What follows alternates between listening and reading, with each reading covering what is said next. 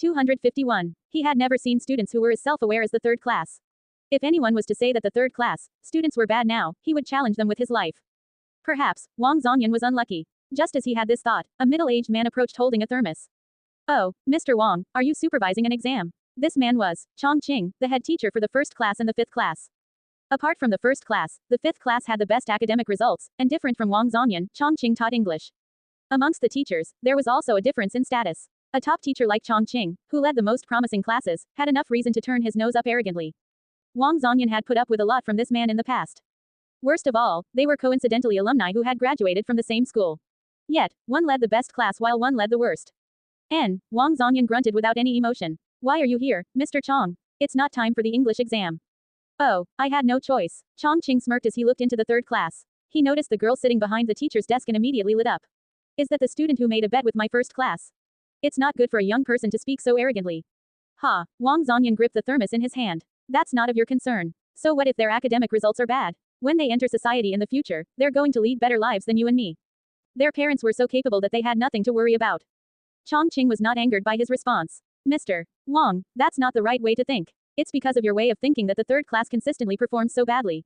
Your job is to nurture them into a benefit to society, not a leech. Then, why don't we swap? Wasn't he tired of standing there? Chong Qing pretended not to hear him. He held onto his thermos as he clicked his tongue and shook his head. They look quite serious. Unfortunately, the third class is bound to lose this bet. How boring and pointless. He shook his head as he began to leave. Wang Zongyan sighed and laughed in disdain. You're just like before, petty and calculative. It's their matter whether they do well or not. As a teacher, must you get involved and make things complicated? Chong Qing grinned and shook his head. I didn't say anything to suggest that. But since you insist, why don't we make a bet ourselves? Go ahead, whoever loses should leave Liang. I have nothing to hide. To be honest, I've never liked the look of you. Wang Zongyan laughed. Fine, to be honest, I'm quite happy to see you. Back during their school days, these two weren't just enemies, they were also love rivals. In the end, the girl chose to marry the relatively ordinary Wang Zongyan. Thus, the petty Chong Qing held a grudge against him. However, Wang Zongyan never expected that he would be petty to this extent. They were already married and in their 40s. How could he still be so hung up on the past? Chong Qing looked at him. He looked like someone who would just sit around and smile as the world fell down around him. How useless. He couldn't understand why Shui Li chose him in the end. He sneered and turned to leave. Inside the classroom, Song Yaoyao rested her chin on her hands, ignoring the matter outside. The day of exams soon ended. The next day, Tang Xinru officially completed her filming. This scene was filmed outside. As soon as she finished, she gave Song Yaoyao a phone call. But before she managed to speak, she started to cry. Hoo, Yaoyao, I'm so sad. Song Yaoyao was startled as she hurriedly asked, what's the matter? Who bullied you? Tang Xinru sobbed, Hoo, I'm done filming. I'm going to miss everyone. Song Yaoyao. The dinner that night was held at a famous private restaurant that was particularly good at protecting the privacy of their guests. Many celebrities and famous people liked to dine there, and Kong Yuan was a regular. Before Song Yaoyao arrived, she specifically notified Huo Yonk. By the time dinner was over, it was already 9 p.m. Song Yaoyao didn't go out at night very often. As soon as she stepped out of the restaurant, the chilling cold wind found its way to her neck as though it had eyes. Song Yaoyao shivered. Achoo. She rubbed her nose as Tang Xinru wrapped her arm around hers and asked worriedly, Yaoyao, are you okay? Song Yaoyao nodded and cheered up. These two girls were young and beautiful, and even in the entertainment circle, they could easily rank in the top 2, but no one in the production team dared to have their way with them. Just by looking at the way that Kong Yuan sat Song Yaoyao by his side and patiently introduced her to each person happily, it was obvious that he treated her like his protege. Many of the production crew were a little scared. But when they saw the girl smiling and handling everything calmly, they relaxed. To survive in the entertainment circle, these people had to be extra cautious. Regardless of whether they would collaborate in the future, it was best to solidify their relationship first. Song Yaoyao opened her WeChat and saw a series of friend requests. She smiled. Her eyes sparkled like stars. Isn't this Luo Xingguang? The profile photo was Luo Xingguang, and coincidentally, it was the one that Song Yaoyao had retouched.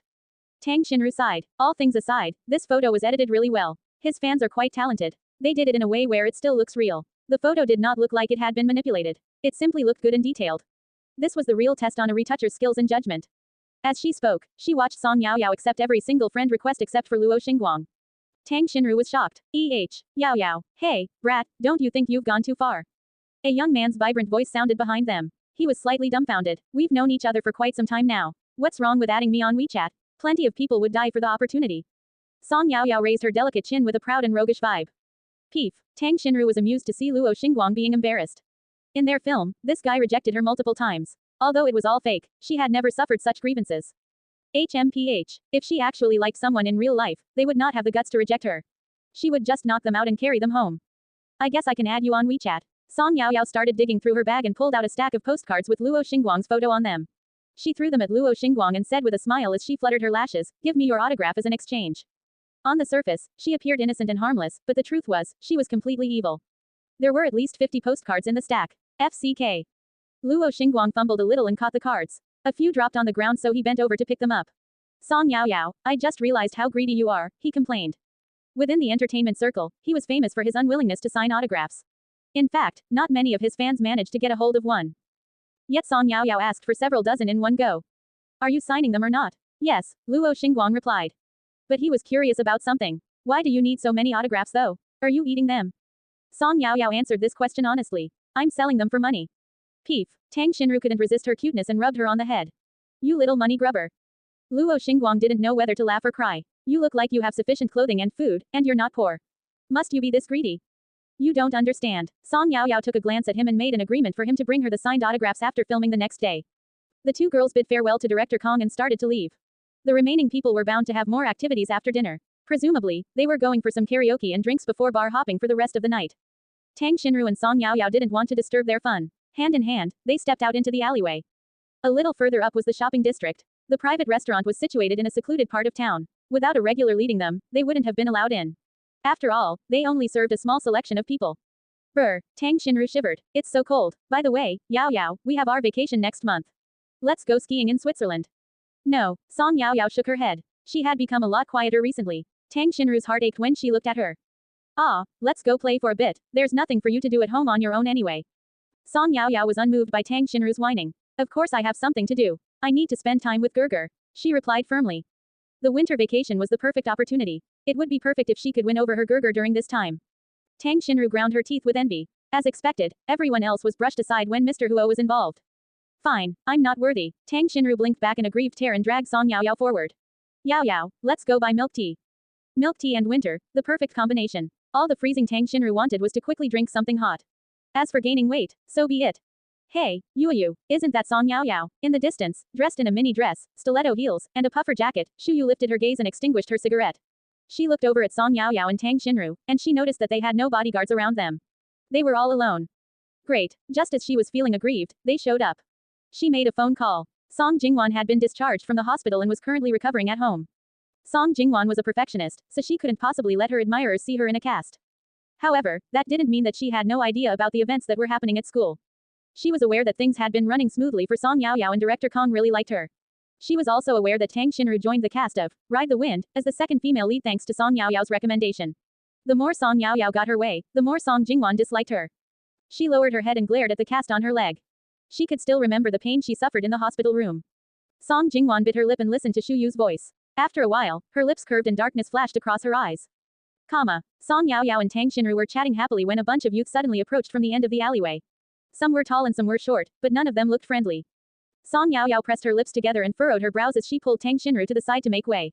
But to her surprise, as soon as they moved to the side, those people moved the same way, clearly trying to block their path.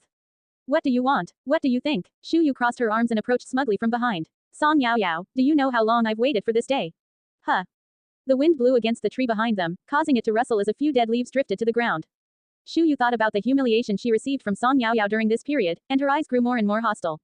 So, Song Yaoyao was calm as she analyzed her surroundings, ready to fight. Before Shu Yu spoke, the tall and strong man next to her was suddenly filled with joy. He stretched out his hand and wrapped it around Shu Yu's waist as he scanned Tang Xinru and Song Yaoyao with his perverted gaze. There was disdain in his rough voice. Babe, is it just these two little girls? Are they worth the trouble? I can just call a few of my men to deal with them and they'd have no choice but to act obediently. If they fed them some drugs on top. His gaze darkened. Shu Yu sensed what he was thinking and secretly scolded him as she grabbed his hand and warned him, don't act recklessly. I'm simply after her, don't touch the other one. Although Tang Xinru was really annoying as well, she had the backing of the Tang family, it was best not to offend her. According to Song Jingwan, Song Yaoyao had been kicked out of the Song family and was now Huo Yunqi's toy. Just a toy, would that man still want her if she was tainted? Without anyone to back her up, she would be able to step all over Song Yaoyao. After he heard her warning, the man did not look pleased.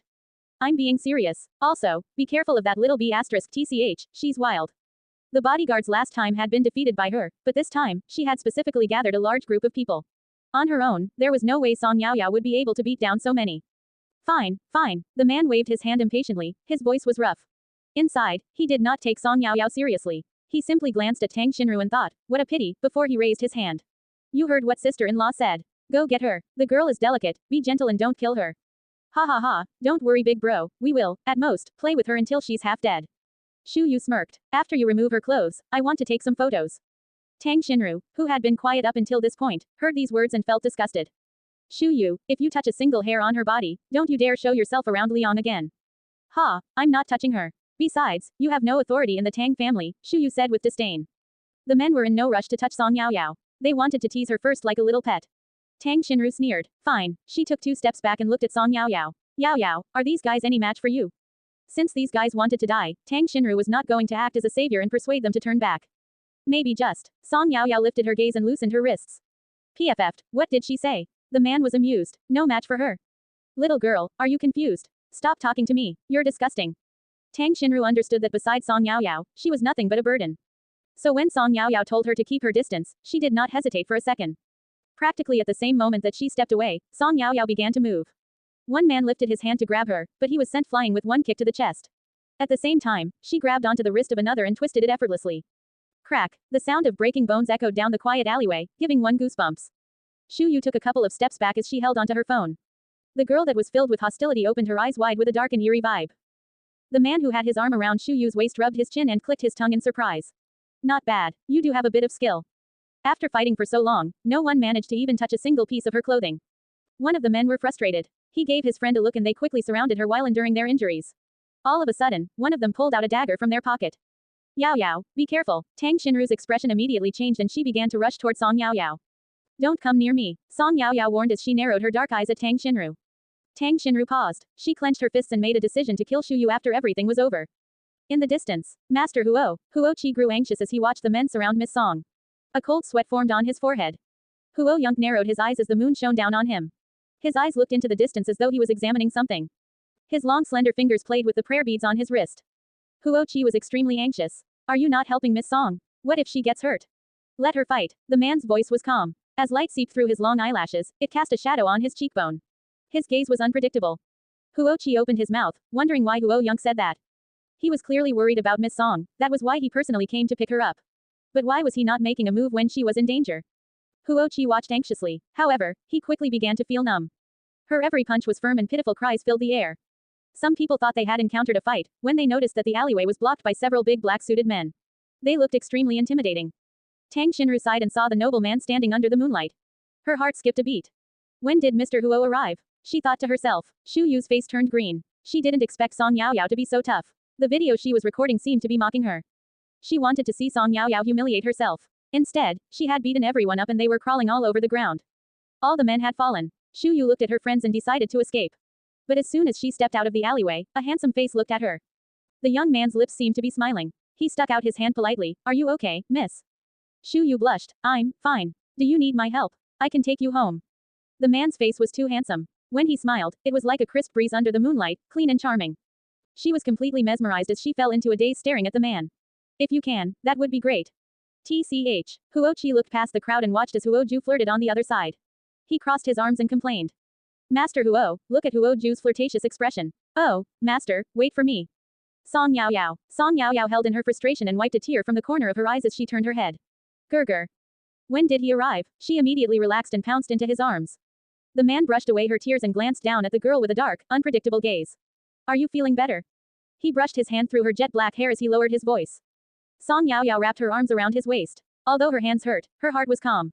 She nodded her head as she wiped her tears onto the man's knitted sweater. There will be no next time. Huo Yunk allowed her to fight this time, but it was the last time she was acting recklessly and hurting herself as a sacrifice. FCK, what the hell? The man finally realized he had encountered a tough enemy. He cursed, pulled open his collar, and approached Song Yaoyao. Hey, girl, are you planning to leave after hitting my people? And you, do you know who I am? Huh, this is my territory, I can. Ah, Huo Yunk pulled back his hand and wrapped the girl in his arms. The man was sent flying as he spat out a mouthful of blood. Huo Chi was speechless. He took a glance at the man, his chest was practically dented. The master didn't normally attack, but when he did, it was lethal. With this thought, he realized how Miss Song and the master were a perfect match. Only the master could control this violent girl. The man's eyes scanned across the people on the ground as though he was looking at a pile of ants. His tone was cold. Deal with them. Huo Chi nodded. Yes, Gurgur. Song Yaoyao hooked her arms around Huo Yunqi's neck. Seeing that he was taking her away, she quickly asked, "Can you get someone to take Ruro home?" Huo Yunk paused. Tang Xinru quickly waved her hands and smiled. "I can catch a taxi home. It's fine. Miss Song, don't worry, I'll take Miss Tang home." As a qualified follower, Huo Qi was well skilled at sucking up. Regardless of everything, he was not going to let anyone disturb the master's alone time. No matter what, he was going to create this chance for him.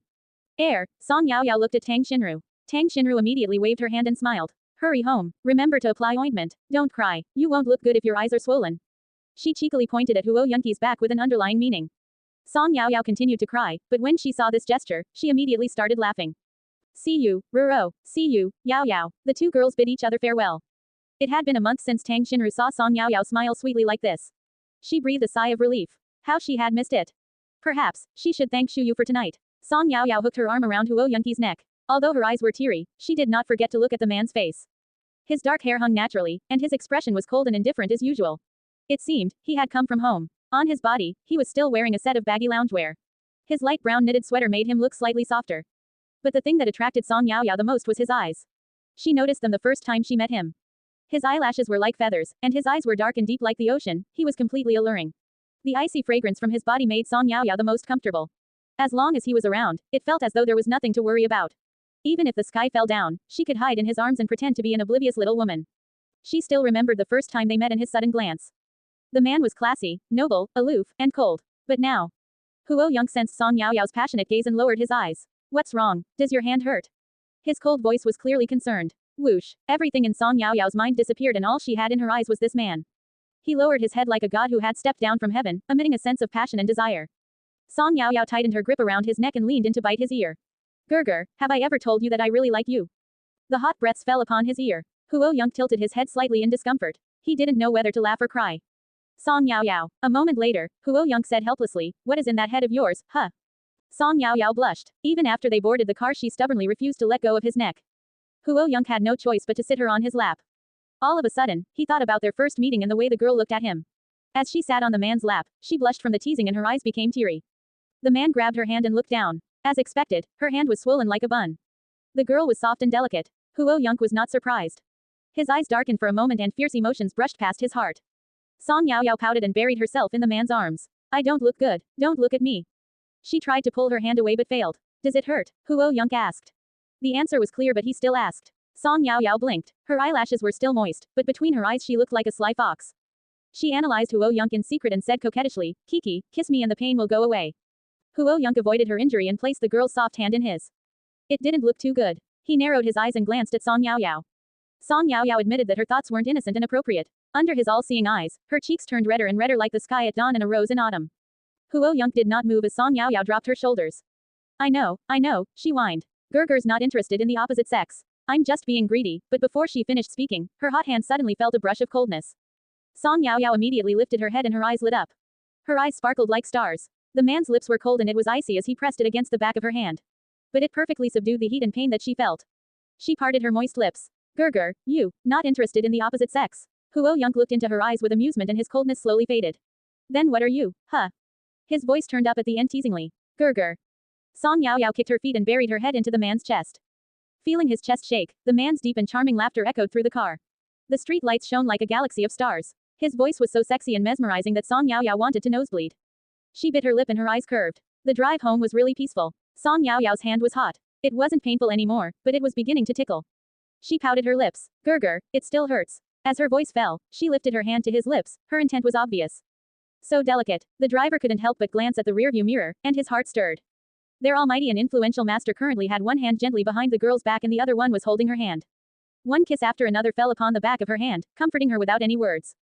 It was ridiculously ticklish and itchy. This honor was given to the girl in the man's embrace who was slowly nodding off to sleep. If this was to be exposed to the heiresses who admired the master, how many people would cry tears of heartbreak? The driver did not dare to watch them any longer. He quickly retrieved his gaze and got rid of his messy thoughts. Late that night, popular idol Luo Xingguang suddenly made a post on Weibo. His fans exploded and rushed to notify each other about it. They started responding before they even read his post. "Ah, he finally posted. I love you. Here's a front row confession. Dear Mrs. Luos, help me make this the top comment." After fighting for the position of top comment, his fans began to read his post carefully. What had he posted? An autograph. Luo Xingguang verified, strongly condemn this greedy person. Picture attached. 1, 2, 3, 4, 5, 6, 7, let me count how many signed photos there are. I'm so jealous. I've been a fan for 3 years and I don't even have a single autograph. To be honest, I want one too. I'm crying. I really want to know who he gave these autographs to. Hoo, they must be really close. Luo Xingguang's every move attracted attention. It didn't take long before it became a trending topic and everyone was looking it up. Inside her bedroom, Song Yaoyao had just finished showering and applying ointment. Her eyes were moist like the sky after rain. It was strange. On the way home, she had fallen asleep in Huo Yunqi's arms. But now that she was alone in her bedroom, she couldn't sleep. She flipped over and got out of bed. She then pulled on her plush slippers and crept toward the corridor like a thief. The long corridor was covered in a dark carpet. The house had a vintage European design and the air smelled of wood.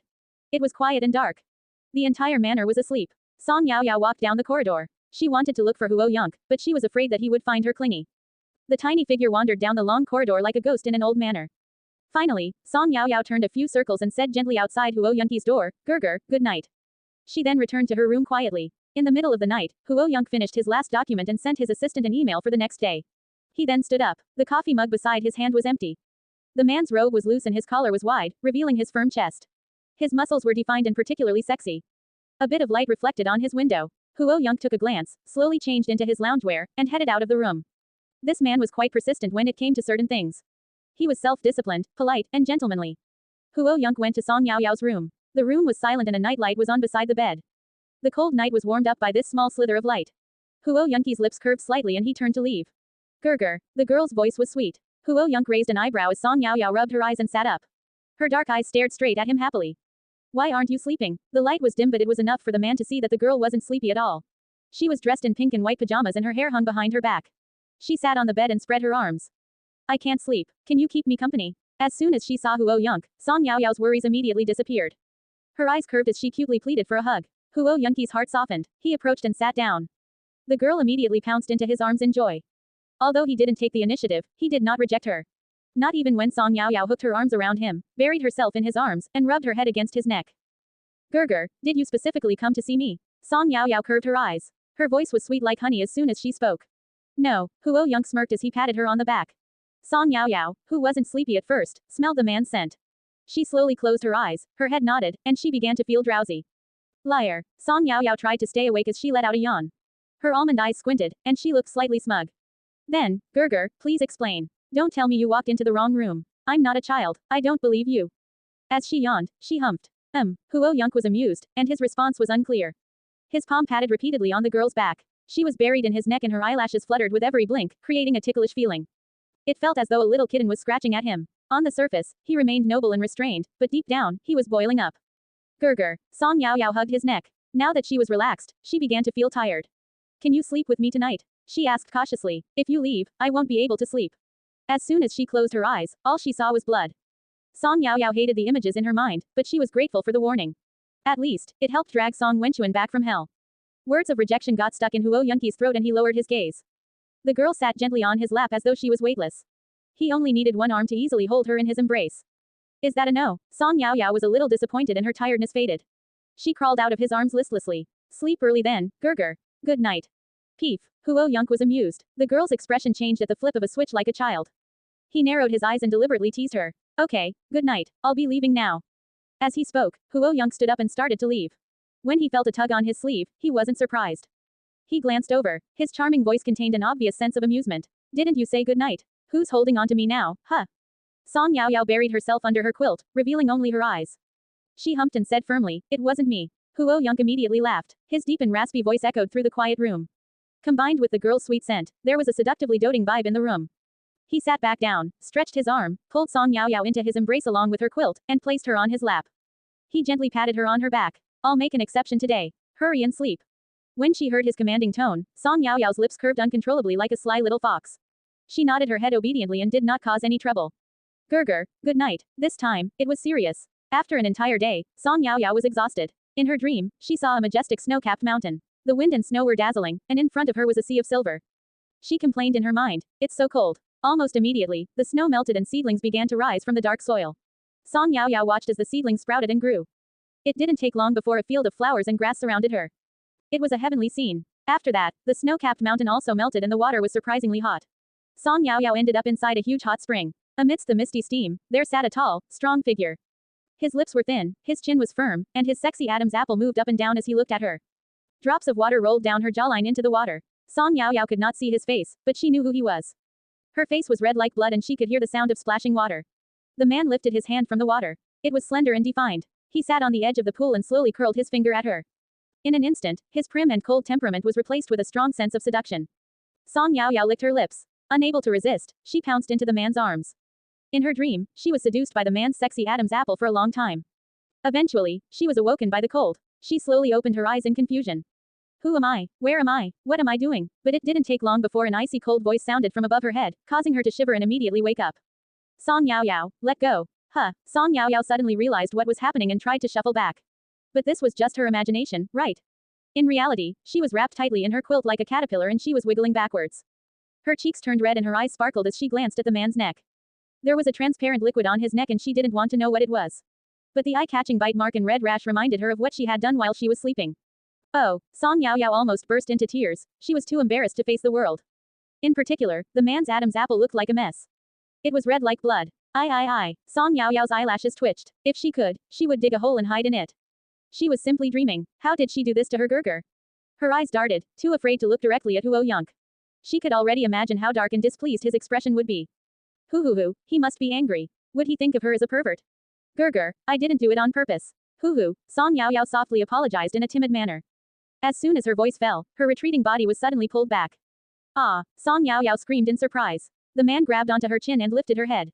As she looked into Huo Yunqi's deep and dark eyes, he narrowed them. Were you dreaming? He rubbed under her chin with his thumb, causing Song Yaoyao to shiver. Gerger is scary when he's mad. Song Yaoyao looked away, and no. Oh, who did you dream about? Huo Yunq asked casually as though he didn't hear her. I didn't. Song Yaoyao wanted to make up excuses, but her lips were covered by the man's finger and she automatically shut up. Her eyes sparkled as she looked shyly at Huo Yunq. The man was noble and there was a slight smile on his lips. He still looked classy and calm as usual. However, the man's gaze did not look pleased. Think about it carefully and answer properly. Huo Yunq gently patted her on the cheek as he smiled seductively. If you're trying to act coquettish. His gaze turned cold, causing Song Yaoyao to freeze. She immediately opened her mouth and said, Yes, Gerger. I dreamed about you. She closed her eyes tight. Her voice was loud and courageous. It was as though a louder voice would mean that she wasn't afraid.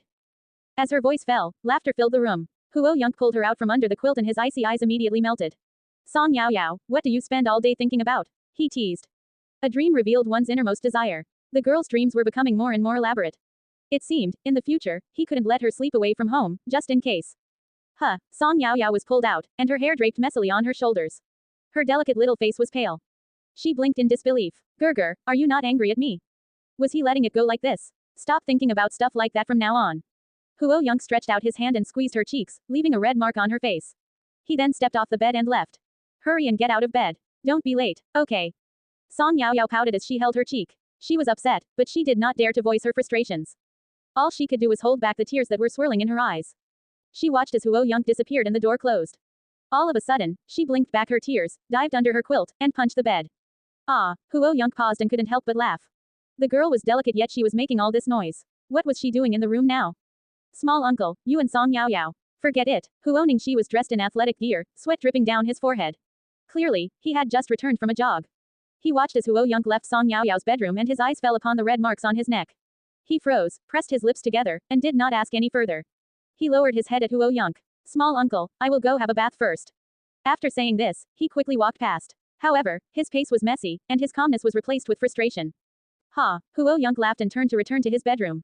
He never had to explain his actions. It didn't matter whether Huo Ningxi misunderstood or not. It had nothing to do with him.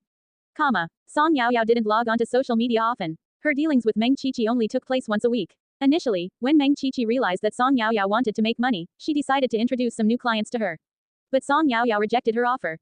She had to study, read books, and she still needed to tutor the kids in the third class. She was always busy. How did she have time to retouch photos? As soon as boarded the car, she logged onto QQ and numerous messages popped up. Meng Qiqi. I'm so jealous. Meng Qiqi. Babe, did you see Xingxing's Weibo? He signed 50 autographs. I've collected all his albums and singles, but I still don't have his autograph. Meng Qiqi. I'm so jealous. Whoever got those autographs must have saved someone in their past life. It's Yaoyao. If she was right, Meng Qiqi was talking about the autographs that she had. In that case, did she save 50 galaxies in her last life? It's Yaoyao. I have them. Do you want? Meng Qiqi. Meng Qiqi. Ha ha ha, babe, what a funny joke. Don't you remember how you placed a huge bid on one last year and failed? Song Yaoyao did not reply because Huoningxi was talking to her. His eyes darted and he twisted his face. Song Yaoyao was confused. Song Yaoyao, are you feeling unwell anywhere? He asked. Huoningxi's eyes scanned across her. His expression was really strange. Song Yaoyao watched as he looked down, lifted his shoulders, and kicked his feet. Huh, I'm fine. Huoningxi, she looked at the boy speechlessly. What do you want to ask? Just say it. Ever since Huoningxi followed her to the hospital last time, their relationship had improved a bit. Huoningxi pursed his lips and took a deep breath. I saw my small uncle walk out of your room in the morning. Song Yaoyao nodded. Yes, we slept together last night. Quote. Huoningxi clenched his fists. Then, did you and my small uncle do anything? His gaze swept across Song Yaoyao's neck. She was wearing a crew neck sweater and a white jacket. Her exposed skin was white like jade, clean and flawless. He then looked at her bright expression. It didn't seem like she had done anything. We simply slept. Song Yaoyao rolled her eyes. What else could we have done? After saying this, she shrunk her neck back in guilt. Of course, she was not telling Huoningxi that she had an erotic dream and she woke up sucking her Gerger's neck. Before Huoningxi managed to breathe a sigh of relief, he noticed Song Yaoyao's guiltily darting eyes. His expression immediately turned cold. Song Yaoyao, let me tell you, girls should learn how to cherish their bodies. How old are you? How can you share a room with a man? I know. Song Yaoyao nodded, agreeing with Huoningxi's comment. That's why I haven't shared a room with another man except for Gerger. I will marry him in the future so it doesn't matter. She wasn't a child, no matter how naive she was, she knew right from wrong. You, Huoningxi choked in anger. Ridiculous. He gritted his teeth and said fiercely at Song Yaoyao, what do you know? Only men understand men. Once a man gets something, he won't cherish it anymore. Do you know what's the best trick? Song Yaoyao leaned against the car door in shock. What? This guy spoke as though he knew what he was talking about. You should play hard to get and keep him hanging. Understand? When he saw that Song Yaoyao looked frightened, Huoningxi's lips curved and he forced himself not to laugh. He had to admit that the brat was quite cute when she wasn't hitting people. But, Song Yaoyao thought for a little and bit her nails anxiously. She was clearly the one that took advantage of her Gerger. He had been a gentleman the entire time. So, Huoningxi's words did kinda make sense. Except the roles were reversed. Did that mean her Gerger was playing hard to get? Song Yaoyao felt as though she had made a discovery. No buts. Huoningxi stared at her. When he saw that she wanted to make excuses, he continued to speak fiercely. Hurry and tell me that you understand. Before marriage, you must not cross the line with a man. Song Yaoyao opened her eyes innocently. But, her Gerger wasn't just any man. Her mind was a mess. She watched as Huoningxi furrowed his brows. He looked as though he was ready to hit her if she refused. She pouted her lips speechlessly. Okay, Huoningxi felt a little better. He carefully analyzed Song Yaoyao, and after he confirmed that his small uncle hadn't done anything to her, he finally relaxed. The car soon arrived at the school. Song Yaoyao walked ahead. She bit her lip in deep thought. The more she thought about it, the more she felt that her Gerger had been playing hard to get. When she finally got over the thought, she suddenly remembered something. Wait a minute. Hey, Huoningxi. She narrowed her eyes in a hostile manner. Were you threatening me earlier? Huoningxi's back stiffened. He then grabbed his backpack and ran off. Only an idiot would stay and let her hit him. Song Yaoyao woke up a little late today. By the time she arrived on the athletic field, the third class had already run a few laps. The yellow sun rose on the horizon and a fresh gust of wind blew past. The youngsters who were running toward the sun were youthful and full of vigor. Here, someone handed over a stack of autographs and Song Yaoyao accepted it. She then sat down on the steps. She flipped through them casually. I thought you wouldn't sign them. Would I dare? It's only right for me to bribe a future director. The youth shoved his hands in his pockets. He was wearing his school uniform and his black hair was being swept up by the wind. His tone was roguish and his gaze wandered into the distance. Peef. Song Yaoyao was amused as she nodded in seriousness. Don't worry, when I film something, you will definitely be my first choice. Sigh. Luo Xingguang retracted his gaze and looked at Song Yaoyao. I discovered you don't understand the meaning of keeping a low profile. He pulled out his phone and showed Song Yaoyao his QR code. He blinked. Exchange. Song Yaoyao slowly scanned the code. Accept. The QR code appeared and she accepted the friend request. Your friend request has been accepted. We can now chat. Exchange complete. The two people made an exchange. When they finished and looked at each other, their eyes smiled. So you know how to joke too. Luo Xingguang narrowed his eyes and watched as the sky slowly lit up. His lips curved. He thought she was a boring person who only knew how to hit people. That she appeared cute but barely joked around.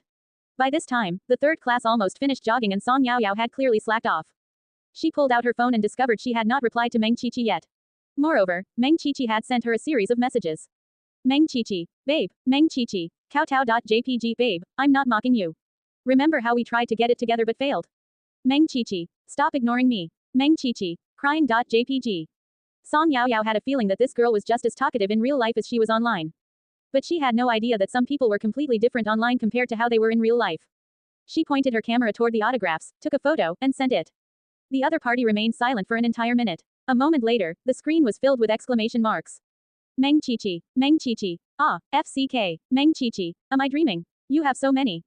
Meng Qiqi. Wait, these autographs look familiar. Were these the ones in my hubby's Weibo post last night? Her excitement was exactly as expected. Song Yaoyao's eyes lit up and she started typing with a slight smirk. Luo Xingguang looked at her. Judging by her smile, she seemed to be plotting something.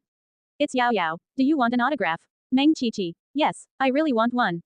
Meng Qiqi. How much are you charging? I'm willing to go bankrupt for one. Lick.jpg.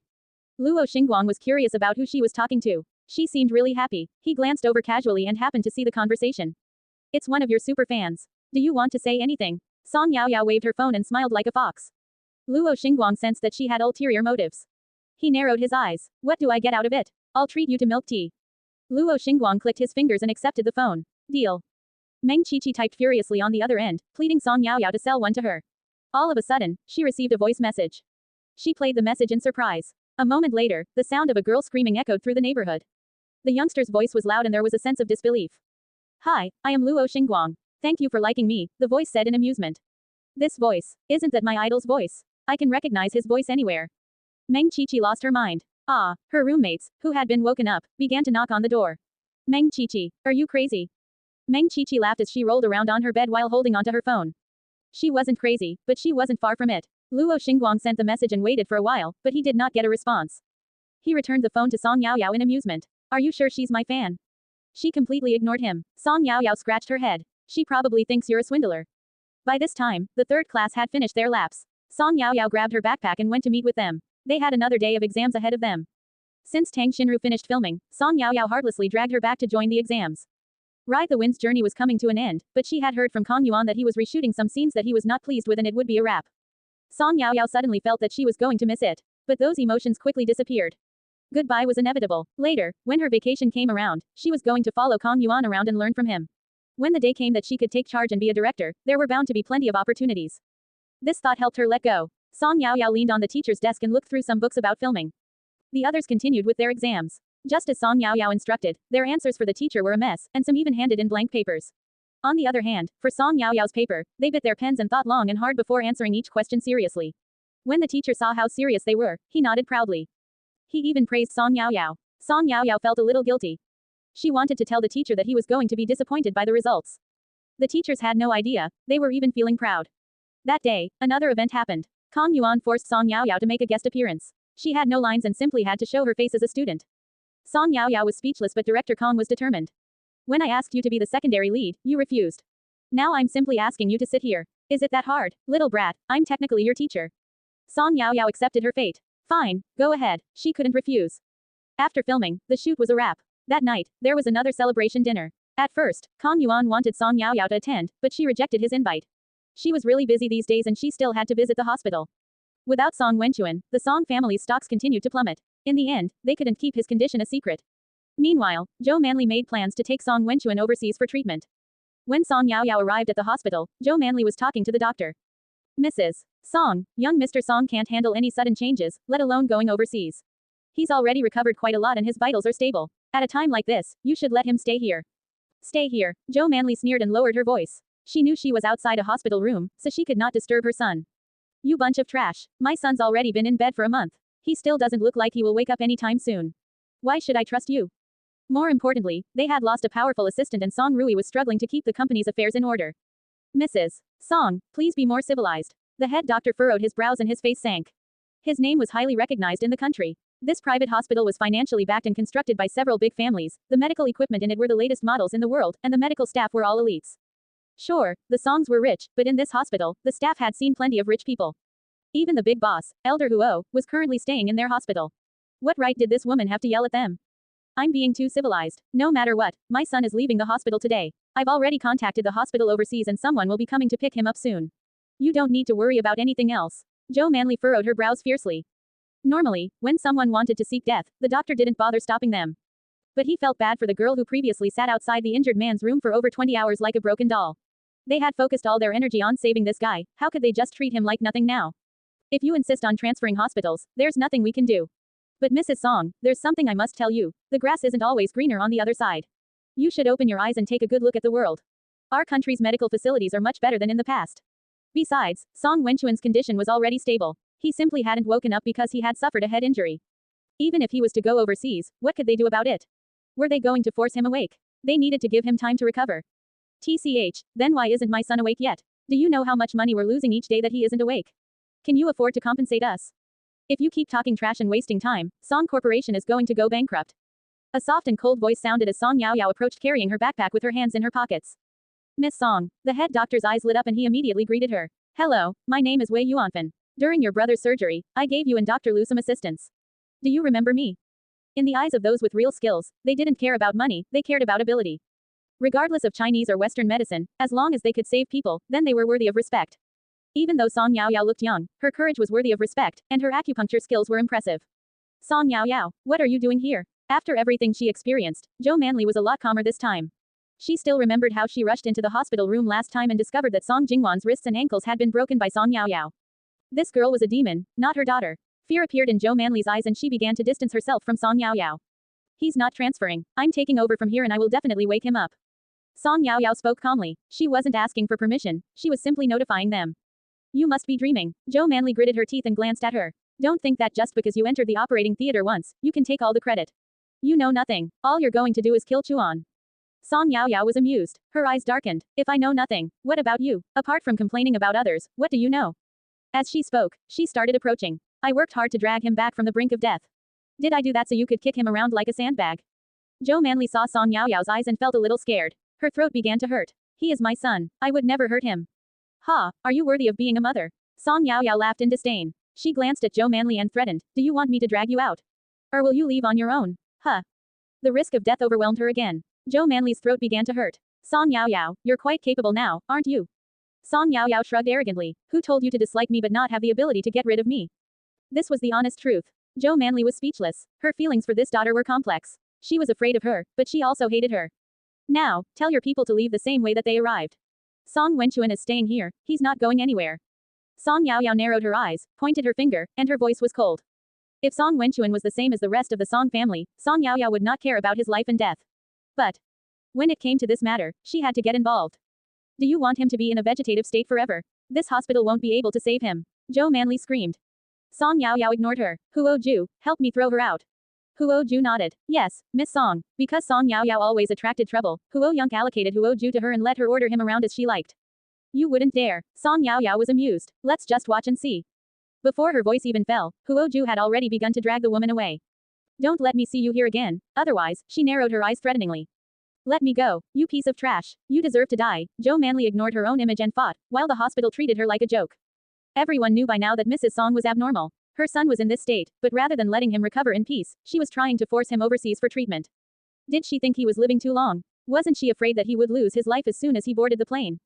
What a joke. Wei Yuanfan sighed and spoke even more politely to Song Yaoyao. Miss Song, it's lucky you were here. Song Yaoyao smiled sweetly and retrieved her arrogance. You're being too polite. Uncle Wei, you can just call me by my name. I will have to trouble you to take care of my brother from now on. Thank you. No trouble at all. Wei Yuanfan quickly waved his hand and sighed. How could two people from the same mother be so different? I'll go check on him. Wei Yuanfan quickly nodded his head. I'll take you. After a busy day, Song Yaoyao finally remembered about Meng Qiqi on the way home. Only God knew how Meng Qiqi's day passed. She was already on the brink of a breakdown. She didn't tell a single person about Luo Xingguang's voice message and the 50 autographs that Song Yaoyao had. Although she was really happy, she respected their privacy. Now that she had received a voice message from Luo Xingguang, she no longer had any regrets in life. If she simply received a message from a voice that sounded like her idol, she may have suspected that it was an imposter. But combined with the thick stack of autographs that Song Yaoyao showed her, these autographs were the same ones that were currently on her idol's Weibo. Unfortunately, Song Yaoyao had yet to reply to her and it was driving her crazy. She couldn't even eat and drink. When her roommate finished work and walked in, she was met with her sloppy and dazed expression. What are you doing? Her roommate was speechless. Meng Qiqi lay on the sofa. I'm almost dying. Ding dong. Meng Qiqi sat up. She saw her latest message and her eyes teared up in excitement. It's Yaoyao. I'm sorry, I just finished school. Meng Qiqi. Balling.jpg hoo, you finally replied. If you didn't reply soon, I would have died from the torment. It's Yaoyao. Huh, someone was calm, not understanding the joys and pains of pursuing a celebrity. Meng Qiqi's fingers flew across the keyboard. Yaoyao. Was that voice message really from Luo Xingguang? It's Yaoyao. You don't believe me. Meng Qiqi. It's not that I don't believe you. I'm too afraid to believe you. Ah, what luck. Do I deserve this? I'm not worthy. Song Yaoyao couldn't understand why she was talking about herself like this. It's Yaoyao. I still have some autographs here. Do you want? FCK. Meng Qiqi was so shocked, she almost rolled off the sofa. She nodded her head furiously. Yes. Don't worry, I will cherish it after I receive it. I will frame it and pray to it every day. It's Yao Yao. No need. He's still alive. Meng Qiqi scratched her head when she thought about it. By the way, Yao Yao, do you know Xing Xing? She thought about it carefully and remembered that she and Song Yao Yao were both pitiful fangirls when they first met. She thought about Song Yao Yao and then she thought about herself. Meng Qiqi cried tears of aggrievance. It's Yao Yao. Not only do I have his WeChat, we've even shared a meal together. Of course, Song Yao Yao didn't tell her that she even hit him. If his fangirls found out about that, they were bound to put a bounty on her head. Meng Qiqi. Meng Qiqi. Ah, WTH. I'm so jealous. It's Yao Yao. So, do you want to make a deal? Meng Qiqi. Huh, cautious.jpg. I sell my talent, not my body. It's Yao Yao. Do you want to get up close and personal with your idol? Do you want to sit down and eat with him? Do you want his private contact details? Of course she did. Meng Qiqi. That's enough. I want it all. Meng Qiqi. Speak. What do I need to do? Song Yao Yao's lips curved upwards and her eyes sparkled. Deal set. Normally, when Song Yao Yao arrived home, the first thing she did was speak to Huo Yonk. But Huo Yonk did not return home that day. As Uncle Zhang watched the girl pout her lips, he noticed that she looked clearly depressed. Something happened to the company overseas. The master rushed overseas with some people before he even got the chance to come home. He went overseas. Song Yao Yao never imagined this to be the case, and she lost her appetite to even eat. He didn't tell me. She pouted as her mood got worse. It was only yesterday that Gerger had shared the bed with her. Tonight, he was gone. Oh, he'll be back. Don't be sad, Miss Song. Uncle Zhang didn't know what to do. The girl was more reliant on Huo Yonk than he imagined. Besides, you can always give him a phone call. But, Song Yao Yao sniffed. She picked up her spoon and continued to eat. Her voice was unclear. Gerger went overseas for business. He must be really busy. I can't bother him. Translator. Yuni. What if she called him when he was in a meeting and he got angry? Uncle Zhang's smile deepened and he sighed. Miss Song was so understanding. A child like this was much more lovable. It's fine. The master treats you differently. How different? Really, the dining room's huge crystal lamp emitted a bright light. Uncle Zhang felt for the first time that this light still had some use. As it fell on the girl's glass-like eyes, it sparkled. Of course, Uncle Zhang replied confidently. If the master was really not interested in someone, he would never let them near him, let alone in his house like Miss Song. He even broke so many rules for her. Huo Yonk used to be really busy and barely spent time at home, but ever since Song Yao Yao moved in, it had been a long time since he went on a business trip. Uncle Zhang was sure that if something didn't go wrong overseas, and Huo Yonk wasn't required, he would never go. Simply based on the way that he doted on her, his intentions were clear. What a pity, Uncle Zhang sighed. The master did so much for Miss Song, yet he maintained a cold facade and refused to let her know. How could he do that? Uncle Zhang made a decision. When the necessary time came, he was going to expose him. The bedroom light was warm. Song Yao Yao stepped out in a robe with a towel on her head. She pounced onto the bed and sent Huo Yonk a message as a test. Gerger, are you busy? But as expected, there was no response. Song Yao Yao was not surprised. When people traveled overseas, they often changed phones and SIM cards. She wasn't even sure if Huo Yonk was still using the same phone number. She had gotten used to seeing Huo Yonk. Now that she couldn't see him, it was no surprise that she felt a little sad. Ding. At that moment, her phone suddenly rang. Song Yao Yao immediately opened the message and discovered it was from Tang Xinru. Yao Yao, I created a Weibo account. Quick, follow me. It's called, Xiao Tang is the best. Song Yao Yao was annoyed that it wasn't her Gerger. Tang Xinru, who was lying on her bed and swiping through Weibo, suddenly felt a chill down her spine. Her nose was itchy and she sneezed. Achoo, who was thinking about her? Song Yao Yao brushed aside her frustration and sat up in bed. She opened her Weibo and searched for the name that Tang Xinru had given her. She then followed it. The account was newly created and there was only one post that had been posted 10 minutes ago. Xiao Tang is the best. Have a good night, heart. Attached to the post was a selfie. The girl's face was makeup-free and her teeth were exposed by her dazzling smile. She was sitting on her bed wearing her pajamas and doing a peace sign at the camera. Did you get Gerger yet? Hey babe, you're hot, seedy. Xiao Tang is the best replied to you. Ha ha ha, Yao Yao is so perverted today. Tang Xinru received a message and quickly replied. Her follower count increased to 1. How pitiful. Song Yao Yao was tempted to buy her a whole heap of followers. After all, she had taken a step into the entertainment circle now. This follower count was too pitiful. Song Yao Yao wasn't normally interested in browsing Weibo. But probably because Huo Yonk had suddenly gone overseas, she was not in the mood to look at books and decided to browse the trending topics. Her hand accidentally pressed on something and the screen changed. The account name attracted Song Yao Yao's attention. This girl was called Qiqi, and she was also a fan of Luo Xingguang's. Qiqi, who wants to become Mrs. Luo, verified FCK. This is the first time I've met such a shameless person. It's bad enough that she plagiarized my friend. She's even picking on her because she has a lot of fans. The culprit is acting like the victim. What kind of logic is this? Do you think you're acting reasonably just because you're popular? Do you think you're respecting Shuihan by copying her? FCK, your mom. Even her tone was very similar. Song Yao Yao clicked into Qiqi's Weibo and confirmed that it was definitely Meng Qiqi. This was because she had posted up a screenshot of a voice message and added the caption, "Hee, I'm so happy, today was my luckiest day." What happened? I won't tell you. Smug. This post sounded pleasant, but her Weibo was a mess. Meng Qiqi was being torn to shreds. Your mouth is so dirty. Did you grow up eating sh*t? A rumor monger deserves to die. If you have evidence, then show it. Plagiarized. Haha, as a major influencer, our Ruro has no interest in your friend's lousy book. You're just trying to leech off her popularity because she sold the copyright to her book and it's being made into a drama. Haha, keep whining over there. A nobody like you won't be able to do anything. Keep acting arrogant. Wait, till I skin you alive. Girls, stop giving this idiot attention. She's just jealous of our Ruro. If she's so good, why doesn't she try to sell her copyright? Blah. But Meng Qiqi replied to each comment without fear. Are you blind? Can't you see? Is this the standard of our major influencers? Shuihan's book has already been out for 10 years. How long has her book been around? Isn't it obvious who copied who? Come on, come skin me alive. I didn't do anything wrong, so I'm not afraid. She was like an old eagle who was protecting its child even though its neck was being strangled. Every word expressed her fury. Book, copyright. With nothing better to do, Song Yaoyao went to the website they were talking about and searched for the two books they mentioned. Ruo Lan's book was called, Her Highness is Abusive. It was a book about a female protagonist who tried to commit suicide but was reborn. She gives up on love, becomes a concubine, and destroys everyone in her way. In the end, the emperor dismisses the harem and they live happily ever after. In recent years, tropes like this were very popular. The other book was written by Yun Shuihan. Song Yaoyao took particular notice of the date that it was released. It had indeed been a long time, 10 years ago. The synopsis and the name used an ancient, literary style. Palace walls. Lu Yan, the daughter of a concubine, was neglected from a young age. Everyone bullied her, stepped all over her, and insulted her. Her mother even died right in front of her eyes. What was she to do? Lu Yan, I will to rise to the top. I will make all those who bullied and insulted me kneel at my knees in fear and do my bidding. But what if she had to give up on everything? Wouldn't she regret it? No, the synopsis was very engaging. Even Song Yaoyao, who barely read, was interested. She read through a few chapters. The author had good writing skills and every sentence was eloquently executed in an ancient style. Even now, it would be considered as a high-quality piece. In addition, the protagonist was born with a rebellious and ambitious heart, giving her the determination to keep moving forward. In her eyes, there was no such thing as love, all she cared about was her mother. In the novel, the emperor treated her differently, but not to the extent where he dismissed the harem for her.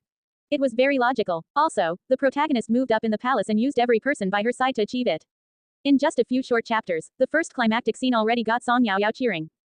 Human intentions, calculations, scheming, in just a few short chapters, the reader experienced all of these. But was her writing too realistic to the point where her readers felt stressed? Song Yaoyao saved this book and went to look at Ruo Lan's one. This book was much more relaxing. It was refreshing and sweet. Compared to Yun Shuihan's serious storyline, Ruo Lan's novel was just a typical leveling up romance story. Song Yaoyao couldn't say that this book had nothing to offer. For its author to be so popular, and for it to have so many young followers, it naturally had its strengths. But just by reading the first arc, Song Yaoyao was already certain that it had been plagiarized. In the first few chapters, Lu Yan's auntie passed away, triggering her determination to aim high instead of sticking around. In Ruo Lan's novel, the protagonist, Song Lan, was reborn, and she managed to prevent her auntie's murder just in time. As a result, she also developed the determination to aim high, when in her previous life, she simply wanted to stay by her auntie's side and keep a low profile. Lu Yan had two maids by her side, one was planted by her father's older wife just to watch over her. Song Lan also had the same thing. Lu Yan was then sent to a remote manor, and the same thing happened to Song Lan after she offended the older wife. Lu Yan did not resist as she left holding her auntie's memorial tablet. On the way, she happened to encounter the emperor who was investigating something in disguise. When she noticed his powerful aura and happened to spot the jade pendant on his hip, she guessed what he was thinking and deliberately tried to seduce him. Meanwhile, Song Lan had been reborn and had seen the emperor before. She also knew that he had left the palace in disguise before. Thus, she paid the carriage driver and told him to take a route that the emperor was likely to take. She then tried to seduce him. Song Yaoyao flipped through the pages in amusement. Ruo Lan had clearly taken the story of palace walls and repackaged it, turning someone else's creation into her own. Song Yaoyao did some research and discovered that the story was quite popular. Due to the fact that the copyright had been sold, the website gave it extra promotion, and it was currently ranked number 1. After reading both novels, Song Yaoyao considered the good and bad points for both. Yun Shuihan, serious and elegantly written with unique schemes and calculations. She had clearly done a lot of research. Unfortunately, it was too deep and made people feel depressed. There was no true love, just fighting and scheming. Ruo Lan, average writing and clearly plagiarized. However, it incorporated trending topics including rebirth, face slapping, and sweet doting, so it easily attracted a following. But Yun Shuihan did not release another book in the 10 years after Palace Walls. Thus, Ruo Lan probably never guessed someone would discover that she had plagiarized. At this time, her idiotic fans continued to attack Meng Qiqi. Song Yaoyao's eyes sparkled and a thought came to her mind. She opened her QQ and found Meng Qiqi. It's Yaoyao. What's your relationship with Yun Shuihan? Y country. Snow floated like feathers outside the window, covering the ground in a blanket of silver. The gorgeous European-style architecture was grand and glamorous, the golden wall tiles were luxurious, and the floor was spotless and shiny. A group of people headed for the meeting room. The person leading the way opened the door with respect. Using the local language of Y country, he said politely, "This way please, Mr. Huo." "Thank you." The man's voice was soft as he nodded his head. When he spoke the local language, it sounded like music. "Oh, Huo, long time no see." A friendly man approached with his arms wide open. But before he got close, something black and hard pressed against his chest. The atmosphere immediately changed. The air filled with the scent of gunpowder, and swords were drawn. Huo Yunqi's lips curved. His smile was dignified. "Sorry, I'm not interested in men." Guns surrounded them. Huo Qi as well as Huo who was posted in Y country, were both by Huo Yunqi's side. His bodyguards remained outside, and the entire room was filled with the other party's people. Huo Qi and Huo stood upright and their hands dropped beside their waists. Their leader remained calm. The brown-haired and brown-eyed man who had a gun pointed at him revealed a look of anger. But it didn't take long before he raised his hands in surrender and pleaded with a smile. Hey, I was simply welcoming you. Huo, you're scaring me." "Oh, then sorry, Armand." His fingers were defined as they fell upon the trigger. Clearly, he had no intention of putting the gun down. Inside the meeting room, Armand's bodyguards grew tense as they glared at the Oriental man and watched his every move. He was prim and proper, and there was a slight smile on his lips. But no one dared to look down on him. The more harmless this man looked, the more lethal he was. Only those that had dealt with him would know this. "Hey, Huo," Armand could feel his heart racing. "You should put that down. Look, you're scaring my bodyguards. Let me apologize for my abruptness once again. Now, Armand, please sit over there." He lifted his chin and pointed at the seat near the window. "Oh, okay. Armand raised both his hands and quickly went to sit down. Everyone breathed a sigh of relief as Huo Yunq lowered his gun. His finger was still hooked around the trigger as he sat down opposite Armand. Seeing this, the bodyguards quickly surrounded him. Inside the quiet meeting room, there was a clear rifling sound. The man crossed his legs as he played with his gun. Faced with a tough enemy, the bodyguards did not dare to relax even for a second. Armand was in a horrible mood, especially since this man remained so calm. He seemed to be feeling pretty good and he had a happy vibe to him. "Mr. Gordon, it's about time that you tell your subordinate to lower his gun." Huo Qi narrowed his eyes and warned. "Oh, sorry," Armand shrugged. "They're just worried about my safety. After all, no one will pay them if I die," he joked as he glanced at Huo Yunq. As his eyes fell upon the red marks on his neck, he suddenly laughed. Amusement appeared in his brown eyes. Huo Yunq took the gun apart and casually threw it on the desk with a click-clack. "I was just joking with you. There were no bullets in the gun." Armand's smile froze and he looked at the desk. It was true. The gun had been taken apart and there was no bullet. Yet, he was actually frightened by this empty gun. Armand took a deep breath and swallowed his anger. "Haha, long time no see, Huo. You're still such a jokester." Armand waved his hand. "Huo is my special guest. Hurry, put down your guns and get out." "Yes, sir." After the danger was removed, Armand was not pleased. This man was still so annoying. He lowered his voice and ordered his men, "Bring a few women and a wine from my collection." Huo Yunq narrowed his eyes. The men quickly did as told and the meeting room door opened again. There was heavy snow outside the window. The blonde women that arrived were voluptuous, their clothes could barely cover their bodies as they entered, and they twisted their bodies as they walked. "Huo, these are my company's new models. They just turned 18. Do you want to take your pick first?" Armand glanced at his neck and winked. When discussing business, beauty and wine was naturally indispensable. Huo Qi scowled. Did all foreign women have such big breasts? 18 years old. Even if they said they were 28 years old, he would believe it. Miss Song was more like an 18-year-old. She was clean, pure, and cute like an angel.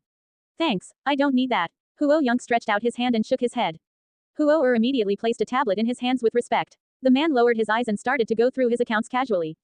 "Last month, the Gordon family intercepted my business and detained 30 of my cargo ships. Armand, don't you think you got involved with something you shouldn't have?" The man's voice was cold. It wasn't quick nor slow, but it was extremely oppressive. Armand wrapped his arm around one of the women and gave the other two women a look. The two women who weren't selected twisted their hips and went to sit beside Huo Yunq. But before they managed to sit down, their heads were stopped by the black barrel of a gun. Ah, ear-piercing screams filled the air, causing Huo Yunq to furrow his brows. Armand smirked. "Dear Huo, as a gentleman, you shouldn't treat beautiful women like this. If you prefer dark hair and dark eyes, I can find some for you." "Armand." The man curled his finger and knocked the desk. "Delaying things won't solve any problems. Are you trying to oppose me?" Armand's smile disappeared. He tightened his grip on the woman in his arms, causing her to turn pale in pain. She bit her lip and did not dare to make a sound. "Okay." He pushed the woman away. "If I told you I didn't know those ships were yours, would you believe me?" Huo Yunq held his head and laughed, his lips parting slightly. "No, comma." Half an hour later, Armand weakly leaned into the sofa. He looked at the man and smiled bitterly. "Huo, you are really a demon." Ever since returning to China, this man did not show himself much again, so Armand was quite surprised that he would personally come here. Based on his personality, if he didn't come to a truce with this man, he was going to eat him alive. Thanks for your praise. Huo Yunk stood up. Happy cooperation. Huo shook Armin's hand on his behalf.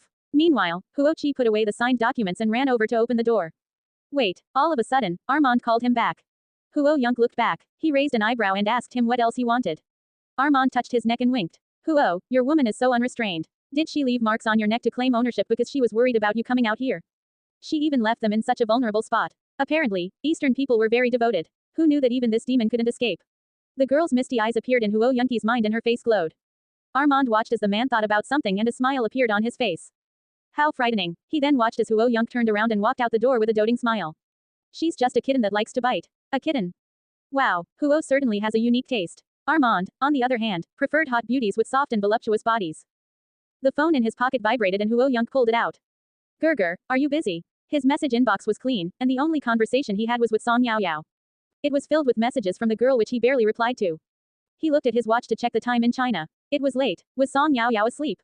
When Song Yao Yao heard her phone ring, she immediately jumped up from her computer desk and rushed over to her bed. She immediately pressed the answer button. Her sweet voice traveled through the mouthpiece to Huo Yunk. Gerger. Yes, Huo Yunk sat in his car which was surrounded by an entourage that protected him. He lowered the window and icy snowflakes floated in. He stretched out his hand to catch some, but as soon as they encountered his warmth, they immediately melted. He spread his palms and there was nothing left. How could you leave just like that? You didn't even tell me. Song Yao Yao pouted as she sat cross-legged on the bed. Her voice was clearly sad and aggrieved. Do you know how sad I was when I returned home and didn't see you? The man's heart tightened and he nodded his head expressionlessly. Okay, I know I was wrong. Huo had grown accustomed to this, but Huo was shocked. What was wrong with the master? Had he been possessed? Just as he was about to turn his head, Huo stopped him and pulled him back. Huo stared at him. Why the hell did you pull me back? Huo smiled. I just saved your life. Not expecting the man to apologize so easily, Song Yao Yao shrunk back her neck and stuck out her tongue. I don't blame you, actually. I know you went because of something important. She blinked and asked quietly, Gerger, are you done there? When are you coming home? The girl's voice was soft and sounded like it was coated in a layer of honey, sweet and sticky. She was coquettish and gentle. Huo Yunk curved his lips. Yes, I'm done, but I won't be back until 2 days later. I see. Song Yao Yao lay on her bed. Her face pressed against the phone and she closed her eyes as though she could hypnotize herself into believing that the man was by her side. Gerger, she mumbled. Is it dark where you are? Yes, it is. It was nighttime in Y country, and the European-styled architecture was lit up by the street lights. The vibe was very different from China. He curved his lips and suddenly asked, Song Yao Yao, shouldn't you explain why you're not asleep? His voice sounded through the phone oppressively. Song Yao Yao felt guilty and pouted her lips. I can't sleep. She humped and her coquettish voice echoed through the car. Huo's curiosity almost exploded. Was the master dating? Song Yao Yao, are you a child? Huo Yunk removed his sunglasses and massaged between his brows. They had rushed here as soon as they got off the plane, but no matter how tired he was, it disappeared at the sound of the girl's voice. Yes, Song Yao Yao spoke confidently, and I am yours, she said before she added, you were the one who said it. Ahem, Huo Yunk was amused. When did I say that? I don't care, all I know is you said it. Song Yao Yao was shameless when it came to this. Huo's jaw almost dropped. Did the master always have such a good temper? But, there was nothing that he couldn't do as long as he could think of it. All that could be heard was the man's helpless voice. Fine, I said it. There was amusement in his deep and gentle voice. It was like he was whispering to his lover. That's about right. Song Yao Yao cheered up. She swung her feet and searched up the weather in Y country on her laptop. Her eyes widened in shock. Gerger, it's snowing in Y country. Yes, it is. Song Yao Yao bit her fingers in envy. I want to see the snow. Every winter, because of the cold weather and her bad health, her family never allowed her to go out. Song Yao Yao remembered, when she was 15, she wanted to see the snow so badly she bugged her brother to take her out. In the end, she returned home and had a fever that very night, setting off a chain of events that eventually led her to the ICU. Meanwhile, her brother was punished by Father Song until he was covered in bruises. When she woke up, his face was still swollen and his eyes were red as he apologized to her. He declared to never take her out again after that. No one blamed Song Yao Yao for acting recklessly, they simply felt her brother didn't do well. Huo Yunk sensed that the girl's mind had already begun to wander after she said she wanted to see the snow. He understood that the girl had a lot of secrets. But he had never been a curious person. He simply believed his own eyes. When the day came that Song Yao Yao was willing to tell him everything, he was willing to listen. If she didn't tell him, he was not going to be sad. Everyone had secrets. Do you want to see the snow? Wait. Song Yao Yao blinked in confusion as she called out to the man, but when she checked the phone again, she realized he had already hung up. He told her to wait. Fine, she was going to wait. Song Yao Yao realized she had developed a slight habit. Whenever she heard Huo Yunki's voice, she immediately felt calm. She was full of energy earlier, but after a short conversation with the man, she was beginning to feel sleepy. The girl in the fleece bathrobe squinted her eyes. All of a sudden, she shoved her head under the quilt and stuck her bottom up like a frog. But it didn't take long before she snapped out of her daze. She slapped herself on the face. I can't. I'm still waiting for Gerger. Ding. It was a WeChat notification. She opened it unenthusiastically, thinking it was one of the people she had recently added. To her surprise, Gerger, Song Yaoyao was shocked. She immediately jumped up and clicked on the accept button. The profile photo was just a default image, and the account name was simply, Huo. Clearly, it was a newly registered account. A moment after she accepted the account, there was a request for a video call. FCK. Song Yaoyao began to panic and accidentally rejected the video call. The number you have called is busy. As this message showed up, the atmosphere in the car turned cold. Huo Young held onto his phone and his cold gaze fell upon Huo Qi. Did she not know it was me? Huo Qi, who had just registered the account for Master Huo, felt a chill down his neck. In fear, he replied, she should know. As his voice fell, the other party returned his call. Huo Qi breathed a sigh of relief and crossed his hands together. Amen. Thank you, Miss Song. She was truly an angel. The unfamiliar app made Huo Young furrow his brows. In seriousness, he clicked on the accept button. The girl's delicate and lovable face immediately appeared on his screen, but it didn't take long before. Huo Young's face turned dark in anger. Song Yaoyao, wear your clothes properly. How was she dressing? Song Yaoyao quickly lowered her head in surprise. She had not thought about her clothes when she made this call. She had completely forgotten about what she was wearing. Her bathrobe hung loosely on her arms and the collar was wide open, revealing something pink and thin. Of course, she knew what it was. Her ears buzzed and her face turned red. Would Gerger think she was acting inappropriately? She quickly pulled her clothes up, her face so red that it looked like blood. Her voice trembled shyly. Gee Gerger, it's fixed. The man turned back around and looked at the girl who was wrapping herself tightly like a dumpling. Amusement appeared in his eyes. Do you want to see snow? Song Yaoyao quickly nodded her head. Yes. The video function turned on. For a moment, Song Yaoyao was disappointed not to see Huo Young, but she was quickly attracted to the beautiful scenery outside. Wow, she exclaimed. The camera pointed outside the window and there was a sea of white. It was snowing hard. When she looked into the distance, she saw a romantic city skyline. The prosperous red lights converged like a galaxy of stars. The light snow landed upon a branch nearby. When the wind blew, the snow fell. Song Yaoyao wanted to walk into the screen and experience it for real. It's so beautiful. She opened her mouth. It was impossible to hide the amazement in her eyes. Huo Young leaned against his seat and stuck the phone outside the car. The girl watched the snow, and Huo Young watched the girl. His lips curved slightly and he had a doting gaze that he wasn't aware of. The wind tunneled in through the window, and the heater in the car had lost its purpose. Huo Qi rubbed his arms, looked at the master's indifferent expression, and felt a strong sense of admiration. He was the big boss indeed. It was as though he couldn't feel the cold. After Song Yaoyao had enough, she asked, Gerger, can you sleep with me? Cough. Huo coughed. Sleep. What kind of sleep? However, the two people in the conversation did not sense anything. I'll watch over you. Sleep. Song Yaoyao immediately cheered up. She smiled and leaned into the camera. Her red lips were like cherries and looked very seductive. She leaned in and blew a kiss. It's a deal then, you can't hang up until I've fallen asleep. Huo Young smiled deeply and nodded his head. Yes, good night.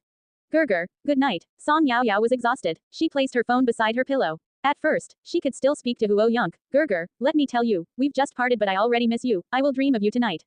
But within a minute, all that could be heard was the sound of the girl's breathing. The snowy night was quiet, and the foreign city was glamorous. As he listened to the girl's breathing, Huo Young's heart felt full. The girl said she missed him. Huo Young felt as though these were words that he should have said. His finger touched the screen as though he could feel the girl's face through the phone. Song Yaoyao woke up after sleeping a few hours. She rubbed her face against the pillow and sat up drowsily. She then rubbed her eyes. She walked over to the window and opened the curtains. In the big courtyard, the ginkgo trees were bare and the leaves formed a carpet on the ground like snow. In the distance, the air was foggy and the sky was blue. She yawned and picked up her phone. Her phone had persisted all this time and there was only 3% of battery left. But the thing that made her the happiest was the fact that the phone had not hung up. Huo Young's phone seemed to be on his office desk. On the other end of the screen, she saw a row of bookshelves filled with foreign books. Song Yaoyao had seen a few of them in Huo Young's room. Gerger, she tried to call the man. It was likely late at night in Y country, and she wasn't sure if Huo Young was asleep or not. It didn't take long before she heard a low voice. A hand stretched over and picked up the phone. The distinguished and handsome face appeared on the screen. His deep gaze made one tremble, and he suddenly felt unapproachable. But when his gaze fell upon the drowsy girl, his iciness melted and his eyes warmed up. You're awake. Yes. Song Yaoyao nodded her head. She touched the man's face through the phone. You didn't sleep. She pouted as she rested her chin on her hands. Her heart ached. You have dark eye bags. Gerger, you need to be wary of your health and take care of yourself. The girl's voice was soft as she warned him like an old woman. These were words that he often heard from Elder Huo and Uncle Zhang. Now that he heard it from this soft and sweet girl, his heart melted and he smiled. Are you worried about me? He removed his glasses and leaned into the screen. His face was extremely handsome. Even up close it was flawless. In fact, his strengths were magnified. His deep laughing voice was sexy, causing Song Yaoyao's mesmerized eyes to twinkle. In an instant, Song Yaoyao heard waves rolling in her mind and a glacier crumble. Her face turned red and she nodded her head. Yes. Her voice was small and obedient. Huo Yunqi's throat moved and his laughter filled the room. He held his head. This child was too well behaved. In that case, wait for me at home and don't cause any trouble, okay? Song Yaoyao nodded at everything he said. Her face turned red and her eyes fluttered. If you need anything done, just tell Huo Ju to do it for you. If you need to buy anything, tell him to buy it. Don't eat too many desserts. It's bad for your teeth. Also, Huo Yung twirled a pen and Song Yaoyao's eyes fell upon his defined hands. She felt tempted to bite it. Her dazed expression made Huo Yung helpless. He shook his head. Also, don't eat cold stuff. I will tell Huo Ju to keep an eye on you. No snacks either. Song Yaoyao realized what he said and puffed up her cheeks. Yes, Dad, she said sarcastically. Master Huo, I have, Huo Yung was shocked. At that moment, the video call ended. Huo blinked blankly. He felt the air freeze, and the atmosphere turned dull. He opened his mouth and looked into the master's cold eyes. His throat felt dry. In fear, Huo did something very clever. He quickly ran over and placed some documents on Huo Yunqi's desk. He then bowed with respect. Master Huo, please continue. I didn't hear anything. He then disappeared like a puff of smoke. After he left the room, the oppressive feeling quickly faded. Phew, Huo rubbed his forehead and his heart raced a little. Huo Qi rushed over. When he saw him in this state, he raised his eyebrow. What's wrong? Huo frowned. Huo Qi, I think I should leave behind my last words. Huh, I discovered the master's secret. Huo Qi, huh. Huo the master likes being called Dad. I just walked into the room and happened to hear a girl call him Dad.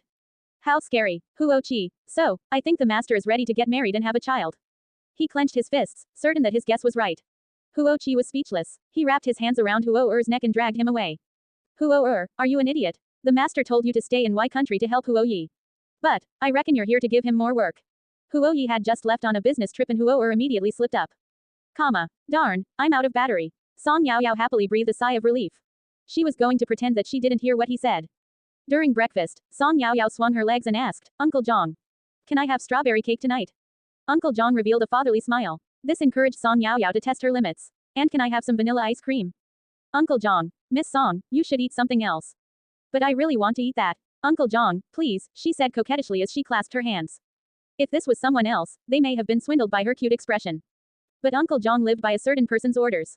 He looked at Song Yaoyao lovingly and said warmly, Miss Song, no, the master said your teeth will rot if you eat too many desserts, ice cream is even worse. Perhaps, you can negotiate with him. Song Yaoyao slammed her head on the table unhappily. Forget it, negotiation was impossible, he would never agree. HMPH, challenge to dislike Gerger, day 1. In the evening, Song Yaoyao paid special attention to video call requests. Her hands and eyes were quick and she clicked agree as she saw a call come in. Before her brain reacted, a smile had already appeared on her face and her voice was sweet. Gerger, I missed you. Failure to dislike Gerger, day 1. Time passed quickly and Thursday arrived in the blink of an eye. Everyone's exam results were posted on the school bulletin board. Not surprisingly, the third class was at the bottom again. Ha ha ha ha, they're so arrogant, acting all serious and stuff. I thought they'd rank number 1 in this exam. Peef, what were you thinking? Dogs can't be taught not to eat sh*t. I heard a large number of them even handed in blank papers. Huh, is this for real? Does their bet with the first class still stand? Not sure, but based on their stubbornness, it's no surprise if they don't follow through. Haha, it's a shame that the entire school knows about it. They're going to be known as trash. Tisk tisk, you guys must know Song Yaoyao, right? She's the big boss of the third class. Apparently, she beat her own sister until she was sent to the hospital and she hasn't returned to school yet. FCK, really? Beauty Song. A bunch of people chatted amongst themselves. As they spoke, they suddenly felt a sense of coldness. As soon as they turned around, they noticed they were surrounded by people looking at them like they were idiots. It was already shameless to talk behind another person's back, let alone in front of so many people. Had they forgotten what day it was? If they were there to look at the results, wouldn't the third class be there too? Great. They looked at the circle of people standing at the back of the crowd, all tall, arrogant, and filled with disdain. It was as though no one could outrank them except for heaven. The girl leading these people was carrying a pink backpack and holding a thermos cup in her hand, looking completely harmless. This was their first time encountering the big boss of the third class at such a close range. They muttered amongst themselves. It seemed, the rumors weren't credible. This delicate little girl wouldn't be able to withstand even a pinch from a boy, how could she possibly control the third class? Just with her face. Beside her, a tall and hot girl squinted her eyes with her arms crossed, smiling and looking at the students who mocked them. These people were gossiping so much that she wanted to dig a hole and throw them into it. Keep going, let me hear the latest news. Tang Xinru curved her lips naturally. Shen Xuan shoved his hands in his pockets. With a lollipop in his mouth, he swept his dark eyes across the crowd, immediately causing them to be frozen in place. They did not dare to make a single move. The other students from the third class also smiled. Student, don't worry, we won't hit you. This was exactly the reaction that they wanted. They were going to let the idiots from the first class act arrogant for another month. When everyone heard what they said, they rolled their eyes and thought to themselves, really? You won't hit us. Haha, as if we'd believe you. After that, a prim and proper boy stepped forward. He smiled and stretched out his hand. Almost instantly, a halo seemed to form around him, and he gave off an aura of gentleness. And Firin, student, do you want to do some practice papers with us? We can improve and encourage each other. These words made everyone cry on the inside. No, no, no, that's fine. Come on, don't be scared, we're civilized people, we won't hit you. That's right, why don't we go for a jog in the morning together? After 10 laps in the morning, you will have plenty of energy to study. No, before they managed to blurt out words of rejection, the third class closed in on them, grabbed their arms, and carried them out. Come on. Gong Wei was patrolling the school at that time, looking out for students who were later skipping class. As soon as he saw the third class, his head began to hurt. His eyelids twitched and he yelled at them from behind, fighting is forbidden at school. Without turning back, Han Jun waved his hand and laughed, don't worry, sir. We are good students. As long as someone was willing to study with them, then they were good friends. They shouldn't have recklessly stepped forward. When Wang Zongyan received the results, he was almost so angry that he was sent to the hospital. But this wasn't all. When he was heading to class holding the results in the morning, he ran into Chongqing who always waited for him. As soon as Chongqing saw his uncomfortable expression, he began to laugh. Oh, he sighed pretentiously, Mr. Wang, don't be upset. The third class still improved, didn't they? At least, they were all present and there's space for improvement. Unlike my students, they're so well behaved that they're all ranked at the top. How will they improve? Wang Zongyan didn't even look at him as he walked right past. Chongqing hated when he acted like this. He followed behind calmly. So, does our bet still stand? Maybe you should just plead me for mercy. If they don't get good results in the final exam, then you will lose your job. It might be fine for you, but I don't want Xiaoli to suffer with you. Chongqing's tone was strange. At first, Wang Zongyan had no intention of giving him any attention, but when he heard the man's last sentence, he laughed in anger and said, this is not of your concern. After saying this, he strode into the classroom. Only then did his expression sink. Rather than being angry, he was disappointed. He looked at the students, they were all studying hard. He rubbed his head and his heart ached. They were clearly trying so hard. Why had their results not improved? Hey, old man, what are you doing? Why do you look like you're in a daze? Don't tell me you were frightened by our results. Haha. As soon as he heard these words, Wang Zongyan's expression became more complicated. It was worth noting that out of all the classes in the school, only class 3-3 had the guts to joke with their teacher and call him names. But they were all adults, no longer children. When they saw the disappointment in Wang Zongyan's eyes, they actually felt a little bad on the inside. The results this time were actually deliberate. However, they hadn't received their results for the other paper yet, so they weren't sure how they performed in that. The classroom fell silent. Wang Zongyan shrunk back his head and walked over to his desk. Forcing a smile, he said, the results are out. Did you all go to check it? Don't worry if you did badly, I'm sure that as long as you try hard, you will all succeed one day. Peef, you've lost your mind, old man. We are first from the back. You look really sad. Did someone bully you? Tell us and we will get revenge for you. All of a sudden, Wang Zongyan slammed his hands on the table and stared at them. So what if you are first from the back? Your results do not define you. After you enter society, your potential is endless. Don't listen to the discouragement from others. His personality had always been quite soft, so it was a rare sight to see him raise his voice. Chongqing, who was passing by, let out a laugh when he heard this. In a suggestive tone, he said, yes, your teacher is right, don't be upset. He raised his fist in encouragement. For a teacher to say something like this was a bit out of line. But Chongqing couldn't help it. It was a rare chance for him to see Wang Zongyan suffer. However, it wasn't enough for him. Thump, all of a sudden, a spring water bottle hit him on the head and Chongqing cried out in pain. You, how dare you hit a teacher? Chongqing's hand shook in anger. Oh, sorry, my hand slipped. Mr. Chong, class is starting. Aren't you in the wrong classroom? Wang Zongyan, Chongqing yelled furiously. Is this how you teach your students? Wang Zongyan laughed. Sorry, let me apologize on behalf of my students. He revealed a huge smile that showed no sincerity at all. Sitting at the back of the classroom, Shen Shuan rested his chin on his hand lazily. Mr. Chong, since you like our class so much, why don't you stay? Who? Close the door. Yes, Brother Shuan, the chubby Longu stood up happily and headed for the door. This frightened Chongqing and he quickly stepped out of the room. What are you doing? What a bunch of uneducated and disrespectful students. You're beyond saving, honestly. As soon as his voice fell, a chalkboard eraser hit him firmly on the back of the head. He turned around and his eyes met with Wang Zongyan's angry gaze. Don't talk about my students like that. No matter how bad his students were, it was not up to an outsider to comment on it. Why you? Chongqing's hand trembled in anger. He looked around and saw the students looking at him intimidatingly like they were ready to give him a good beating. He was so frightened that he didn't dare to say anything as he turned and left. As he left, he grumbled and complained. After he was gone, Wang Zongyan's hand began to tremble. He had always been a kind person. But because he never fought and argued, he was allocated the most difficult class. Of course, it was also because of this pacifistic personality that he could remain calm and not have any huge contradictions with them. Yet, he actually hit someone this time. To be honest, it was quite refreshing. He took a deep breath and snapped out of his daze. As he looked down, he noticed a stack of papers had been placed in front of him. Huh, what's this? A boy with a gentle smile and a clean face said, Sir, these are our exam papers from 2 days ago.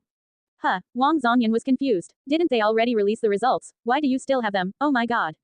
His hands trembled and joy suddenly appeared in his eyes. The questions in this paper appeared to be more difficult than the ones in the paper that the school provided. Yet, these papers were completely filled. He took a quick glance through them and discovered, surprisingly, that there weren't many incorrect answers. Moreover, the names written on the papers were the names of Class 3 students. What is this? He shook his hand helplessly, unable to even speak properly. When they saw a smile reappear on Wang Zongyan's face, the students chuckled. Sir, it's a long story. You might not believe it, but we are geniuses. Wang Zongyan believed them. After class, Wang Zongyan had a slight skip in his step as he walked with his head held high. He held his hands behind his back. His steps were wide, and he was full of high spirits. HMPH. Chongqing saw this and his eyelids twitched. He couldn't hide his ridicule. Mr. Wang, how can you smile when your students did so badly? Oh, life is short. We should enjoy it, Wang Zongyan grinned. Mr. Chong, when should we have a drink together? I'll treat you as an early goodbye gift. What do you think? Chongqing. What the hell did he say? Had he been traumatized? How dare he say something like that? Home time soon arrived. Song Yaoyao tidied her backpack and said to Tang Xinru, Ruro, come with me somewhere. Huh, okay, where? Hee. Song Yaoyao smiled mysteriously. To spend money. Peef. Tang Xinru leaned over and squeezed her cheeks. Spend money? Would a miser like you be able to do that? Are you planning to sneak out and eat desserts again? Let's go, I'll buy it for you. She waved her hand generously and pulled Song Yaoyao out the door. Song Yaoyao was speechless. Did she look like such a thrifty person? This was too much. But after they were seated at the milk tea store outside the school, Tang Xinru fell into a daze. She watched as the girl opposite her talked about something that she did not understand. Something about a contract and an agreement. Separately, she understood what these two terms meant, but when actually used together in context, she was completely clueless. She had only heard about stuff like this from her brother and father. In front of her sat two girls who looked older than Song Yaoyao. One bit her straw as she glanced at Song Yaoyao. Her eyes lit up frighteningly. Tang Xinru narrowed her eyes and moved closer to Song Yaoyao. Yaoyao belonged to her. She could not allow another girl to appear beside Yaoyao. Ahem, are you really Yaoyao? Meng Qiqi was still in disbelief. Only yesterday, they were still chatting online. Now, they were actually face to face. That's right, the person with the baby face beside her was her roommate, the author of Palace Walls, Yun Shuihan. She was already 30 years old. But because of her young appearance, people often mistook her for a college student. Song Yaoyao paused. She dug through her backpack, pulled out an autographed photo, and threw it proudly on the table. If one didn't know, it looked like she was throwing money. But in the eyes of a superfan like Meng Qiqi, this was more precious than money. Ah, FCK. Meng Qiqi finally believed Song Yaoyao. She wiped her hands on her shirt and picked up the autographed photo carefully. Hearts almost appeared in her eyes as she looked at it. Oh, my husband is too handsome. Look at this autograph. His writing is so light, elegant, and grand. Song Yaoyao held onto her milk tea speechlessly. Are you crazy? How does that look good to you when it's so messy? She shook her head. Tang Xinru sighed. Fangirls are frightening. You can't say that about my idol. Meng Qiqi opened her eyes wide and patted the photo lovingly, saliva almost dripping from her lips. Look at my husband's perfect face. His body is so sexy and his gaze is so deep. Oh god, he's almost charmed me to death. Song Yaoyao almost vomited from disgust. Yun Shuihan was a gentle person who spoke with a soft voice. She smiled in embarrassment. Sorry, Qiqi goes crazy when Luo Xingguang is involved. She's usually quite normal. As if, Meng Qiqi held onto the autograph, not willing to let go. What do you think about what I just said? Song Yaoyao asked. Yun Shuihan was a little amused. She was already 30. No matter how young she looked, her experiences were already imprinted deep in her bones. Thank you for your appreciation, but I know my book isn't focused on a trending topic. Most drama watchers are young people. They like lots of sweet doting. Even if Palace Walls gets adapted into a drama, I'm afraid, anyway, selling copyright isn't easy. Slam. Song Yaoyao interrupted. She dug through her backpack again, pulled out a black plastic bag, and threw it at her.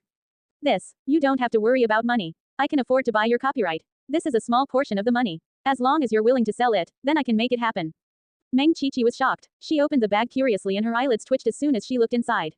FCK, so much. Sensing the gazes around her, she immediately lowered her voice and swallowed back the word, money. The bag contained a stack of pink notes, amounting to roughly 200,000 yuan. Whether it be a corporate slave like Yun Shuihan, or someone with no ambition like Meng Qiqi, this was a large sum of money. Yet, what did Song Yaoyao say? This was just a small portion. Her throat felt dry. Yaoyao, how did you get so much money? As soon as her voice fell, there was suddenly a honk outside the window. A luxurious car which she had ever only seen on television stopped outside. A handsome man stepped out of the car. He shoved his hands in his pockets and headed into the store. Tang Xinru saw Huo Ningxi and rolled her eyes. What's he doing here? Meng Qiqi blushed and said quietly, he's super handsome. Tang Xinru, don't you like Luo Xingguang? If Luo Xingguang found out that his fans were so fickle, he would probably break down in tears. Ahem, Luo Xingguang will always be my main husband. Forever and always. Meng Qiqi guiltily took a photo as she spoke in a righteous manner. Forget it. Perhaps, this was how women were like. Song Yao Yao, Meng Qiqi and Yun Shuihan watched as the wealthy-looking boy headed their way. All the girls in the store immediately blushed and stared at him without blinking. Is something the matter? Song Yao Yao glanced sideways. Huo Ningxi saw her cold attitude and pursed his lips in displeasure. How long has it been since you've gone home with me? Where have you been going to after school? He asked sternly.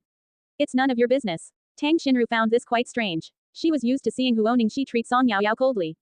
This was a bit awkward. Of course it is. You are the type that traffickers like the most. Be careful not to be kidnapped and sold to the mountains as a young bride.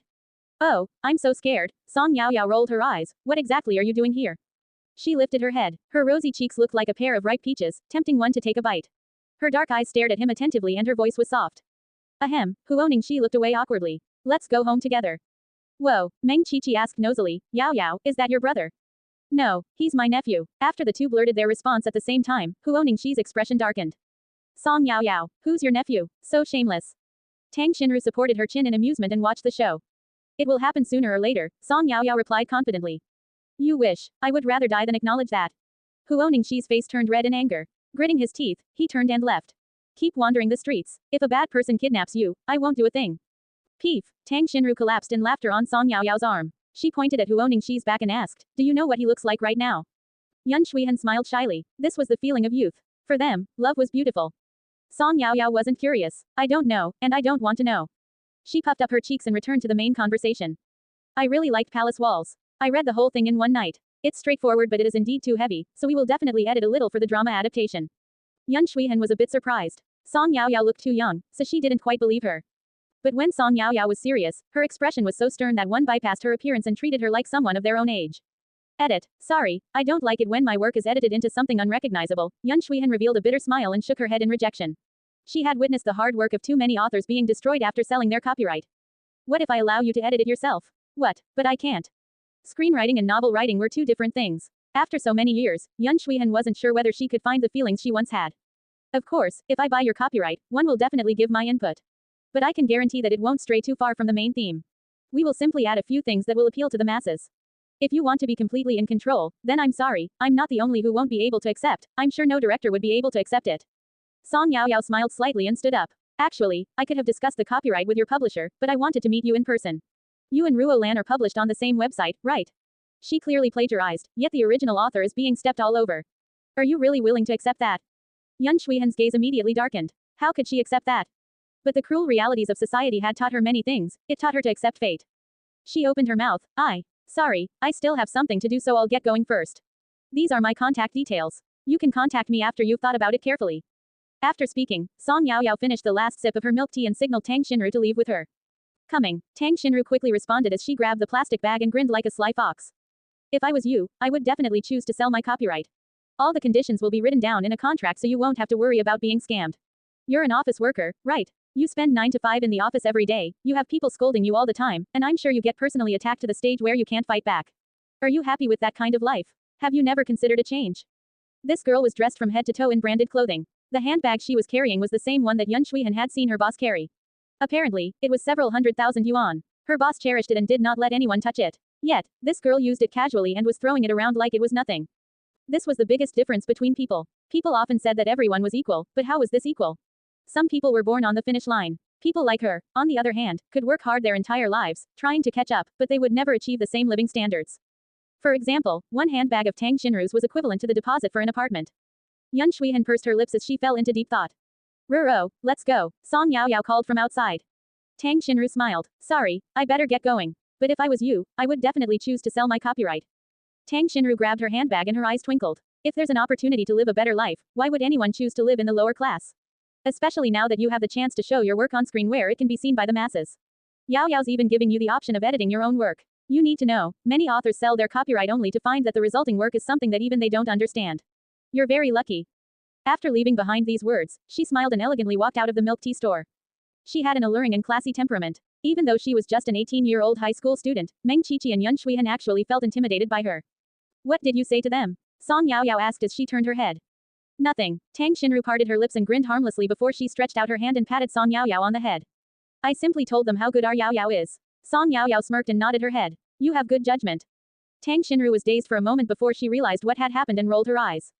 As she watched Song Yaoyao approach her car, she rushed over and rubbed her head. Song Yaoyao, you're such a narcissist. The two girls finished with their banter and bid each other farewell. Huo Ju opened the car door, and Song Yaoyao stepped in. Huo Ju, go to the hospital. The two luxury cars left. Meng Qiqi held onto her milk tea and said with envy, it's good to have money. Yun Shuihan knew she was just pitying herself. After all, who wouldn't be envious of something like this? They could do whatever they wanted without any care as long as it was legal. Didn't you know their identities before? Yun Shuihan asked in amusement. I had no idea, I simply knew that Yao Yao was wealthy and spent a lot of money chasing after celebrities, but I didn't know she was this wealthy. What was that car just now? Meng Qiqi said as she scratched her head. A Rolls-Royce, Yun Shuihan replied. Reality has proven, Meng Qiqi spread her palms, that she's much wealthier than I thought. Yun Shuihan glanced down and subconsciously stirred her milk tea. Meng Qiqi could tell that she was quite stressed. Yun Shuihan was her university senior. After graduation, they met due to fate, and only discovered that they had attended the same university after getting to know each other. After that, they ended up renting a place together. By now, they had been living together for several years. After all, when Meng Qiqi moved out, she had only just graduated from university. Thus, her relationship with Yun Shuihan was really good. This was also the reason why she lost her temper when she discovered that Yun Shuihan had been plagiarized. Sister Han, Meng Qiqi tugged on her sleeve questioningly. What are you thinking? I actually think that girl was quite right. Are you really going to endure the unfairness? But, Yun Shuihan hesitated. She looked too young. It was normal for her to feel worried. Anyone that saw Song Yaoyao's appearance and learned of her age would also develop doubts. Oh, Sister Han, Meng Qiqi grabbed onto her hand. Give it a try. What if it works out? Let me tell you, Yao Yao is pretty impressive. If I didn't see her with my own eyes today, I would have had no idea that she was a high school student. So, you're suggesting that I sign the contract? Yun Shuihan looked at Meng Qiqi. Her eyes shifted. She was clearly moved. Meng Qiqi nodded firmly. Yes, they couldn't let that B***TCH, Ruo Lan, continue with her arrogant act. Dr. Wei, did my brother also have no reaction today? Song Yaoyao put down her backpack and approached Song Wenchuan. Yes, but don't be disappointed. After the serious injuries he sustained, it's already a miracle that he's alive, Wei Yuanfan replied. I'll take a look at him. As for the care worker, can you please ask him to visit often and take care not to stop the massages? After lying in bed for long periods of time, muscle atrophy was common. If they didn't stretch his body and massage his muscles, and he continued to lie there, his body would become useless even if he woke up in the future. If that happened, he would never walk again. You don't have to worry about that. I've been visiting him several times a day. Wei Yuanfan's eyes lit up as he watched Song Yaoyao pull out an acupuncture needle. Miss Song, may I stay and watch? I guarantee that I won't make a sound and disturb you. Wei Yuanfan had witnessed Song Yaoyao's impressive skills. Moreover, Song Wenchuan was her brother, so he knew she would never make a move unless she was 100% sure. When he was young, he had read many wuxia novels. Inside, the Chinese medicine practitioners were amazing and he had once longed to witness them at work. Only later did he find out that there were too few Chinese medicine practitioners who really had the skills. Who knew he'd witness these amazing skills in this young lady? That's fine. If possible, can you give me a hand? Song Yaoyao nodded as she asked Wei Yuanfan to help her untie Song Wenchuan's hospital gown. She lowered her eyes, concentrated, and applied the needle. The tip of the thin silver needle vibrated. Song Yaoyao focused all her energy on Song Wenchuan. She pressed her lips together and continuously used the needle to stimulate his acupuncture points. Half an hour later, Song Yaoyao sighed. Okay, this is it for today. Thank you, Dr. Wei. Song Yaoyao put her needle away, stood up, and sincerely thanked Wei Yuanfan. It's nothing. Wei Yuanfan waved his hand. I should be thanking you for teaching me something new. He stuck out his tongue, hoping that the acupuncture would be effective. If Song Wenchuan actually managed to wake up, that would be a real medical miracle. Song Yaoyao left the ward and got ready to visit Elder Huo and Elder Shen. Elder Shen's health had improved a lot, and the outside world was paying close attention to his condition. It could be said that the direction of the Shen family was dependent on his existence. Everyone was observing, but the majority was certain that he would not be able to make it for much longer. Yet, just as they were getting prepared to attend his funeral, he miraculously got better. This time, regardless of their intent, everyone began to investigate this matter. Unfortunately, the Shen family's lips were sealed. No matter how they investigated, they couldn't find any information about the miracle doctor who treated Elder Shen. All they knew was that he used Chinese medicine. Chinese medicine, was it that amazing? As an economic center, Feng City was filled with powerful and authoritative people. They all had elderly people at home, and at their age, who didn't have some kind of medical condition. So, for the sake of their older relative, or as an old person who didn't want their family to worry, Elder Shen's hospital room was almost filled to the brim. Song Yaoyao couldn't find Elder Huo in his room, so she followed the suggestion from a nurse and found her way to Elder Shen's room. But as she approached, she was shocked. There were so many people. While those people were talking, the delicate face of a young lady peeked into the room and greeted them questioningly. Hi. Ha ha ha, brat, what are you doing here? Elder Huo's eyes lit up when he saw her and he immediately waved. Her cute appearance prompted Elder Shen to chuckle as well. The two men looked at her dotingly. This expression was completely different from the forced smiles they had on their faces before she arrived. Everyone was surprised. Who was this girl? Grandfather. Song Yaoyao immediately jogged over and pulled out a bag of sugar-roasted chestnuts from her backpack. Grandfather, I bought this on the way here. I forgot to bring it to you first. Ahem. Elder Huo cleared his throat and smiled as he accepted the chestnuts. Oh, my Yao Yao is so filial. How did you know that I like this? Elder Shen's lips twitched. This old punk was such a thief. However, he must have been really clever to get to where he was today. Immediately, Elder Shen realized what Elder Huo was doing. He was trying not to expose Song Yaoyao's identity. Elder Shen understood. After all, she was still so young. The Huos were clearly determined to protect her, but he actually felt a little jealous. The rascal from the Huo family didn't understand anything about women. All he did was walk around with an angry expression all day. What did this girl like about him? If Elder Shen discovered she was originally attracted to his good looks, it would infuriate him more. Hee, how are you feeling, Grandfather Shen? Are you all right?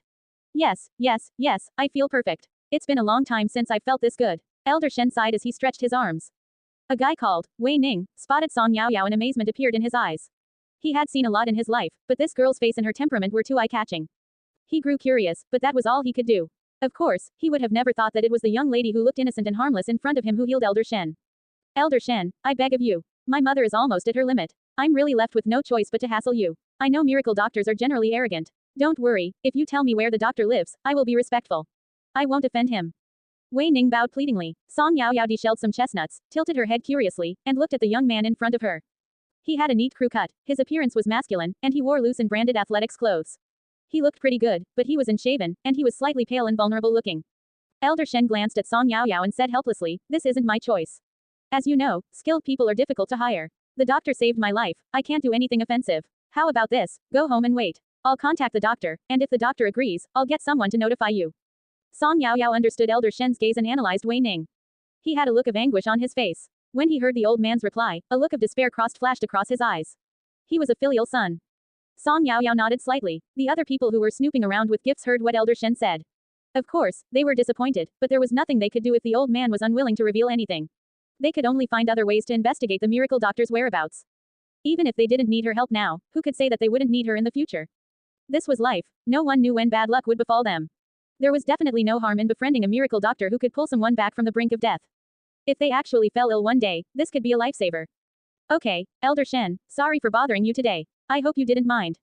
We will have to trouble you, Elder Shen. As long as the miracle doctor is willing to help, he can set any condition. The Wangs will definitely fulfill it. Wei Ning also bowed thankfully. Although he felt hopeless, he wasn't angry at Elder Shen for not helping. Everything relied on fate. Elder Shen was saved by the miracle doctor, but he couldn't make decisions on behalf of her. No matter how powerful and rich he was. When faced with a deadly illness, everyone was equal. The crowd left the same way that they arrived. Wei Ning waited until everyone was pretty much gone before he also started walking out. Hey, little rascal, the apple you brought me a couple of days ago was not bad. Where did you buy it from? I'll ask my care worker to buy some. Elder Shen called him back curiously. All the other people didn't give this a second thought. It was just a question. So they walked off into the distance. Wei Ning paused. A moment later, he was ecstatic. Today was his first time here and he had brought expensive Chinese medicinal herbs. When had he ever brought Elder Shen apples? His comment was clearly an excuse to stop him from leaving. Elder Shen, he was so happy that his throat went dry. After he turned his head and confirmed that the other people were far away, he began to walk back. He rubbed his hands and asked cautiously, are you willing to help me? Ha, I'm not the one who's helping you. It's this brat. Elder Shen grinned and pointed at Song Yaoyao who was quietly deshelling chestnuts for Elder Huo. She was extremely serious. Her curled eyelashes fluttered like butterflies and twitched with each breath. They were long and beautiful. When she didn't speak, she looked like a doll that sat in a shop window. Wei Ning opened his mouth in confusion. So, Elder Shen, you mean? He never even considered that Song Yaoyao would be the miracle doctor. At most, he simply thought she was the doctor's relative. He quickly softened his voice. Miss, is your grandfather the miracle doctor who saved Elder Shen? Can you help me plead him? My mother is extremely ill. Please help her. After speaking, he bowed to her without considering whether she deserved it or not. Song Yaoyao was dazed. She suddenly gained another grandfather out of nowhere. What the hell? Ahem. Elder Huo peered sideways and a bodyguard naturally helped Wei Ning up. He crossed his legs smugly. Little rascal, our Yaoyao is still young, she can't handle such formality. Besides, it depends on fate whether your mother can be cured. The doctor's treatment isn't guaranteed. Understood. Wei Ning had no idea why Elder Huo was protecting Song Yaoyao, but he immediately nodded his head. Filled with respect, he said with modesty, yes, I understand. Actually, I'm just being stubborn. The other hospitals already gave her a death sentence. Right now, we are just trying to keep her alive for as long as possible. But my mother didn't enjoy much fortune when she was young, so for her to suffer this way in her late years is too tortuous. As he spoke, his nose tingled and he lifted his head to blink back some tears. Men didn't cry easily, but that was only because they didn't experience something that hurt them enough. At the mention of his mother, even this tough 180 centimeters tall guy couldn't control his tears. Don't worry, I simply want to give another try. Even if it fails, I won't blame anyone. This was fate. If they failed this time as well, he didn't want to struggle anymore. After all this time, his mother was probably tired. Yes, as long as you understand. Elder Huo nodded and patted Song Yao Yao on the head. In that case, brat, based on the fact that he's so filial, you should go with him tomorrow and take a look. Song Yao Yao smiled sweetly and agreed in a gentle voice, no problem. She then looked at the dazed Wei Ning and stretched out her hand to greet him. Hi, my name is Song Yao Yao. Wei Ning was dumbfounded as reality sunk in. Had he understood the two old men properly? Was he right? He looked at the girl in her fair outstretched hand. Her clear grape-like eyes blinked. She looked extremely cute. He held her hand with hesitation. It was soft like cotton candy. For someone like him who had done his military service, he had held weapons and endured the wind and rain, but when it came to holding this girl's hand, he did not dare to apply too much force. At that moment, everything finally felt real. The two old men weren't the kind to joke. Since they had said what they did, then it was likely true. With this thought, he bowed excitedly and spoke with respect. Hi, I am Wei Ning. Song Yao Yao was surprised by his passionate response. She tried to pull back her hand but failed. She pouted as her hand began to hurt. Elder Huo saw this and reminded coldly, that's about enough. This is my son's girl. If you keep holding her hand, he might hunt you down. Sure, his son usually appeared cold and restrained, but the truth was, he was very possessive. If something belonged to him, he would not allow another person to covet it, even if he no longer wanted it for himself. Let alone Song Yao Yao who had already made a place for herself in his heart and who he allowed to do whatever she pleased. He seriously doted on her. Of course, Wei Ning knew who Elder Huo was talking about, the infamous Mr. Huo. His temples twitched and he quickly let go, apologizing sincerely. Sorry, I was too excited. Are you the miracle doctor who cured Mr. Shen? At the mention of the miracle doctor, Wei Ning felt it was slightly surreal. This miracle doctor was too different from what he imagined. He expected an old man over 50 with white hair and a beard. In the end, reality gave him quite a blow. As he looked at the rosy-cheeked girl who looked like a junior high schooler, he knew there would have been no way that this was anything he could have ever expected. What's a miracle doctor? Song Yao Yao scratched her head. It's true that I treated grandfather Shen, but my skills can still improve. I'm not sure whether I can save your mother. Tomorrow after school, give me the address and I will go take a look. Song Yao Yao honestly had no idea how good her medical skills were. After all, her grandfather often said that to study medicine, one's hands and mind had to be steady and they should remain calm. He even tested her every now and then to put her back into place. So, Song Yao Yao was not just being modest. Curing a person and saving them was all dependent on fate. But for Wei Ning, this wasn't what he heard. She was still attending school. That definitely suited her appearance. Wei Ning tried not to look shocked like a country bumpkin, in case he angered the miracle doctor. What if she decided not to treat his mother? He quickly nodded his head. Thank you. Which school do you attend? I will personally pick you up tomorrow. Is that okay? He showed complete sincerity, but his voice was slightly hesitant, afraid that Song Yao Yao would be unhappy. But Song Yao Yao had a good temper so she nodded her head. Okay, leave your contact details. Tonight, send me your mother's symptoms, the name of all the hospitals she's attended, and the medicine she's taking. By considering the symptoms, she could determine whether she could treat her. Wei Ning pulled out his phone and they quickly exchanged phone numbers. After that, Wei Ning left. As he walked out of the hospital, his steps were still a little unstable. He had met the miracle doctor. And the doctor was willing to see his mother. Most notably, the miracle doctor was actually a high schooler. This day was FC Ken unbelievable. Everyone soon found out that the third class who talked big and made a bet with the first class had come last in the recent exams. But due to the fact that they were known to be fierce, no one dared to ridicule them in front of their faces. Instead, whenever someone from the third class walked past, people would secretly point at them and gossip. Surprisingly, however, the roguish third class did not cause any trouble this time. They continued to jog in the mornings and attend class as normal. Meanwhile, plenty of teachers spoke to Wang Zongyan and tried to investigate the truth, but he was peaceful and unfazed. He smiled brightly. No matter how harsh their words were, he replied gently, "Oh, I'm not sure, but in my eyes, all my students are the best. These were just monthly exam results, what's the big deal? Who's to say they won't make a comeback before the end of semester exams and bring back the first place ranking?" The teachers laughed and did not ask any more questions. They simply thought Wang Zongyan had been traumatized. First place ranking. Was he dreaming? They were filled with disdain and unfriendliness toward Wang Zongyan. But Wang Zongyan had always been a solitary person. Apart from the teachers who taught the third class, he did not pay attention to anyone else. After class, Song Yao Yao received a phone call from Yun Shuihan. "Hello, Miss Song, I've thought about your offer carefully. I've decided to sell my copyright. If you have time, let's meet and discuss further." Song Yao Yao was not surprised. She had offered good conditions. Any hot-blooded person would not be able to stand the mistreatment. Clearly, Yun Shuihan also wanted to take a gamble and give her plagiarizer a slap in the face. "Okay, let's meet in 2 days' time then. I'll check my schedule and once I've confirmed a time and place, I will contact you." "Okay." She was methodical and organized. Of course, Yun Shuihan quickly agreed. Only after hanging up did she discover that her palms were covered in sweat and she was extremely nervous. It was so strange. Song Yaoyao was just a senior high school student who hadn't graduated yet, while Yun Shuihan had already been working for several years. Yet, she couldn't treat her like a child. Especially when she spoke seriously, she emitted a powerful aura, causing one to fall silent and listen to her orders. Yun Shuihan admired her charm. Perhaps in this lifetime, she could never be as confident and relaxed as Song Yaoyao. It was as though no one could ever get in her way. As the weather grew colder and colder, the glowing sun brought no warmth. Even the air stung. The atmosphere was covered in a thick fog as countless cars parked outside the school gates. Today was the same as usual. The only difference was the extra luxurious car which rushed toward her with a growl. Song Yaoyao stood in place as someone rushed over. Mirak Miss Song. When he sensed that there were a lot of people looking at him, Wei Ning quickly changed his greeting. He wasn't an idiot. Previously, inside the hospital room, Elder Shen did not reveal Song Yaoyao's identity because he didn't want everyone to know about her. Song Yaoyao looked at him strangely and followed behind him carrying her backpack. You don't have to treat me this way. I charge for my services. He didn't have to lower himself like that. At least, Song Yaoyao was not going to hate someone who was desperately trying to find a doctor for his mother. Wei Ning smiled leisurely and scratched his head. Okay, to be honest, I'm not quite used to it. It would have been fine if Song Yaoyao was an old person, but she looked so weak and delicate. To speak to her with such respect was a little strange. Take me to your place so I can check on the situation. Okay, Wei Ning had been waiting for her to say this. He quickly ran over to open the car door. As soon as Song Yaoyao sat down, another body squeezed in beside her. She furrowed her brows and looked over to find a familiar yet annoying face looking back at her.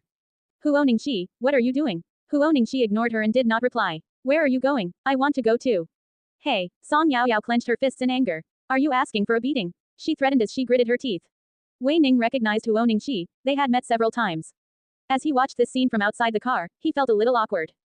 Go ahead, Huo Ningxi leaned back stubbornly, squinting his eyes. Even if you hit me, I will still go with you. Song Yaoyao.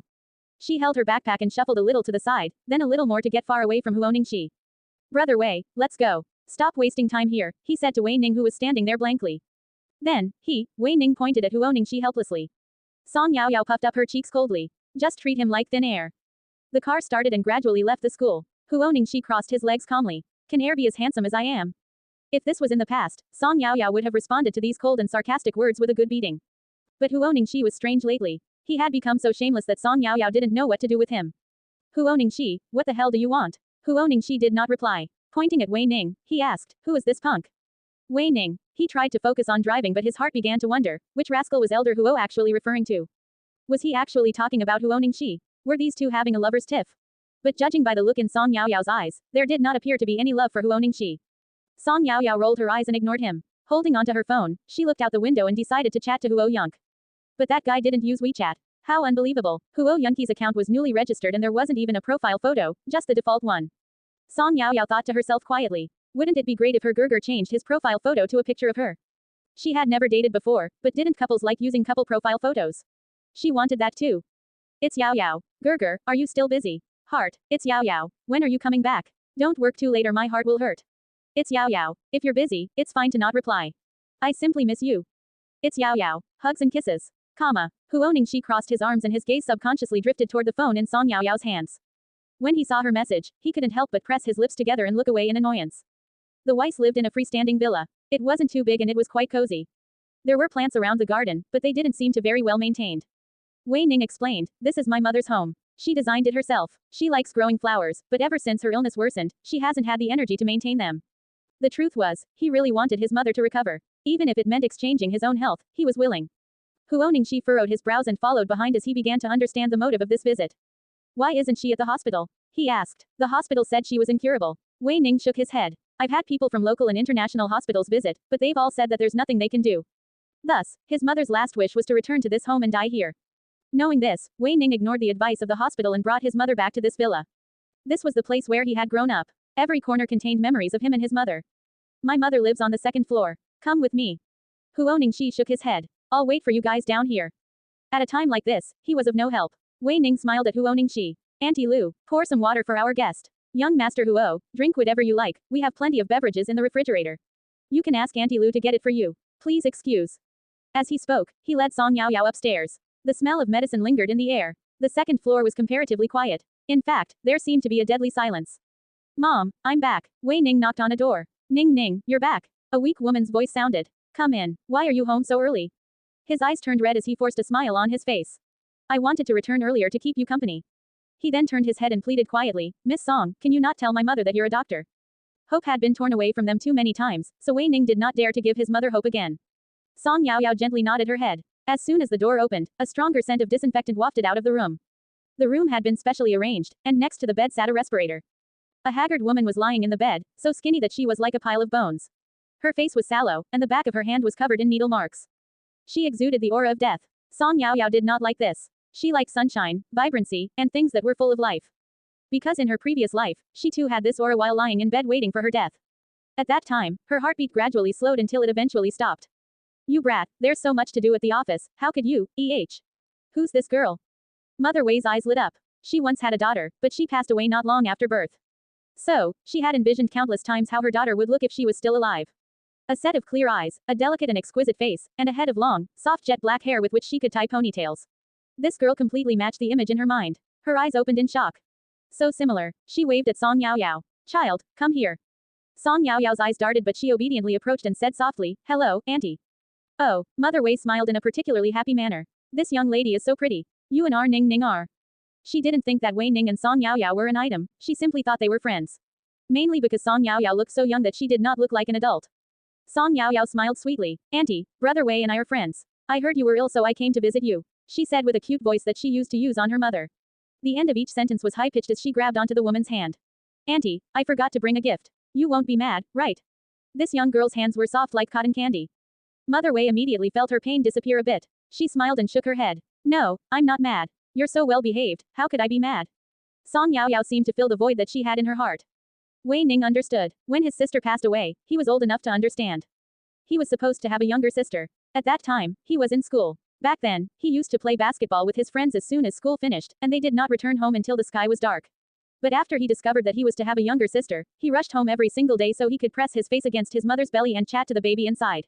It could be said that he witnessed the growth of that child inside his mother and how it made her stomach grow bigger and bigger. The day that his mother gave birth, he was in school. But by the time that he finished school, everything was over. His mother told him that his sister had gone to heaven. Little Wei Ning lost his mind. The gift that he prepared for his sister had not been opened yet. But she was already gone. Song Yaoyao's eyes curved. She could sense the sudden sadness between the mother and son, and her tone became even sweeter. Then, I can leave auntie my phone number. Whenever you miss me, you can give me a call. I will visit when I have time. Mother Wei was ecstatic. She quickly nodded her head as her eyes lit up. Okay. Sometimes, the fate between two people was amazing. Just like the way that Song Yaoyao made Mother Wei think of her daughter. It made her believe that if she was alive, she would be just as beautiful and cute. Mother Wei didn't have much energy, so after a short chat with Song Yaoyao, she slowly drifted off to sleep. Before she fell asleep, she handed Song Yaoyao a box, a gift for their first meeting. Song Yaoyao knew she would be upset if she didn't accept it, so she took the box and did not reject it. After Mother Wei fell asleep, she examined her body. The woman was very weak, and her organs were failing, but most importantly, this is a mental issue. Wei Ning wiped the sweat from his forehead. It was the middle of winter, but he was so anxious that he was breaking out in a cold sweat. He was afraid of receiving bad news. Then, can she be saved? He asked carefully. Yes and no. Song Yaoyao gently started walking to the stairs. Let's talk downstairs. We don't want to disturb auntie. Miss Song, what are you trying to say? Wei Ning was worried. As this 180 centimeters tall man followed behind Song Yaoyao, he was anxious like a child. I already told you, it's a mental issue. Auntie, herself, doesn't want to live. My mom. Wei Ning's mouth opened, but he quickly became dispirited. He smiled bitterly. I know, but He couldn't bear to part with her. Mother Wei had lived a tough life. She was the original wife of Wei Ning's father and he married her by choice, but Wei Ning's grandmother disapproved of them. Back then, even when his grandfather agreed, she still refused to let Wei Ning's mother live in their home. Left with no choice, Father Wei had to buy a separate residence for her, which was the current villa they were in. Father Wei had a special identity and was often sent out on missions. Sometimes, he could be gone for several months. When he wasn't around, Mother Wei's life was particularly difficult. Grandmother Wei would cause trouble every 2 to 3 days and even tried to kick them out of their home. In those days, they had outdated ideals and believed that a daughter-in-law deserved to be hit if they weren't obedient. So, Grandmother Wei beat Mother Wei many times. But in order not to worry Father Wei, she simply endured it without a word. That child, Wei Ning's sister, was lost because of Grandmother Wei's beatings. Perhaps, due to karma, Grandmother Wei fell down the stairs and died from a cerebral hemorrhage not long after. However, the damage had already been done. Moreover, the Weiss had a lot of unique relatives. Filled with despair, Mother Wei requested to get a divorce with Father Wei. Of course, Father Wei refused. As a result, they had been living separately ever since. Song Yaoyao didn't understand why Wei Ning shared all this with her. She simply wrote out a prescription and said, Auntie's illness is actually very easy to treat. She has to resolve the matter that's been bothering her. If someone didn't want to live, all medicines were useless. She left behind the prescription and told Wei Ning that she would be back in 3 days. Wei Ning wanted to show her out, but Song Yaoyao refused. After she boarded her car, Song Yaoyao was unusually quiet. She rubbed her chest. It didn't feel too good. She checked her own pulse. Her heart was healthy and it beat strongly. Yet, it did not feel good. Hey, Huo Ningxi furrowed his brows. What's wrong? You don't look too well. Huo Ju quickly turned around. Indeed, Song Yaoyao's eyebrows were knitted in silence. Song Yaoyao. Huo Ningxi gave her a nudge. But Song Yaoyao opened her mouth and yelled, "Stop the car." The car stopped and Song Yaoyao looked at Huo Ningxi. "Get out." Hey, Huo Ningxi was unhappy. What is the meaning of that? Are you getting out or not? Song Yaoyao's gaze turned cold without any trace of warmth. Even if Huo Ningxi changed, so what? Did the pain he caused to the previous Song Yaoyao no longer exist? Song Yaoyao didn't like Huo Ningxi, so she didn't want him to get involved in her business. Seeing the annoyance on her face, Huo Ningxi reluctantly opened the car door and stepped out. Just as his feet landed firmly on the ground, the car zoomed off, leaving him standing in the dust. FCK, he gritted his teeth. You stinking brat. After leaving the Wei Villa, Song Yaoyao headed to the hospital again. By the time she left, she was exhausted. She was really tired. The only WeChat account that she specifically followed had not responded. Her round, pink-nailed fingers danced across the keyboard. But she eventually locked the screen and threw the phone on the backseat. Why country? Outside, the weather was cold and snow was drifting through the air. Inside a big bedroom, the man's handsome face was slightly pale, and he looked particularly skinny. After some time, his eyelashes twitched and his eyes opened. Sir, Huo Qi, who had been watching over Huo Yonk, breathed a sigh of relief and rushed over. He called the intercom. The master is awake. Call the doctor. In the early morning, the hotel they were staying in had been attacked by terrorists and Huo Yonk was injured. What's the time? When he moved a little, there was a numbing pain. The man calmly sat up in bed, his eyebrows not furrowing at all. Sir, be careful. Huo Qi's eyelids twitched. It is currently 1 p.m. You've been unconscious all morning. Okay, Huo Yonk nodded. Give me my phone. A bunch of doctors rushed in and examined his body. Huo Yonk unlocked his phone, and as expected, he had received a bunch of messages on WeChat. It's Yao Yao. Gerger, when are you coming back? It's Yao Yao. Can we video chat today? It's Yao Yao. Gerger, are you busy? It's Yao Yao. Gerger, I met a really special patient today. I felt really close when I looked at her. Most of the messages were about her day and everything she had encountered. Huo Yonk couldn't help but chuckle. The doctors were shocked by his laughter and they became extra cautious. His upper body was naked with a bandage wrapped around his shoulders, from which blood was beginning to seep out. The doctors helped him disinfect his wound, stop the bleeding, and rebandaged it. Bring me my clothes. He swiped his phone, and there were 1,000 emotions in his eyes, but most importantly, it was filled with gentleness. Sir, you need to rest. Please wait, I'll go get it for you. Huo Qi gave Huo a look and went to fetch Huo Yunqi's clothes. The man slowly put the clothes on. As he moved, it was inevitable that he would tug his wound. Red blood seeped onto the white bandages again. His fingers were long and slender, and even his knuckles had a sense of self-restraint. The room was extremely quiet. Huo opened his mouth, but Huo Qi stopped him. You guys can step out first. However, they stayed until he did his last button and his wound could no longer be seen. Huo looked at Huo Yonk worriedly as Huo Qi dragged him out with him. He furrowed his brows. Just before he stepped out of the door, he suddenly heard a soft voice coming from Huo Yunqi's phone. It was the coquettish voice of a girl. Gerger. In an instant, everything was clear. The girl sat at the dining table, holding her mobile phone and looking at him happily. Huo Yunqi's lips moved a little, his smile so subtle that it was hard to detect. Gerger. Song Yaoyao was suddenly surprised. She analyzed the man's face which was more pale than usual and her excitement immediately faded. Huo Yonk raised an eyebrow. Are you hurt? Song Yaoyao asked hurriedly, how did you get hurt? Where are you hurt? Show me. The concern in her eyes was almost overflowing as they quickly turned red and she began to ramble. Huo Yonk lowered his head and focused his gaze on her. I'm fine. I'm not hurt, he explained briefly. Song Yaoyao blinked and hot tears streamed down from her eyes like rain. Her red eyes were misty. As she looked into his eyes, she pressed her lips together stubbornly. Don't lie to me. Your lies won't work on me. She had studied medicine. Huo Yonk shook his head. His voice was clear and deep. I'm honestly fine. He lowered his voice comfortingly as his throat moved. There was a sense of gentleness. Don't cry. I'm not in China right now so I can't help you wipe your tears. The man leaned back lazily in his bed as his dark hair fell naturally in front of his forehead. His pale lips curved upwards slightly. He was even in the mood to joke around with her. Song Yaoyao sobbed. Then let me see your wound. TCH. Huo Yonk shook his head as his slender fingers fell upon the buttons of his shirt. He raised an eyebrow. Do you really want to see? Yes. Song Yaoyao wiped her tears and nodded her head. When Uncle Zhang approached and saw the girl crying pitifully, he received quite a shock. Only when he approached did he realize that she was talking to Huo Yonk on the phone. He smiled and retreated quietly. When Huo Yonk heard Song Yaoyao's response, he burst into a husky laughter.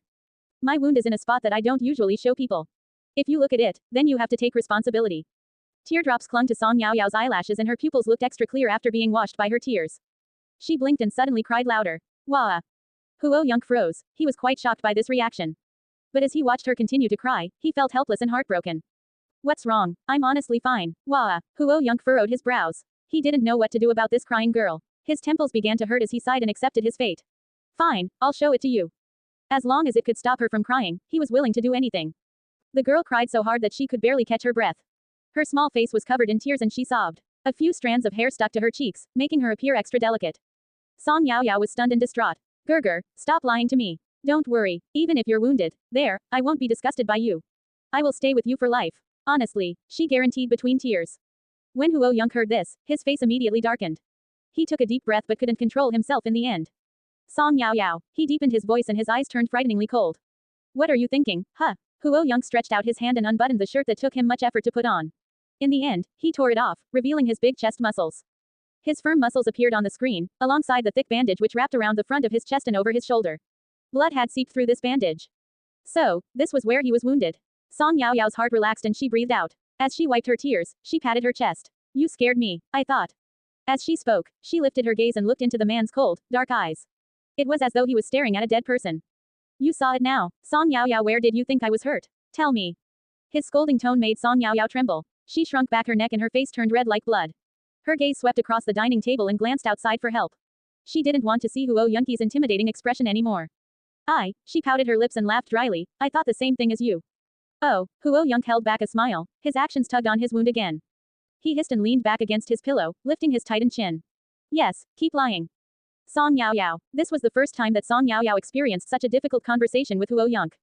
She blinked and quietly looked at his expression. His lips were slightly curved and his smile was subtle. Oh, Gerger is so frightening. Song Yaoyao wanted to cry again. This time, it was out of fear. To be honest, after she arrived in this world, she hadn't been scared of anything except for Huo Yunk. He wasn't angry often, but when his expression sank, he made Song Yaoyao tremble in fear. Think carefully. There's no rush. He slowly grabbed a glass of water and took a drink. His expression was extremely carefree. But Song Yaoyao could sense coldness from his calm-looking eyes. Song Yaoyao gave up and apologized tearily. Sorry, Gerger, I shouldn't have misunderstood.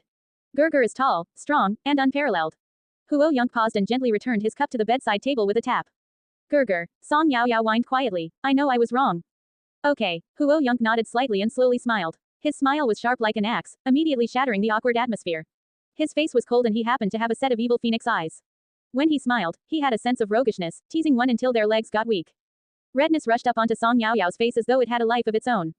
She watched as Huo Yunk narrowed his eyes, leaned in close to the phone, and said something. Buzz. Her mind went blank. By the time she realized what was happening, her hand had subconsciously hung up on the video call. The husky, sexy, roguish, and deep voice echoed in her mind. I will try my best to make my partner satisfied with me. Song Yaoyao screamed inside the dining room and slapped herself on the face. She was so red that she looked like a cooked prawn. After Huo Ningxi was kicked out of the car by Song Yaoyao, he failed to flag down a taxi, so he ended up calling his driver. He stepped into the house with a displeased expression and immediately spotted Song Yaoyao who was screaming. His lips twitched and he asked helplessly, Are you crazy, Song Yaoyao? Her scream stopped. A few minutes later, Song Yaoyao picked up her phone and headed upstairs without looking back. Even from a distance, Huo Ningxi could still hear her crazy screams. Uncle Zhang. Huo Ningxi pointed to the second floor and tapped his own head. Was she traumatized by something? That. Uncle Zhang stood upright with his head down. His smile was warm. I'm not sure. Miss Song may have experienced something that made her particularly happy. Really? Huo Ningxi was dumbfounded. Why country? Someone was in a good mood after teasing a child. His lips curved, and his coldness instantly dissipated. He lifted his hand to press the bell and Huo Qi immediately ran in. Master Huo, are you done with talking to Miss Song? He grinned nosily. Huo Yunk faintly glanced at him. How are things going with Shaolin? Have you found the instigator? As soon as he heard these words, Huo Qi's smile disappeared. He shook his head. These people were obviously trained to go on a suicide mission. They refused to reveal anything and are hanging by their last breaths. But, we did discover something. Oh, Huo Yunk raised an eyebrow. Huo nodded. He then pulled out a tablet and showed a video to him. This woman has been in and out of our premises lately. At first, we thought she was an ordinary guest, but later on, we discovered that her timing was very coincidental, so I sent someone to investigate. Can you guess who this woman is? The room fell silent. The only people who could get that close were those that were meant to be loyal. After some time, Huo Yunk chuckled as he shook his cup and watched the water swirl. Have the Gordons been contacting anyone in China? The Gordons would never have the guts to attack him on their own. Unless it was beneficial enough for them and they could guarantee that he would die. The master is almighty. Hee. Huo Qi stuck up his thumb like a bootlicker. What a coincidence. Someone's been playing frequent tricks in China too. Huo Yunk was not surprised. He narrowed his eyes. Notify Huo Ju. Tell him to increase security on the person he is secretly protecting. Also, he smirked. Help me prepare a return gift for the Gordons. Huo Yonk was like an eagle. On the surface, he appeared like a gentleman, but when one actually went up against him, they would discover how frightening his methods were. He was radical, domineering, and strong. If they didn't kill him in one go, then their new enemy would bring on endless troubles and relentless revenge. Huo grinned. Yes, sir, I've been putting up with those guys for long enough. This time, he could finally declare war on them. These people thought they could bully them just because they had been keeping a low profile. Tell Huo Yi to come here. The man began making preparations even though his injuries hadn't recovered yet. Meanwhile, in an old castle, standing on a steep cliff, facing a winding mountain road. Looking down, the road looked like a long snake. The castle was surrounded by tall walls. The quaint tiles and beautiful golden city walls resembled the royal palaces where kings lived, magnificent and luxurious under the sun, displaying the extravagance of the rich in all its glory. Slap. Elder Gordon, who was in his 70s, threw a ruthless slap across Armand's face. His eagle eyes curved in a sinister manner, and the protruding veins on the back of his hand reflected his annoyance. Idiot. Yes, father. Armand lowered his head with respect, his cheeks swollen. He was extremely helpless. Everywhere he went, there were glamorous people, but his suit was wrinkled and stained. Armand, you are such a disappointment. Elder Gordon shook his head. Do you know where you went wrong? I shouldn't have sent someone to assassinate him because of temptation. Slap. Elder Gordon's temples twitched as he gave another slap. No, the Gordons prioritize their own interests. Liking money is not a flaw. Having ambition is not a flaw. What I'm disappointed in is the fact that you didn't kill him in one go. Armand bowed. Father, I was wrong. That man from the east is a demon that crawled out of hell. Your mistake is going to bring endless disasters upon the Gordons, my child. Elder Gordon lowered his gaze and looked at the youth who was kneeling on the ground. His eyes were calm and indifferent. He stretched out his hand and patted him on the head. If necessary, I am going to abandon you to protect the family. Armand, I hope you can understand. Although Armand expected this, it was still despairing to hear. But he did not have the courage to even lift his head. He looked down. Yes, father, your decision is right. The Gordons were facing the risk of destruction. The sleeping dragon had awoken and the unrest he brought with him was a reminder that the wealthy families should watch their people well. If they weren't 100% confident, then they should not try to touch the dragon's scales. After all, once angered, the fire from a dragon wasn't something that most people could endure. In just a few short days, the top-regarded family in Y country was beaten to pieces.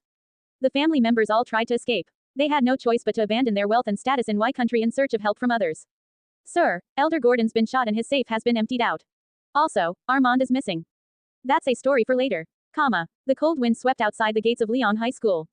Song Yao Yao. A familiar yet annoying voice sounded beside her and Song Yao Yao lifted her gaze. That was when she saw Song Jingwan, who she hadn't seen in several months. She was sitting in a wheelchair and she had lost a lot of weight. She was originally quite delicate, but now that her body was so skinny, her eyes looked particularly big and her pale face made her look slightly sick. Song Yao Yao furrowed her brows. At first, she didn't want to respond to her, but when she encountered her calm eyes, something seemed different. Let's go sit in the milk tea store. It's cold outside, Song Jingwan said with a smile. Regardless of whether Song Yao Yao was following, she instructed someone to start pushing her. Why did she call out to you? Huo Ningxi furrowed his brows and his gaze fell upon Song Jingwan's back. She was a lot skinnier and her clothes hung loosely, she barely had any meat on her body. He parted his lips but he did not call out her name. She seemed a lot quieter. When she saw him, she simply smiled and nodded. Unlike in the past, her eyes did not light up and she did not pounce at him. As long as he was around, Song Jingwan's gaze never wandered to another person. But now, after 1 month, the light in her eyes had faded. Although they still lit up slightly when she saw him, she no longer looked as excited as before. Huo Ningxi suddenly felt a complex mix of emotions. He understood that these feelings were due to his pride. When someone circled around him, he complained that they were annoying, but when they suddenly gave up, he felt a little disappointed. Song Yao Yao shrugged and also headed into the milk tea store. Huo Ningxi did not follow. What would you like to drink? Song Jingwan asked as she sat down. I already had breakfast, thanks. Song Yao Yao sat down opposite her and smiled with her chin raised. Song Jingwan had clearly learned from her past. But, her change was too dramatic. She even had the temperament of a mature woman at times. I need to go to class. If you want to say something, then say it. Song Jingwan's lips curved upwards. Song Yao Yao, where's Shu Yu? Song Yao Yao narrowed her eyes. After searching through her memory, she finally remembered who Shu Yu was. This was how she was like. If someone didn't affect her, then she couldn't remember them. If she held a grudge against someone, she would deal with them on the spot. But, Huo Ju seemed to have talked to Shu Yu. A million thoughts ran through her mind. Song Yao Yao smiled like a blooming flower, her dimples sunk deeply. You are so strange. Isn't Shu Yu your friend? She reports to you every day so you know my every move from home. If she's missing, you should call the police. Why are you asking me? She tilted her head. I'm not interested in ugly girls. She continued to smile wholeheartedly, her eyes sparkling. This expression pierced Song Jingwan's eyes. She scrunched her dress until it wrinkled up, but her own expression did not change. If I'm right, you had an argument with Shu Yu on Tuesday night. She went missing that night and it wasn't hard to investigate who she had offended. Song Yao Yao, there's no point lying. So, Song Yao Yao smirked. She picked up her backpack and stood up. Squinting her eyes, she scanned the girl from top to bottom. Song Jingwan's left arm was still wrapped in bandages. When his eyes met with Song Yaoyao's, his pupils immediately constricted. Not only do I not know, even if I do, why should I tell you? Do I look like a good person? She pressed her hands against the table, leaned forward slightly, and looked down on Song Jingwan. Song Jingwan's heart tightened and she habitually pressed her lips together. Peef. Song Yaoyao finally understood what was happening. Are the Zus asking you for her? I'm sure you were involved in Shu Yu's attack on me. You're anxious because you're afraid they will find out and blame you, right? Song Jingwan didn't make a sound. Song Yaoyao was right. She bit her tongue and tried to calm down. Song Yaoyao was different from what she knew. She had transformed from a fair, naive, and sweet girl to somehow who was dark and evil. You're asking the wrong person. I have no idea where she is. If there's nothing else, I'm leaving. After she was done talking, Song Yaoyao walked out without looking back. Song Jingwan gritted her teeth and called her back. Song Yaoyao, aren't you afraid that I'll call the police? She wasn't sure how Song Yaoyao felt. Her expression was quite indifferent. Perhaps, she really didn't know where Shu Yu was. But Shu Yu had lost contact on that night and Mrs. Shu had asked about her several times. Song Jingwan had already been holding her off until now. Fortunately, Shu Yu had actually run out that day after having an argument with her family. Since Shu Yu had always been rebellious, Mrs. Shu did not suspect Song Jingwan. If this continued, calling the police was just a matter of time. Go ahead, what does it have to do with me? Song Yaoyao scrunched up her nose, pushed open the glass door, and headed back toward the school gates. Song Jingwan chased after her in her wheelchair. The wind messed up her hair, and her weak body looked like it could easily be swept away. Song Yaoyao, I really hate you. She hated her a lot. Even in her dreams, she took everything away from her. Song Yaoyao's steps were light like she was stepping on clouds, her head held high the entire time. She faced her back to Song Jingwan and waved her hand, gesturing that she already knew. Big miss, are we going home? The woman who was taking care of Song Jingwan asked with her hands on the wheelchair. No, Song Jingwan's gaze darted and fell upon the school gates. The word Liang sparkled brightly under the sun. She curled her lips. Call my mother and tell her that I won't be going home for lunch. I am returning to class today. That, but your leg hasn't recovered yet, big miss. What if you fall or bump into something? Also, if the madam finds out that you're not going back, she's going to be angry.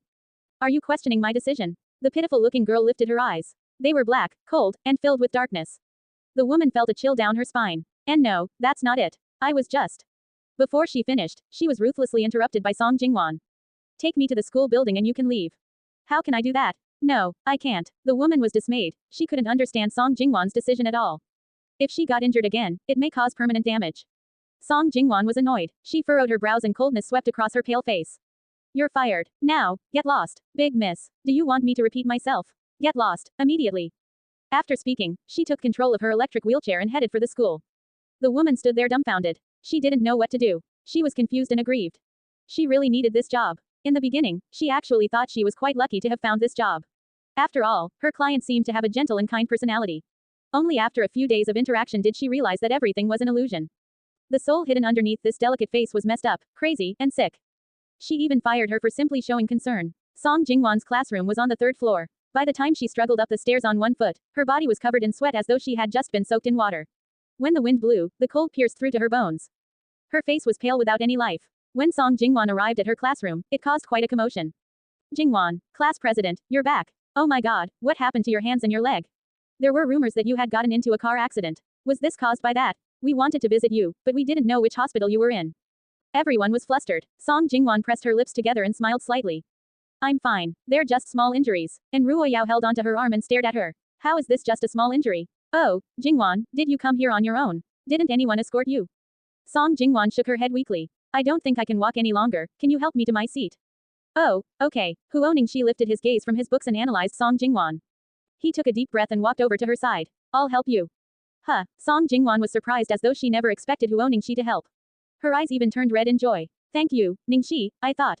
What did she think? Huo Ningxi panicked. Before this, he and Song Jingwan used to have a good relationship. They also got along well. Unlike Song Yaoyao, Song Jingwan wasn't violent. She was gentle and submissive. Did you come up on your own? Huo Ningxi's voice was deep as he half carried Song Jingwan to her seat. Song Jingwan spoke carefully as though she was afraid of angering him. Yes, I was planning to come for a visit at first, but as soon as I stepped foot into the school, I realized how much I missed everyone. When she said this last part, she looked at Huo Ningxi. The love in her eyes could not be concealed. That's why I came up here. Actually, I wasn't. Cough, cough, cough. Before she finished speaking, she started coughing until her eyes became teary. Huo Ningxi did not feel comfortable looking at her. During this time, Song Jingwan had lost a lot of weight. Her palm-sized face was pale, her dark hair hung down against her cheeks, and when she smiled, her eyes curved in a gentle and kind manner. But she also looked pitiful. Couldn't you have given me a call? He furrowed his brows. Song Jingwan lowered her head. Clenching her fists, she laughed bitterly. I thought you didn't care about me anymore. After all, Yao Yao doesn't like me. You. What does this have to do with her? Huo Ningxi was annoyed at the mention of Song Yao Yao. But this clearly proved that Song Yao Yao was different to him. Song Jingwan's dense eyelashes concealed the darkness in her eyes. When she finally lifted her head, she smiled again, and carefully tugged on his sleeve. If you don't like me talking about her, then I won't. The truth was, I forgot to bring my phone, otherwise, I would have definitely called you. After hearing this, Huo Ningxi's expression improved. Stop thinking nonsense. Where's your wheelchair? Song Jingwan blushed slightly and smiled with embarrassment. It's downstairs. Stay seated here, I'll go get it, Huo Ningxi said helplessly. After saying this, he turned around and strode out of the classroom. The classroom was noisy. The majority of the students were very passionate and welcoming, hoping that she would stay. Jingwan, you have no idea. The fools from the third class were talking big about beating us in the final exams. Do you know how they went in the monthly exams? Haha, they still ranked last. Stay around. Your academics are so good. You can help us increase our average score. Peef. Song Jingwan smiled. Just take the bet as a joke.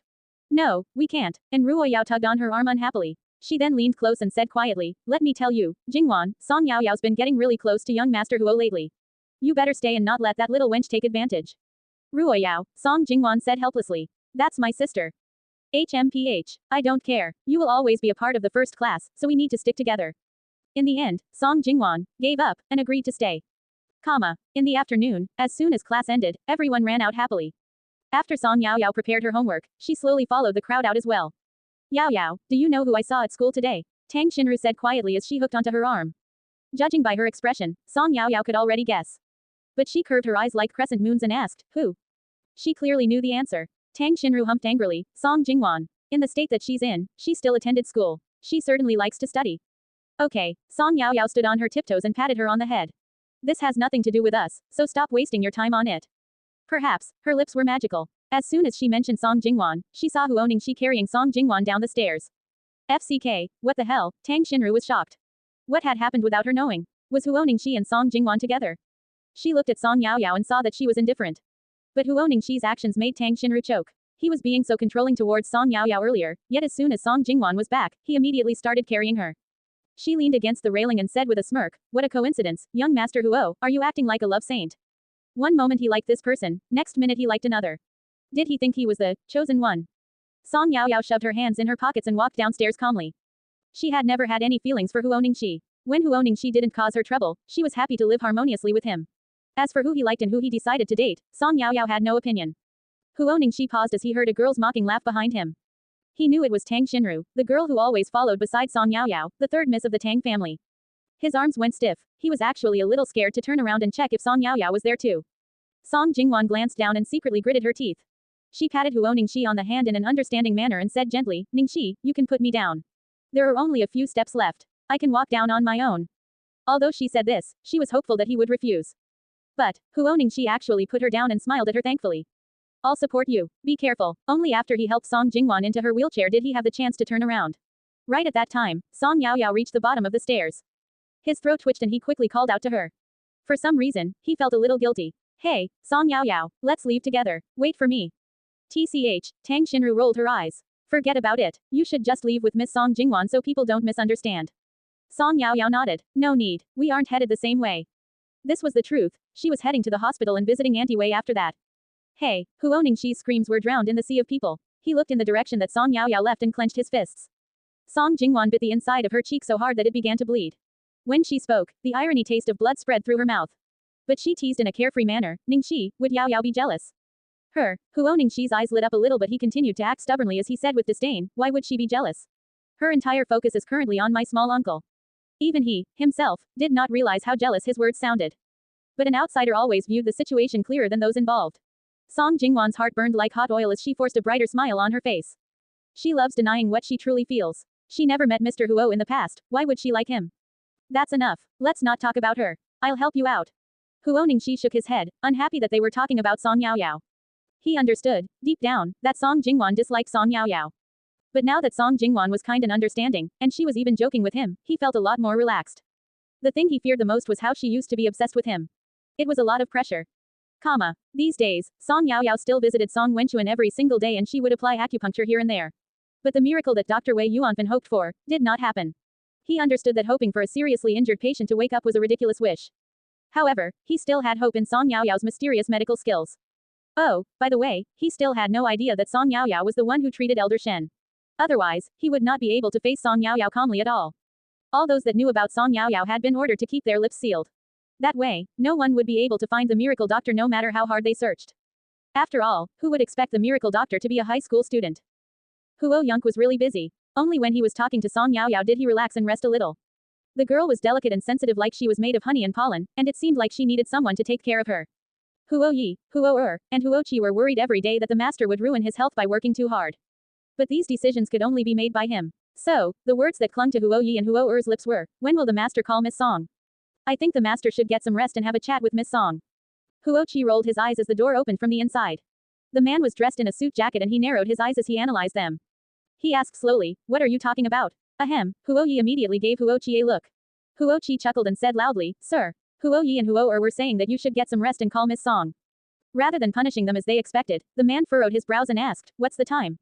3 p.m. It's nighttime in China. Miss Song must still be awake. Huo Yi quickly replied. Okay, Huo Yonk nodded. The scheme against the Gordons had started and he only slept 2 to 3 hours a night. Worst of all, he was still injured. He started walking down the corridor and returned to his room. Huo Qi quickly followed behind him. The man's hand was long, slender, and fair. He held onto the door handle and he suddenly paused. Without turning around, he said, "The 3 of you will have 3 months of salary deducted." Huo Yi and Huo Er knew they were wrong, so they reluctantly accepted. But Huo Qi complained, "Sir, I didn't do anything wrong. Since you won't accept it, I'll deduct another month." Master Huo, I'm innocent, comma. Whenever he opened his phone, Huo Yonk would see a lot of messages from the girl. But today, the man pursed his lips. He looked at the messages which had stopped this morning and his eyes darkened. The truth was, Song Yaoyao had been really busy today. Tomorrow, she was meeting Yun Shuihan to discuss the selling of her copyright. She had also invited a representative from the web publisher to negotiate handing over the copyright the next day. After that, she was planning to send it to Director Kong, so he could provide some advice. So, when her phone rang, Song Yaoyao was in the middle of finalizing her contract. She got out of her seat and went to grab her phone from the bed. When she saw the familiar caller ID on her screen, Song Yaoyao did not answer immediately like she usually did. This caller ID reminded her of the stupid thing she did the last night. If there was a memory-erasing medicine, she would pay any price for it. She had embarrassed herself too much. The phone rang for roughly 1 minute before it hung up. Song Yaoyao pounced onto her bed and buried her head into her quilt. What was she to do? She really regretted it. She missed her Gerger.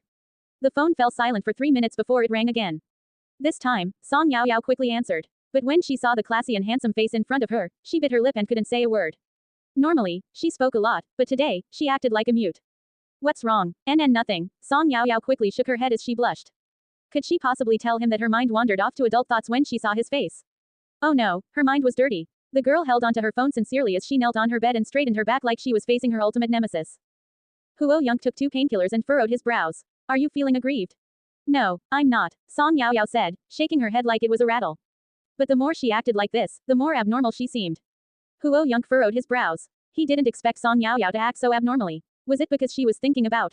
If you don't tell me, I will ask Huo Ju. Song Yaoyao covered her mouth and continued to shake her head. Do you miss me? These words hung on Huo Yunki's tongue but he swallowed them back. He narrowed his eyes and studied the girl.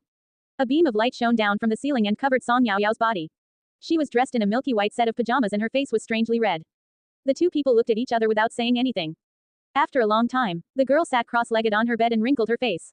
In an extremely quiet voice, she asked, Gerger, can you forget what happened yesterday? Huo Yonk realized what she was talking about and broke down in laughter. So, he had been guessing all day, and it turned out, she was stressing on her own. The man's laughter was incomparably charming. Song Yaoyao felt her head go numb and her body fire up. You're not allowed to laugh. She tried to give him a fierce warning but her clear eyes were teary. She was like a kitten showing its claws. The man's throat twitched and he laughed harder. Unfortunately, he was not the type to hold back. As he continued to laugh, he nodded his head. Okay, I won't laugh anymore. But the amusement in his eyes could not be hidden. Song Yaoyao was furious. She clenched her fists and puffed up her cheeks.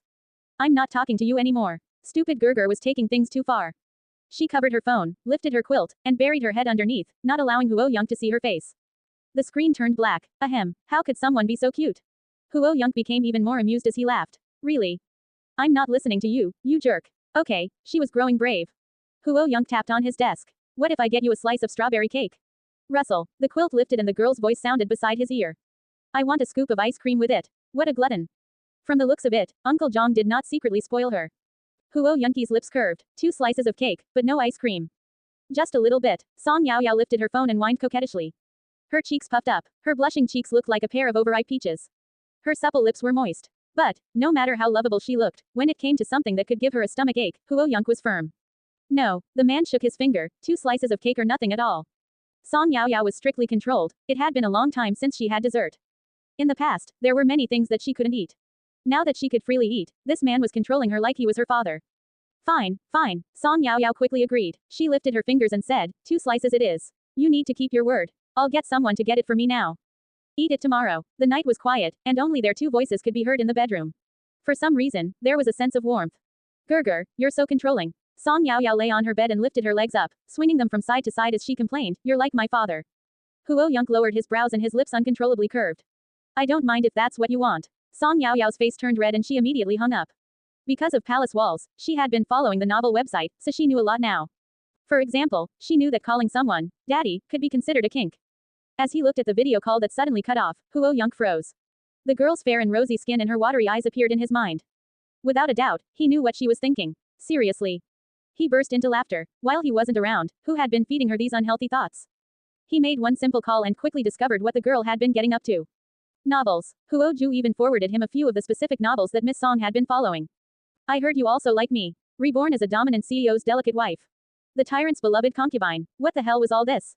The almighty Mr. Huo had never taken notice of stuff like this. The usually calm man took a look at these novels and his lips naturally twitched. For the sake of the girl's mental health, he tried to remain composed as he clicked into one of them. Just the synopsis was enough to make his expression turn dark. Waking up from a night's sleep, to discover you're the delicate wife of a dominant CEO. The president wrapped his arm around Shu Miao Miao's waist and pressed her against the wall. The guy that was as handsome as Apollo smirked evilly and touched her face. His gaze lowered and his voice was firm, Miao Miao, stay by my side. Even if you die, you can only be mine. Shu Miao Miao wanted to cry when she heard this. She held her hip and thought, the novels didn't lie to me. They always talk about guys pressing girls against walls and how they are so talented. President Daddy, I can't handle it, let me go. Clap. Huo Yunk closed his notebook, closed his eyes, and massaged between his eyebrows. Waves stirred underneath his seemingly calm expression. Song Yaoyao, he immediately called back, place a restriction on her internet. Those, Huo Yunki's throat twitched. Those ridiculous novel websites, don't let her log into them again. Of course, Huo Ju completed the mission that was given to him by the boss. So, after hanging up the phone and patting her cheeks to cool them down, Song Yaoyao lay in bed and poked out her little head to read a novel, only to realize. Server error. Please try again later. Closing square bracket. What was this? She had just reached a climactic part of the novel. The female lead finally had some progress with the dominant CEO and she was trapped in the man's arms. The scent of the man's testosterone made her legs weak and her mind a mess. At that moment, the president lowered his head and kissed. Server error. Please try again later. Song Yaoyao was so angry that she wanted to smash her phone. She had tried several times now. She switched off the Wi-Fi and tried to use her own mobile data. Server error. Please try again later. She turned off her phone, restarted it, and tried again. Server error. Please try again later. Song Yaoyao gritted her teeth, apologized to the author, and went to search for a pirated version. But the results that appeared made Song Yaoyao extremely confused. Quote question mark quote. What the hell was this? Due to network restrictions, the content you searched for is temporarily unavailable. Perhaps, you could try the following. Hashtag how to quickly improve your exam results. Hashtag how important it is to enter a good university. You will regret it if you don't read this. Hashtag girl addicted to novels sees a dramatic drop in academics. How regretful. Song Yaoyao, I suspect this lousy phone is acting up against me. But I have no evidence. She smirked. No matter how Song Yaoyao tried, she could not connect to the novel website again. Song Yaoyao was in a bad mood. After rolling around for half an hour, she finally fell asleep. But, no matter how late she slept, her body clock naturally woke her up at 6 a.m. She stretched and yawned before she pulled open the curtains. Outside, a youngster covered in morning dew stepped out the front door right at that time dressed in athletics gear, and he proceeded to jog down the path outside. This property was really big. The ginkgo trees in the back were now bare and covered in a layer of snow. As Song Yaoyao stared out the window, she was suddenly reminded of her recent attempt to steal a kiss from Huo Yunk and how she was caught in the act. The temperature of her cheeks increased. Song Yaoyao pouted. Sometimes, she didn't understand that man. Did he have feelings for her or not? And what kind of feelings were they? Huo Ningxi sensed someone looking at him. As he jogged, his eyes drifted to where he felt the gaze coming from and happened to see a delicate figure move away from the window. His footsteps slowed down and a strange look appeared in his eyes. He suddenly thought about the words that Song Jingwan had told him. Yaoyao loves denying how she truly feels. Was that true? He had no idea that Song Yaoyao was simply taking a breath of fresh air. She wandered into the bathroom in a daze, brushed her teeth, and washed her face. As the icy cold water hit her face, she finally woke up a little. Today's schedule was to meet with Yun Shuihan. She thought for a bit and called Tang Xinru to accompany her. During breakfast, Huo Ningxi's gaze continuously swept across Song Yaoyao. Song Yaoyao pretended not to see him. But by allowing him to do this, he grew braver and started staring straight at her. Song Yaoyao furrowed her brows and looked at him. Like a criminal, he quickly looked away. Song Yaoyao was curious, Huo Ningxi, is something wrong? No, oh, Song Yaoyao immediately sped up her eating. Then stop looking at me. Huo Ningxi took a bitr of prawn dumpling. If you didn't look at me, how did you know I was looking at you? He responded childishly.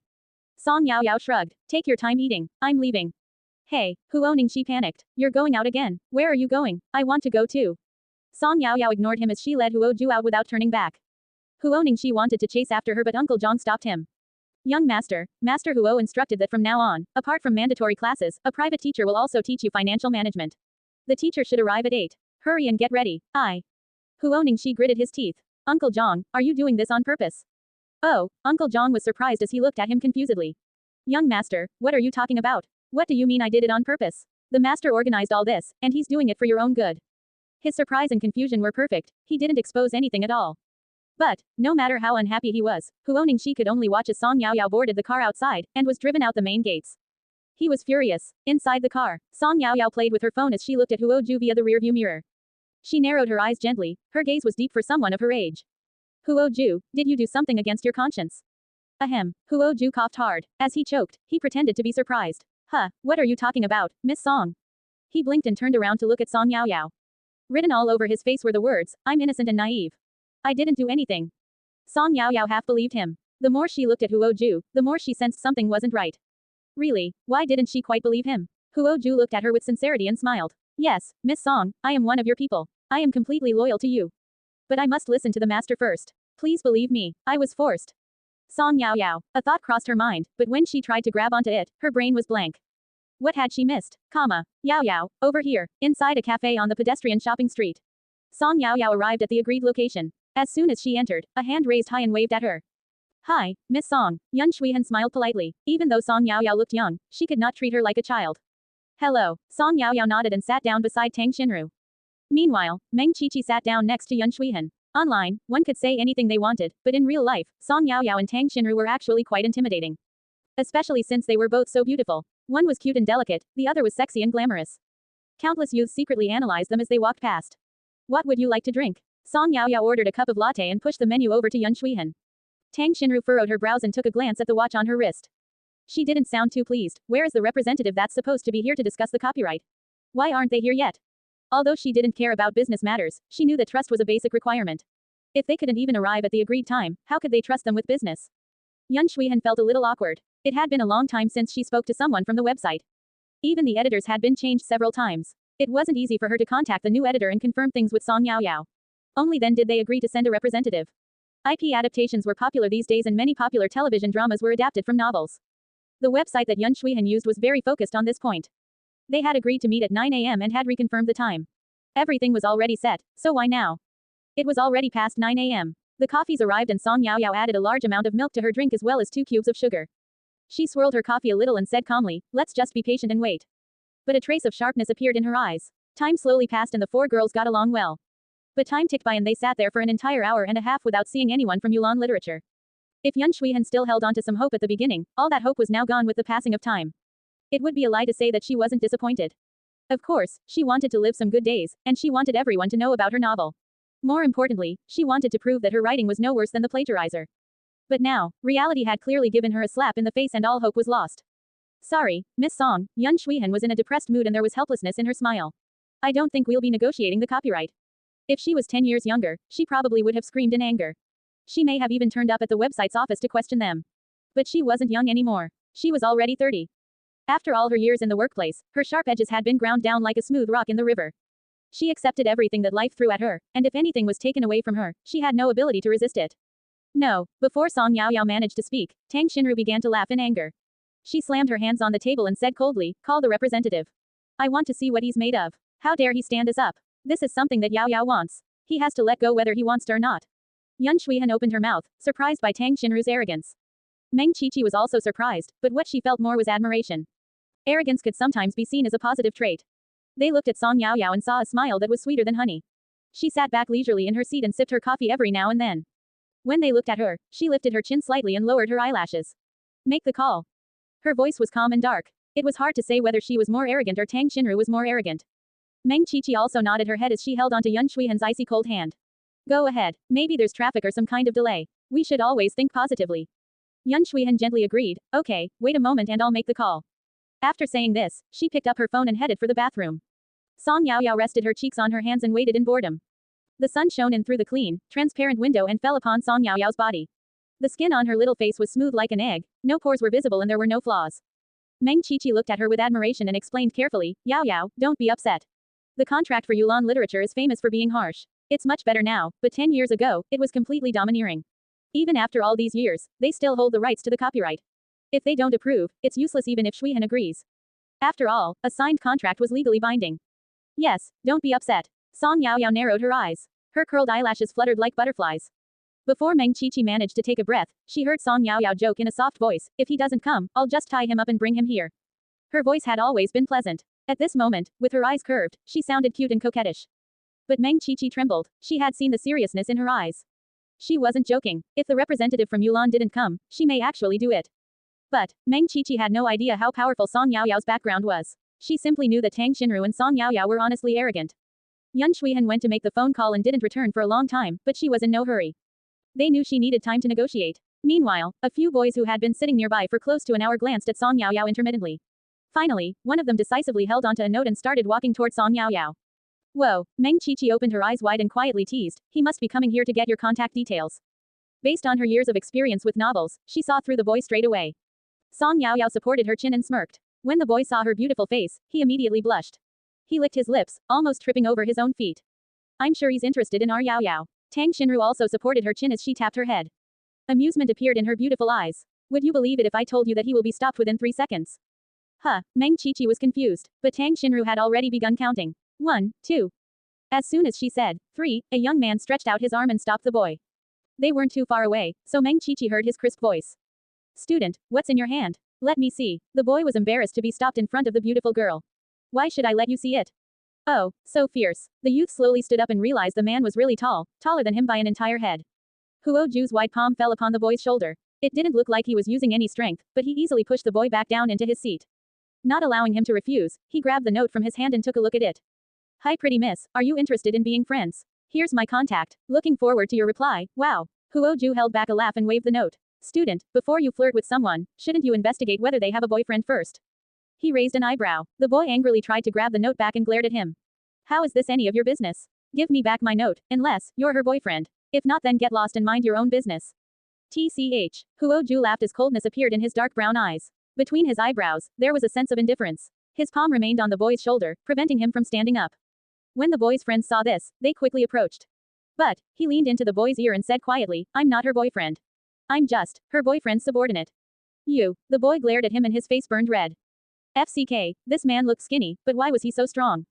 He gritted his teeth. What year was it? Who still had subordinates? I am confiscating the note. As an apology, I shall pay for your coffee. Now, please distance yourself from my family's young mistress. Huo Ju patted on the boy's shoulder and returned to his seat. He then threw the note into his cup of unfinished coffee.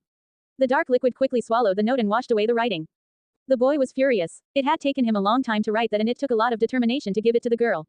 Now, it was just rubbish. B Street Road, would you believe it if I? Huh, what did you say? Huo Ju smirked and glanced over. He was extremely cold like a bloodthirsty knife. The boy who had yet to see much of the world was immediately frightened. While he was overcome by fear, his friends quickly dragged him away.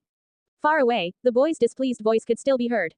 What are you doing? What can I do? That guy doesn't look like good news. Even if we all go up against him, we may not beat him. Does he know that girl? Is he her boyfriend? Hearing this, the boy scrunched up his mouth in disgust. What boyfriend? He's just a lackey. He refused to admit that he was frightened. It was such a shame that he didn't get the pretty girl's contact details. In the end, this small interlude gave everyone a bit of entertainment while they were waiting. Tang Xinru laughed and a sinister look appeared in her eyes.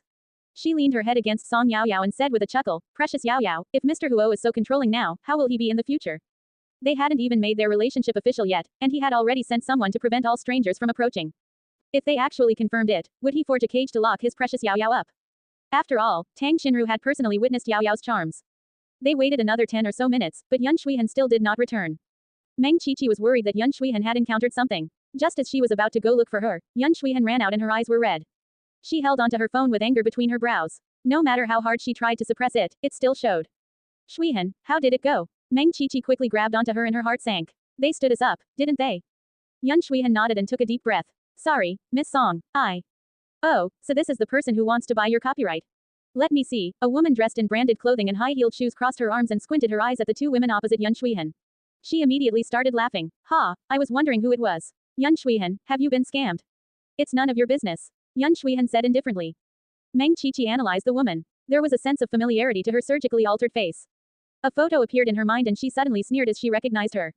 Ruo Lan. Ruo Lan held onto her branded handbag and lifted her chin arrogantly. Are you my fan?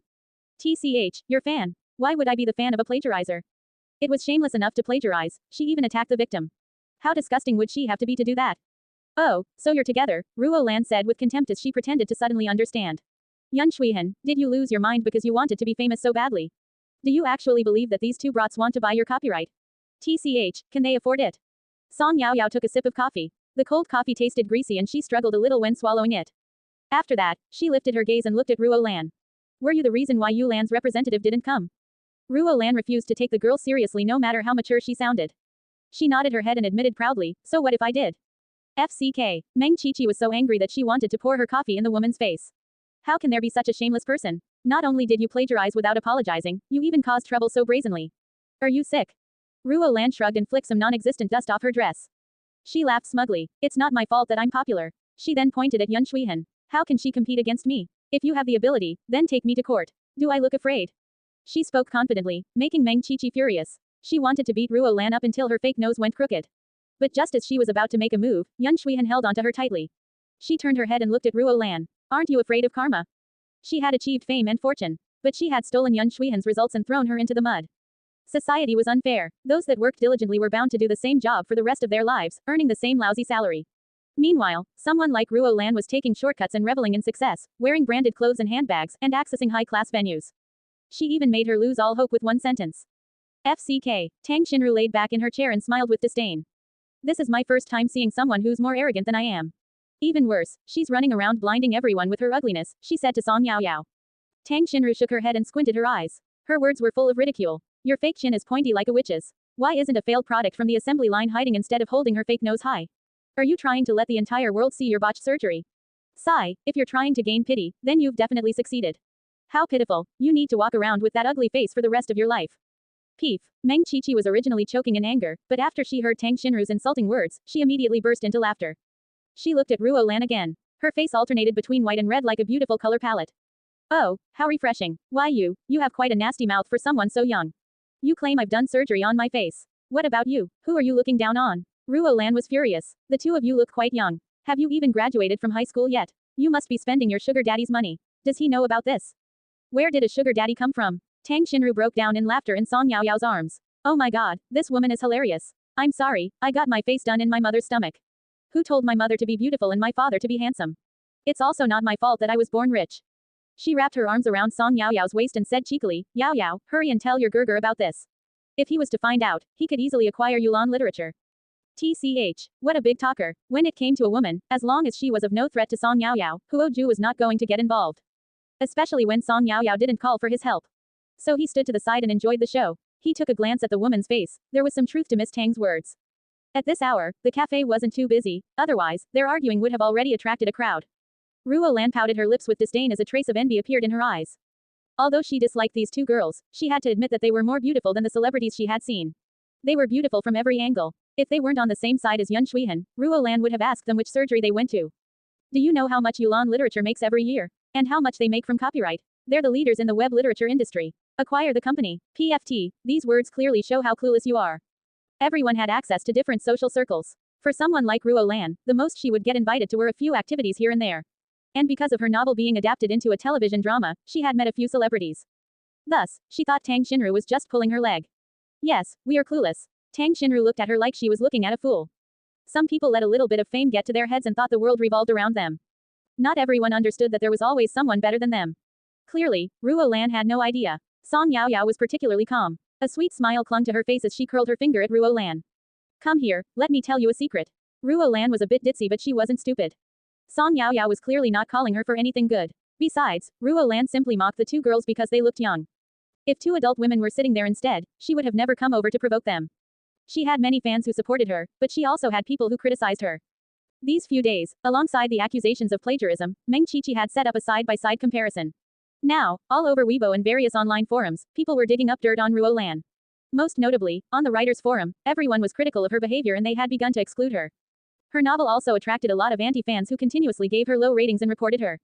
Although she had the website to back her up, she was used to being praised. As one of the top authors, when had she ever suffered such grievances? This was all Yun Shuihan's fault for being so nosy. She was just trying to leech off her popularity because she was famous and her novel was being adapted into a television drama. Ruo Lan was not going to pay any compensation, not even a cent. Not only that, she was going to throw Yun Shuihan in the mud and tread all over her until she couldn't get back up. Actually, she had specifically come here today to witness Yun Shuihan being humiliated. After all, she was the one who stopped the representative from coming. Why should I listen to you? Who do you think you are? Before she finished speaking, half a cup of coffee was thrown in her face.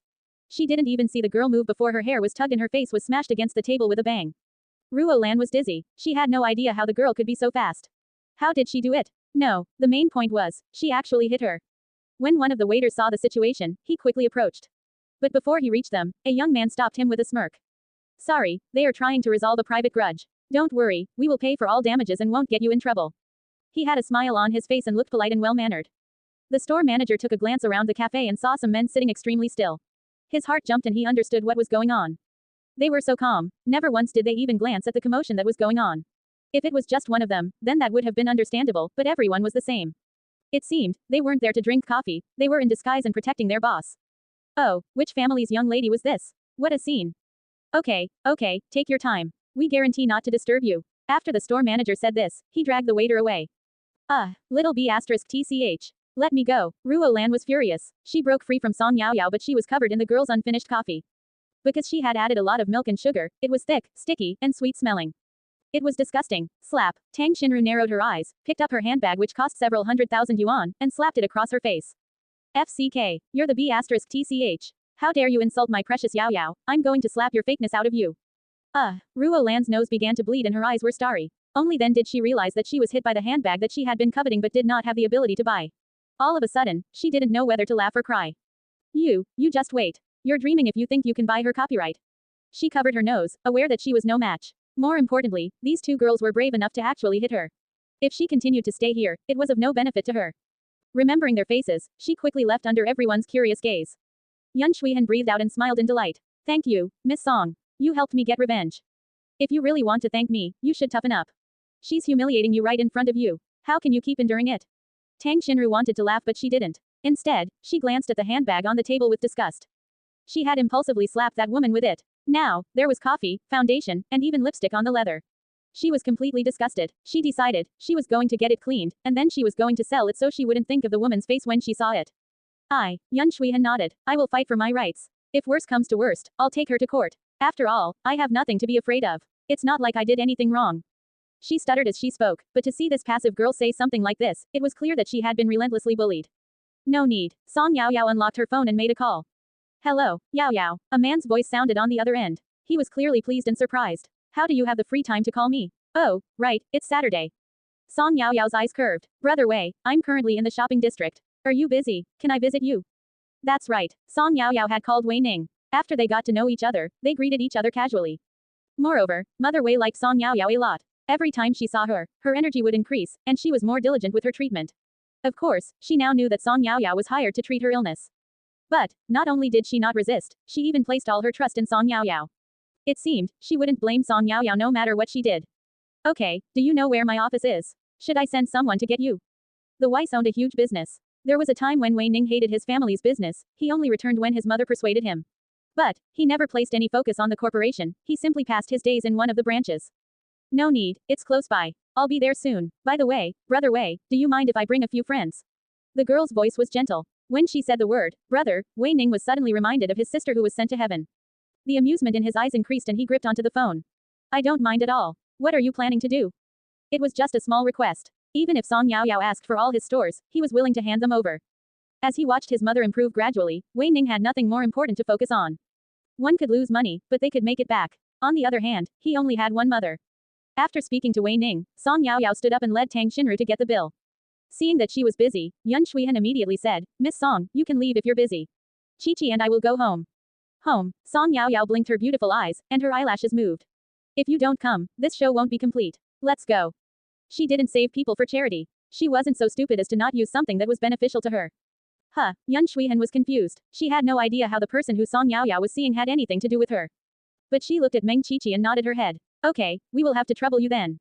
10 minutes later, when Yun Shuihan saw the high-rise building in front of her with the Yulan culture logo on it, she suddenly understood why Song Yaoyao said the show could not continue without her. Song Yaoyao had taken them straight to the parent company of Yulan Literature, Yulan Culture. Yulan Literature was just a small subsidiary of Yulan Culture. Yulan Culture covered all aspects of publishing and comics, and it had a number of investments. But even though Yun Shuihan had been plagiarized and bullied, she never imagined coming here. Yet, right now, my god, Meng Qiqi opened her mouth wide. Yao Yao was honestly quite bad ss. Miss Song, this, Yun Shuihan also opened her mouth, unable to hide her surprise.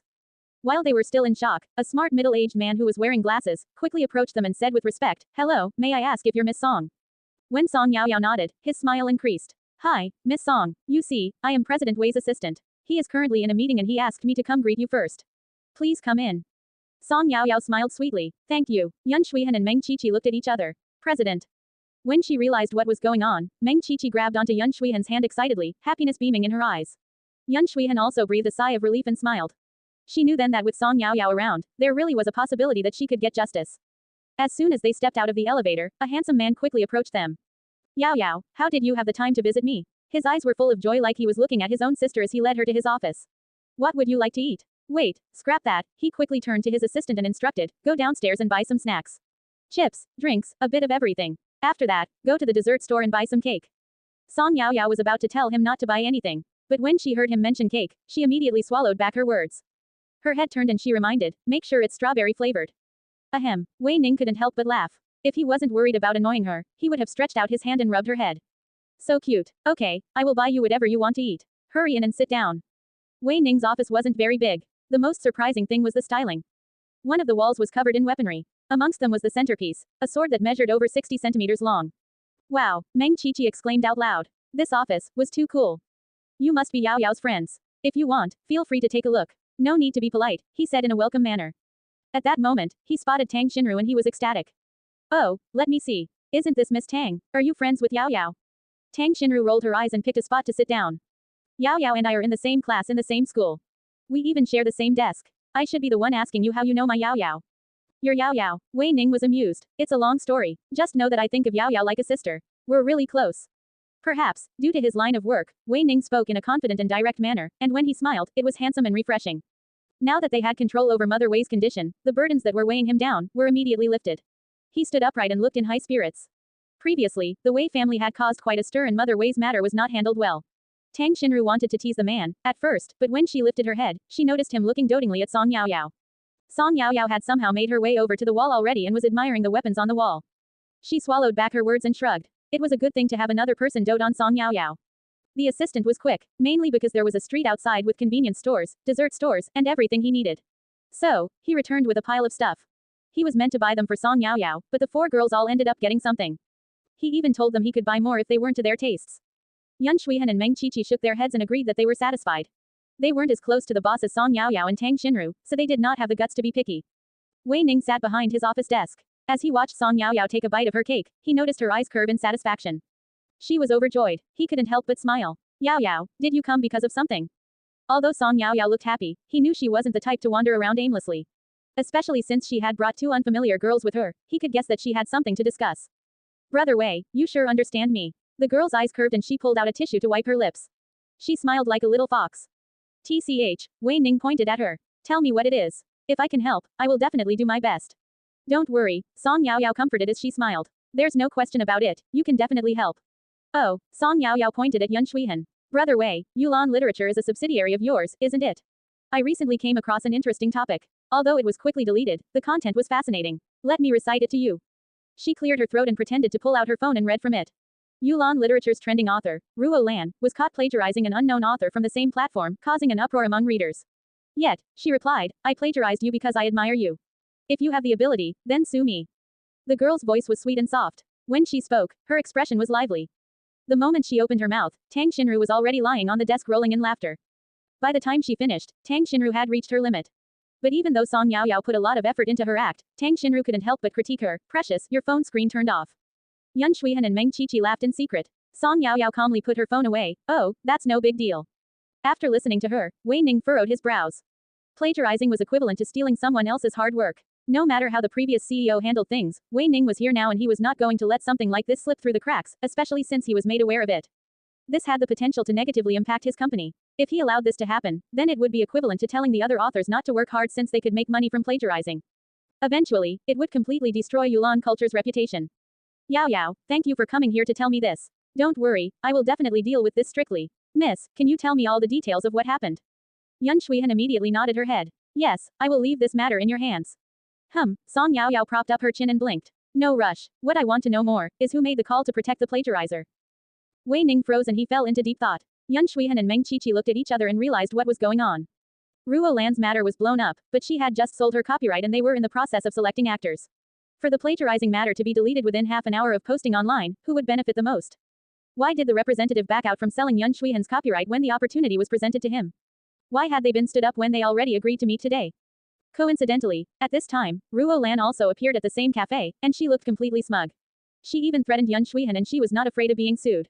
She definitely had someone backing her up. Realizing this, Yun Shuihan's eyes lit up as she looked at Song Yao Yao. Miss Song is amazing. How does she know everything? Lin, tell the manager from Yulan Literature to come here. Wei Ning realized what was going on straight away. Song Yao Yao must have confirmed it already or she wouldn't have shown up all of a sudden. Either way, he was going to give her an explanation for this. Anyone that bullied her was giving him a slap in the face. Lin quickly responded. He turned around, left the office, and clicked his tongue. The boss was angry. Jia Hao better pray that he was not involved, otherwise, his career at Yulan Literature would reach its end. President Wei was new to his position, but there were things that he could not tolerate. Especially now that this girl had found her way here. Judging by President Wei's attentive expression, it was clear that he held Song Yao Yao in high esteem. Lin caught the elevator downstairs. At this exact time, a woman in high-heeled shoes stepped into the editing department of Yulan Literature and stormed into the manager's office angrily. The door slammed loudly. The staff was used to this, but they couldn't contain their disgust. Everyone knew that Jia Hao was a married man. As a top author on the website, Ruo Lan was not poor, yet she still chose to cheat with a married man. How disgusting. But not matter how they looked down on Ruo Lan, they could not express their thoughts. Who is it? Jia Hao was in the middle of discussing a business deal when a loud bang startled him. Putting his private matters aside, his ability at work was evident. This was the reason why the previous CEO turned a blind eye to his affair. He looked up in frustration and noticed it was Ruo Lan. He furrowed his brows. Why are you here again? How many times have I told you not to come here unless you have something important? Do you know how much drama you're causing? It's bad for your image as well. Their relationship was meant to be a secret, but Ruo Lan was making everyone aware of it. Was she afraid that people didn't know she was a mistress? Brother Hao, Ruo Lan pouted. She twisted her hips and sat down on his lap. She then wrapped her arms around his neck coquettishly. I've been bullied. You need to back me up. Her soft body pressed against the man, causing his expression to lighten. Unable to resist, he squeezed her bottom and asked helplessly, what happened this time? How many times have I helped you already? HMPH. Ruo Lan pouted her lips unhappily. You're my dearest. Who else am I supposed to turn to if not you? She wasn't wrong about this. Even though she wasn't a great person, she was very good at pleasing men. Right at this moment, the door to the office suddenly flew open. Jia Hao quickly pushed Ruo Lan away in surprise. Ah, Ruo Lan cried out as her back hit the office desk. Assistant Lin, what are you doing here? Jia Hao quickly stood up and rubbed his hands as he smiled awkwardly. Is President Wei looking for me? Lin Yi forced a smile and nodded. Yes, he is. By the way, is this Ruo Lan? The author who has made the website a lot of money. Since you're here as well, why don't you come up with Manager Jia? Okay, Ruo Lan immediately nodded and agreed. No need. Jia Hao glared at her fiercely, warning her not to cause trouble. She simply came to ask a few questions. It's resolved now. Ruo Lan, didn't you say you were busy? You should leave. As he spoke, he continuously hinted at her with his eyes. But Ruo Lan pretended not to notice. She had heard that the CEO of Yulan Culture was really handsome. However, she had not had the chance to see him. Since Lin Yi was inviting her, she wasn't going to be so stupid as to refuse. She got to her position as a top author and had good connections with operations because she always grabbed onto the opportunity to climb up the ladder. For example, she didn't care that Jia Hao was a married man, he helped her sell her copyright, helped her get to the top of rankings, and he helped her settle the plagiarism matter. At least, for now, he was quite useful. Jia Hao was aware of how Ruo Lan was. But, she was about to ruin him. When he heard her say that she could put anything aside for the sake of seeing President Wei, he finally lost it. He gestured for Lin Yi to wait and tried to drag Ruo Lan out. But, hey, Lin Yi smiled. Since Miss Ruo Lan has the time, then that's great. Manager Jia, why such a big reaction? President Wei's not going to eat her up. Wei Ning had access to plenty of beautiful women. He could stretch out his hand and grab a handful at any time. Ruo Lan was a little attractive, but in Wei Ning's eyes, she was nothing. Assistant Lin, that's not what I meant. Jia Hao was speechless. He was just playing around with Ruo Lan. It was a mutually beneficial relationship. I know. Let's go. President Wei is waiting. In the end, Jia Hao took Ruo Lan with him. His expression was dull and he did not look pleased with Ruo Lan. But Ruo Lan did not take notice. Her mind was focused on seeing President Wei. Apparently, he was handsome, young, and capable. How handsome could he be? President Wei, were you looking for me? Ruo Lan's thoughts materialized as soon as she saw the man sitting behind the office desk. Rich, handsome, and capable. He ticked all the boxes for the male lead of a novel. His clothes were simple, a white shirt, black pants, and no tie. His black stubble looked rough, his face was cold, and his eyes were deep like an eagle's. It was often said that a crew cut was the best way to tell if a man was handsome or not. Wei Ning was the best proof. Not only did he not look cheesy, he was not ugly either. As he sat down at his office chair, his eyes swept across them with a manly gaze. He was so charming that it made one weak at the knees. Sit. Wei Ning smirked and pointed to the spot where Song Yaoyao and the others were previously seated. He lifted his chin and gestured for them to sit down. His smile made Jia Hao uncomfortable. Jia Hao pursed his lips and saw Ruo Lan staring straight at Wei Ning. This made him furious. This woman didn't seem to notice when death was near. Jia Hao sat down slowly while Ruo Lan stretched out her hand and used her sweetest voice to greet Wei Ning. Hi, President Wei, I am Ruo Lan. Her fair hands were well maintained, and there were several rings on her fingers. Wei Ning laughed. I know you. You're the plagiarist. Ruo Lan's expression immediately changed and her heart sank. She slowly pulled her hand back. President Wei, what do you mean by this? Why don't I understand? Her heart raced as she looked at Jia Hao in a panic. FCK. Jia Hao cursed on the inside. Just by looking at him, it was clear that his relationship with Ruo Lan wasn't normal. What an idiot. It's fine, let me remind you. Wei Ning smiled, leaned back in his chair, and clapped his hands. A figure stepped in from next door. Her temperament was soft and docile, and she had a baby face. When she looked into Ruo Lan's eyes, there was a trace of anger. Yun Shuihan, Ruo Lan screamed in surprise and disbelief. What are you doing here? She had done her research. After Yun Shuihan stopped writing, she had gone back to focus on her work. All these years, she had just been a small-time employee. How did she get to know someone like President Wei? By using her face. As soon as she thought this, Ruo Lan shook her head in denial. She suddenly realized a frightening possibility. If Yun Shuihan was here, where were the other three girls? It seems like you remember now. Wei Ning nodded his head casually. I don't care how the website operated before, but I am the CEO now. I will never allow plagiarism to occur, nor will I tolerate it. President Wei, I didn't. Ruo Lan gritted her teeth and pinched her thigh. Tears immediately started rolling from her eyes. She cried pitifully. This woman is framing me. She hasn't written for so long and her latest novel was 10 years ago. How could I have read it? Besides, I'm a top author, why would I plagiarize her? Save it. Yun Shuihan took a deep breath and clenched her fists. You're still so persistent. Not only are you not apologizing for plagiarizing, you're even blaming the victim. So what if it's been 10 years? Even if it's been 20 to 30 years, I will still remember what I've written. If you're so sure that you didn't plagiarize, are you brave enough to compare our work? Inside the resting room, Tang Xinru smiled and raised her thumb. She was finally toughening up. Yao Yao was amazing. Ruo Lan went weak at the knees. Yun Shuihan was suddenly so fierce that it made her feel guilty. Her voice grew quieter and quieter. Why wouldn't I be brave enough?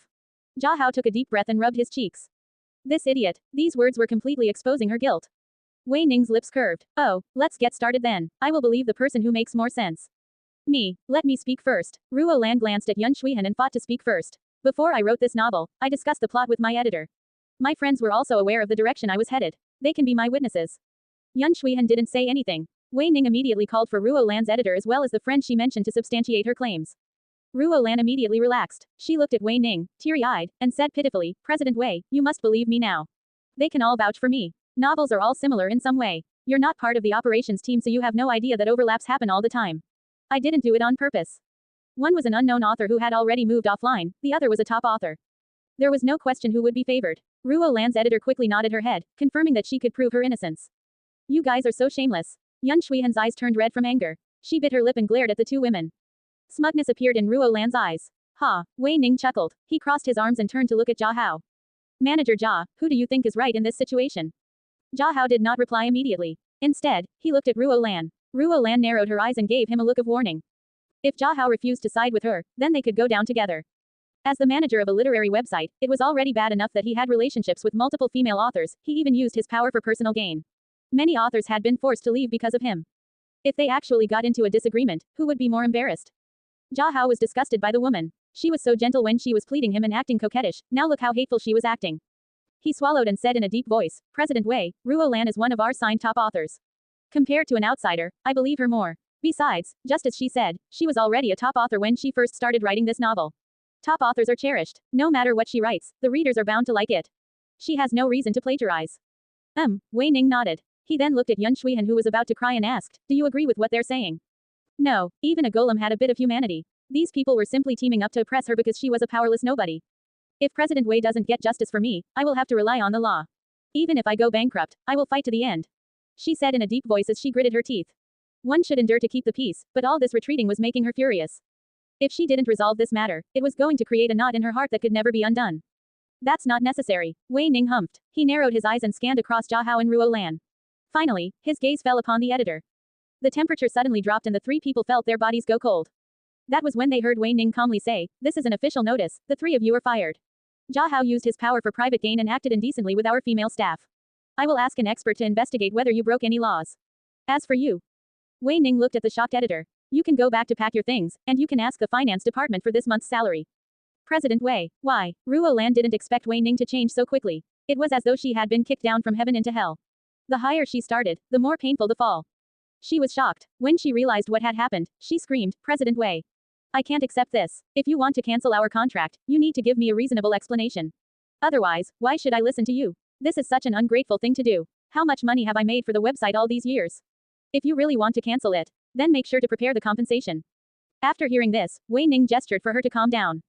The air smelled of gunpowder. As a moneymaker for the website, Ruo Lan was usually spoiled. Never did she consider whether she had the right to make a fuss in front of Wei Ning. Based on her income alone, that amount of money was nothing in Wei Ning's eyes. Sure, but you've got things flipped the wrong way around. Wei Ning sneered and tapped on the contract under his hand. This is the contract you signed with Yulan. It contains all the conditions that the author must follow, including no plagiarizing. Have you upheld these conditions? Ruo Lan was speechless when questioned. The editor had already been dragged out to pack her things. Jia Hao sat on the sofa in a dejected manner. His shoulders were slumped and he was covering his face. It was unclear what he was thinking. Ruo Lan was the only one who still couldn't accept her fate. In a low voice, she whined, President Wei, this is unfair. If this matter gets blown up, it won't be good for Yulan. If I stay here, I can continue to attract readers for you. Oh, Wei Ning shrugged indifferently. What's the point of fairness? Is it edible? All I know is you made my younger sister unhappy, so I have to make you unhappy as well. Younger sister. Ruo Lan looked at Yun Shuihan but shook her head. She was already 30, it couldn't be her. Then, who could it be? The door opened. 3 girls walked out in a line. The last girl had her hands in her pockets. When she saw Ruo Lan, she smiled sweetly and her dimples sank deep into her cheeks. She waved her delicate hand and greeted, Hi, Miss Top Author. Ruo Lan's lips twitched a little. Wasn't this the violent girl who threw coffee on her at the cafe? She immediately broke down, tugging on her hair and gritting her teeth. Did the two of you team up to mess with me? You already own Yulan, why would you hide your identity and pretend to negotiate a copyright sale?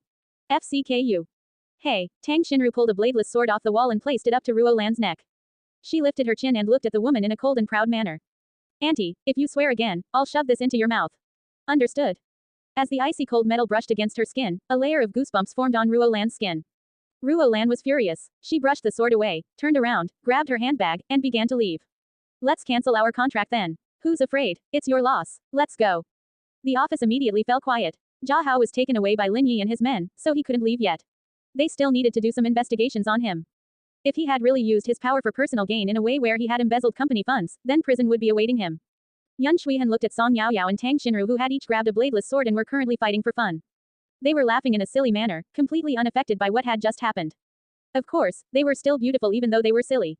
Even their actions were graceful. Unlike Wei Ning who looked like a fool staring at Song Yaoyao happily.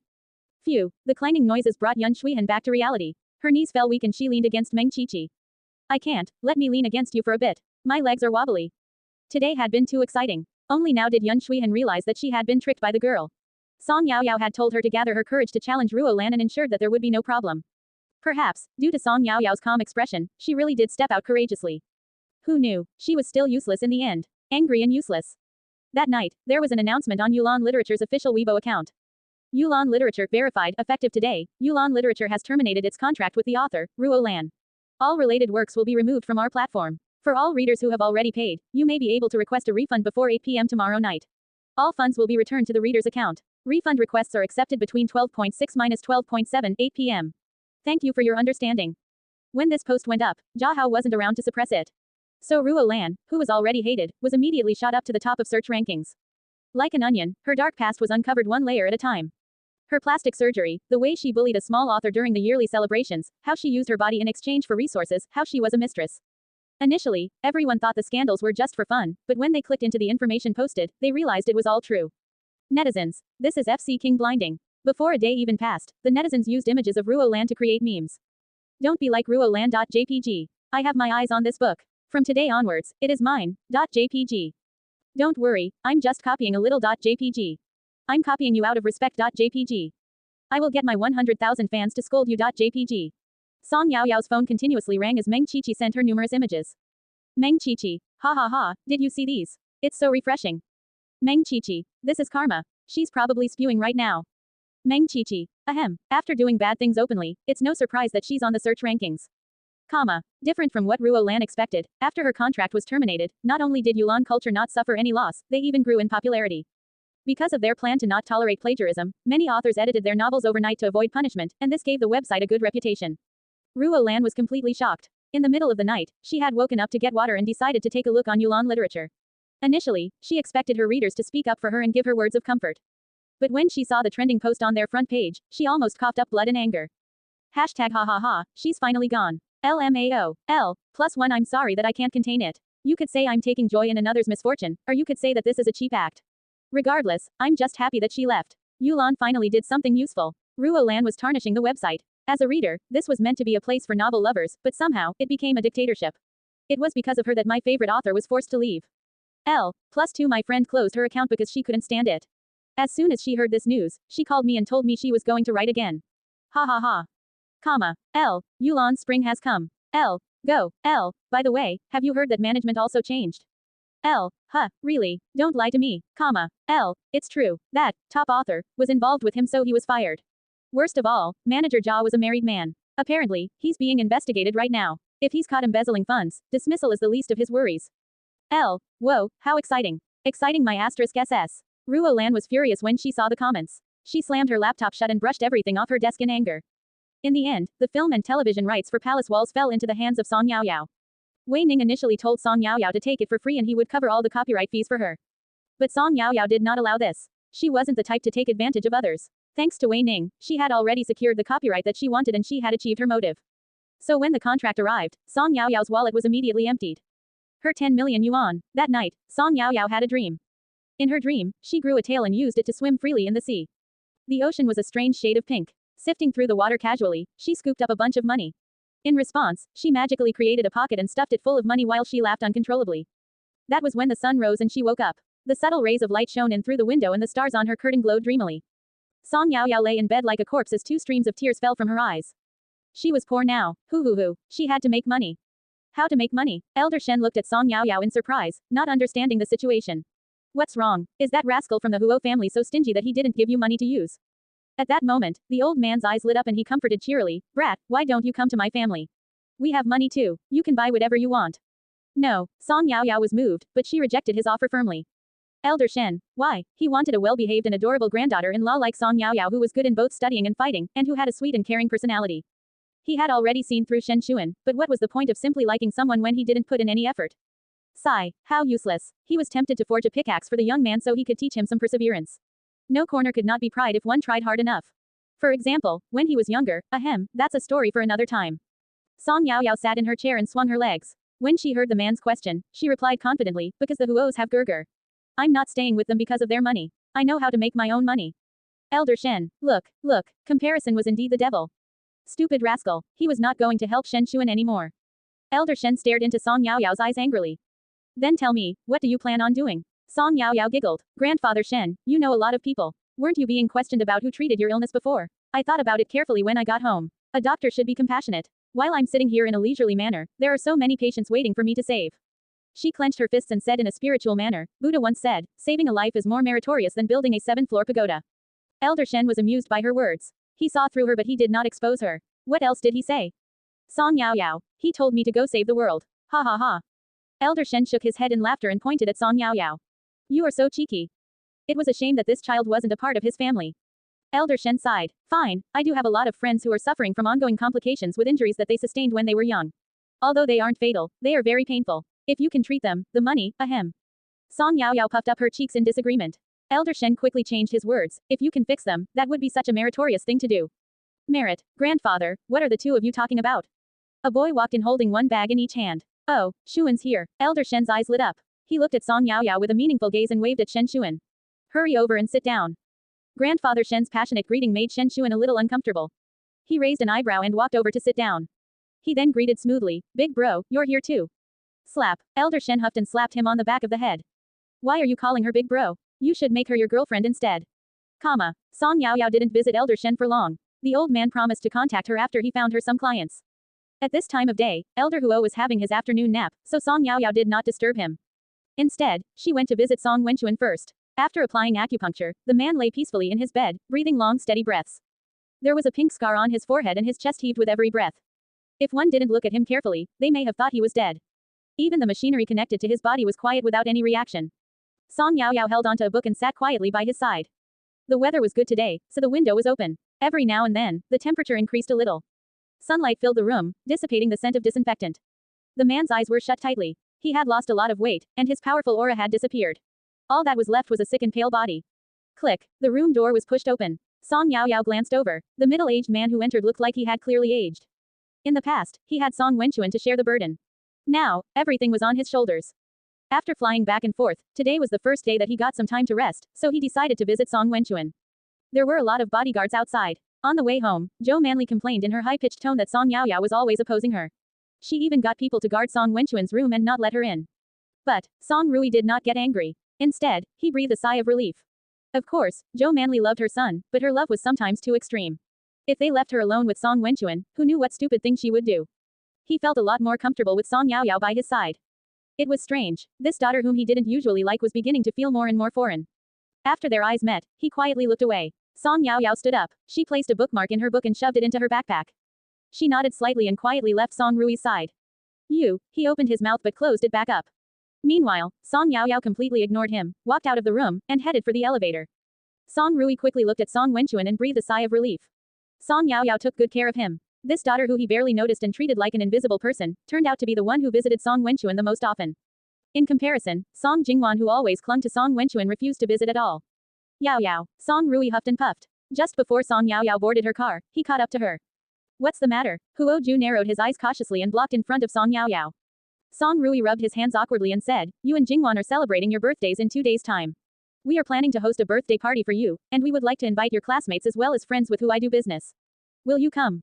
Birthday. Song Yaoyao was surprised. She had been so busy since arriving in this world that she had completely forgotten about it.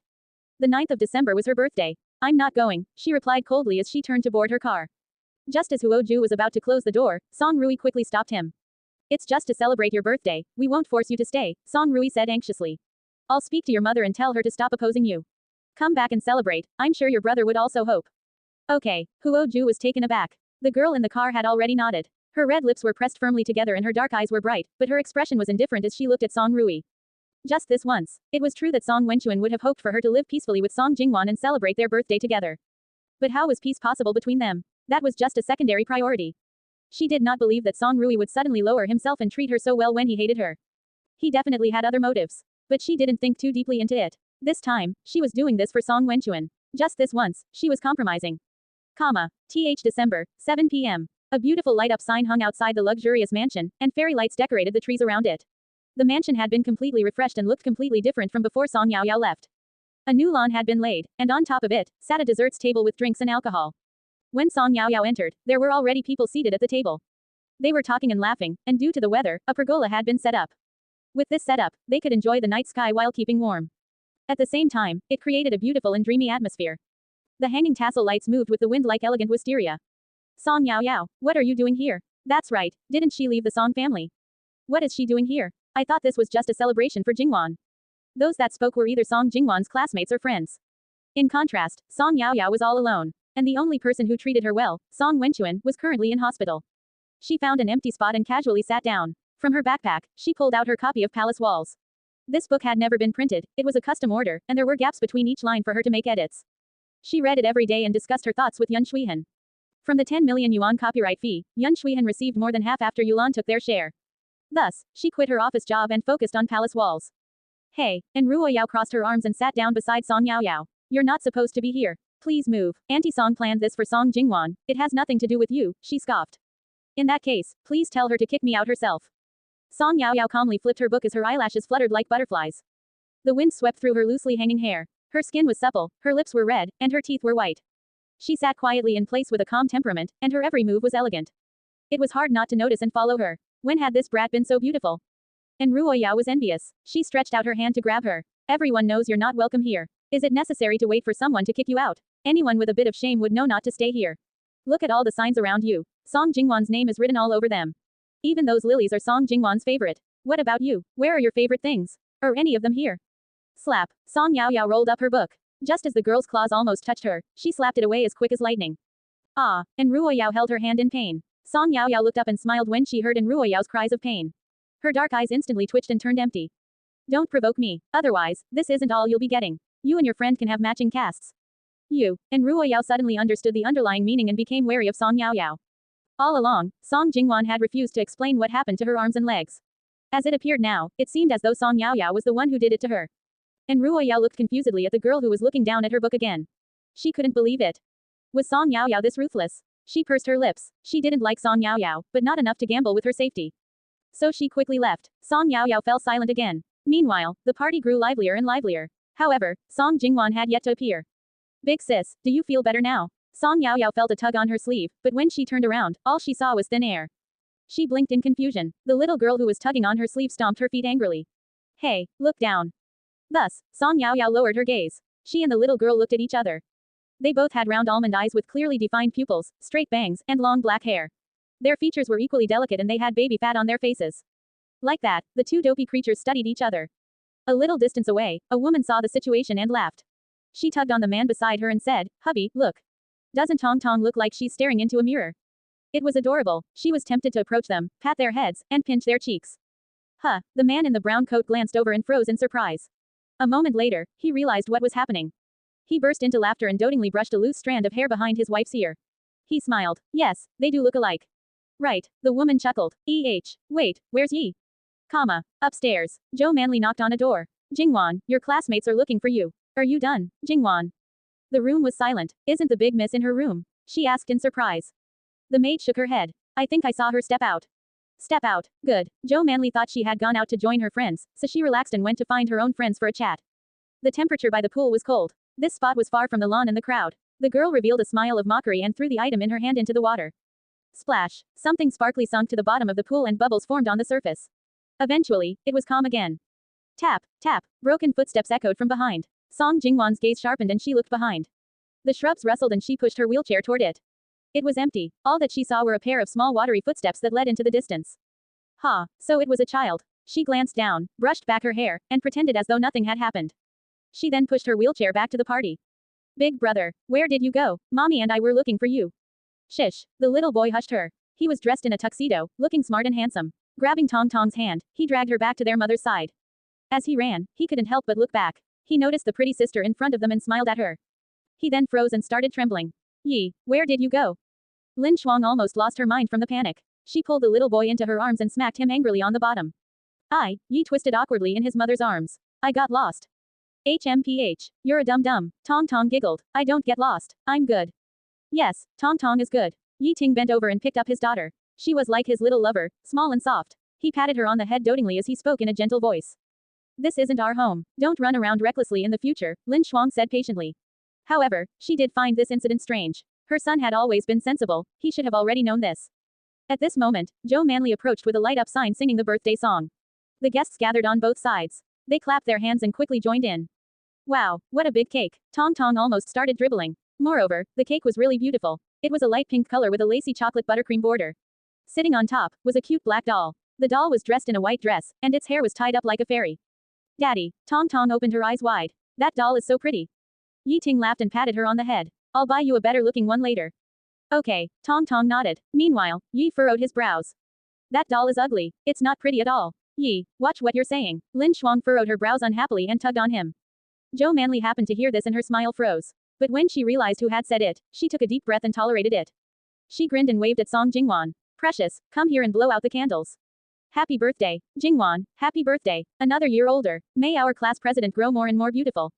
Numerous gazes fell upon her. Under the moonlight, her face was fair and she had a slight smile. With so many people looking at her, she lowered her head shyly and said, thank you for attending my birthday party. Come, blow out the candles and make a wish. And Ruoyao pushed Song Jingwan forward. She closed her eyes and quickly made a wish. Just as she was about to blow out the candles, Song Rui spoke up and interrupted her. Wait, where's Yao Yao? Also, he was not pleased. He looked at the doll on top of the cake which represented Song Jingwan. Didn't he instruct the baker to put two dolls on top? How did it disappear in front of so many people? The crowd fell silent. What Yao Yao? What are you talking about? Joe Manley looked at Song Rui and pretended not to understand. She was certain that he wouldn't embarrass her in front of so many people. Song Yaoyao had humiliated her and restricted her from seeing her son. There was no way she would let Song Yaoyao live in peace. If she had the guts to come here, then she was asking to be humiliated back. Joe Manley. Song Rui gritted his teeth and took a deep breath. He looked around and finally spotted Song Yaoyao sitting in the distance reading a book. He breathed a sigh of relief and waved at her. Yaoyao, come here, make a wish and blow out the candles. Everyone was shocked. Although they controlled their expressions well, their hearts were full of queries. What was going on with the Song family? Although they had heard that Mr. and Mrs. Song were really biased and didn't love their daughter, hearing the rumors and actually witnessing it in real life was different. Children were sensitive at detecting adult emotions. Tong Tong hugged her father's neck and slumped unhappily against his shoulder. Daddy, that big sis looks so pitiful. Just like her brother, she no longer liked that doll on the cake. The doll was nowhere near as pretty as the big sister who was sitting in the distance reading. While everyone waited for Song Yaoyao to respond, she completely ignored them. Joe Manley was reaching the limit of her patience. Although the crowd didn't understand what had happened, they did not mind joining the commotion as they began studying her.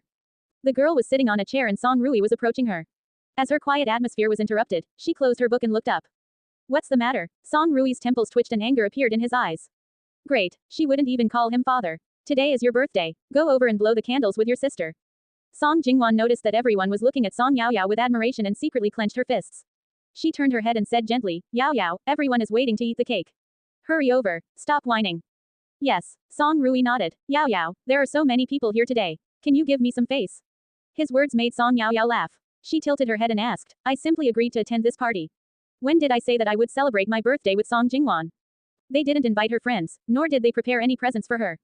Moreover, amidst the thoughtful birthday decorations, which part belonged to her? Yaoyao. Song Rui was furious. There was a trace of ridicule in his smile, but no happiness in his eyes. In front of all these people, he had no way of backing down. He lowered his voice and complained, if you're unhappy with something, why can't we talk in private? Why are you whining now?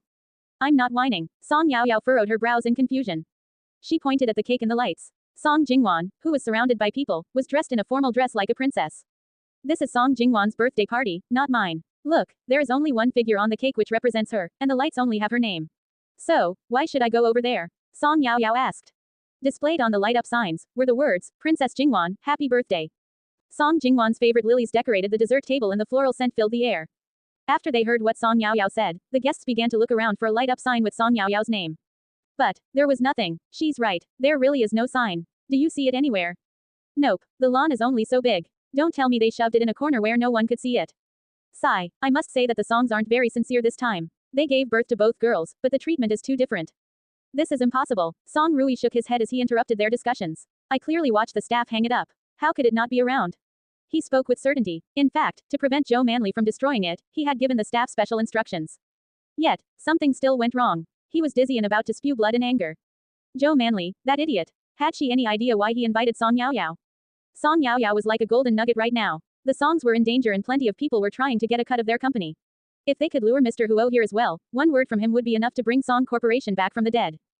He could dismiss the fact that Joe Manley didn't dote on Song Yaoyao, but at least, he hoped she would pretend in front of everyone.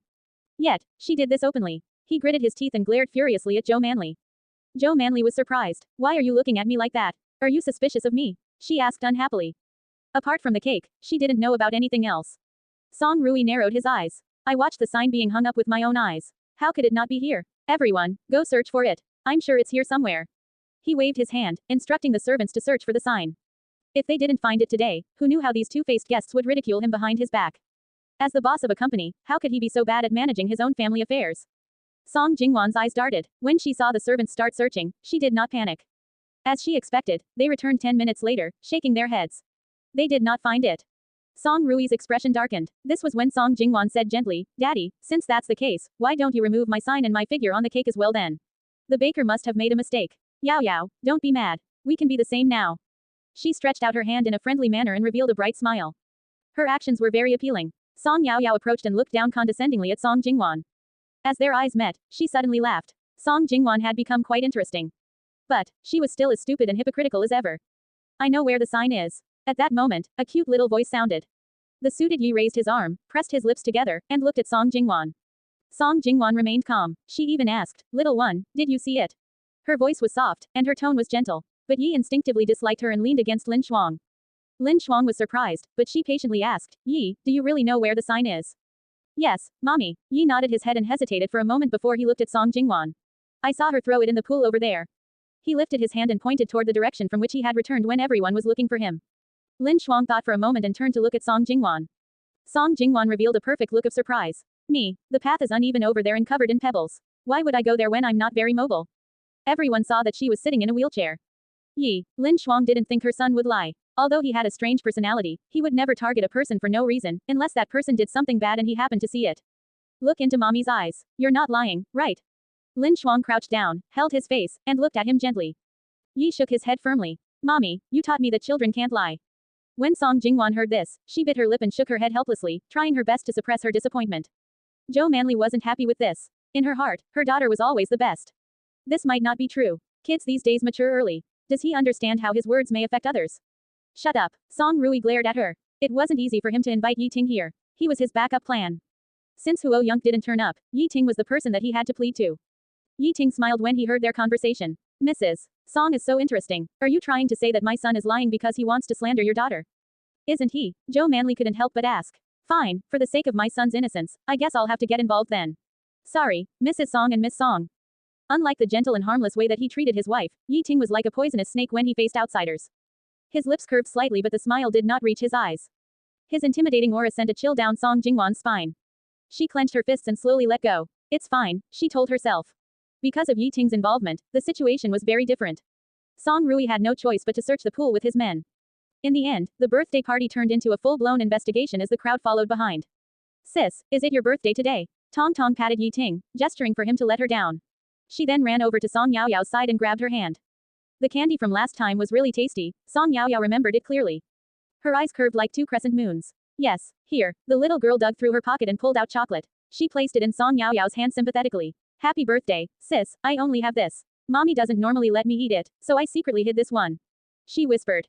Yi Tong Tong, I heard you. Not too far away, the woman narrowed her eyes and reminded her with amusement. Wow, the little girl jumped up in fear and quickly explained, Mommy. I didn't eat it, I gave it to big sis. You see. She shook Song Yaoyao's hand. Her palm was soft, her cheeks were puffy, and her eyes twinkled brighter than stars. So cute. Song Yaoyao finally understood why Tang Xinru always looked at her in such a strange way. She felt the same when she looked at Tong Tong. Thank you. She held onto the chocolate, it had half melted due to her body heat. But Song Yaoyao cherished it and placed it in her pocket with a sweet smile. I really like this birthday gift. When it's your birthday, I'll get you something big in return. Wow, Tong Tong was ecstatic. Mommy said mine and my brother's birthday is on Christmas Day. Big sis, can I pick my gift? Yi Tong Tong. Lin Shuang laughed. Who picks their own gift? Aren't you embarrassed? Meh, Tong Tong pulled a face. I'm a child. Daddy said I can do anything. Yi Ting. Lin Shuang placed her hands on her hips and glared at her husband. In front of her husband, she was like a tiger mom. Ahem. Yi Ting touched his nose and apologized sincerely. Sorry, wifey. Lin Shuang. This punk always used this trick. Yi Ting wrapped his arm around her shoulder and chuckled. You can do whatever you want when we get home. Okay. As his wife blushed, he turned and looked at Song Yaoyao. Second Miss Song, you should come too. Tong Tong really likes you. Song Yaoyao followed Tong Tong to the pool. When she heard what Yi Ting said, she smiled sweetly and replied, I really like her too. This cutie was like an angel. As Yi was led by his mother, he turned around and quietly analyzed Song Yaoyao. When he saw the girl talking and laughing with his sister, and even pulling faces with her, he humped in anger and pouted his lips. His lips were so protruded that he could practically hang something from it. Peef. Lin Shuang saw this and looked at her husband with amusement. This son had always been abnormally smart. He didn't like children's toys and always acted like an adult. Finally, he was like a jealous child who had his favorite toy stolen from him. Lin Shuang held back her laughter and asked, Yi, do you want to play with big sis? Look how much fun Tong Tong is having. Yi opened his mouth and lifted his chin shyly. No, they're laughing like fools. Daddy said not to play with fools. Stupidness is contagious, he replied arrogantly. Yi Ting's expression darkened. He wanted to disown this unfilial son. Must he always betray him? Lin Shuang looked at Yi Ting speechlessly and said in anger, You're sleeping in the study tonight. No, wifey, I can't sleep without you. I have clinomania. Lin Shuang rolled her eyes. Save it. This is the first time I'm hearing about this. Yi Ting chuckled when he heard this. The bed has you, so I'm addicted to it. You. Due to the man's playful demeanor, Lin Shuang immediately realized what he meant. Her face was red like blood. If you keep mucking around, you'll be punished to sleeping in the study for 3 days. Yi lifted his head and looked at the starry night sky. He rolled his eyes. You guys are so annoying. I'm not staying around. Bye. After saying this, he brushed Lin Shuang's hand away and went to look for Song Yaoyao. Lin Shuang felt like laughing when she saw this. Yi, didn't you say that stupidness is contagious? She called out. Without turning back, Yi replied, I'm worried that Tong Tong is contagious. Little rascal, how dare you say that about Tong Tong? The water in the pool was clean, and there were only a few leaves on the surface. One glance and they could see the bottom of the pool. It was completely clean, there was nothing inside. Look, Joe Manley couldn't wait to speak up. She lifted her chin, glanced over at Yi, and said with deep meaning, look, in this day and age, you can't trust the words of a child. Lin Shuang's expression immediately changed. Impossible. Yi let go of Song Yaoyao's hand and ran over to the pool to have a look. How's this possible? I saw her throw that shiny thing into the pool. Little kid. Song Jingwan shook her head. This is our first time meeting. I wouldn't have offended you, right? Why are you slandering me? I didn't do anything. Are you sure you're not mistaken? Yi lowered his head and clenched his fists. Oh, this. Everyone looked at Yi Ting. He was the youngest son of the Yi family. If he didn't speak up as the father, the others did not dare to say anything recklessly. Haha, it's just a joke. Don't be upset, Miss Song. That's right, don't be offended by a child. Everyone spoke up for the child. Song Jingwan also understood that the other party could not be offended. She nodded her head and forced a smile. I understand, I won't blame him. Lin Shuang took a deep breath. No matter how much she trusted her son, there was indeed nothing in the pool. Sorry, Miss Song, I didn't teach my son well. I'm sorry. Song Jingwan was surprised, but just as she was about to say that it was fine, she heard the boy's angry voice. I didn't lie. Why did you apologize to her? Adults are so fake. Yi clenched his fists, squeezed through the crowd, and headed for the gates. Yi, Lin Shuang turned pale in surprise and began to chase after him. Song Jingwan smiled apologetically. Sorry for the embarrassing scene. Wait, a sweet yet cold voice sounded. Song Yaoyao, who had been watching from the sidelines, approached and pointed at the water stains beside the pool. Your plan would have been perfect if you cleaned these water stains. Song Yaoyao glanced sideways and smiled at Song Jingwan. I believe in Yi. He would never lie. Yi Ting did not chase after his son. There were security guards outside, so he was sure that they would never allow Yi to run too far. He crossed his arms and chuckled when he heard what the girl said. I believe my son too. Since Mrs. Song doesn't believe him, then let's investigate further. Why you? Joe Manley was furious. This is my home. Yi Ting smiled. Yi is my son. He was firm on where he stood. It didn't look like he was giving up until he achieved his motive. His message was clear. Sure, this was the Song family home, but his son was also aggrieved. He was investigating this matter to the end. The atmosphere grew tense. How did the birthday party turn out like this? Everyone looked at each other. Let me go, punk, let me go. At that moment, a youngster approached with a smile, holding Yi by his clothes. Behind him followed a dozen or so black-suited men. Yi's limbs and head hung low as he was held by his suit like a flopping chicken. When he saw who had arrived, Song Rui's expression immediately changed. Huo Qi. Song Yaoyao's eyes lit up and she quickly ran over to him. The girl's footsteps were light and fast like she was stepping on clouds, as her face filled with anticipation. Those that didn't know would have thought that Huo Qi was her boyfriend. But, that was not the case. Before Song Yaoyao managed to say anything, Huo Qi already knew what she was going to ask. Miss Song, the master told me to escort you home. The crowd began to chatter. Although the master of the house barely showed himself in public, Huo Qi often attended events in his stead, so these influential people all knew who he was. They also knew who his master was. He was here to take the second miss of the Song family home. Did he mean what they thought he meant? Song Yaoyao's eyes curved. Okay, as though her heart had found a place to belong, her grievances immediately felt minuscule. Huo Qi, let Yi down. Lin Shuang tried to catch her breath as she caught up to them. It seemed, Yi had run into Huo Qi after not getting very far. Since Huo Qi recognized the rascal, he decided to bring him back. Punk, let me go. Yi, don't be rude. Lin Shuang warned. Huo Qi chuckled. Sister-in-law, you heard him. The little punk was yelling at me. He held the little boy up and dangled him in midair, scaring him until he grew fiercer. How can you bully a child? Wait until I grow up. I'm going to challenge you, one-on-one. Ha, Huo Qi was amused. Haven't you heard that a child should be bullied early? If he didn't bully him now, he would not have the chance in the future. Yi's face turned red as he yelled unhappily, Daddy. Yi Ting crossed his arms and held back a smile as he glanced at him. You finally know to call me. Let me tell you, it's useless. He spoke coldly. It was as though the child wasn't his. Lin Shuang was speechless. In a state of despair, Yi's arms and legs drooped, as well as his neck. He decided to play dead. Song Yaoyao was the only one who couldn't stand it any longer. Let him down. Fine, little punk, I'll let you off this time. Next time you run into me, I'll make you pay. Understand? Huo Qi let Yi down and he quickly ran towards Song Yaoyao. He wrapped his arms around her leg and said, Big sis, you're the only one that treats me well. He was such a sweet talker that Lin Shuang couldn't help but feel a little jealous. Was this still her cold and overly mature son? Song Yaoyao looked at the cutely whining boy, but she wasn't moved. She looked at him seriously and said, Don't run around recklessly like that again, okay? Yi pouted his lips. Okay, but he couldn't accept it on the inside. Song Yaoyao humped and pulled him up with one hand. If you don't listen again, I will hang you on the Christmas tree as decoration. She threatened. Tong Tong opened her mouth wide and gasped. Wow, big sis Yaoyao, you're amazing. Meanwhile, everyone else was talking to Huo Qi. They could tell from his tone that he respected Song Yaoyao, so their impression of her immediately changed. Initially, they thought she was a pitiful girl with no father to dote on her and no mother to love her. But, as it turned out, she had already won over the big boss of the Huo family without a sound. The first-class students watched as their parents acted attentively and secretly glanced at Song Jingwan, who had her neck shrunk back, too afraid to make a sound. In the end, Song Yaoyao stole the limelight from the birthday party that belonged to her. The neglected Song Jingwan spread her palms. They were covered in crescent moon-shaped marks. Song Rui was afraid that Song Yaoyao would report him to Huo Yunk, so he quickly tried to explain himself. All of a sudden, something fell right in front of him. It was a black light-up sign, and it was soaking wet. Everyone was shocked. There really was a sign. But why was it wet? They all looked at each other and simultaneously turned to look at Song Jingwan. Song Jingwan was surprised by the doubtful gazes. I really have no idea about this. Please believe me. Her eyes became misty. She was completely aggrieved, but she refused to cry as she stubbornly kept a straight face. Some people actually believed her. Initially, Huoqi didn't want to pursue the culprit who threw the sign away. There was no point to it and Miss Song didn't care about it. He smiled slightly with a cold gaze. This was still glowing when I found it. I saw that the words, "Happy Birthday, Yao Yao," were written on it. Mr. Song, can you guess where I found it? Song Rui began to sweat anxiously. This is a misunderstanding. An honest misunderstanding. Oh, Huoqi's smile was icy cold. The sign was in the garbage bin. Mr. Song, I see you've organized quite a lively birthday party here. But since you weren't sincere about celebrating Miss Song's birthday, why did you invite her here? I hope everyone can keep in mind that our Miss Song isn't someone that you can tread all over. His master could suppress all of them on his own. On the way here, he even saw the three-tiered cake in the courtyard. Sitting on top was a figure with a white princess dress. When he saw it, Huoqi had let out an angry laugh. What the FCK was this? What a ridiculous party. Why should Miss Song stay here and suffer? FCK. But Song Yaoyao was not suffering at all. She had never given much thought to the songs anyway. She simply found Song Jingwan's actions amusing. She was meant to be smart. But why didn't she make good use of her intelligence instead of causing her trouble? Was something wrong with her brain? Besides, didn't she already kick her out of the Song family like she wanted? Why wasn't she satisfied?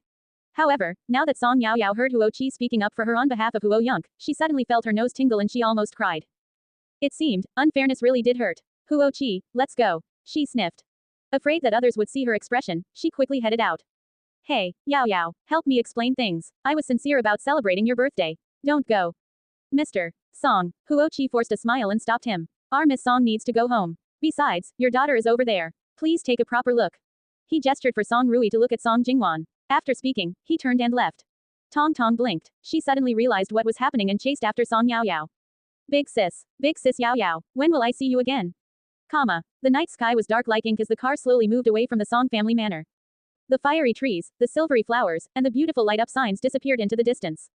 Song Yaoyao turned around and watched as the lights slowly faded. She grabbed a cushion, pressed her chin against it, and looked down in a daze.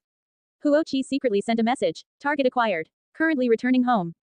Roughly 20 minutes later, they arrived at the Huo family manor. Before stepping out of the car, Huoqi suddenly called Song Yaoyao back and asked in a fawning manner, Miss Song. Huoqi rubbed his hands. How do you think I performed tonight? Did I look powerful and domineering? He said as he pulled a pose. Song Yaoyao glanced at him. What do you want? Just say it. Ahem. In the girl's observant eyes, Huoqi's motives could not be hidden. He quietly pleaded, Miss Song, the master punished me to no salary for 2 months. Can you help me plead for mercy? He was honestly poor. Because he hadn't recharged his game account for 2 days, he had already dropped from the first place of the richest rankings. This was too embarrassing for him. Song Yaoyao blinked in confusion and asked, Huoqi, what did you just say? Huoqi, can you help me plead for mercy? Song Yaoyao shook her head. No, before that. Huoqi scratched his head and thought about it. How do you think I performed tonight? A bright and sweet smile appeared on Song Yaoyao's face. Clenching her fist, she said, you performed really well. Keep it up. Her face was bright, and when she smiled, it was particularly vibrant. When he saw her smile, Huoqi nodded emotionally. Yes, I will. I will go in first then. Bye. Huoqi waved dopily as she left. When he realized what was happening, he looked at the girl running away and slapped himself on the back of the head. Wait, what just happened? Huoju neatened his collar and smiled. Nothing happened. Let's go. Huoqi did not think this was right as he lowered his shoulders helplessly. Fine. He would discuss with her again later. Song Yaoyao ran into the living room. Everything was pitch black. Amidst the peaceful atmosphere, her racing heart rang in her ear. She took a couple of steps forward and said quietly, Gerger. Are you back? No one responded. Uncle Zhang, are you here? The room was quiet. There was a dead silence like the manor had fallen asleep. Song Yaoyao turned around. Huoqi, Huoju. Where did they go? Huoqi and Huoju, who were behind her a moment ago, were also gone. She parted her lips, so nervous that her palms became sweaty. She felt around for the light but her foot kicked something. There was a loud bang and something fell on her head and body. Wah! Song Yaoyao jumped in fright. That was when the lights switched on. Appearing in front of her eyes, was a newly decorated living room. In the middle sat a big bear made from fresh pink flowers. Attached behind it was a bunch of balloons, floating in the air. All the students from the third class were there, each of them wearing a headband, ranging from devil's horns, to halos, to love hearts. Song Yaoyao spotted Shen Xuan, Han Jun, and Firen, Huo Ningxi, and Fatty Long who amongst the crowd of classmates. Beside them stood Uncle Zhang who she saw every day at the Huo Manor, the chefs who made her desserts in the kitchen, and the maids who tidied her room. Precious Yaoyao, happy birthday. Tang Xinru flew towards her, holding a popped party popper. The smile on her beautiful face was dazzling. How did you know? Song Yaoyao mumbled. She knew all these people. These were the students who had gone from teasing her to becoming good friends that she jogged and studied with. They had become an essential part of her life. As it turned out, while she went to attend the so-called birthday party at the Song Manor, one was being planned for her as well. At that moment, someone turned off the crystal chandelier above them. Song Yaoyao heard a click. Her eyelashes twitched and she slowly lifted her gaze. There were surprised gasps all around her. Under the dim lighting, the room transformed into a dreamy paradise. The fairy lights which hung down from the ceiling were custom-made. They were small like stars and they produced a blue light. Amidst the sea of stars, some party lights moved and transitioned. Sometimes the light beams were light and airy, and sometimes they were wavy. It felt like they were standing among a galaxy of stars. Everyone looked around in amazement. A few minutes later, the lights turned off one by one, leaving just a row of fairy lights which read, "YY Happy Birthday." Everyone turned on their headbands and the cute shapes lit up. Song Yaoyao smiled and her eyes curved as she was pushed forward. Our Yaoyao will be 19 after today. As she walked away from the main entrance, she felt her legs go weak. Only when she stood in front of the bear did she realize that it was made of roses. White and pink. White roses represented purity. Pink roses represented first love. The man who she had missed and hadn't seen for a few days, felt like he was someone from another lifetime, but at that moment, he was pushing a cake towards her. The cake was much bigger and beautiful than Song Jingwan's. The doll sitting on top had Song Yaoyao's face, it was dressed in a glamorous wedding dress, and the gems on the hem of the dress twinkled dreamily under the light. It had an exquisite face, delicate skin, and its hair was long, soft, and wavy. It was designed by the internationally renowned luxury brand, Enchanted Doll, which was known as the Hermes of the doll industry. Each doll was custom designed and unique. It's beautiful. Tang Xinru was amazed as she watched Huo Yong stop and wave at Song Yaoyao. But the usually switched-on girl was suddenly standing there in a dazed and dopey state. Tang Xinru pushed Song Yaoyao over and said quietly, "Yaoyao, your lover Gerger is calling you. Hurry over."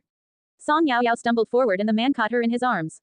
The familiar scent of cedar filled the air. Song Yaoyao blinked and wrapped her arms around Huo Yongqi's waist. It all felt so surreal. Gerger, yes, you're back, she suddenly grinned. This reaction was more like the usual her. She rubbed against his chest and said, "Gerger, I missed you." Huo Yonq laughed and patted her on the head. "You're being silly again." Did it take her this long to realize what was happening? He pulled Song Yaoyao over to blow the candles. Song Yaoyao huddled up beside him. She then clasped her hands and made a wish. Wait, Huo Yonq called her back and waved at Huo Qi. Huo Qi immediately approached with a velvet box. The box opened and a crown was sitting inside. It was an exquisite and luxurious design. The top was inlaid with a total of 14 diamonds, and the one sitting in the middle was a large and rare pink diamond. The color was clear and beautiful rays of light danced off the cut surface. Without seeing it, one would never understand how attractive real jewelry was to women. The girls gasped all around them. A long slender hand picked up the crown and placed it on Song Yaoyao's head. The girl's jet black hair hung behind her, soft and loose. She was like a mermaid princess who had just transformed into a human and stepped on land. She was completely charming. Song Yaoyao pouted her lips and carefully touched the crown on her head. Gerger, I'm not wearing a dress. Her clothes didn't match this crown at all. Huo Yonq chuckled. He placed his hands on her shoulders and pushed her toward the cake. You look beautiful enough. Now, make a wish. His voice was low and pleasant as it sounded beside her ear. His voice was gentle like a lover's. In the darkness, Song Yaoyao's face flushed red. With her hands clasped, she quickly made a wish. She then blew out the candles. The lights lit up again. As her eyes adjusted to the brightness, Song Yaoyao subconsciously squinted her eyes. She was still a little dazed. Huo Yonq casually asked, "What did you wish for?" "I wish that before Christmas arrives, Gerger and I, hey." Gerger. Song Yaoyao suddenly halted. Her eyes were watery as she glared at Huo Yonq. "You're so bad. You're bullying me again." She hugged the porcelain doll which was previously sitting atop the cake and pouted her lips. "It won't come true if I say it out loud. If it doesn't come true, will you compensate me?" The prayer beads on the man's wrist were green with Sanskrit inscribed on them. In the past, this was efficient at calming his heart. But now, Huo Yonq pursed his lips and a slight smile appeared between his charming eyes. His eyes contained many things, but most importantly, they contained Song Yaoyao. After some time, he said in a low voice, "Okay." He would compensate her. The cake was made by a dessert specialist. All those that were fortunate enough to be hired by the Huos were at a certain level of expertise. Tang Xinru gobbled down a big slice of cake, but it wasn't enough. She held onto her drink and huddled up on the sofa next to Song Yaoyao. She leaned her head on Song Yaoyao's shoulder and sighed. "Yaoyao, if I didn't see it with my own eyes, I would have never believed it." "Huh, wouldn't have believed what?" Song Yaoyao bent her legs, rested her strawberry juice on her knees, and took sips from it every now and then. Tang Xinru turned around. Huo Yonq was no longer present. If he was around, everyone would still be quite tense. Earlier, when he pushed out the cake, she could clearly feel that even Shen Xuan froze. So, without a doubt, the other classmates were terrified. Even when he didn't speak, the infamous Mr. Huo had an authoritative presence which made these young students weak at their knees. Tang Xinru squeezed her cheeks. Who knew Mr. Huo would be so manly? Peef, ack. Song Yaoyao almost spat out her strawberry juice. After forcing herself to swallow it, she coughed frantically. You make him sound like a piece of meat. Watch what you're saying. Tang Xinru rolled her eyes and quickly pulled Song Yaoyao into her arms to squeeze her. She didn't let go until Song Yaoyao's face was red, her eyes were teary, and her hair was a complete mess. As she looked at her messy appearance and reddish eyes, she gulped. Out of guilt, she quickly tried to tidy her hair. Yes, you're right, I should watch what I say. Mr. Huo is tall and handsome, he should not be tainted by impure thoughts. I was wrong, please allow me to apologize, Mrs. Huo, she said guiltily. Peef, Song Yaoyao glanced at her. I'm not Mrs. Huo yet. Be careful not to let Gerger hear you. She carefully looked around, smiling so hard that her dimples sunk into her cheeks. Look at you, I can even see your teeth. Precious Yaoyao, you're so naughty. Tang Xinru squeezed her cheeks. As it was getting late, she got up to leave. But before she did, she shoved her gift into Song Yaoyao's arms. Here, happy birthday. What is it? Song Yaoyao's eyes lit up as she curiously tried to open it. Just as she undid the ribbon. Wait, Tang Xinru's eyelids twitched, and she quickly stopped Song Yaoyao with a darting gaze. As she looked into Song Yaoyao's confused eyes, she coughed. You should open gifts in private. How can you open it in front of the person who gave it to you? If you don't like it, I will be really sad. That won't happen. Song Yaoyao brushed her hand away and continued to unwrap the gift. I will like anything you give me. After the ribbon was undone, there was still a layer of gift wrap. No, don't. Tang Xinru held on tightly to her hand, stopping her from getting any further. Her face was red, but Song Yaoyao simply thought it was due to the heater so she didn't think much of it. Fine, I'll open it in my room later. Are you happy now? Tang Xinru stared at Song Yaoyao. After confirming that she was telling the truth, she finally let go. Okay, remember to open it when there's no one around. Her careful reminder made Song Yaoyao suspicious. Don't tell me you put something strange in here. Ahem, Tang Xinru looked away. What do you mean something strange? My gift is very normal. Don't wrongly accuse me. In Song Yaoyao's eyes, this was clearly the expression of guilt. Her eyes lit up with amusement as she tilted her head and asked cutely, really? Will a fist pop out when I open it? Or is there a snake inside? What about worms? Once Song Yaoyao started guessing, she couldn't stop. She was filled with amusement. Tang Xinru, forget it, she couldn't expect Song Yaoyao to have more awareness. She held her head and raised a hand to stop her. Stop guessing. You'll know after you open it in your room. Remember, don't let anyone else see. Tang Xinru was frightened by Song Yaoyao's gaze. Although she appeared cute, her gaze made one feel guilty. If she stayed any longer, she was afraid Song Yaoyao would see through her. This was her first time gifting something like this. The thought made her excited. She stuck out her tongue and quickly headed for the door. As she ran, she waved her hand. I'll get going now. Precious Yaoyao, happy birthday, remember to store your gift properly. As soon as Tang Xinru left, the other classmates followed. Their family had come to collect them. In the blink of an eye, the room was empty. All that was left were plates covered in cream and empty cups of juice. At this moment, Han Jun was still playing video games excitedly in Huoningxi's room.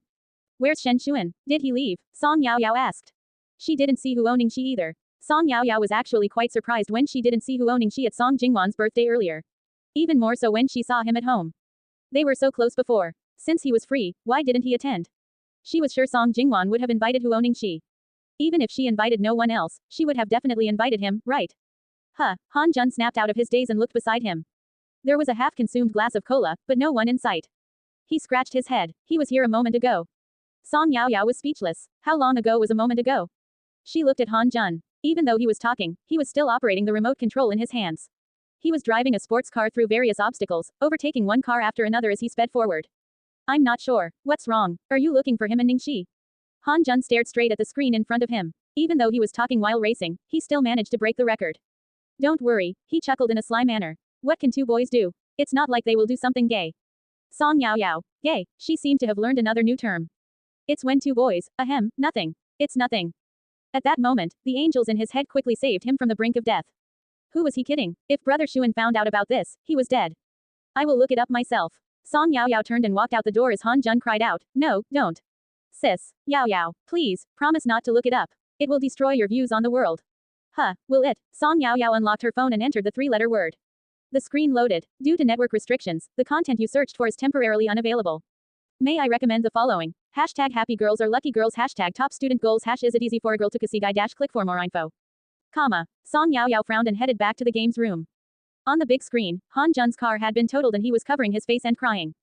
Han Jun. The girl's soft voice entered his ears again and Han Jun lifted his head in surprise. He looked into the girl's dark eyes. Is there something else? Song Yaoyao flipped her phone and showed him her screen. Does your search engine show this as well? She asked emotionlessly. Han Jun looked over curiously. When he saw the word on her search bar, his lips twitched a little. This big bro actually went to search up the term. But, what was this? He blinked, does it always do that? Song Yao Yao nodded. She entered another term and showed it to him again. This time, she typed in, I have a date with a dominant CEO. Due to network restrictions, the content you searched for is temporarily unavailable. Song Yao Yao puffed up her cheeks in frustration and said, I suspect my phone has a virus. Under the lights, her vivid expression was lively and cute. Her face, which still contained baby fat, made her look like a child. Han Jun seemed to have noticed something, but he did not dare to say it. So, he forced himself to reply, that's right. My phone is like that too. We're students, after all. The browser automatically filters out unhealthy content. Really? Song Yao Yao narrowed her eyes. Really? Han Jun nodded convincingly. He even raised 3 fingers and swore to God in order to gain Song Yao Yao's trust. I swear. Song Yao Yao, then make an oath. If you lie to me, then you will be gay. These words sounded like an insult coming from the girl's lips. He blamed himself continuously. He shouldn't have spoken rashly. But he still nodded in seriousness. Yes, I'll be gay. However, he was screaming on the inside, God, I was just telling a white lie. Please don't take it seriously. I like women. Song Yao Yao took her phone back and took a deep look at Han Jun. She wasn't sure whether to believe him or not. Picking up the empty can of cola from the table, she crushed it between her hand. Her eyes curved and she suddenly revealed a sweet smile. If you lie to me, you will end up like this can. Understood. Han Jun shuffled backward, almost hiding under a desk as he nodded his head, yes, I understand. This was what Song Yao Yao liked seeing. Han Jun breathed a sigh of relief when he saw Song Yao Yao finally leave. He climbed onto a chair and rested. Fortunately, Song Yao Yao didn't ask to see his phone, otherwise. Hey, the door opened again and Han Jun received a fright. The girl's delicate voice sounded like a ghost that was out for his life. I thought about it and something doesn't seem right. Show me your phone. Oh no, here it comes. Han Jun stood up with a swish as his eyes darted. How can I just show you my phone? You may be my big bro's big bro, but don't you understand privacy? No, I won't show it to you. After saying this, he held his head and rushed out of the room, afraid that Song Yao Yao would beat him up. Mommy, if Song Yao Yao saw his phone, he was screwed. He even contaminated her pure soul, he deserved to die. TCH, who the hell placed restrictions on Song Yao Yao's phone? It was even so sensitive that it wouldn't let the slightest bit of offensive language through. He thought about it, but as words circled his mouth, the only word that remained was, amazing. Inside the gym, 2 shirtless youths had stripped away their heavy clothes and were fighting. Without wearing any gloves, they threw punches with their bare hands. Each punch was firm. All of a sudden, a loud thump echoed through the room. Just by hearing the sound, one could imagine the pain. Huo Ningxi threw a kick, and Shen Shuan raised his hands to block him, unloading his strength and pushing him away. As soon as Huo Ningxi fell, he pounced on top of him and held him down, strangling his neck. Huo Ningxi huffed and puffed as his eyes filled with hostility. One could sense his youthful energy. Beads of sweat dripped down, soaking the bangs on his forehead. Do you admit defeat? The boy with the cracked voice laughed as he stared into Huo Ningxi's eyes. Huo Ningxi couldn't help but laugh as well. He lay on the ground and replied in disdain, no. Ha, okay, Shen Shuan pulled him up. Do you want to continue then? Let me beat you until you accept it. Huo Ningxi took a deep breath as he was pulled up. Bending one leg, he stretched out his hand and brushed his fingers through his hair. That's it for today. Let's continue next time. The two had fought without holding back, but neither of them used any technique. They simply released their anger and strength.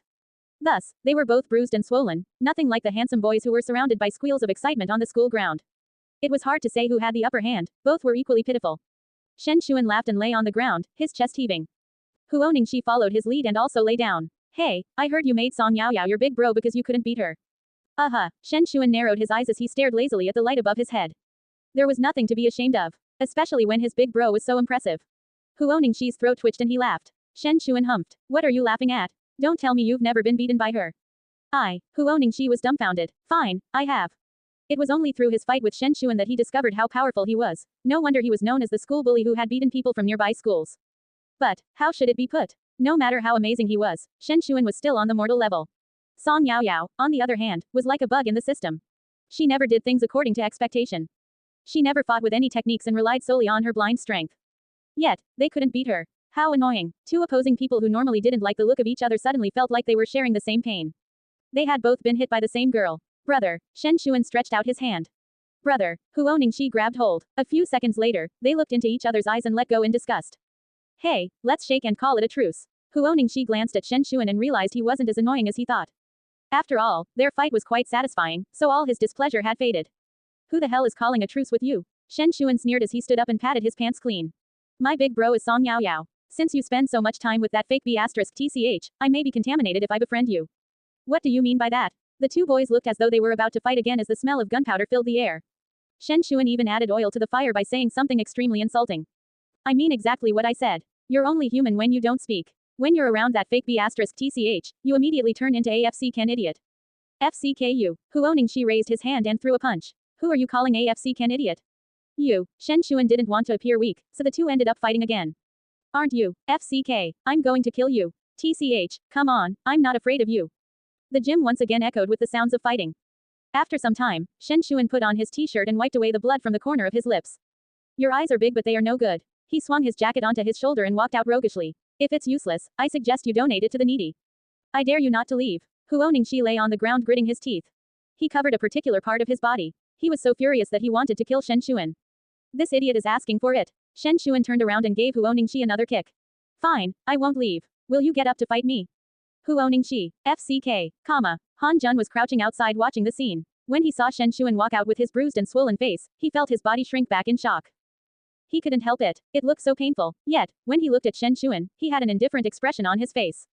Han Jun was curious. Brother Shuan, Huoningxi is such a pretty boy. Is he a good fighter? He actually put Brother Shuan in this state. No, he had to check it out for himself. He stood up, and quietly peeked in through the gap in the door. As soon as he looked, his lips twitched. Brother Shuan, what did you do to young Master Huo? Why was he huddled up like he had been taken advantage of? God, please forgive me. Probably because his conversation with Song Yaoyao was so suggestive, this scene made him imagine things. Do you want to know? Shen Shuan cursed quietly and his lips parted in a sinister manner. He smiled on the surface, but he wasn't happy on the inside. Han Jun trembled. No, not at all. No, you do. Shen Shuan grabbed onto his head, squeezed it under his arm, and dragged him out. Little Jun, I will let you experience what I did to Huoningxi. Calm down and be patient. Han Jun's bottom tightened. He was dead, At this point, everyone had already left. Song Yaoyao skipped over to look for Huo Yonk, but she discovered his room and study were empty. She pouted her lips. Uncle Zhang, where's Gerger? Why don't I see him anywhere? She held her hand and looked around. Miss Song, are you looking for the master? Uncle Zhang asked cheerily. He's in the greenhouse. The flowers in there used to be precious to the old madam. Ever since she left, he's been taking care of them. And when he wasn't around, the helpers watered them carefully, afraid that they might die. Really? Song Yaoyao's eyes opened wide. She couldn't help herself from wanting to know Huo Yonk better. In that case, Uncle Zhang, what flower does Gerger like the most? I'm not sure either. Uncle Zhang spread his palms helplessly. The master has always had a high IQ and he's always been very mature for his age. I've never seen him particularly like anything. But the old man suddenly revealed a mysterious smile, making Song Yaoyao really curious. But what, Uncle Zhang, tell me, but I know the master likes Miss Song the most. He replied happily. Song Yaoyao was pleasantly surprised as she tilted her head. Really? Miss Song, I watched him grow up. You're the first person who's changed him so much. Song Yaoyao was ecstatic. It was like she had been fed an entire carton of honey, even her throat contained a sweet flavor. Her eyelashes fluttered and her eyes were vibrant. I'm going to go look for Gerger in the greenhouse. Oh, wait, Uncle Zhang called her back and whispered something in her ear. The girl's expression immediately changed. Really, she mumbled. But Gerger, no wonder he went there alone. It was his mother's death anniversary. She ran off without turning around. Uncle Zhang, I'll go keep Gerger company. Oh, go ahead. Remember what to say to him. The girl had already disappeared into the distance, and her soft and loud voice resounded from outside. Uncle Zhang grinned. Oh, this girl is so lovable. The trick Song Yaoyao was clueless. She was running quickly, wishing that she could grow a pair of wings and fly straight into Gerger's arms. At a time like this, she couldn't believe she was playing with her friends. She had absolutely no idea that Gerger needed her company the most. Song Yaoyao ran so quickly, it was hard to catch her breath. It didn't take long for her to reach the greenhouse. The greenhouse was a large glass house. Outside, winter was in full force. Inside, it felt like spring with blooming flowers. The moon hung in the dark sky, casting a soft light upon them. The lights were on inside and a faint figure could be seen. The man's eyebrows were relaxed and he looked classy. He was wearing a collared shirt and a big coat. It was strange. Before she saw him, she had wanted to grow wings and fly straight into his arms. But now that she saw him, she actually slowed down her pace. Even her breathing slowed down like she was afraid of interrupting him. She gently approached. The lights shone down from above onto the man's face. His eyelashes were long, casting a curved shadow on his cheeks. It was more attractive than anything in the world. He was charming and gorgeous. Gerger. Song Yaoyao leaned against the glass door as she waved at Huo Yonk. Can I come in? She asked weakly. The door wasn't locked, but after learning that it was the anniversary of Mrs. Huo's death, she did not dare to act recklessly. The small figure stood outside, huddling up like a ball because of the cold.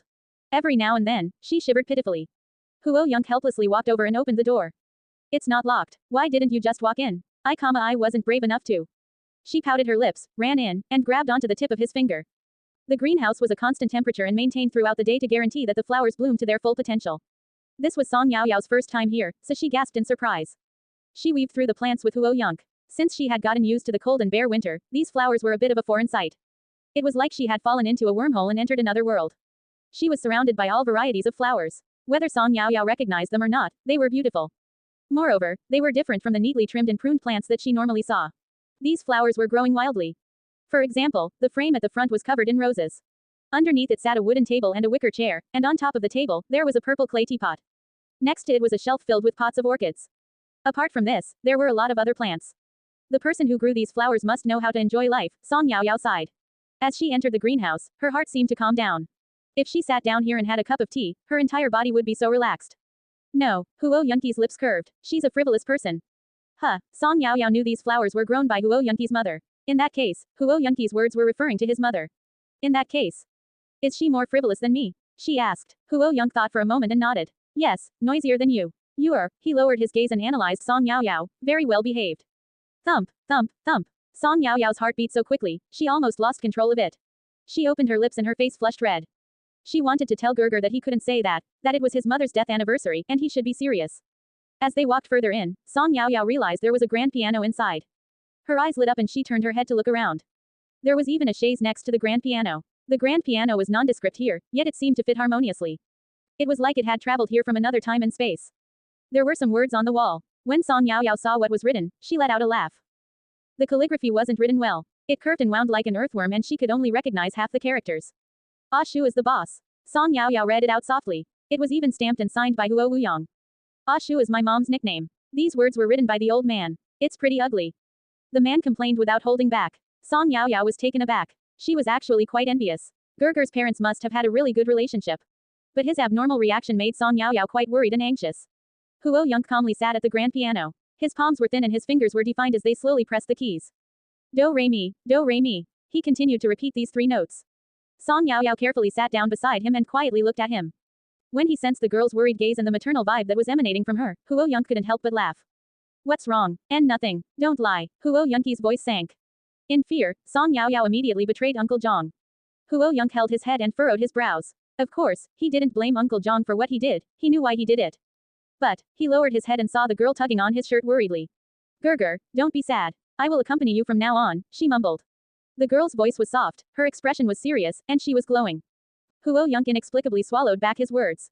He nodded. Okay, his mother had chosen euthanasia after falling ill.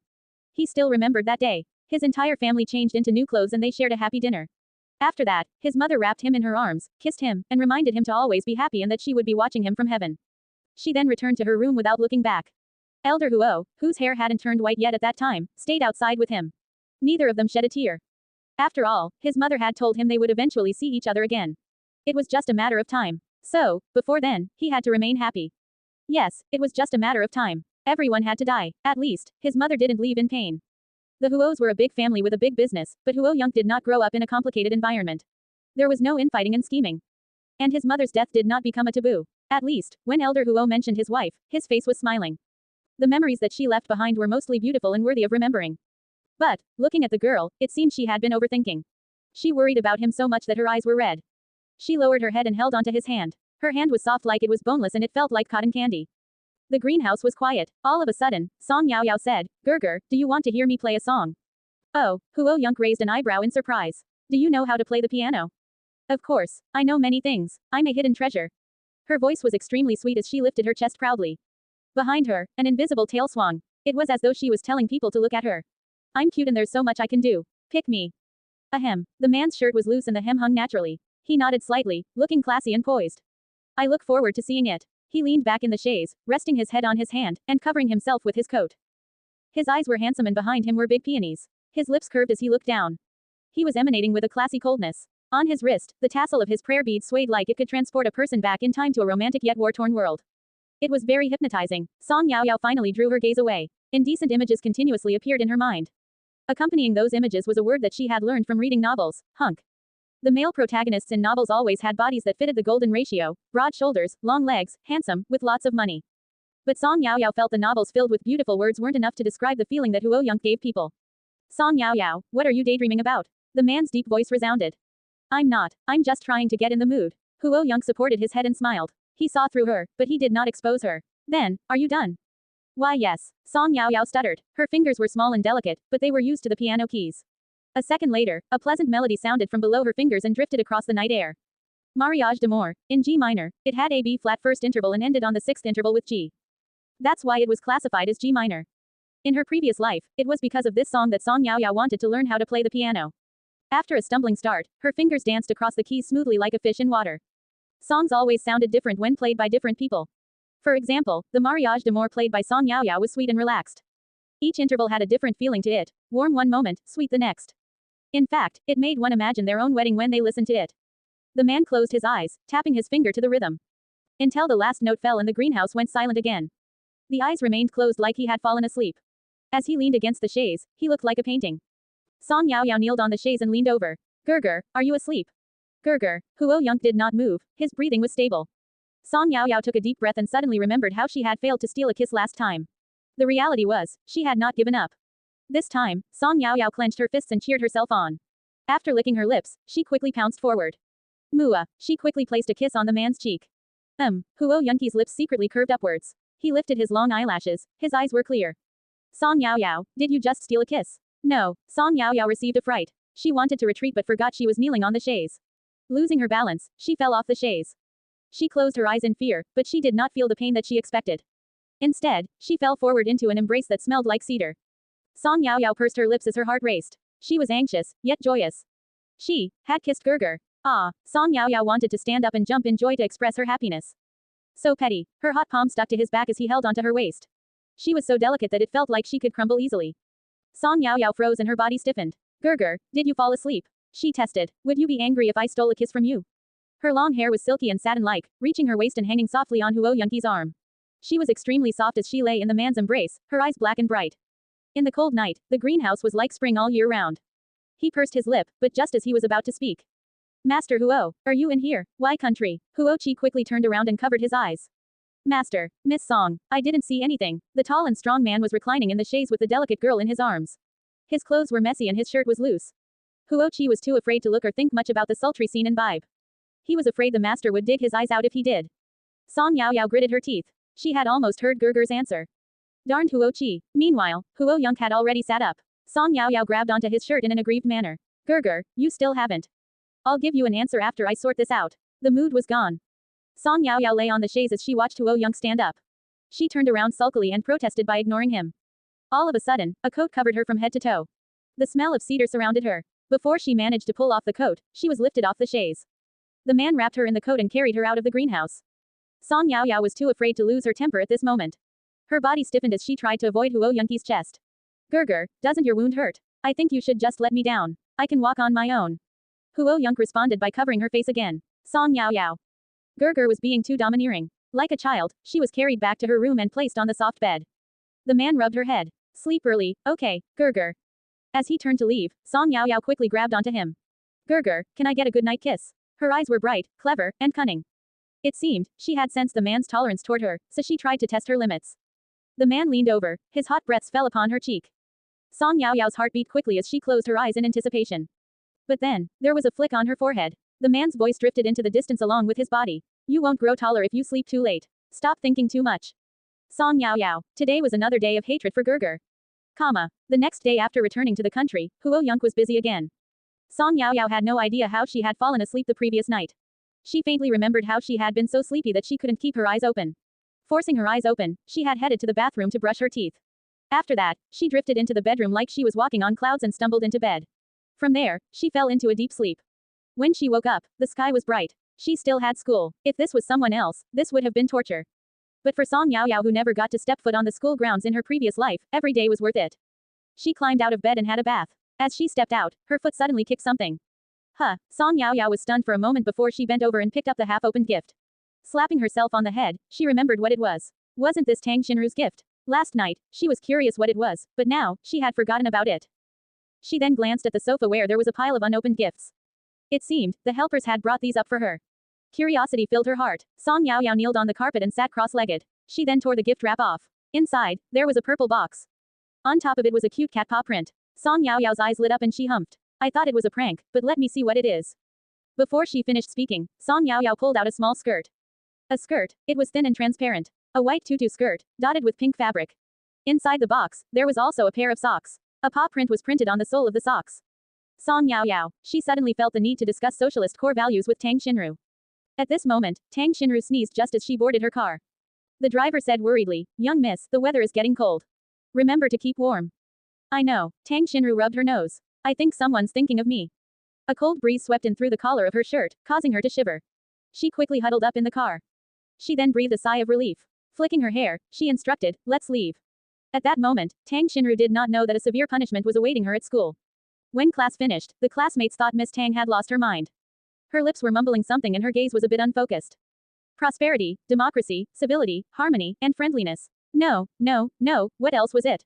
Tang Xinru scratched her head and glanced down at the question paper that Song Yao Yao prepared for her. Written on it were the words, "Test paper for socialist successors." The questions on it made her dizzy and her eyes were a blur. Socialist core values. What was that, as it turned out? She was grabbed by Song Yao Yao, and under threat, she was forced to read the newspapers with tears as she learned about the country's major events. Only when school ended did she breathe a sigh of relief, thinking she was finally free.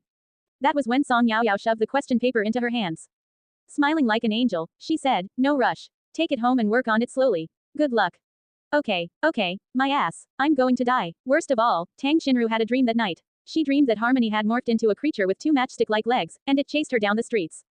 She ended up running for an entire night. When she awoke, she was exhausted. Back to when school finished earlier. Song Jingwan stopped Song Yao Yao and asked, "Where's Shu Yu?" "Shu Yu, you still haven't found her." These words rendered Song Jingwan speechless. She pressed her lips together. "If she's in your hands, how are we supposed to find her?" The Zus had already called the police, but they concluded she wasn't missing and had actually gone overseas to have fun. They even found her accommodation and bank card usage records overseas, but she did not answer any phone calls. Including Song Jingwan's, but this was the reason why Song Jingwan was sure something was wrong. Sure, it made sense for her to ignore her parents' phone calls, but to ignore her calls and message. That was a massive problem. Song Yao Yao looked at her deeply and was amused. "I think there's something wrong with your brain. I suggest you see a psychiatrist." She turned around and left carrying her backpack. Song Yao Yao. Unfortunately for Song Jingwan, she was in a wheelchair, so she could not chase after her. In the past, Shu Yu had offended Song Yao Yao because of her. The fact that she couldn't be contacted and hadn't returned was actually not a bad thing. What if she returned and exposed everything? When Song Yao Yao boarded the car, her first instruction was not to start the car. Instead, she suddenly called out his name. "Yes, what can I do for you, Miss Song?" Huo Ju placed his hands on the steering wheel and turned his head. "Where's Shu Yu?" This was more like a demand than a question. Huo Ju had always been quite smart. Ever since the master placed him by Miss Song's side, he had discovered more and more about her. Huo Ju grinned. He didn't smile often, and when he did, there was a dark and evil vibe to it. "Miss Song, you found out." Song Yao Yao rolled her eyes and pointed outside. "She keeps asking me for her. What do you think?" "Ahem, Miss Song, do you want to go see her?" Song Yao Yao nodded. Her answer was self-evident. Drip, drop, drip, drop. The dark underground passage was covered with smooth black slabs. The air was filled with a cold, rotten smell, and the icy wind blew from all directions. It was as though someone was hanging to her back, blowing in her ears. "The floor is slippery. Be careful, Miss Song." Huo Ju led the way with a torch. Song Yao Yao turned her head and looked around. The stream of white light had a limited span and it was dark in front of them. It was like there was a huge monster in front of them which was swallowing up the light from the torch. She nodded her head as her leather shoes tapped across the black slabs and her footsteps echoed through the passage. Clink. Chains dragged across the ground, and the sound broke the silence, hurting everyone's ears. Song Yao Yao furrowed her brows. The youth in front of her had pleasant features. His lips were red and his teeth were white as he turned around and smiled at Song Yao Yao. "Miss Song, we're here. Who is it? Who's out there? Let me out. Hoo. Let me out. I know I was wrong. Hoo." The girl's voice was rough and husky as her chains shook harder. Clink, clink. Song Yao Yao walked toward her. Huo Ju pressed a button on the metal door and it opened. The iron plate on the outer layer opened outwards, exposing the iron bars inside. It was like a prison. Song Yao Yao furrowed her brows and walked over. "It's you." Shu Yu was still wearing the short skirt from the day that she had attacked Song Yao Yao. By now, her skirt was wrinkled and she looked like a complete mess. There was something black on her face, her mascara had smeared all over her skin. And her hair was tangled like a nest. She looked at Song Yao Yao. There was no anger in her eyes. Instead, she looked at her pleadingly with fear. "Song Yao Yao, no, Miss Song, please let me go. I know I'm wrong, please let me go home. I miss my parents. Hoo. My intention wasn't to take nude photos of you. It was Song Jingwan, your sister told me to do it."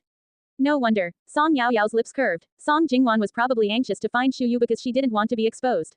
But Song Yao Yao wasn't a good person. Even though Shu Yu was so pitiful, she was unmoved.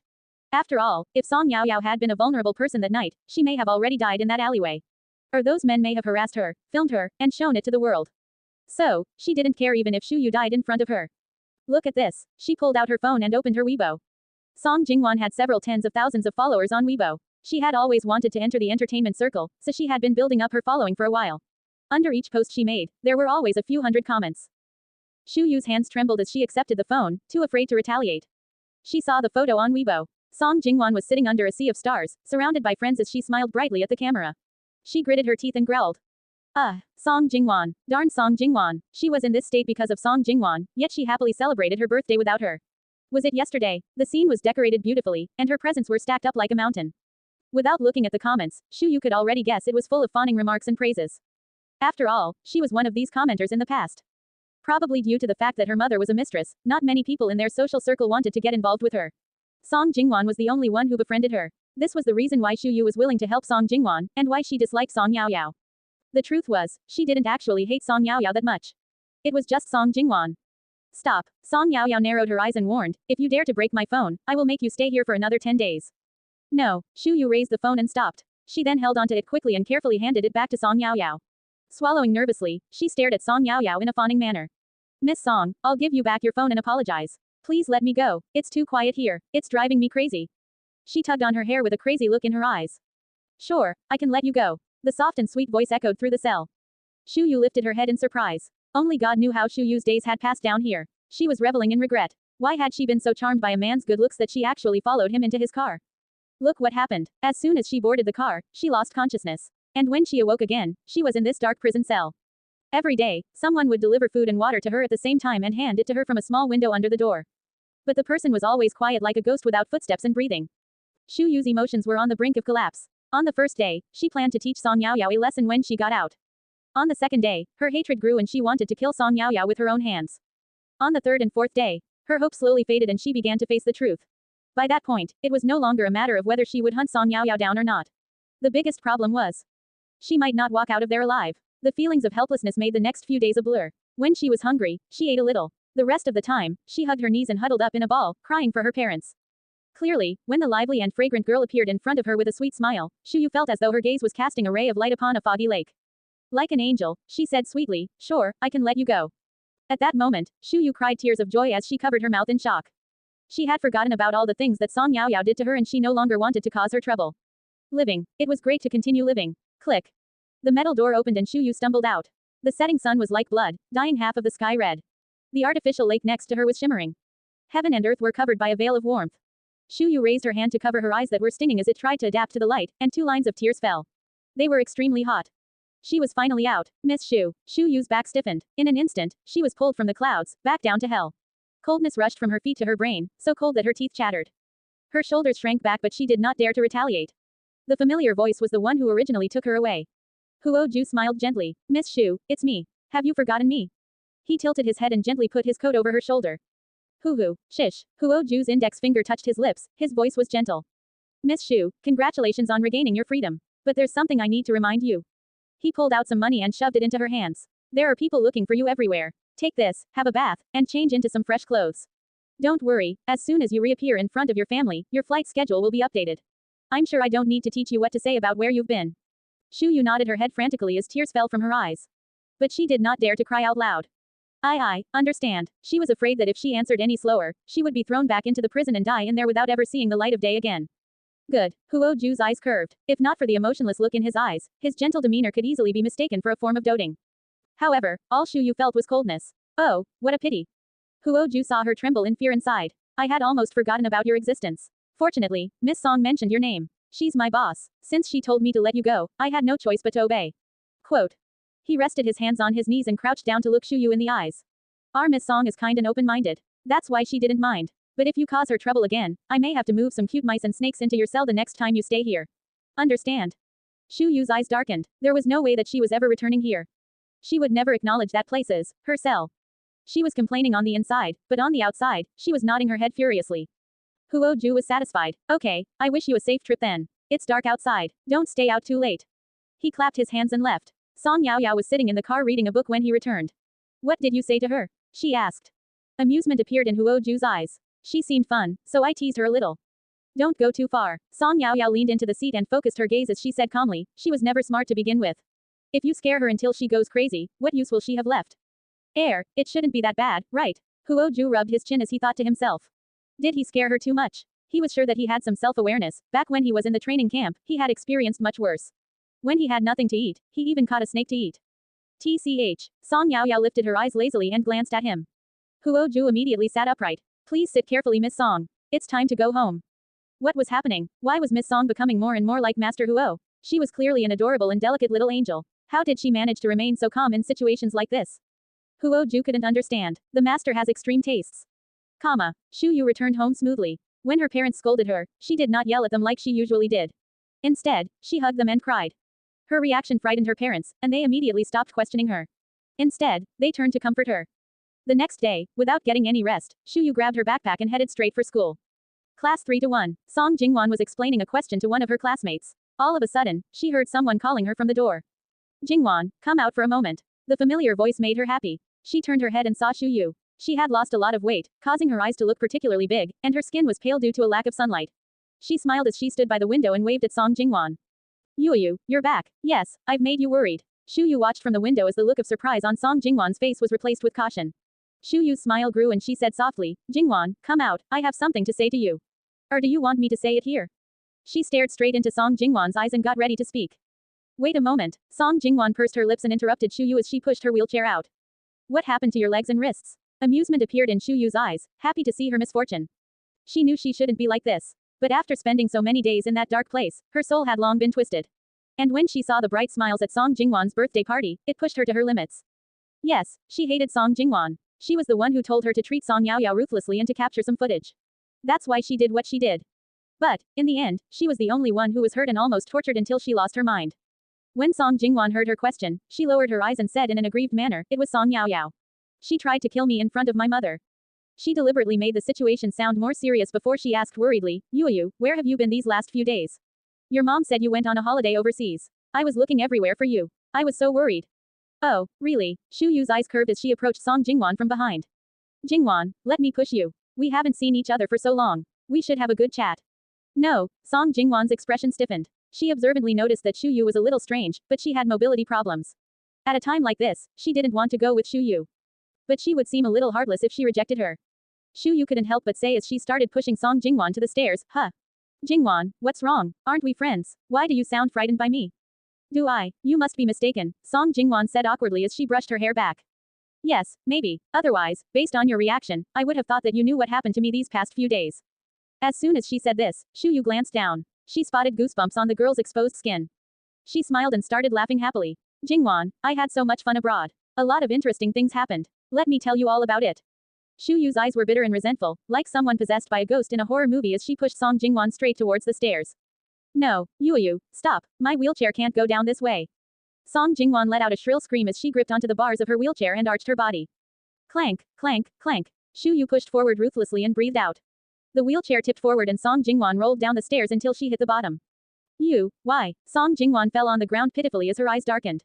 There were scratches on her face and forehead. The most serious injuries were on her arms and legs which hadn't fully recovered yet. Don't worry, dear Jingwan. You won't die from a dozen or so steps. Shu Yu slowly walked down, crouched in front of Song Jingwan, and touched her face. She poked her wound until she heard a pitiful cry of pain, and laughed. Shouldn't good friends share all joys and pain? I'm not feeling well at the moment, so I'm venting my frustration on you a little. Jingwan, since you're so kind, you wouldn't blame me, right? Song Jingwan saw the anger in her eyes and pursed her lips.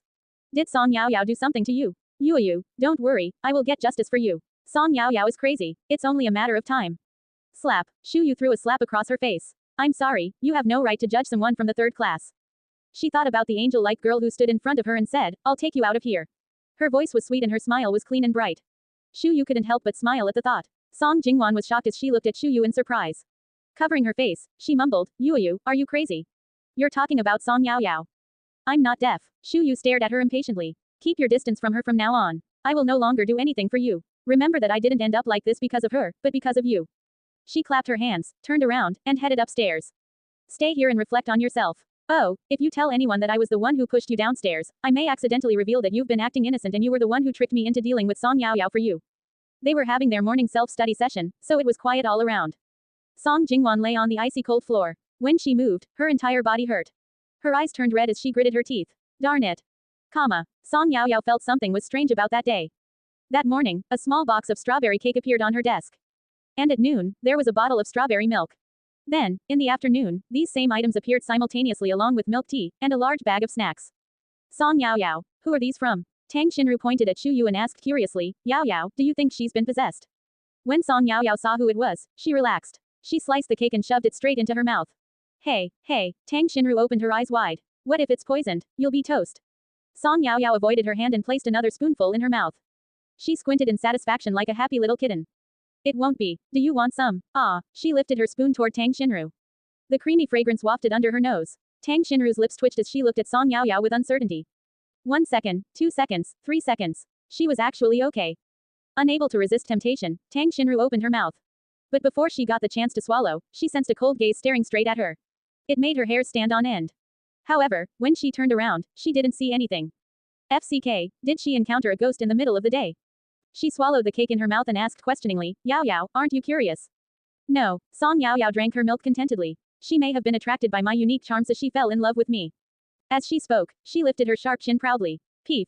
Shen Chuan, who was sitting in the back row, couldn't hold back his laughter. Song Yao Yao glanced sideways at him. Before she managed to lose her temper at him, Shen Chuan immediately tried to remedy the situation. Big bro is right. Just like me, I was also attracted by her unique charm. Now I can't control my love for her. Tang Xinru. Everyone already knows that. Han Jun nodded and shook his head at the same time. Shen Chuan cursed secretly. He wrapped an arm around Han Jun's shoulder and stood up. Junior, let's go to the bathroom together. Han Jun's knees felt weak. As class finished, a voice said, Hey, have you heard? Song Jingwan from class 3-1 fell down the stairs during the morning self-study session. She's apparently been sent to the hospital. 4. Is it serious? No, she simply received a few scratches. Huh, what a shame. When Song Yao Yao heard this, she slightly smiled. Tang Xinru noticed this and asked her why she was smiling in such a sinister manner. I'm proud, the cute, angel-like girl replied. Tang Xinru. Oh, time passed quickly and the end of December was approaching. Along with their end of semester exams, Christmas and Christmas Eve was also getting near. The third-year seniors did not get a break. As Song Yao Yao finished school, she grabbed an apple from her bag and secretly went to the Huo Corporation building. Everyone knew who she was. After she signed in at the front desk, she wandered into the boss's private elevator and headed straight for the top floor. The front desk receptionists looked at her and sighed. Sigh, we're all human, but why are we so different? If the boss marries her, she'll never have to work hard again. TCH, you sound so jealous. A talented person naturally likes another talented person. Wake up. Cinderella doesn't exist in real life. Unless Cinderella has something to offer. Otherwise, did she really think she could live happily ever after with the boss just by crying and having a pitiful past? Was something wrong with her brain? In winter, the sky darkened quickly. At just 6 p.m., the neon lights had already formed a sea of dazzling lights, and the night sky was like a puddle of spilled ink that could not be wiped away. As usual, a layer of smog sat above the city, making it impossible to see the stars. Ding. Only special staff were allowed to enter the top floor, so the secretary noticed every little movement. Miss Song. The secretary saw the cute girl who was carrying a backpack and wearing a cashmere jacket. Her eyes lit up and she approached enthusiastically like a strange auntie. Miss Song, what are you doing here today? Are you looking for the boss? What a coincidence, he's currently in a meeting. Would you like to wait inside the office? Huh, Song Yao Yao turned around and stared at the office. I need a password. She wanted to go inside and give Gerger a surprise. It's fine, the secretary was really attentive. When you came last time, the boss already entered your fingerprint into the system. You can enter at any time. Oh, what kind of magical love was this? The secretary sighed on the inside. She was so excited by shipping the couple that her nose almost bled. If any of the confidential documents in the boss's office was leaked, the consequences were unimaginable. Yet, the boss let this girl enter his office freely without hesitation. This had never happened before. I'll give you until tomorrow to get me a result. This one, do it again. The boss was surrounded. He lowered his eyes and continued giving instructions. He had a powerful and suppressing aura. When he walked past the lobby afterward, the secretary and others bowed. Boss. Yes. Without stopping, the man continued moving forward. All of a sudden, he furrowed his brows and paused. Raising an eyebrow, he asked, did someone come? The secretary who had greeted Song Yao Yao froze. No, no one came.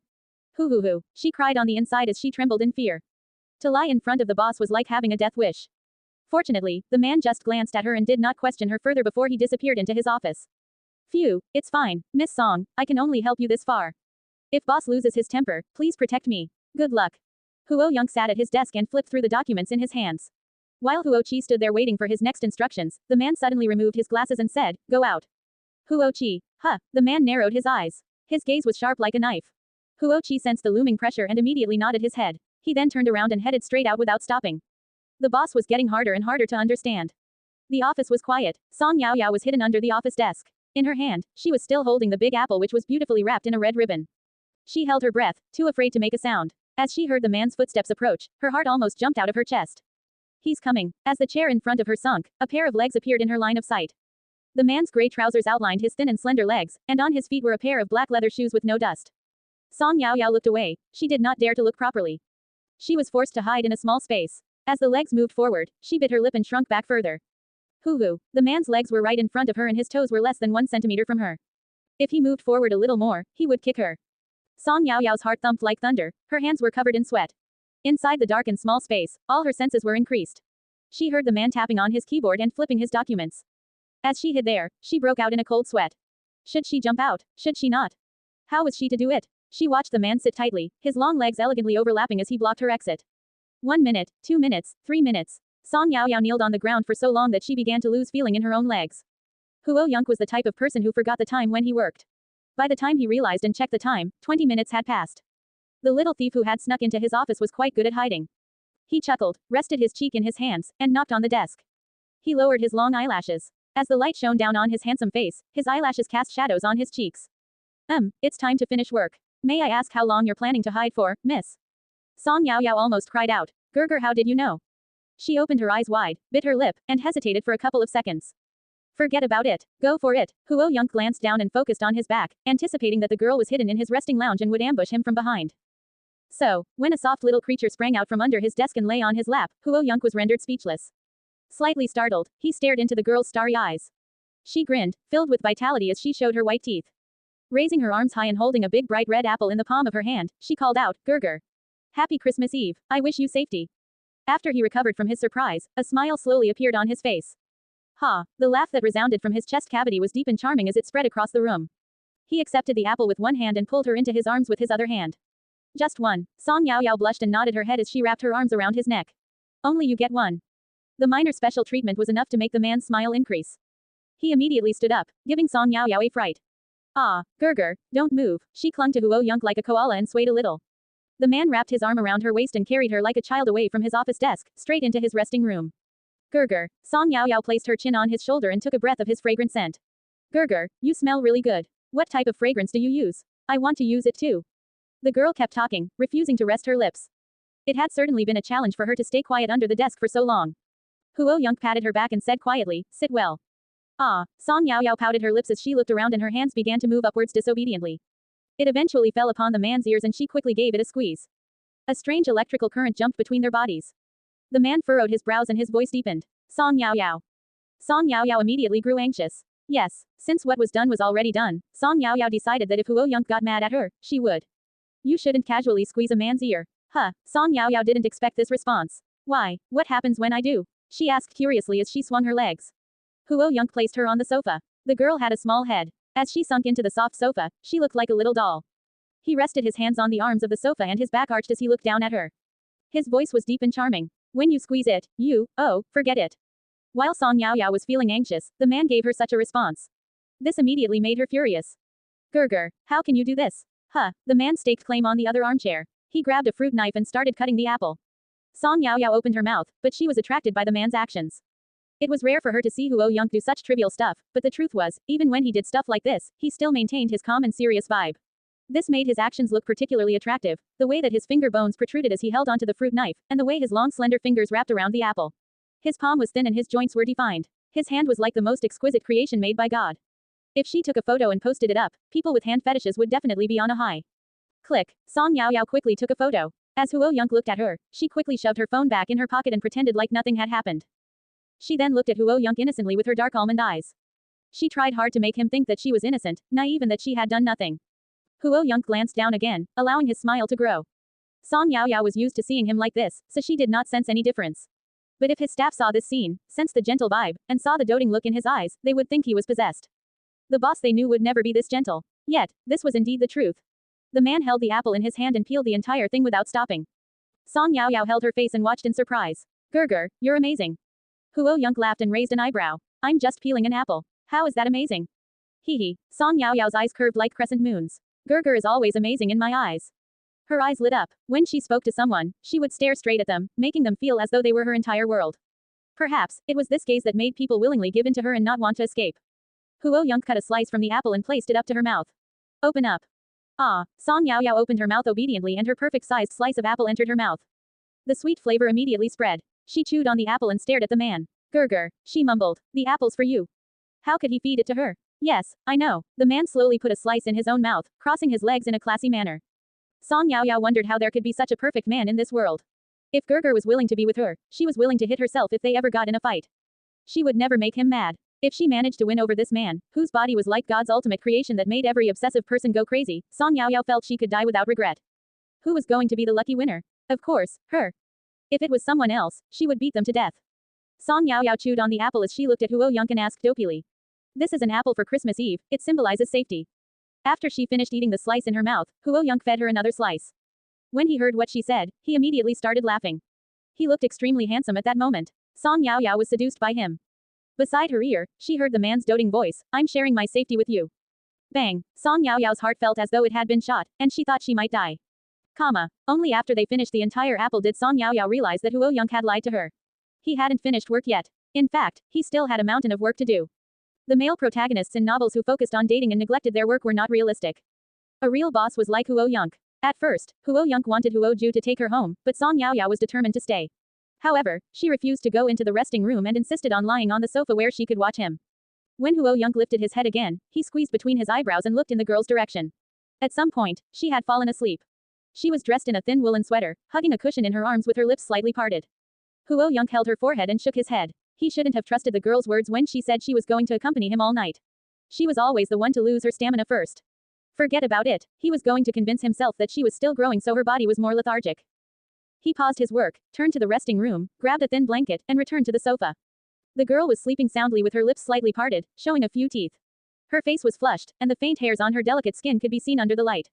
He kneeled beside the sofa, bent his finger, and touched her cheek. It was extremely soft. On Christmas Day, Song Yao Yao rushed downstairs before dawn without washing her face. Gurgur, gurgur gurgur. The man had already changed into his business attire and was ready to head out.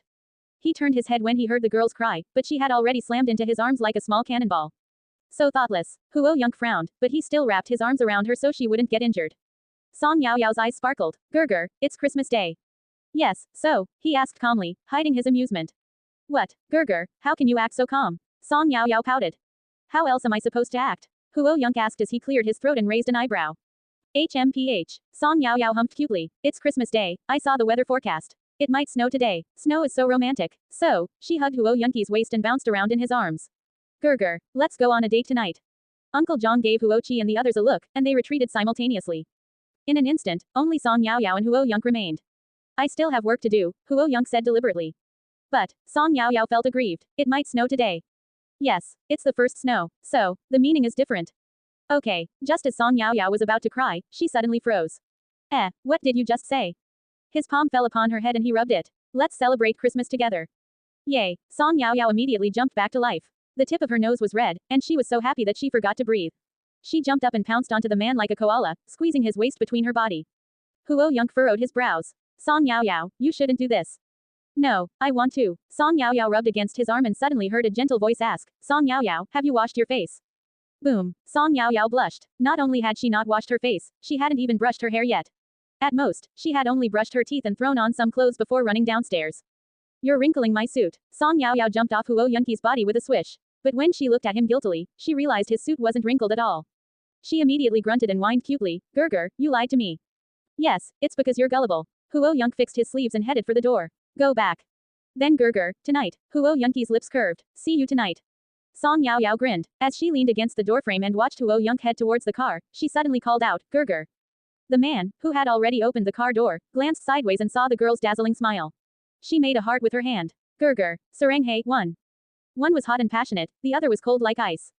Huo Yunk froze for a moment. When Song Yao Yao didn't receive a response, she pouted her lips and pulled her hand back. That was when she saw. The restrained and classy suited man raised his hand with seriousness, and grabbed the air, pretending to catch her heart. As the door closed, his voice drifted across the air calmly, I'll take this with me. 1 Saranghae equals, I love you, in Korean. Leaving the house that day, the lowered temperature was prominent.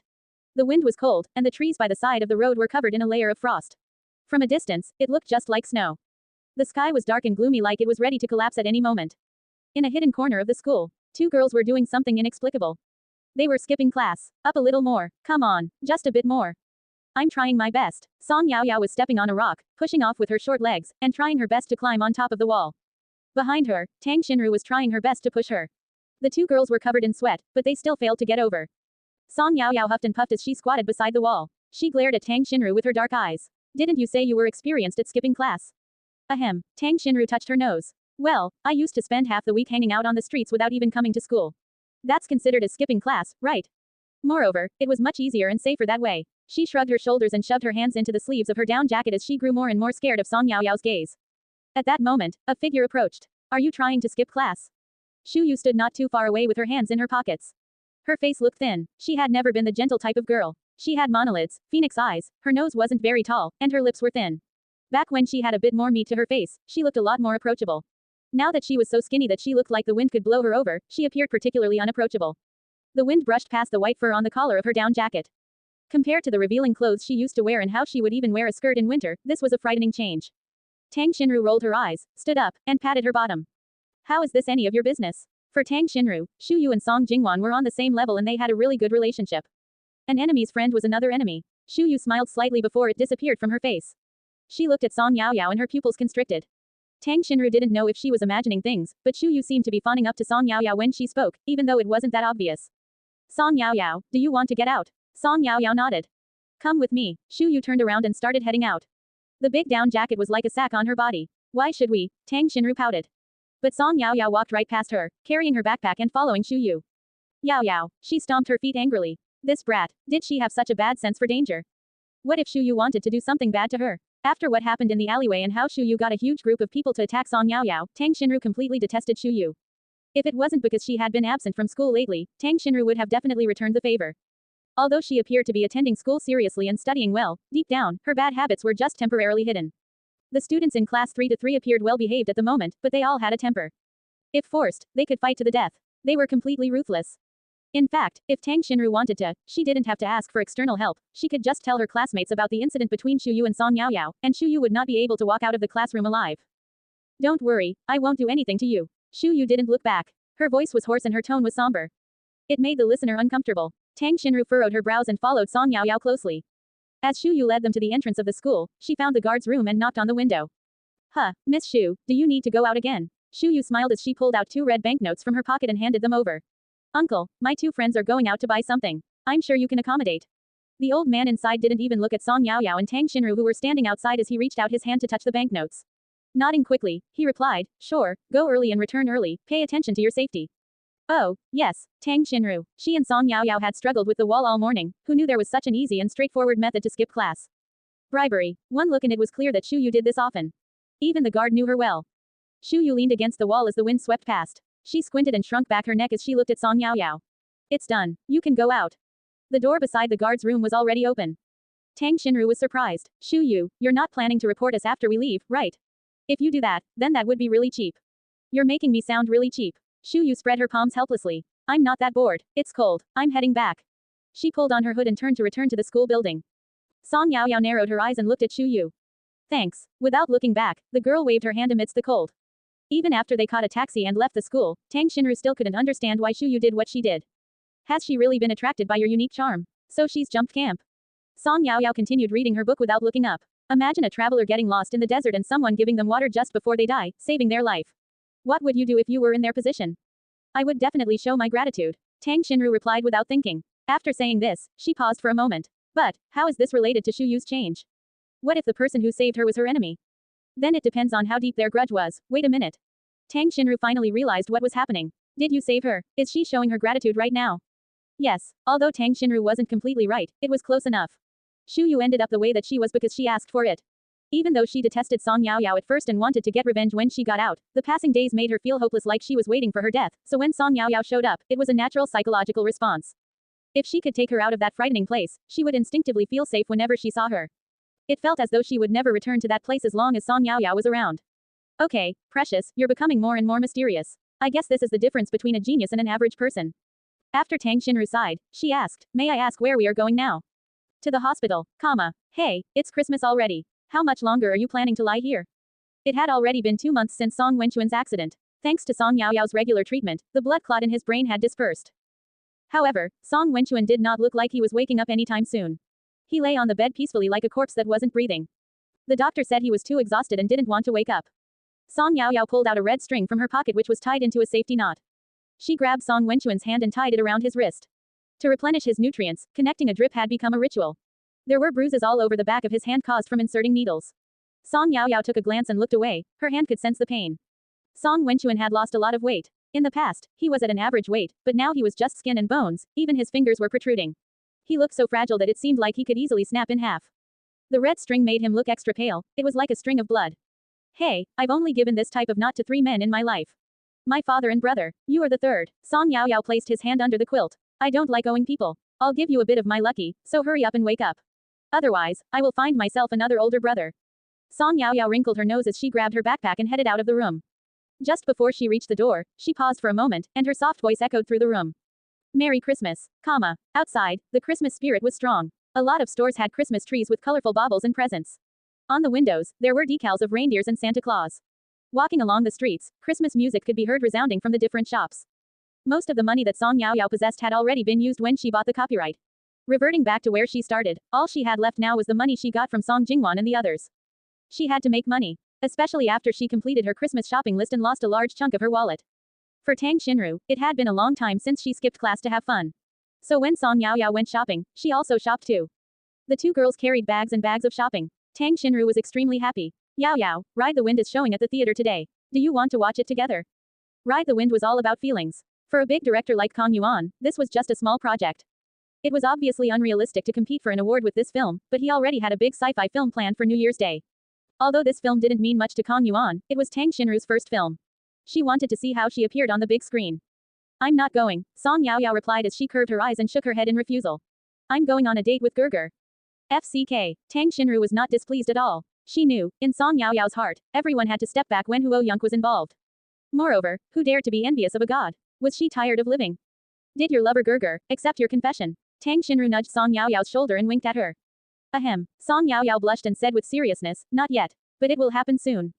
Wow, Tang Xinru was ecstatic. Quick, quick, quick. Tell me what you have planned. Are you confessing tonight? I really want to witness it. Don't even think about it. Song Yaoyao gave her a weird look and walked forward with her things. Tang Xinru dashed to catch up. Precious Yaoyao, precious Yaoyao. I'm so curious. I can't imagine how someone like Mr. Huo would act on a date. That's right. Song Yaoyao furrowed her brows. This was a problem. Especially since she liked eating junk food, and she could imagine that Gerger would never eat it.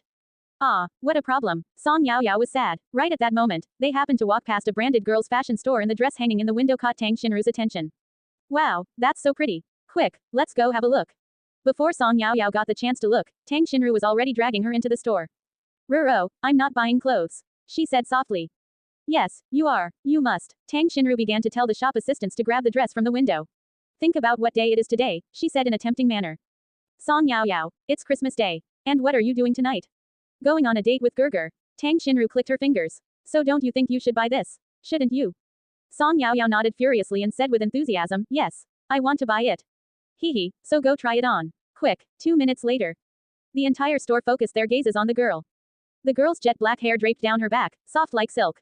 The neckline resembled a cheongsam, but her skirt was in a Lolita style. The length stopped just above her knees and it had a lacy hem. This store specialized in girls' fashion but the price was quite high so they didn't get many customers. However, those that did enter, truly loved them. Her skin was like jade. Under the strong lighting inside the store, she seemed to glow. What's wrong? Song Yaoyao looked in the mirror. She thought she looked not bad. She turned her head and discovered that the store was silent as everyone looked at her. This made her uncomfortable. She suddenly remembered the scene in the plaza last time Song Wenchuan took her to eat Japanese food. The gazes back then were the same as now. Their eyes sparkled with admiration like they were ready to drag her home and store her for themselves. Ah, after some time, Tang Xinru rushed over with a squeal, wrapped the girl in her arms, and gave her a squeeze. My precious Yaoyao is so cute. Buy it. How much does this cost? We will take it. Wrap it up. I'm taking it. The two sentences were said at the same time, causing Song Yaoyao and Tang Xinru to glance sideways. It was a girl with chestnut-colored hair, a sweet face, and a mixed-race appearance. She was wearing a long Lolita dress with a fluffy white poncho. She had her chin raised as she ordered the shop assistants arrogantly. Tang Xinru furrowed her brows and looked at the store manager. The store manager was put in an awkward position. The outfit was still being worn, how could this girl walk in and demand to take it? If it was a normal person, she would have refused straight away, but this girl was a regular customer and a VIP. She bought practically every single new piece of clothing that they received. Miss Shu, this girl tried it first. Shu Yiqing laughed when she heard what the manager said. Crossing her arms, She glanced lazily at Tang Xinru and Song Yaoyao. The disdain in her eyes could not be hidden. They're buying it. Can they afford it? Manager Wang, don't forget how much commission I've given you. I had my eyes on this dress a long time ago. If it wasn't sold out overseas, I wouldn't have rushed back here to buy it. To be honest, I am determined to own this dress. Peef, you're certainly arrogant. Tang Xinru had already decided to buy this dress as soon as Song Yaoyao stepped out in it. After all, Song Yaoyao looked too good. She was like a princess. No matter how glamorous the style, her temperament matched it perfectly. Tang Xinru had never met anyone who looked so good in a dress like this. Not even Shu Weiqing. Tang Xinru turned her body slightly so the girl in the dress could show her face clearly. Shu Weiqing froze for a moment before a look of jealousy appeared on her face. Especially when she saw that the dress was practically made for Song Yaoyao. On her, it did not look over the top at all. The high-quality fabric accentuated her waist. She was voluptuous in the right places and skinny in the right spots, without any excess fat. If she wore a bodycon dress, so many girls would be jealous of her. Shu Weiqing narrowed her eyes. No matter how much they pay, I will offer double. TCH. Tang Xinru scoffed. Manager Wang looked at Song Yaoyao and Tang Xinru. She then looked at Shu Weiqing who was determined to win. Both parties were stubborn. Excitement flashed across her eyes, but she quickly put on an act.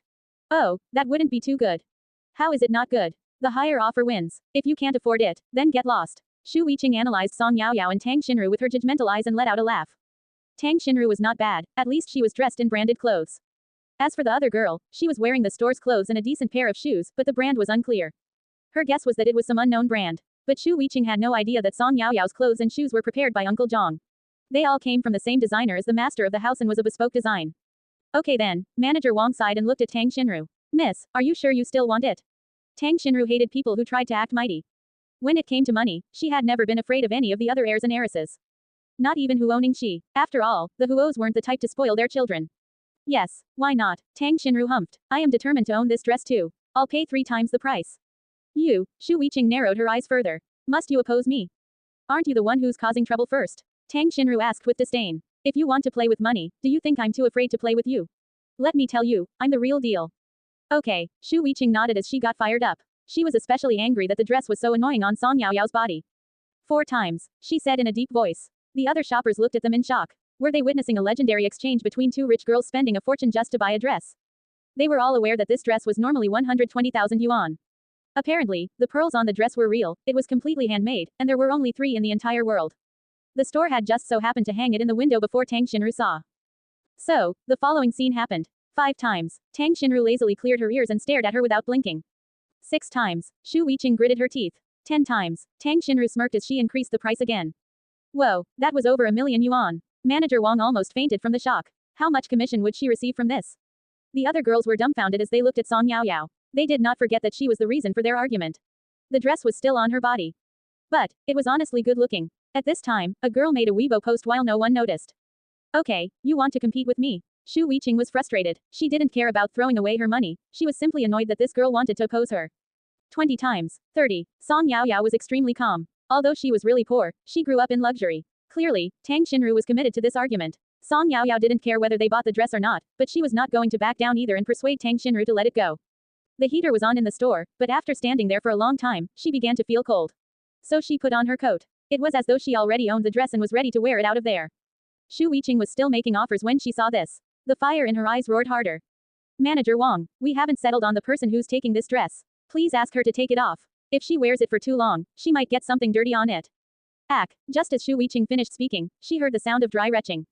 Tang Xinru took a step back and fanned her nose. What's that smell? It smells like sh*t. Girl, the stench on your body is about to suffocate me.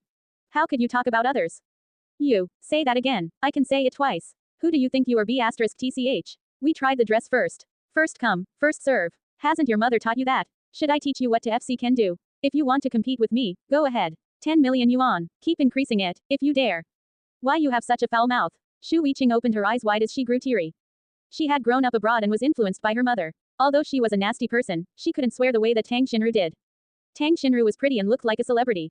How did such rough words come from her mouth? Bahahaha, oh my, is this foul to you? If it's foul, then get lost, understood? We tried the dress first. You can only take it if we don't want it. Otherwise, don't even think about it. Fine, Shu Weiqing gritted her teeth. It's only 10 million yuan. I can afford that, I'll offer 15 million. The girls nearby were frozen in shock. Did rich people own this world? It was just a dress. In the corner, a girl in glasses was furiously typing something on her phone. Meanwhile, the offers kept increasing. Song Yaoyao yawned calmly and asked a staff assistant, "Hi, does the store have drinking water? I'm thirsty." The staff assistant twitched her lips. The two girls were still arguing, yet this girl was calm like she was completely uninvolved. She nodded her head. Yes, please wait, I'll go pour you some. Song Yaoyao smiled sweetly. Thank you. Tang Xinru turned her head when she heard this. Pour me some too. After arguing for so long, her lips were dry. Shu Weiqing. These two were taking things too far. She glared at Song Yaoyao. How are you so stubborn? Please take that dress off. I don't like dirty things. Song Yaoyao looked at her slowly and said in an indifferent tone, you don't own this dress either, did I say anything to you? Shu Weiqing. I already said that I will definitely buy that dress. It can only be mine. Even if she didn't care too much at the start, her competitive side had now been triggered. From a young age, she had always got what she wanted. This dress was no different. Oh, Song Yaoyao propped up her chin. Then continue with your offers. Stop going up in increments of 1,000,000, you may as well go into the tens of millions. I'm getting sleepy. Right at that moment, the shop assistant returned with a few cups of tea. The cups were elegant and vintage, and the tea swished around with her movement. Song Yaoyao received one of the cups and took a sip. She squinted her eyes and fell back into a daze. Tang Xinru also took a sip of tea and nodded her head in agreement as she smiled. Yes, this rich lady, let's continue. Manager Wang attentively handed Shu Weiqing a cup of tea as well. Miss Shu, please have some tea. I don't want it. Shu Weiqing glared at her. 30 million. 40. Tang Xinru leaned against Song Yaoyao lazily and yawned in boredom. It was meant to be a tough competition, but the other party was being so calm. This made Shu Weiqing feel a little helpless. Thus, her anger only grew. 50 million. Song Yaoyao scratched Tang Xinru's palm and Tang Xinru smirked as her eye curved. Wow, so rich. The two girls started clapping as they congratulated Shu Weiqing sincerely. Miss Shu, you can take this dress. I'll take it off right now. Manager Wang's eyes lit up as she stared at Shu Weiqing like she was the god of fortune. Miss Shu, do you want to pay now? At that moment, someone entered. As the wind swept past her, the coldness immediately woke Shu Weiqing up. 50 million. Even if she gathered all her savings, she didn't have that amount. Her face turned pale as she looked at Song Yaoyao. Did the two of you team up to trick me? Song Yaoyao blinked innocently. What are you talking about? Manager Wang's smile froze. Did this mean that Miss Shu had caused so much commotion when she didn't have the money? Her tone immediately changed. Trying to remain patient, she asked again, Miss Shu, do you want to pay now? Meanwhile, Song Yaoyao had already entered the Chang'e room, taken off the dress, and returned in her own clothes. She returned the dress to Manager Wang. But the two girls did not leave as they stared straight at Shu Weiqing. As all eyes focused on her, her face began to turn red. Song Yaoyao and Tang Xinru had lifted her up so high, but now, it was time to come down. However, it was clear that she was about to fall, have all her bones broken, and become a laughingstock. Pay, where would she get the money to pay? Unless she asked her family for it. But it was such a large sum, she had just returned to China, she had to leave her father with a good impression. Naturally, Shu Weiqing couldn't do that and be criticized. I don't want it anymore. She tried to think quickly on her feet for an excuse. But, it had only been a few minutes. She looked at the dress in disgust and said, she wore the dress for too long. It's dirty, who knows if she has anything contagious. FCKU, if you talk sh*t again, I'm going to kill you. If Song Yaoyao didn't hold her back, Tang Xinru would have rushed over and torn the woman's mouth off her face. If she insulted her, she could tolerate it. But insulting her precious Yaoyao was a big no-no. Song Yaoyao smirked and looked into Shu Weiqing's eyes. Miss Shu, it's important to be a grounded person. Moreover, nasty people are likely to encounter bad luck. Shu Weiqing sneered. So much talk. She grabbed her bag and started heading out. Just as she took one step outside, there was a loud thump. Shu Weiqing was tripped by the door and fell to the ground, unable to get back up. Manager Wang's eyes twitched. There was slight fear as she looked at Song Yaoyao. At this moment, Huo Ju walked in holding a black card and placed it on the counter. He then bowed at Song Yaoyao. Sorry, Miss Song, I was late. I was talking to the owner of this store, so there was a slight delay, he said gently. But you don't need to worry now. From now on, this store is yours. Huh, Song Yaoyao tilted her head. What did you do? Huo Ju grinned. I didn't do much. I simply revealed a little to the master, and he decided to buy the store for you. Shu Weiqing, who had just climbed back on her feet, started laughing. He bought it. You make it sound so easy. Do you think we're in a television drama? Just as she said this, Manager Wang's phone rang. She picked it up and quickly said something. She then bowed at Song Yaoyao with the other shop assistants. Hello, boss, they said loudly. Shu Weiqing almost coughed up blood. Skin had been scraped off her palms and knees, but it meant nothing compared to her shock. Tang Xinru laughed smugly. Ha ha ha ha, Yaoyao, congratulations, you're a boss now. Song Yaoyao was speechless. Her eyes curved and sparkled like stars. Her dimples sunk deep into her cheeks. Why did Gerger suddenly? Her voice sweetened a lot, not because of the store, but because of the thought. Huo Ju never forgot what Uncle Zhang had reminded him, to do whatever he could to gain extra points for the master. So, he handed the black card to Song Yaoyao. Miss Song, this is from the master. I'm not sure how much money is inside, but I know this is his main card. Quick, be moved by this. Song Yaoyao held onto the black card. It felt a little hot to hold. She thought about the antiques in Huo Manor. Every single one was extremely valuable. Apparently, the Huos still had a huge storage unit of items like this. According to Uncle Zhang, the fan in the greenhouse was also retrieved from there.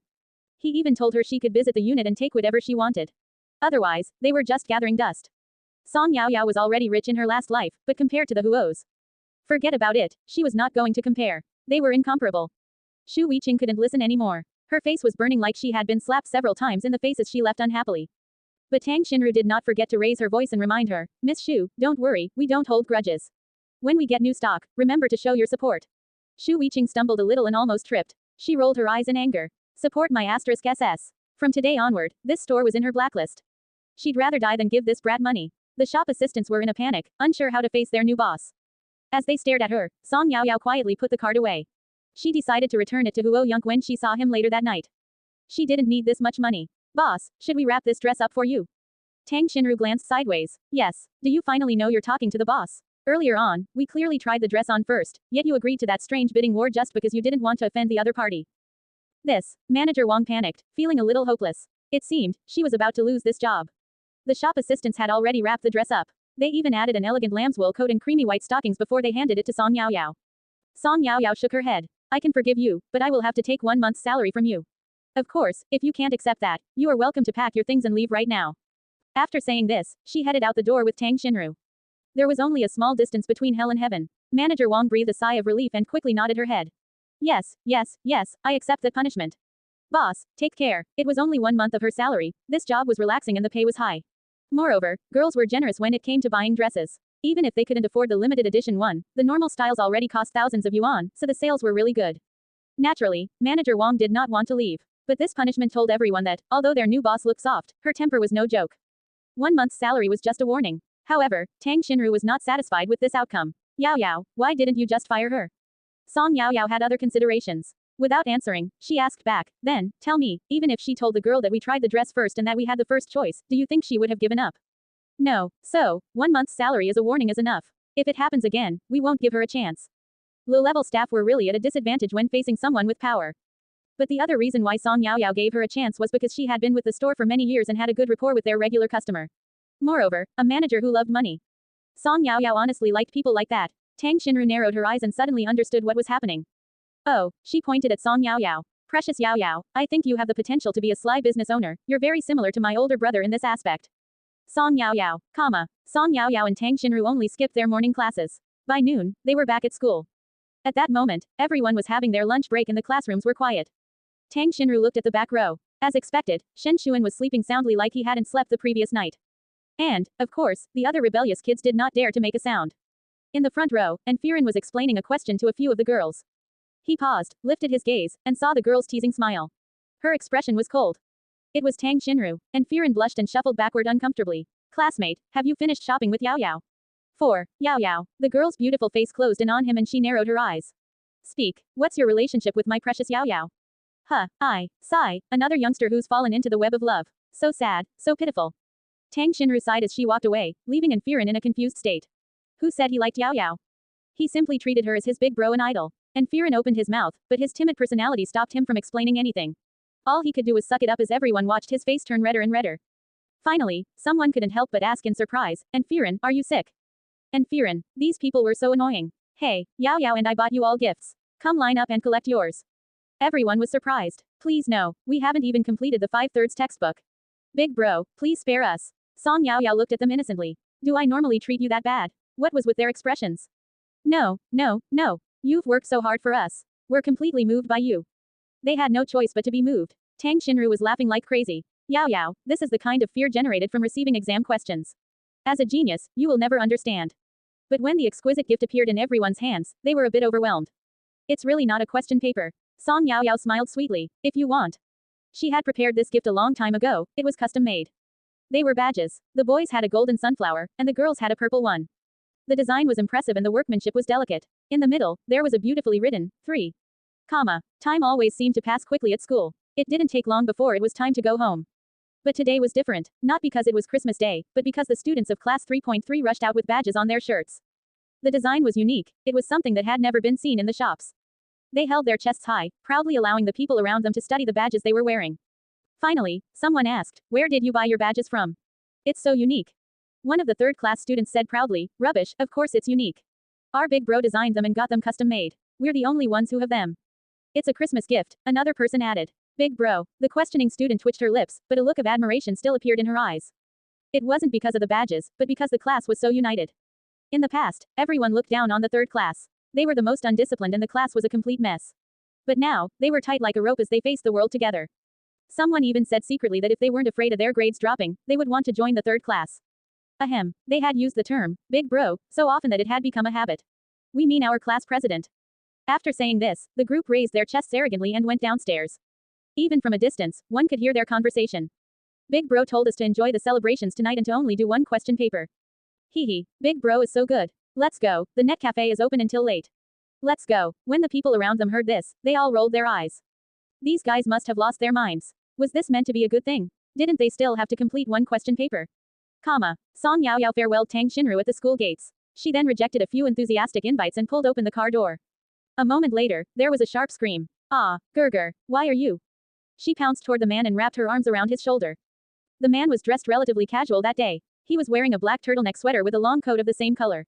As usual, he was classy and refined. Gerger, I was about to go look for you at the office. She never expected to receive such a huge surprise as soon as she boarded the car. The girl's voice was sweet. She raised her head and looked at him happily. Huo Yunk curved his lips. Did you want to spend Christmas Day in my office? You can if you want. Of course not. Song Yao Yao blushed. She thought about the novels that she read and several of the adult scenes crossed her mind. How annoying. Huh, really? Song Yao Yao nodded furiously. The man's cold finger brushed against her soft cheek and gave it a squeeze. Then why are you blushing? Translator. Uni. Song Yao Yao opened her mouth and lied with a straight face, I'm not blushing.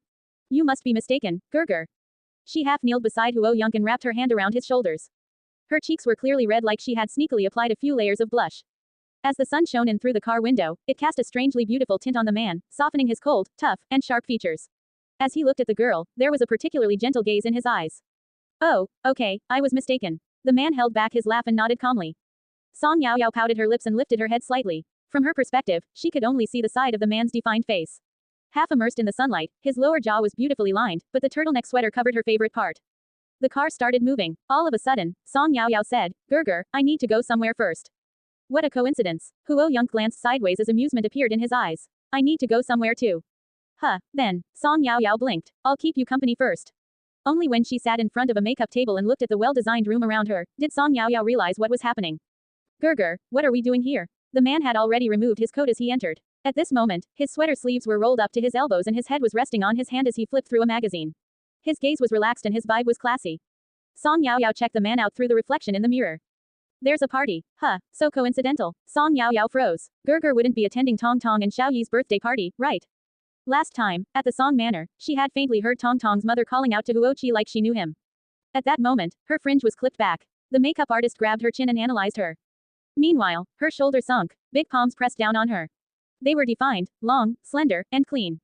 The man leaned forward slightly. The scent of cedar enveloped Song Yao Yao as he slowly brushed the makeup artist's hand away. Just do something simple. She doesn't need anything complicated. Huo Yunk ordered as he narrowed his eyes. Ahem. Lu Yi looked at his hand speechlessly. Although this girl was indeed very beautiful, he was simply analyzing her from a professional point of view. Why was the legendary cold Mr. Huo treating him like a pervert? But, of course, he did not dare to complain. Lu Yi nodded. Yes, this miss is very beautiful and she has good skin. I don't need to do much. In that case, I'll just apply a bit of foundation and do some light makeup. Okay. He carefully looked beside him. The man lowered his eyes as he played with a strand of the girl's hair. Song Yao Yao blinked. Was she supposed to say something at this time? Gerger, Song Yao Yao lifted her hand weakly. I want to be prettier tonight. She was going on a date with him. Huo Yunk patted her on the head.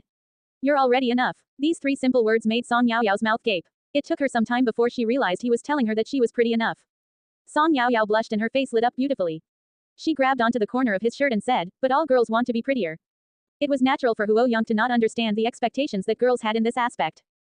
Lu Yi quickly asked, Miss Song, did you bring a dress? If you want, you can pick one from our studio.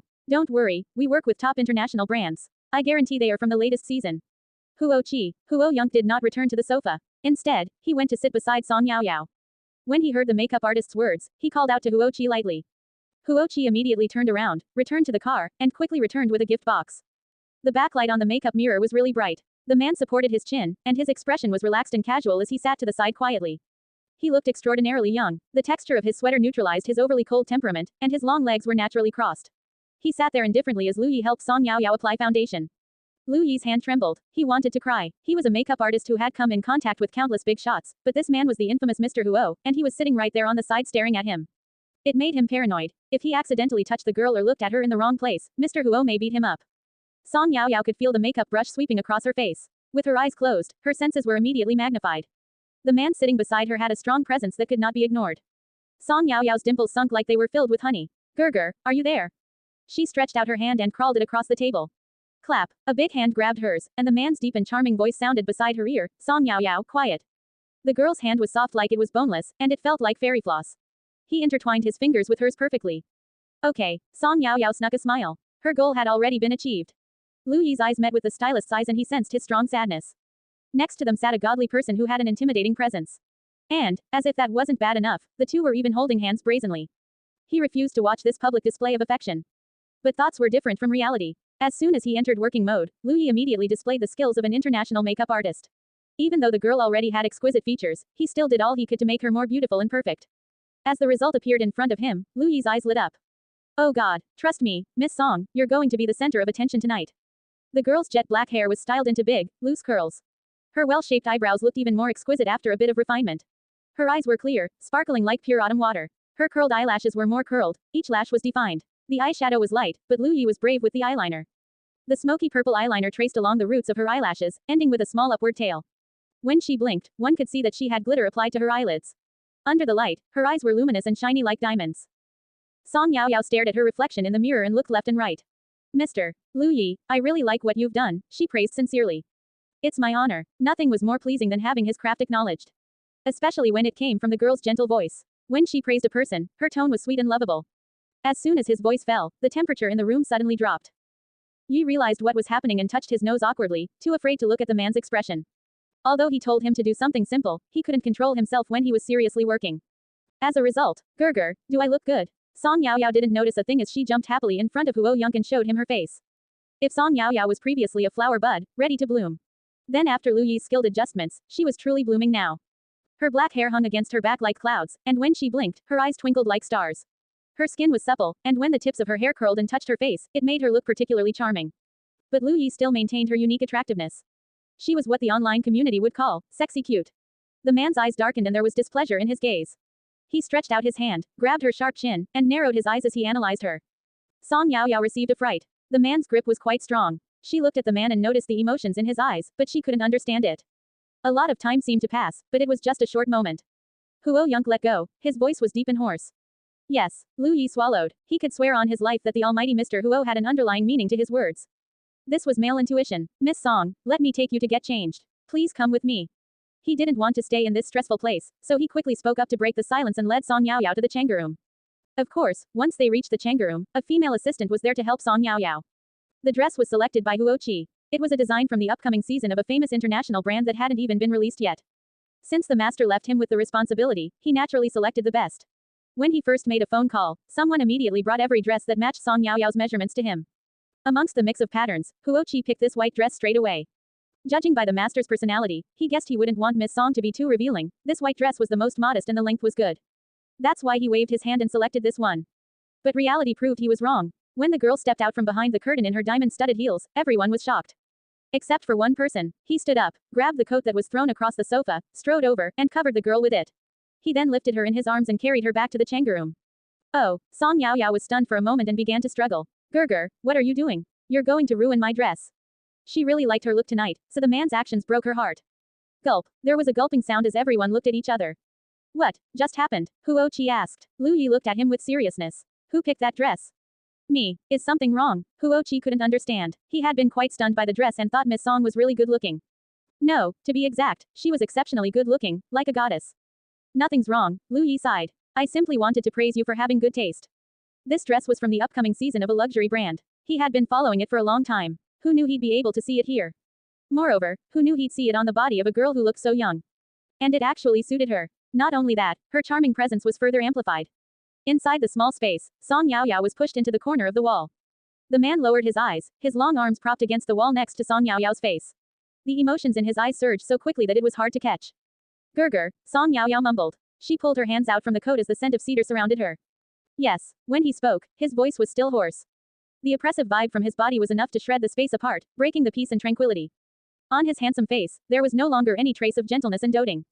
He was like a monster. It was as though in the next minute, he would set his eyes on her neck, expose his teeth, and bite down on her. Yet, the temperature began to rise. Gerger, are you angry? Song Yaoyao was a little frightened as she held onto his finger and asked with hesitation. The man had thin calluses on his fingertips. As they fell upon the girl's soft skin, they felt particularly rough. He brushed his thumb across her lips, wiping off her seductive lipstick. Yet, she was full of trust and dependence as she stared at him blankly with her almond eyes, completely unaware of her charm. Her slightly parted lips were full, like an overripe peach. It was as though juice would come squirting out if one bit down on it. No, seeing the discomfort in the girl's eyes, Huo Young closed his own eyes and suppressed his emotions. His throat moved and his voice grew gentle. Change your dress. Song Yaoyao nodded obediently and said in a soft voice, okay. The coat slid off her. That was when she noticed everyone was focused on her back. The only thing on her back was a few thin ribbons. The layers of the skirt were thin like cicada wings, and when she moved, they were lustrous like the moon. Moreover, it was decorated with hand-embroidered patterns and pearls. She had a good figure, her shoulder blades were raised like wings, and her spine was straight. She was sexy and pure. Huo Young closed his eyes and he left the Chang'e room. Help her change into something else. While Huo Qi was still confused, Huo Ju quickly said, Sir, Miss Song bought a dress while she was shopping today. Why don't I bring her that one? The man nodded. Huo Ju immediately stepped out. Lu Yi sighed. What a shame. He only took one glance at the dress. He didn't even see it in detail. Mr. Huo was frighteningly possessive. Who knew he had such an obedient little treasure at home? One that was both sexy and pure. A high-grade specimen. Huo Ju handed Song Yaoyao's dress to the female assistant and stood to the side quietly. Master Huo, did the dress not fit? Huo Qi asked. No. Huo Young lifted his eyes and his gaze darkened. Buy the dress and tell them to remove it from the release. In other words, buy the only copy of this design. They were going to own the one and only. At that moment, Song Yaoyao walked out in a new dress. She lowered her head, pulled up her dress, and stood in front of the man in uncertainty. Gerger, is this dress okay? Song Yaoyao was helpless. She actually liked the dress earlier but Gerger's expression was frightening. Her instincts told her not to oppose the man in this aspect. Because it would result in nothing. At first, Lu Yi was still sighing over the wasted dress, but when he saw the girl step out in the glamorous palace-style dress, he was shocked again. He seemed to understand something. Some people were favored by God. Even if they threw on a sack, they could still look gorgeous. And Song Yaoyao was the most outstanding one amongst them. If the materials used for this dress were of a lower quality, it would look quite awkward. Fortunately, Song Yaoyao had bought this dress from a famous girls' fashion brand with a good reputation and design style. The length was above the knee, it wasn't particularly extravagant, the skirt puffed out a little, and the collar had a cheongsam design. She looked delicate and cute. But Huo Young pursed his lips. Clearly, he was not happy with this either. But when he met the girl's gaze, he sighed and walked forward to tidy up her long hair that had been messed up when she changed her clothes. His voice was gentle as though he was coaxing a child. You look really good, really. Song Yaoyao lifted her dress a little and spun. In front of Huo Young, she was like a child, her happiness and sadness were written all over her face. At that moment, as she smiled, her eyes curved like two crescent moons. Yes, adults don't lie. As he looked at her happy expression, a smile also appeared in the man's eyes as he curved his lips and replied to her. By name, it was a banquet, but when Song Yaoyao arrived, she realized it was just a small gathering. Fortunately, she didn't actually wear the dress that Huo Qi picked. Otherwise, she would be too formal. Her current dress was just right. Just as they arrived at the entrance, two little figures came rushing toward her like cannonballs. They called out to her happily in their cute voices, Sister Yaoyao. Sister Yaoyao is here. Lin Shuang followed behind them with a smile and yelled, slow down. Tong tong, little Yi. Song Yaoyao kneeled down slightly and spread her arms to welcome them. But, the result was different from expected. Two big hands suddenly stretched out from behind Song Yaoyao, grabbing the two little buns, one in each hand, and headed straight into the house without turning back. Wah, Sister Yaoyao, save me. Song Yaoyao was surprised as she quickly chased after them. Gerger, you. Huh, as the crystal chandelier shone down on the man's face, he looked particularly handsome. He raised an eyebrow, what's wrong? There was a dangerous vibe. Song Yaoyao shrunk back her neck and shook her head. Nothing. She spread her palms at Tong Tong and little Yi, expressing her helplessness. The two buns' expressions immediately sunk as they stopped moving. They were too afraid to yell at Huo Young the way that they yelled at Huo Qi. In fact, they barely retaliated at all. Oh, is Mr. Huo bullying children again? A car engine could be heard outside. Before the person arrived, his voice arrived first. The voice was familiar. Song Yaoyao turned her head curiously and saw a roguish-looking man approach. It was the middle of winter, but he was still wearing a pair of torn jeans as he stepped out of his sports car and entered holding a gift. Wasn't this Tang Xinru's uncle? While Song Yaoyao was still wondering this, the man had already arrived in front of her. He stretched out his arms and rescued Tong Tong from Huo Young as he handed her a gift. Here, Princess Tong Tong, your auntie is filming overseas so she can't make it back in time. She told me to bring you your gift. Wow, what is it, Uncle Mew, can I open it now? Tong Tong blinked happily as she looked at the gift with excitement. You're so cute. You can do whatever you want. Mu Jing looked at her lovingly as she gave her a cheeky wink. From the corner of his eyes, he spotted the beautifully dressed Song Yao Yao. His eyes lit up and his smile increased. Oh, cutie, we meet again. Tong Tong stretched her hand toward Song Yao Yao. Sister Yao Yao, carry me. Meanwhile, little Yi who was being neglected was placed on top of the shoe cabinet. The shoe cabinet was really high, at least 1.5 meters. Little Yi glanced down. He pouted and his eyes turned red in anger. Tong Tong who was being doted on, held onto her gift.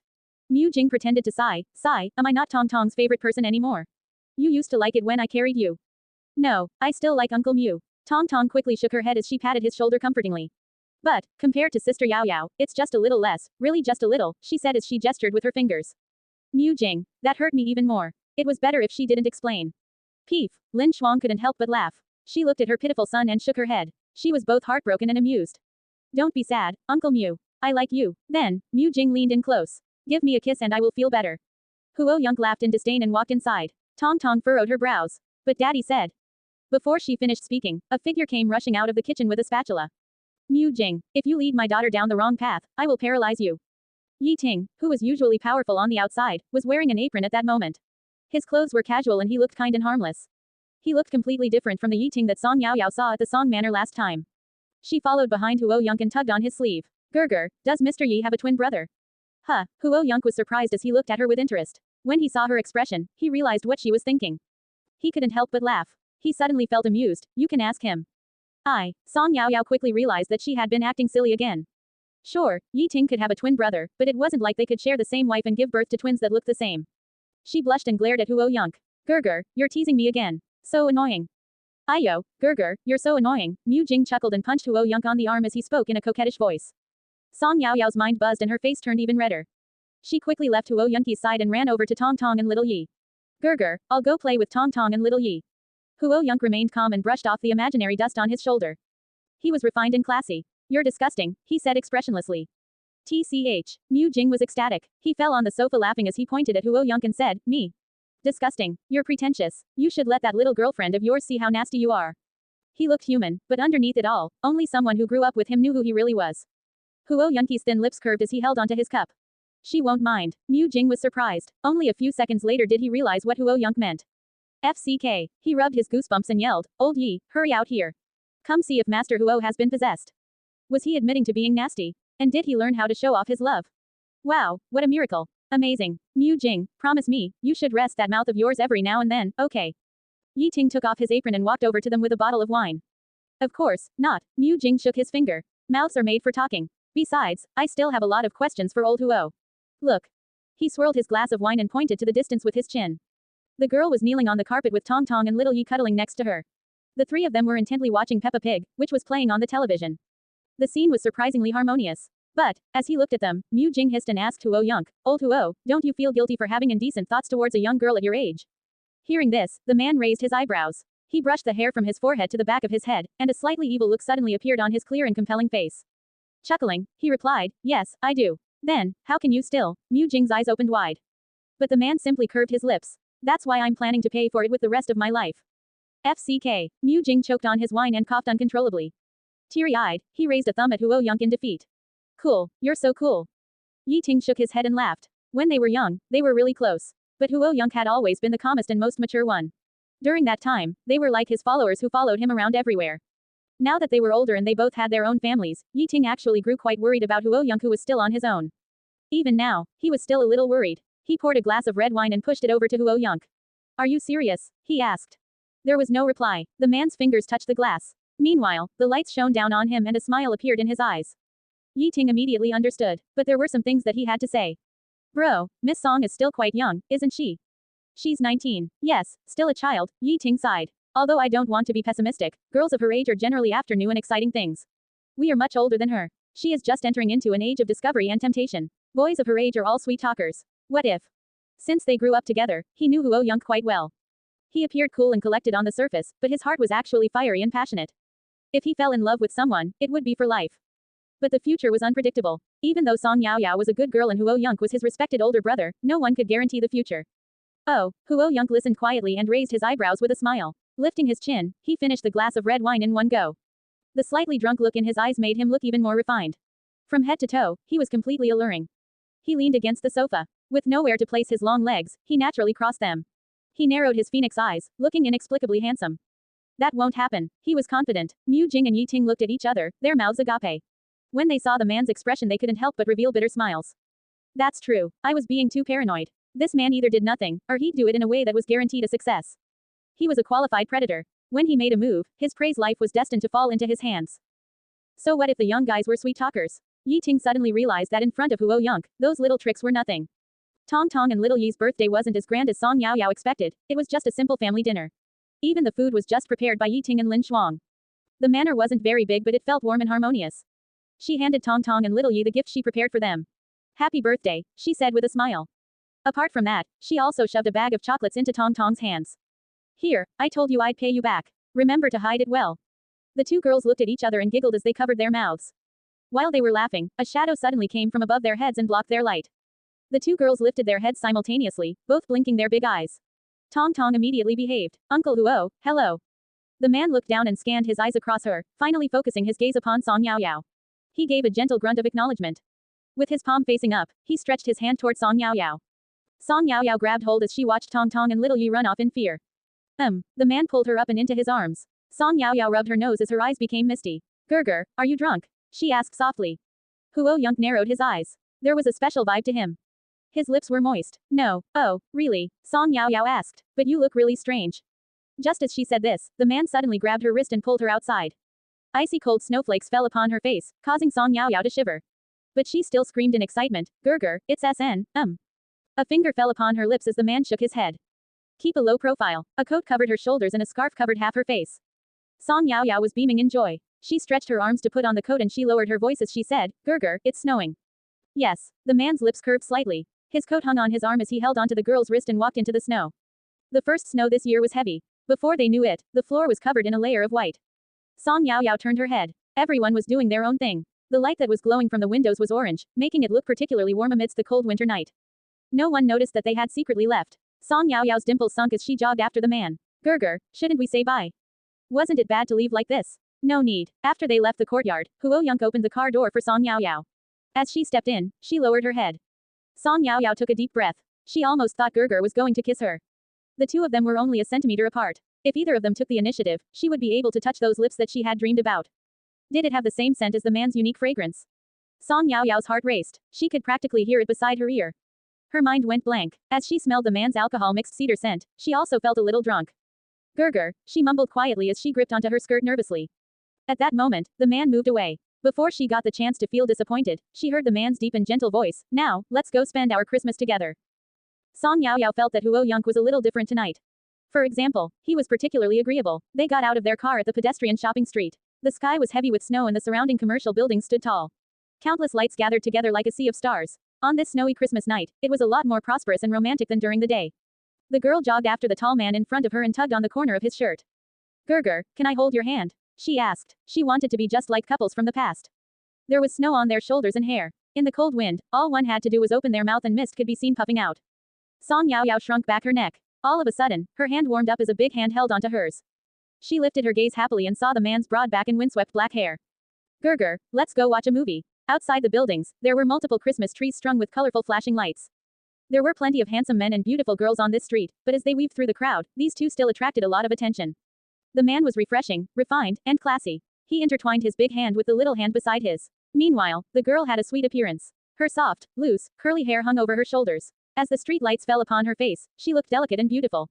She looked extremely happy as she skipped behind the man. The hem of her dress curled up slightly, making her look like a blooming flower amongst the snow. The two of them had very different vibes, but they strangely matched. As the man lowered his eyes, his cold gaze instantly turned gentle and contained an enviable sense of doting. It was Christmas Day, so plenty of couples decided to watch movies. Thus, almost every screening was sold out. Song Yao Yao leaned against Huo Yonk and opened her eyes wide in curiosity as she looked around. It was her first time watching a movie at a theater. So, this was how the atmosphere was like. Huo Yonk didn't usually like crowded places, so as he stood beside the girl, he looked around coldly. When he spotted some girls holding popcorn and milk tea, he paused. The girls noticed him looking at them and froze. Their faces immediately turned red. Ah, a super handsome guy was looking at them. Oh my god, is my makeup decent today? While their thoughts went wild, Huo Yonk had already retrieved his gaze and started walking toward the counter. Song Yao Yao was surprised for a moment before she ran over. Gerger, what are you doing? Wait for me. Her voice was soft and delicate with the perfect amount of sweetness. The slight cuteness made her sound affectionate without being annoying. At least, the girls nearby felt that way. They watched in amazement as she chased after the man and started whispering to their friends excitedly. Ah, she's so pretty. Her voice is really sweet too. She's like a doll. Wah, Gurgur. I also want a Gurgur. What kind of relationship do they have? So sweet. Wait, I think I've seen that girl's photo online. Song Yaoyao chased after Huo Yonk and watched as he stopped in front of the counter.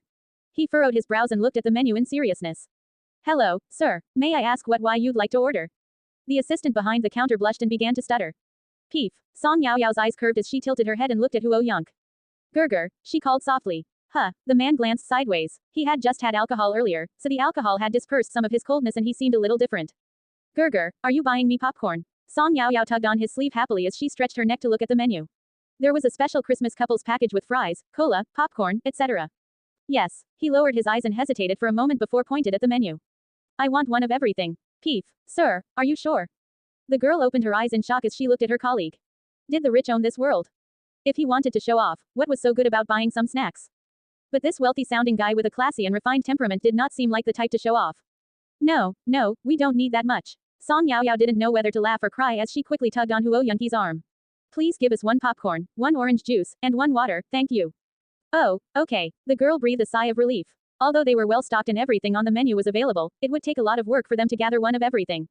Make it hot. Huh, what? Just as the girl was filling the popcorn, she heard the man's voice again. Sir, do you want something else? Huo Yunq pointed at the orange juice picture on the menu. Make the orange juice hot. He pursed his lips as his long lashes lowered charmingly. The girls behind him blushed and gritted their teeth to hold back their squeals of excitement. Meanwhile, their boyfriends, they had to try harder. Sir, we only have one standard temperature for orange juice. We don't have a hot option. Look. Song Yaoyao immediately cut in, it's fine. Please change it to hot milk, thank you. Her eyes subconsciously glanced at Huo Yunq. The man was standing up straight. No matter when, he always remained proper. His eyes lowered, a dark fog seemed to appear under his eyes. No one could see any abnormality. But the fact that he said so much and initiated so many things was already very abnormal. Hi, please pay at the counter on the right. Song Yaoyao worriedly pulled Huo Yunq to pay. She thought about the time that Huo Yunq pulled out a black card at a fast food restaurant and immediately grabbed her wallet to pay. However, a big hand stopped her. Gurgur, we need to pay. Yes. The man retracted his hand and took out his wallet from his coat. I have money, he said. After saying this, he pulled out a red banknote and handed it over. His expression was serious. Song Yaoyao. She grabbed her cup of hot milk while Huo Yunq grabbed the popcorn and water. They then headed into the waiting room and waited for the movie to start. The theater was filled with people and the seats were full. The man furrowed his brows and quickly relaxed them again. He seemed to form a barrier around him and Song Yaoyao which separated them from the rest of the world. The two of them stood against a wall with a movie poster. The movie's name was Confession. Song Yaoyao lifted her head. Gurgur. Yes. The man's eyes moved slightly as he stood quietly next to the movie poster, his eyelashes drooping. Lower your head a little. The girl was cute with an obviously cunning and vibrant look in her eyes. Her voice was sweet like icing sugar. Huo Yunq leaned over slightly and looked into the girl's eyes.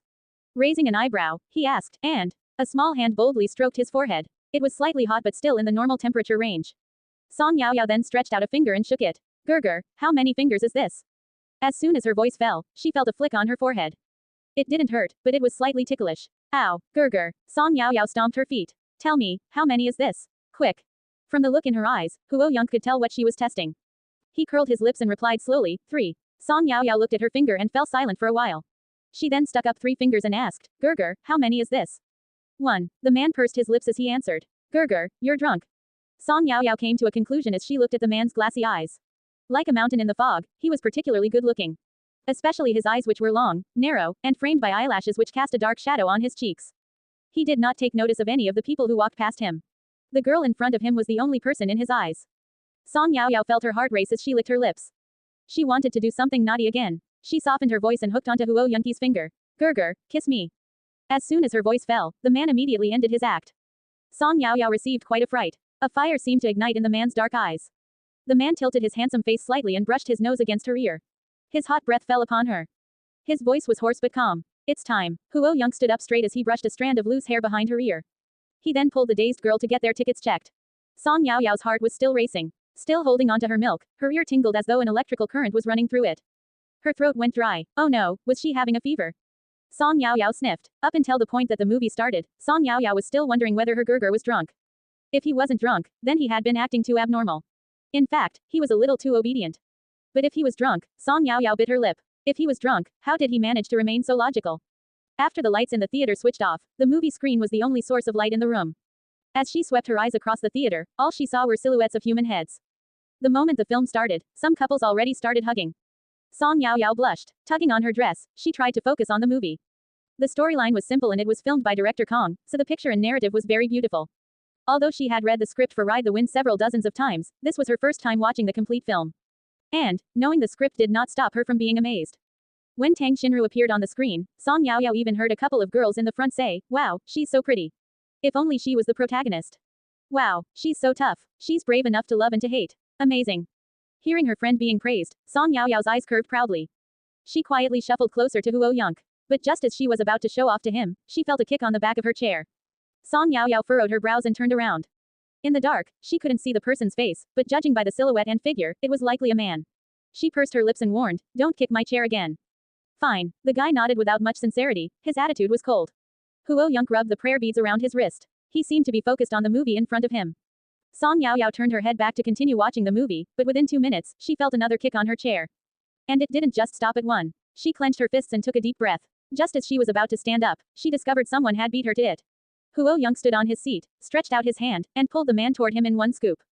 The man's face finally came into view. He was in his 20s and his hair was dyed a dirty orange color, making him look sloppy. "What are you doing?" The youth wanted to swear at first, but when he looked into the man's cold eyes, he quickly swallowed back his words and cried out weakly. Everyone was attracted by the commotion and turned around to take a look. Huo Yunki's voice was gentle. "This is a public space. Please quieten down. If you don't want your leg anymore, I can help you deal with it." The youth was being held by his collar. He struggled a little, unsure how the man managed to keep hold of him. Huo Yunk looked calm like he wasn't applying any strength, but it was impossible to break free from his grasp.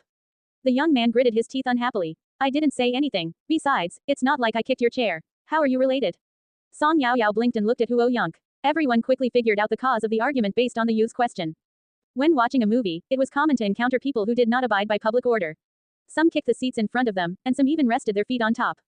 It was a common occurrence. So, they were actually happy to see this guy being scolded. Huo Yunk looked down. His voice was calm as he said without hesitation, "She's family. Are you happy with that answer?" Fine." The youth pulled away with all his strength as the man's cold eyes swept across him. He felt his goosebumps stand on end. Gritting his teeth, he resisted the urge to swear. "You haven't apologized yet." "What? The young man looked at Song Yaoyao. Her lips were red and her teeth were white. Was she blind? How did she pick such a cold guy? The youth took a deep breath and said unwillingly, "Sorry, are you happy now?" After saying this, he lost the mood to watch the movie and quickly pulled his girlfriend out of there. Song Yaoyao's lips curved upwards and her dimples sunk. They sat back down and Song Yaoyao leaned toward Huo Yunk again. "Gerger, am I family?" she whispered. A finger pressed against her forehead and pushed her away. "It's a public space. Please quieten down." Song Yaoyao pouted. "Okay." Ride the Wind ran for 1 hour 46 minutes. As the ending theme song played, the lights in the theater began to turn back on. At that moment, she spotted a couple in the front row with their lips still locked. When the lights turned on, they jumped in surprise, not realizing that the film had ended. The girl buried herself into the man's arms shyly as everyone smiled at them with envy. By the time the movie finished, it was already 10 p.m. The snow hadn't stopped as it continued to drift down like cotton. All the buildings, roadside flower beds, and Christmas trees were covered with a layer of white snow.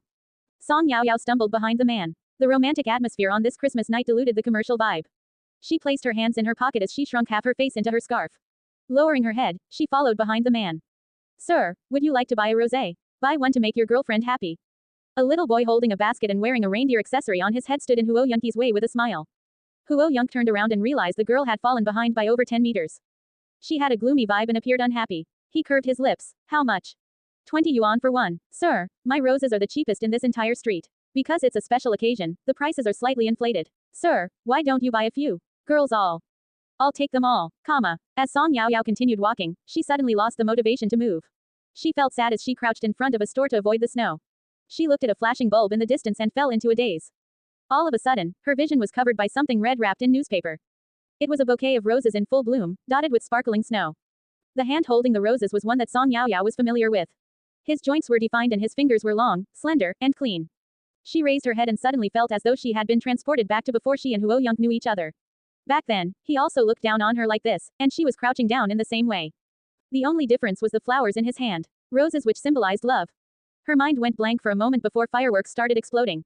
Her unhappiness had disappeared. Song Yaoyao jumped up and pounced into Huo Yunki's arms happily. "Gerger, did you specifically go and buy me roses?" "No." Huo Yunk held onto the girl with one arm as his lips curved upward slightly. I just picked them up from the side of the street. Song Yaoyao didn't believe him. Not deterred by the newspaper, she spread her arms and wrapped the bouquet in her arms. Her smile was bright and her eyes were glowing beautifully. Gerger, you're lying. She came back to life and started following behind Huo Yunk. The girl was so easy to coax. Huo Yunk laughed and refused to comment. Gerger, Merry Christmas. She chased after Huo Yunk and the two of them ran into the snow. However, the man did not understand the joy. Song Yaoyao, it's getting late. You should go home and get some rest. But I'm not sleepy. Song Yaoyao held onto the roses. Gerger, you haven't given me a Christmas present yet. Oh, Huo Yunk tilted his head as he leaned against his car and pointed at the roses. Isn't that a present? The girl's eyes sparkled as she held onto the roses and turned her body, trying to hide them. Gerger, didn't you say you picked these up from the side of the street? It's naturally not counted. The man nodded his head. Then what do you want? I want to make a wish. Song Yaoyao's eyes curved as she clasped her hands. As she spoke, her face was very animated. If you make a wish on Christmas Day, Santa Claus will help you grant it. Song Yaoyao, that's all made up, Huo Yunk revealed. Then, Gerger, just play along. Song Yaoyao spoke quickly as delicate snowflakes fell on her head, face, and eyelashes. As soon as they came in contact with her warmth, they immediately melted. As tears formed in her eyes, she anxiously tugged on the man's sleeve. Gerger, play along. Tell me you like me and you want to be with me. Something seemed to flash across the man's eyes. He could hear that the girl was a little choked up. She was filled with anticipation as her cheeks flushed red and her hands trembled. No, Huo Yunk mumbled as his lips parted slightly. The girl's eyes immediately dimmed. She choked a little and tears uncontrollably fell from her eyes. Just as the girl's hand slipped off the man's sleeve in disappointment. A kiss fell upon her lips. The man's big palms grabbed her waist and he pressed her against the side of the car. The snow in the sky was their witness. Salty tears seeped between their lips and teeth. Song Yaoyao opened her eyes in surprise. Icy snowflakes fell on her eyes and she blinked. At that moment, a palm covered her eyes, obstructing her vision. An icy breath enveloped her. Song Yaoyao was completely confused. One moment, she was aggrieved and in despair, the next moment, she was lifted onto cloud 9. Her tears wet Huo Yunki's palms. He sighed, stood up straight, and wiped the corners of her eyes. There was amusement in his dark gray eyes. I was lying to you. Even though it was a cold snowy night, Song Yaoyao's hand began to sweat. She tried to catch her breath as she clenched her hands nervously. Gerger, what do you mean? It didn't happen often, but Song Yaoyao didn't know how to respond. Did Gerger just kiss her? Was he completely sober when he did it? The man grabbed her clenched hands and spread her fingers apart. On her soft palms, there were small crescent moon marks. I don't have to play along. He touched her eyes and his fingers were wet. I like you and I agree. Song Yaoyao immediately realized what he was talking about. Happiness came too sudden. Her lips moved and she asked softly, do you mean what I think you mean? Huo Yunk pulled open the car door as he held back a smile. I think so. Song Yaoyao climbed into the car blankly. Inside, the heat was sufficient. She shivered and quickly warmed up. She was still in disbelief. Happiness had arrived too suddenly. She blinked and looked at Huo Yunk with anticipation as he sat down beside her. She opened her mouth gently and pointed at her lips. If so, then Gerger, can you kiss me again? Huo Yunk immediately lifted her onto his lap and kissed her dotingly. Song Yaoyao was tense as her cheeks instantly turned red. While her temperature increased, her eyes became misty. She pounced into the man's arms and hugged his neck. Gerger, are you agreeing to my confession? Ah. The little figure went crazy. Huo Yunk sighed as he struggled to keep her still. His clothes were messed up and his dignified appearance disappeared with it. He protected the girl who was getting too excited from hitting her head. He raised an eyebrow and asked, when did you confess? His tone rose at the end. He was like a predator playing with his pet. Song Yaoyao covered her face and mumbled, no. Gerger, you must have forgotten. You already agreed so don't go back on your words. Really? The man's eyes smiled as his throat moved a little. All of a sudden, he grabbed the girl's waist and lowered his gaze. His hoarse, doting laugh echoed through the car. Let me say what you didn't say then. In the distance, Huo Qi and Huo Ju looked at each other. Is the master still planning to go home? Why don't you go ask him? Huo Qi suggested. Huo Ju shoved his hands in his pockets and scoffed. If you want to ask, then ask him yourself. If I go, no, I refuse to go. Huo Qi took 2 steps forward and turned back around. TCH, chicken. You have no idea. This is what you call loyalty, understood? Huo Qi spoke with confidence as he rubbed his hands. As he looked at all the couples walking by, he sighed. Sigh, I'm suddenly craving a sweet relationship too. As he said this, he looked at Huo Ju. Huo Ju felt his hair stand on end. He quickly jumped back. Normally, he was classy and composed like his master. It was rare to hear him swear. But. FCK, why are you looking at me? If you keep looking this way, I'm going to dig your eyes out. Huo Qi tried to explain that he had no other intentions and that Huo Ju was overthinking things. But even so, Huo Qi still chuckled, curved his arms on top of his head, and made a heart symbol. Jor, Merry Christmas. Huo Ju choked in disgust. He took a deep breath and cursed on the inside. FC Ken idiot, Meanwhile, on the second floor of the arcade. A young sculpture-like figure of a youth had been standing still for a long time. Young Master Huo, what's wrong? What are you thinking? Come play. We agreed to play all night. Huo Ningxi snapped out of his daze. The snow was falling heavily, creating a curtain of snow. He blinked and realized he had been standing there for too long, his knees were stiff and he couldn't bend them. A car drove away, and an entourage quickly followed. He lowered his eyes and tried to hide his disappointment. Did this mean she really didn't like him anymore? This Christmas was exceptionally satisfying for Song Yaoyao. God treated her well. In her past life, she had been flawed from a young age, but she was rich, her parents were loving, and her brother doted on her. She always got what she wanted, one word and she could get anything. Moreover, she did not die painfully, and after she died, she was reborn. She never let the weirdos and jerks affect her mood. These days, she lived every day to the fullest. She had good friends, classmates, followers, and the best Gurgur. Also, she had Song Wenchuan who once again allowed her to experience familial love. Song Yaoyao didn't want to lose anyone from her life. But that night, she fell asleep smiling. Song Yaoyao went out with Huo Yonk for a while, and when they returned, their relationship changed. The domestic helpers and maids all noticed this. Amongst them, Uncle Zhang was probably the happiest. He even called the hospital in the middle of the night and happily reported this news. Thus, everyone found out. Their master finally had someone to spend his life with. The Huos would have an heir. The machines inside a hospital room beeped. All the doctors and nurses ran out of their offices. The patient is responding. It's a miracle. A miracle. Check his blood pressure. Blood pressure is normal. How about his heart rate? This was, no doubt, a miraculous night. Everything she wanted had come true. The hottest searches were very lively on Weibo the next day. And the headline at the top of the list made everyone curious. Hashtag is this a fairy from a cartoon? The account which made this post also attached a 3x3 photo grid. The first 8 pictures were all of the same girl walking, looking around, and standing in a daze. Her long hair was wavy and hung loosely over her shoulder. Under the light, her face was exquisite and beautiful. The glitter on her eyes suited her surroundings. In the photographer's lens, even the finest strand of hair could be seen clearly. She was wearing a short furry white coat with a long Lolita skirt, white stockings, and small leather shoes. Her legs were straight and slender. Although she was quite petite, she was perfectly proportioned. In the last picture, the girl was crouched down in the snow with her head raised. Her curled eyelashes were clear and her eyes sparkled like stars. There was also a man with his back turned to the camera, holding a humble bouquet of roses toward the girl. All around them were colorful Christmas lights, the stores nearby cast a warm glow on the streets, and snow drifted in the wind.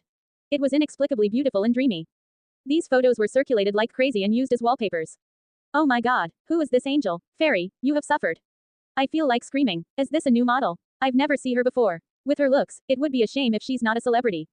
Please, not everyone wants to be a celebrity. Closing square bracket. OP, did you get permission to take these photo? I saw this girl in the pedestrian shopping district, she's just as beautiful and cute in real life. She seemed quite shy and lovable. Oh, and her brother was really handsome and protective. They seemed quite well off. If you didn't get permission, I suggest you delete this as soon as possible. Early in the morning, Song Yaoyao was awoken by Tang Xinru. Precious, hurry and take a look at Weibo. You're famous. Oh, what happened? What did you and Mr. Huo do last night? What's with the roses? Did you progress? What are you talking about? Song Yaoyao rubbed her eyes and popped out her head from under the quilts. She yawned and slowly logged onto Weibo. The high-resolution photos immediately appeared in front of her. Song Yaoyao was surprised. It was her. Tang Xinru did not hear a response from her. Hello, Precious, are you still there? Yes, Song Yaoyao quickly replied as she zoomed into the photo. These photos. I'm guessing someone sneakily captured these. I don't think you would have agreed to this. Also, Mr. Huo's never had any photos posted online. Clearly, he didn't agree to this either. The photos are quite nice. Song Yaoyao held onto the phone. She bypassed her solo photos and saved the one with Huo Yonk. She then applied it as her wallpaper. After that, she stared at her phone and laughed dopily. When Tang Xinru heard her response, she rolled her eyes. No way, Yaoyao, what are you doing? You should contact the op and tell him to delete the photos. Then again, there's no point deleting them now. They've already been shared over 100,000 times. Who knows how many people have already saved them, she added. Song Yaoyao didn't care, but she still asked, do you have the contact details for this photographer? Help me find it, I have use for. Are you going to sue him? There was definitely enough reason to build a case against someone who posted up a photo without their subject's permission. Especially since the photos had been shared and downloaded at mass. Not exactly, let me contact him first. When Tang Xinru heard this, she agreed and added, okay, I'll help you find him. I'm guessing his inbox will be full today. As she spoke, she sent a message. But that was when she discovered. Wait, Yaoyao, the punk's account has been disabled. Song Yaoyao, oh, so sudden. Tang Xinru had a feeling she knew what was going on. She returned to the hottest searches, and as expected, the searches had been taken down as well. Ahem, I think you should ask your lover Gurgur about this. Tisk tisk, how possessive, hee, I won't bother you. See you at school later, bye bye. After she hung up, Song Yaoyao lay in bed for a little while and she began to remember the events of the previous night. She quickly brushed the thought aside and jumped up. It wasn't a dream, she and Gurgur were officially a couple. Song Yaoyao threw her phone aside happily and rushed into the bathroom to have a bath. She then got changed and rushed downstairs. Miss Song, good morning. Good morning, Uncle Zhang. Good morning, everyone. Song Yaoyao's footsteps were quick like she was floating on clouds. Uncle Zhang, has Gerger left? Not yet, Uncle Zhang said happily as he followed behind Song Yaoyao. His gaze was kinder than usual. The master must be waiting for you. In the past, he would have left by now. In fact, he often left and did not come back for the night. Only after Song Yaoyao moved in did Huo Yonk return home every night and remain in place. The conditions in his office nap room wasn't actually much worse than at home. In the past, when he was busy, he just stayed there. But now, even though it was tiring to travel back and forth, he did not complain. Song Yaoyao's eyes curved when she heard the man's response. Really? Oh, when have I ever lied to you? If you don't believe me, you can ask the master yourself. Uncle Zhang followed her to the dining room entrance and stopped. As he instructed the helpers to bring Song Yaoyao her breakfast, he watched from the doorway with a grin.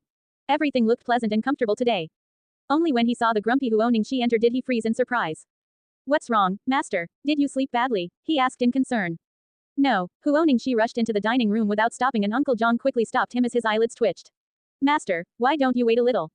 Why, Huo Ningxi found this ridiculous. Is there something that I shouldn't see inside? No, Uncle Zhang heard his relaxed tone, he did not sound angry. So, he retracted his hand. I was worried you'd be more upset. Ha, no way, Huo Ningxi walked into the dining room coldly. He was only a couple of minutes behind Song Yaoyao. The girl was dressed in a red woolen sweater. On her body, a bright color like this was particularly vibrant and festive. She leaned against the man's back. The moment he entered, she said cutely, Gerger, don't tell me you weren't waiting for me. You said adults don't lie, but that's clearly a lie. Huo Yonk let her continue as his lips curved slightly and he flipped open a newspaper.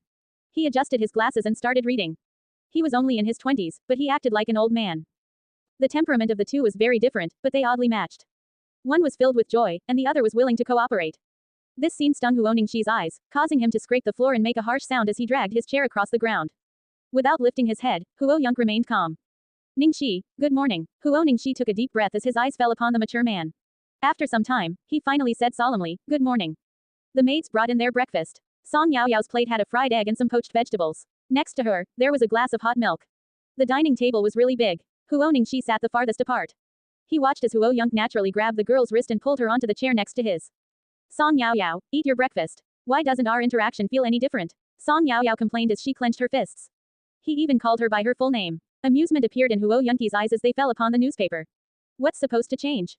Song Yaoyao took a bite of her egg. You don't sound sweet at all. People in relationships don't greet each other like this. At least, in the novels she read, people in relationships weren't like this. This was too much. Snap. Huo Ningxi snapped his chopsticks in half. His expression looked normal, but his throat twitched a little. Huo Yonk knocked on the table. Get Huo Ningxi a new set of chopsticks. He then tilted his head and asked, how should I be greeting you then? Song Yaoyao drank her milk and mumbled, precious, babe, honey, sweetie, baby, or even wifey. The people in novels aren't like you. You're not. Babe, eat your breakfast. The man's deep and charming voice sounded. Song Yaoyao opened her mouth and the milk left a white mustache on top of her lips. Her heart raced as Huo Yonk grabbed a tissue and wiped her mouth for her. As he wiped, he suddenly spotted a bit of red amongst the white milk. Song Yaoyao's nose was bleeding. She had been teased too much. Thump. Huo Ningxi immediately put down his bowl and chopsticks and rushed out of the dining room. I'm done. Enjoy your meal. He sounded like he was gritting his teeth as he said this. It was Christmas the previous day but Song Jingwan had spent it in hospital. Yet, she couldn't tell anyone that Shu Yu pushed her because she was holding information against her. That moment when she looked into Shu Yu's eyes, it was chilling. She knew that Shu Yu was extremely hostile toward her. Good morning, Jingwan, and Ruo Yao took over from the nurse and pushed Song Jingwan into the academic building.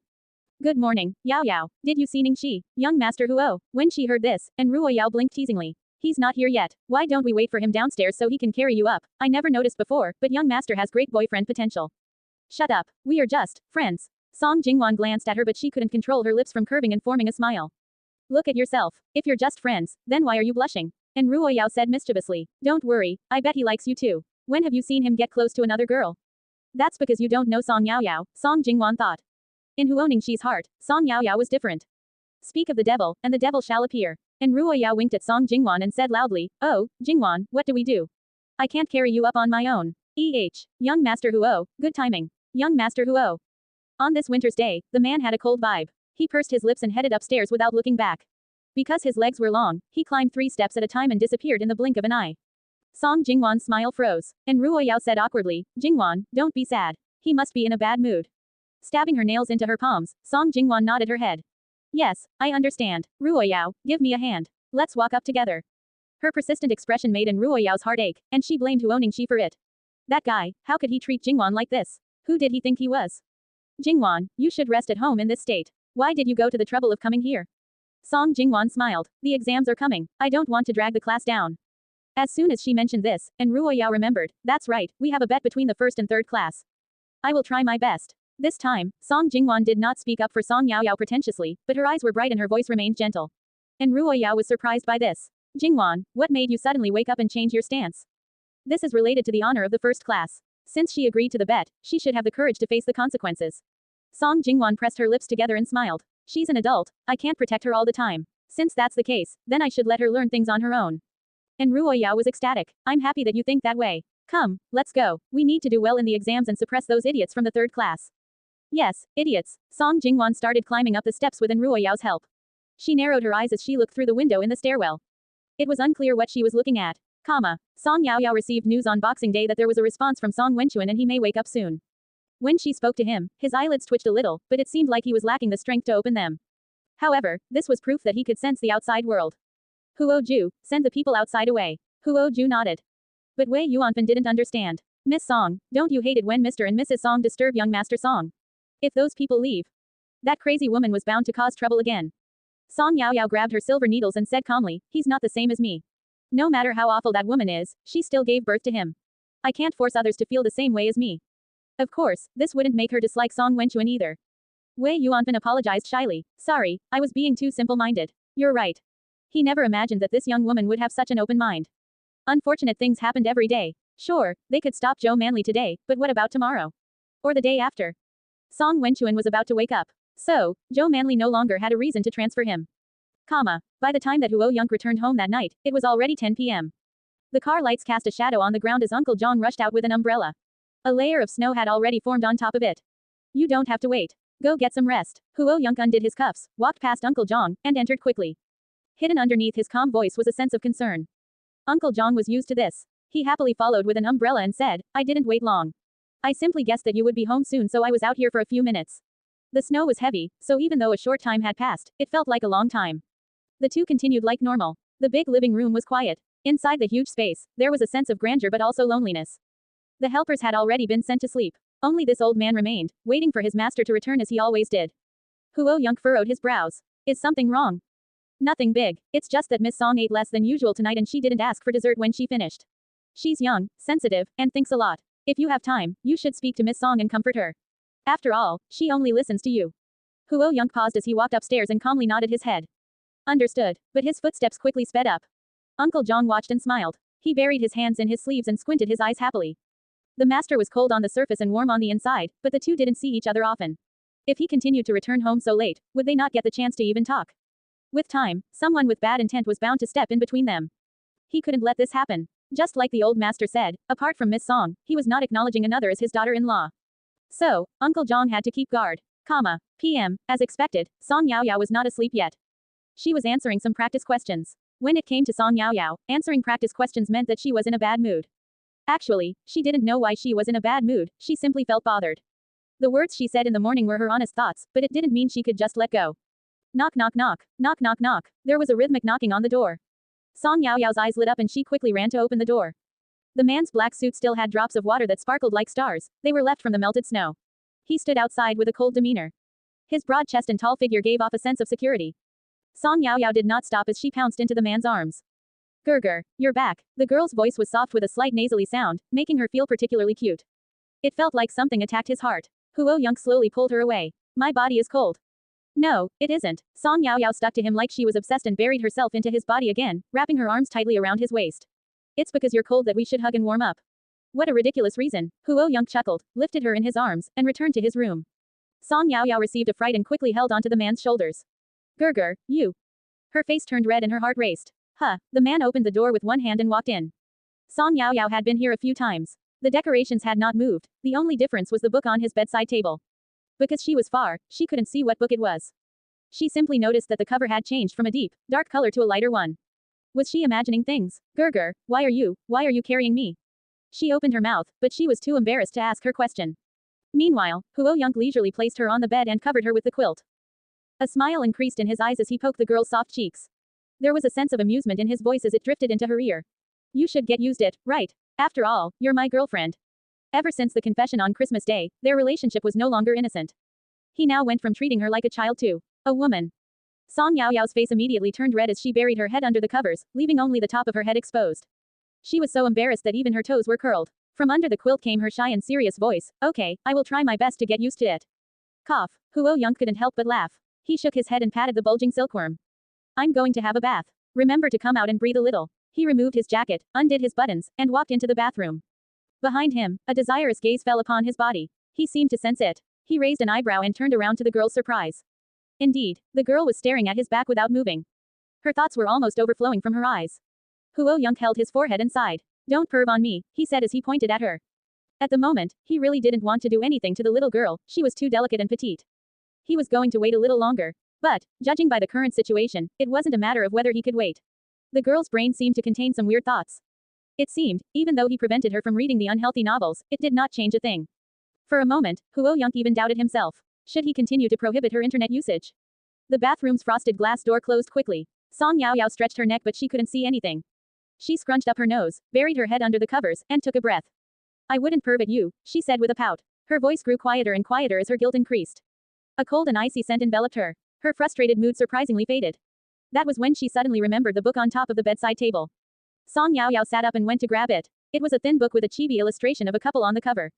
The book's title was, How to Win a Girl's Heart. Peef, ack. Song Yaoyao almost thought she was seeing things. The entire room, from the design to the bedding to the curtains were all a plain black and white color. Otherwise, there were only colors like navy which made the atmosphere heavy and suppressing. So the appearance of this book wasn't just a bad match. It was like an illusion. She flipped through the book like a thief and discovered that some of the pages had been read and there were even notes written on it. Song Yaoyao, remember your girlfriend's tastes. Most girls like sweet flavors. Of course, they may also like sour, bitter, and spicy. The flavors they prefer may correlate with their mood that day. Note, out of the sweet flavors, strawberry is the most popular, but sweet foods can cause cavities. Don't eat too much. Girls crave praise. Try and tell her that she's beautiful once a day. You may receive a surprising response. Note, don't hurt girlfriend. Don't call her fat. Constantly tell her that she's beautiful and doesn't need to lose weight. Also, don't say your girlfriend has short legs. Although it may be annoying when girls cling to you, remember that they only do that when they like you. The day that she stops clinging to you, is the day that you should be worried. Note, that won't happen. Song Yaoyao kept reading in surprise. Never had she imagined that Gerger would read stuff like this after work. He even noted down responses to the suggestions. Of course, amongst the warnings, Gerger had already tripped over some of them. Song Yaoyao snickered. No wonder his writing had paused on a few points. Perhaps, Gerger's thoughts were the same as hers. Are you having fun? Song Yaoyao became more and more immersed in the book. The book wasn't very thick so it didn't take long before she only had a few pages left. At that time, a man's deep voice sounded above her head.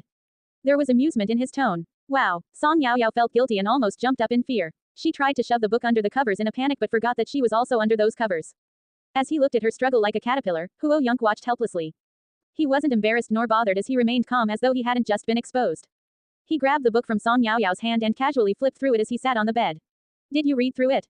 Song Yaoyao lowered her head and nodded in embarrassment. She blushed and her eyes sparkled as she secretly glanced at Huo Young.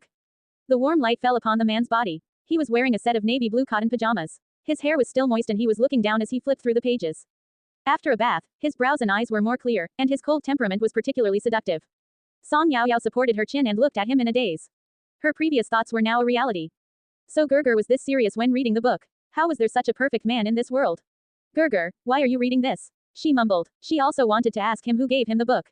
He didn't look like the type to buy a book like this. Doesn't the title explain everything? The man turned his body and looked at the girl in amusement. His slender fingers ran across the words on the cover and his lips parted. How to Win a Girl's Heart, he read aloud. The man's voice was pleasant. On this snowy night, it sounded alongside the warm lighting. Song Yaoyao didn't expect Huo Young to be so calm. She felt her temperature increase and her toes curl in embarrassment under the quilt. Her watery eyes blinked as she said, but Gerger, you don't look like the type to read books like this. Huo Young put down the book and smirked as he carried the girl along with the quilt onto his lap. It's true that I wasn't interested in the past, but that doesn't mean I'm not interested now. Classmate Song, I think you have a deep misunderstanding. Ahem. Song Yaoyao stuck out her hand and touched her nose. She was so happy that she felt like she was flying. She wanted to restrain herself, but she couldn't help her lips from parting. Her voice was almost as sweet as honey as she complained, but Gerger, you didn't just say I was fat in the past, you even said I had short legs. She was so smug that her sly fox tail was almost showing. If Huo Young was like an unreachable god in the past, then now, that god had landed on earth and he was willingly lowering his head to her height. Song Yaoyao was ecstatic as her heart raced, but she still held a grudge like someone who had been spoiled. Huo Young narrowed his eyes and glanced down. A strand of moist hair brushed against her face. Cold. Song Yaoyao shivered and quickly shrunk into the covers. It wasn't just cold, it was also ticklish. Her eyes curved as she smiled and she stretched out her arms to hug the man's neck. His voice sounded beside her ear. Okay, I won't deny it. His nose pressed against hers and his voice was refined as usual. Then, dear classmate Song, since I've never dated before, can you forgive me for the mistakes I made? Peef. Song Yao Yao giggled in Huo Yunqi's arms. She opened her eyes wide and looked into Huo Yunqi's eyes with curiosity as though she didn't recognize him. Gerger, why have you changed? She asked cutely. He wasn't like this in the past. I guess it's because, Huo Yunq smiled. I was just Mr. Huo in the past, but now I'm yours. He lowered his voice as he whispered into her ear. Song Yao Yao's smile increased. She buried herself in Huo Yunqi's arms and blushed, but she still raised her head stubbornly and said, Gerger, kiss. Thus, a kiss fell upon her. It was gentle and respectful without making her feel uncomfortable. After the kiss, Song Yao Yao was out of breath. She lay in Huo Yunqi's arms and began to close her eyes. She was a little tired. Huo Yunq leaned against the headboard as the girl lay in his embrace. His hand ran through her hair. He twirled it around his fingers and watched it unravel as he let go. All of a sudden, he asked, aren't you sad? Huh. Song Yao Yao snapped out of her daze. Shaking her head, she replied, Gerger, how did you know I was sad? Can you read my mind? Song Yao Yao hooked her finger with his and started playing with it as she laughed and questioned him. Judging by her tone, she had already let go of it. Huo Yunq raised an eyebrow. Don't you know that Huo Ju is a spy that I planted by your side? Huo Ju, who was about to go to sleep, suddenly sneezed. He rubbed his nose and turned up the heat. Gerger, is it okay to be so honest? Of course, Song Yao Yao knew that Huo Ju's true master was Huo Yunq. He protected her under his command. Everything he did was because of Huo Yunq. In Huo Ju's eyes, she was just the girl that the master liked. That was all. Yes, because there are also times when I'm not honest. Huo Yunq chuckled in a roguish manner. Song Yao Yao puffed up her cheeks. Why was Gerger like a fox spirit in human form? Was she imagining things when she thought she understood what he was thinking? Then I won't be honest either. She humped. Okay. Huo Yunq nodded. His eyes were filled with doting. It didn't matter whether he responded or not. The girl was too predictable. Song Yao Yao probably knew this too, so she couldn't resist pouncing back into the man's arms. Hugging his waist, she mumbled, Song Wenchuan's about to wake up. I don't know. She said a lot, including how she didn't know whether to call Song Wenchuan her brother and whether they should get in contact again. She was really tired of the songs and didn't want to get involved with the troublesome family of three, but Song Wenchuan treated her really well. Unfortunately, if she was to get entangled with Song Wenchuan, it was hard not to interact with Song Jingwan, Zhou Manli, and Song Rui as well. After revealing her thoughts, she also complained quietly, actually, I'm not open-minded at all.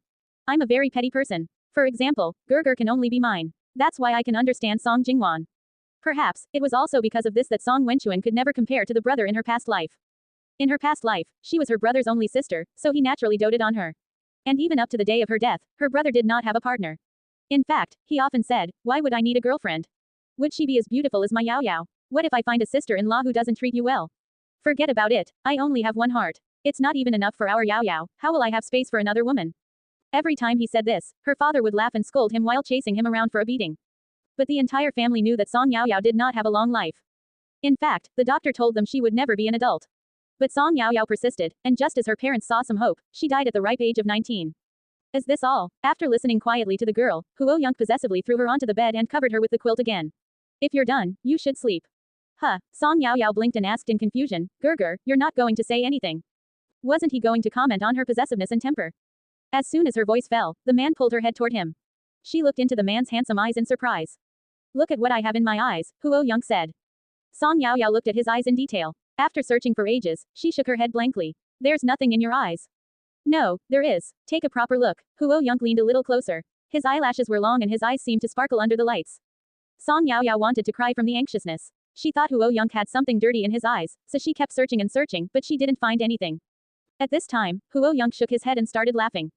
Silly girl, he held onto her head and sighed. You are in my eyes. Song Yao Yao froze and lifted her head to take another look. Indeed, there was a face clearly reflected in his eyes. It was her. Why should you be bothered by others? If you can't bear to let go, then try to get along. If you're annoyed by someone, then cut all contact with them. Have you forgotten why Huo Ju is by your side? Where's the girl who tried to strangle someone? The man's voice always had a mysteriously comforting effect. Song Yao Yao glanced down and her nose stung. There's nothing to worry about. He's not your one and only, I am. Song Yao Yao, don't be too greedy, Huo Yunq teased. The girl responded with a passionate hug. And an extremely sweet kiss. Oh, and perhaps, it was a little perverted. In the end, the girl fell asleep by his side and Huo Yunq gently climbed off the bed. When the door opened, Uncle Zhang was standing outside as expected. Helplessness flashed across Huo Yunqi's eyes. You're not asleep yet, he asked gently. Uncle Zhang noticed his clothes were a little messy but still in one piece. He nodded happily. I'm going now. After walking halfway, he turned around. Master, is Miss Song feeling better? Huo Yunk walked into his room without looking back and nodded. Yes. She was not bad, but she really made people worry. Moreover, it wasn't easy to get her to sleep. Was it right for him to find a young girlfriend? Song Yao Yao had her own car now, so these days, Huo Ju drove her to and from school. As she left the front door, Huo Ningxi was boarding his car. The door banged loudly. Song Yao Yao felt bad for the car. Who upset him? It had already been 2 days. Every time she saw him, he looked so grumpy. Miss Song, time to board your car. Song Yao Yao shrugged and stepped into the car. It was almost the new year. No matter how stressful the atmosphere was, the school still organized a New Year festival. Early in the morning, Wang Zongyan started spreading this news. I know you are all studying hard, but don't give yourselves too much pressure. It's almost the new year. According to custom, the school will hold a New Year festival and every class has to prepare performances, 3 for each class. You can discuss amongst yourselves what you will be performing. 4. Old man, have you lost your mind? When has our class ever performed? Exactly, do you want us to be treated like monkeys on a stage?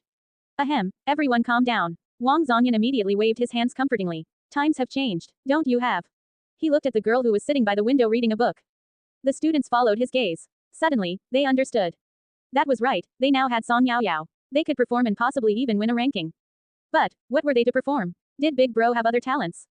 Everyone looked at each other. Meanwhile, Han Jun lay down on his desk and asked quietly, Brother Xuan, does Yao Yao have any other talents apart from studying? When he heard this question, Shen Xuan's lips parted and he smirked. Does hitting people count? Her fists were strong. Perhaps, she could smash bricks as a performance. Peef, I don't think that's a good idea. Everyone else is singing or dancing. Why are we so different? A scene was already playing in Han Jun's mind, so he quickly shook his head to get rid of it. No, the entire school already calls us mean and unreasonable. If we do this, then we will prove that they are right. But aren't you? Tang Xinru asked. Han Jun. She seemed to be quite right. Wang Zongyan looked at Song Yao Yao with anticipation, waiting for her to say something. But, 1 second, 2 seconds, 3 seconds. In the end, he helplessly said, Song Yao Yao, did you hear what I said? Song Yao Yao lifted her head in a daze when she heard her name. Huh, sir, what did you say? Wang Zongyan. In the end, Song Yao Yao accepted the 3 performance slots. The only reason why class 3-3 was so against going on stage was because the other classes had overshadowed them too much in the past. Once upon a time, they also practiced and shared ideas for their performances. Unfortunately, no one noticed them in the end. After some time, they naturally lost the motivation to participate again. What do you guys think? Those with some kind of talent can stand to the left, and those without can stand to the right. Song Yao Yao stood at the front of the class and knocked on the teacher's desk as she spoke. Tang Xinru turned and looked at Shen Xuan. Should we go join? She asked. Meanwhile, Shen Xuan was already standing up. When he heard her question, he glanced at her with a slight smirk. You don't have to. You're not human anyway. Tang Xinru held back her temptation to swear and told herself to be elegant and lady. Lady like my ass. She gritted her teeth. Shen Xuan, how dare you FC Ken insult me? Shen Xuan raised his hand. Big bro, she swore. His hand tilted sideways above his head and he pointed at Tang Xinru. As soon as Song Yao Yao glanced over, Tang Xinru was frightened. No, I didn't. Shen Xuan's lying. Then Shen Xuan can add one more language test paper to today's homework. Your basics are not bad, but you are too careless. Do a few papers to consolidate it. Shen Xuan. He was furious, but he still maintained a smile. Tang Xinru turned around and raised her eyebrows smugly at Shen Xuan, assuming that Song Yao Yao didn't notice. But Song Yao Yao added, Ruro, don't tease your classmate. You should add half a test paper too. Shen Xuan immediately grinned. He shoved his hands in his pockets and walked past Tang Xinru smugly. Oh, what do you call this? Karma. Tang Xinru didn't want to show any weakness. I'm doing half a paper less than you. Shen Xuan. Ha, Tang Xinru. Ha, back at you. Comma. Those with talent and those without talent were quickly separated. The surprising thing was, the majority of people had some kind of talent. Especially the girls. After Song Yao Yao questioned them, she discovered they had learned dancing in the past. But when she thought about it, it made sense. They all had special backgrounds, so it was normal for them to take on a variety of classes. It didn't matter if they were any good. At least, they knew the basics. Song Yao Yao asked one row at a time before she finally reached Shen Xuan and Han Jun. You too, I'm just joining the crowd, Shen Xuan replied. Me too, Han Jun smiled. Song Yao Yao's smile was a lot sweeter than theirs. Oh, okay, I'll give you one of the slots and you can perform a comic skit together then.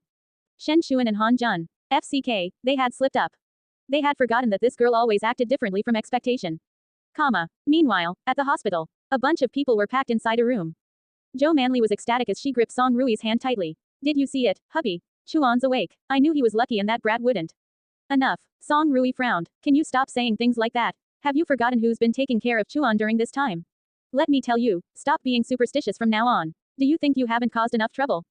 During this time, he worked like crazy to bring Song Corp back from danger. Finally, he managed to hold on until his son woke up again. How disappointed would he have been if he woke up and saw that his hard work had been flushed down the drain?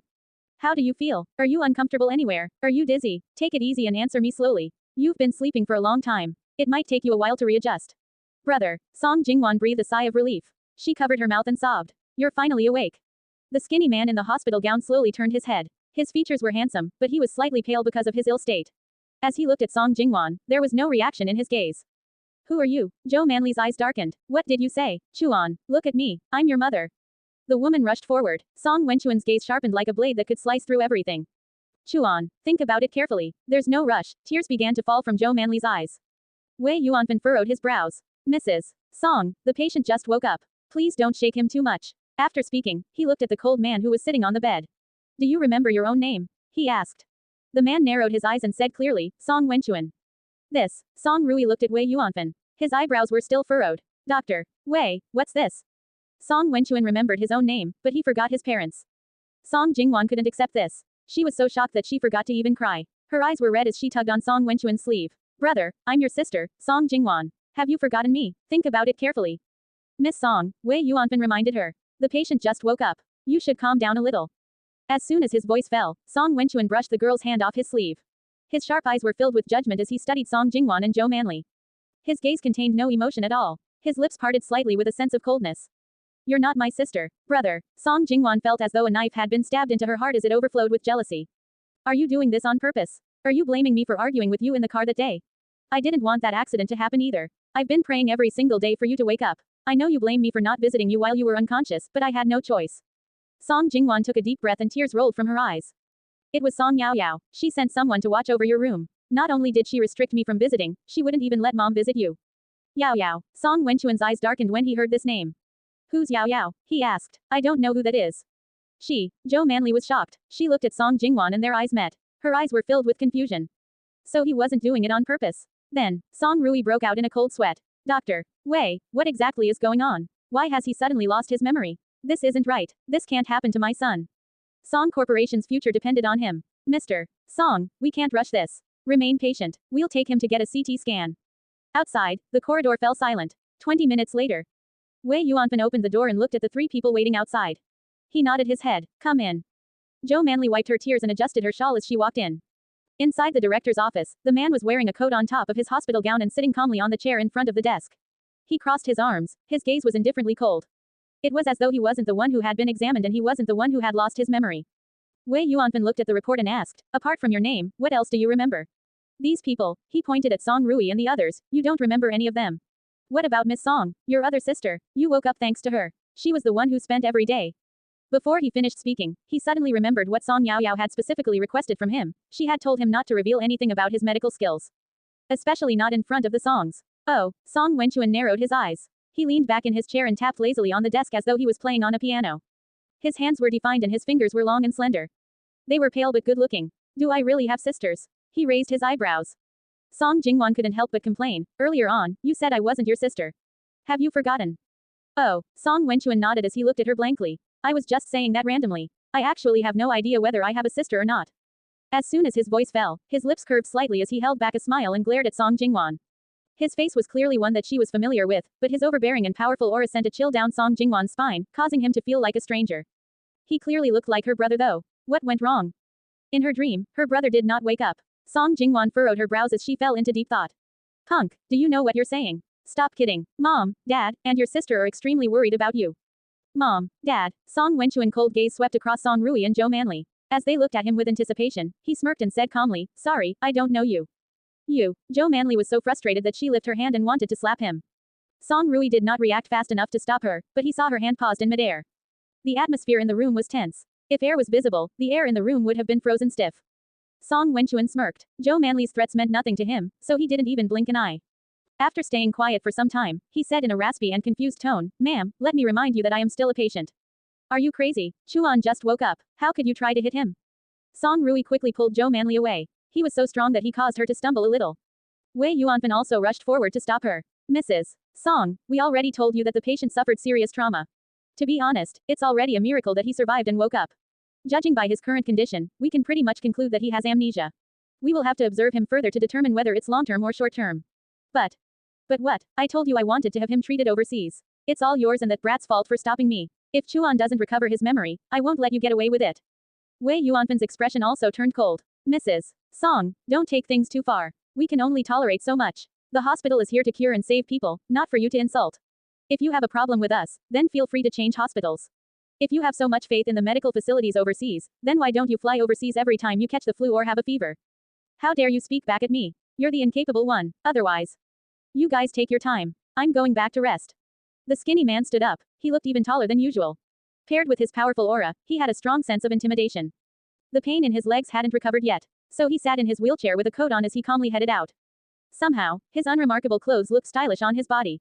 Song Jingwan's eyes sparkled as she chased him out. Brother, are you still my brother? For some reason, before she managed to react, she had subconsciously asked this question. She was a bit surprised by herself. No, but the man's response was quick, simple, and without hesitation. Wrapped in his coat, Song Wenchuan headed for the elevator calmly. I don't know you, miss, please don't go around claiming you're related to people. Song Yaoyao never expected Song Wenchuan to cause so much drama as soon as he woke up. Her phone vibrated like crazy, but she simply blocked one number after another. Yes, the calls were all from the Songs. Song Yaoyao found it strange. Why am I the first place to suspect when Song Wenchuan is missing? I've already dismissed my people from the hospital. Please, no matter how much you dislike me, you should use your brains a little. I don't have telekinesis. However, Song Jingwan's voice was strangely calm. Really, but, Wenchuan has amnesia. Song Yaoyao paused just as she was about to hang up. But, it only took a moment before she pressed the button without hesitation. Amnesia. So many people were watching over one patient, yet they managed to lose him. What was Song Wenchuan doing? Song Yaoyao pursed her lips in an irritable manner. At this moment, Huo Ju said quietly, Miss Song, we saw Mr. Song go to Huo Corporation. Song Yaoyao, didn't he lose his memory? Why did he go to Huo Corporation? Working for Huo Corporation was not a relaxing job. Even the front desk staff had to greet a large number of visitors every day. Just as the front desk receptionist had the chance to breathe, she saw a small, delicate figure run past, carrying her backpack and heading for the boss's private escalator. Wait, hi, can you please register? The gentlemanly Huo Ju tapped on the marble counter with amusement in his eyes. But over there, that's enough, I'll help her register. Another receptionist quickly pushed the newcomer away, gesturing for her to stop talking. She then completed the registration. She did it so quickly that it seemed a bit careless. But both parties were pleased. After Huo Ju left, the young woman asked, why? That girl. TCH, how can you call her, that girl? From now on, don't stand in her way. She's the boss's treasure. She alone had witnessed the boss carrying the sleeping girl dotingly multiple times. He protected her like a precious treasure. The young woman was surprised. Don't they all say that the boss is restrained and has no interest in women? Another receptionist rolled her eyes. It depends who it is. The boss is naturally interested in this girl. The young woman, sorry, I've learned something new today. Gerger, Song Yaoyao rushed to the top floor. Before the receptionist managed to greet her, she had already pushed open the office door and ran inside.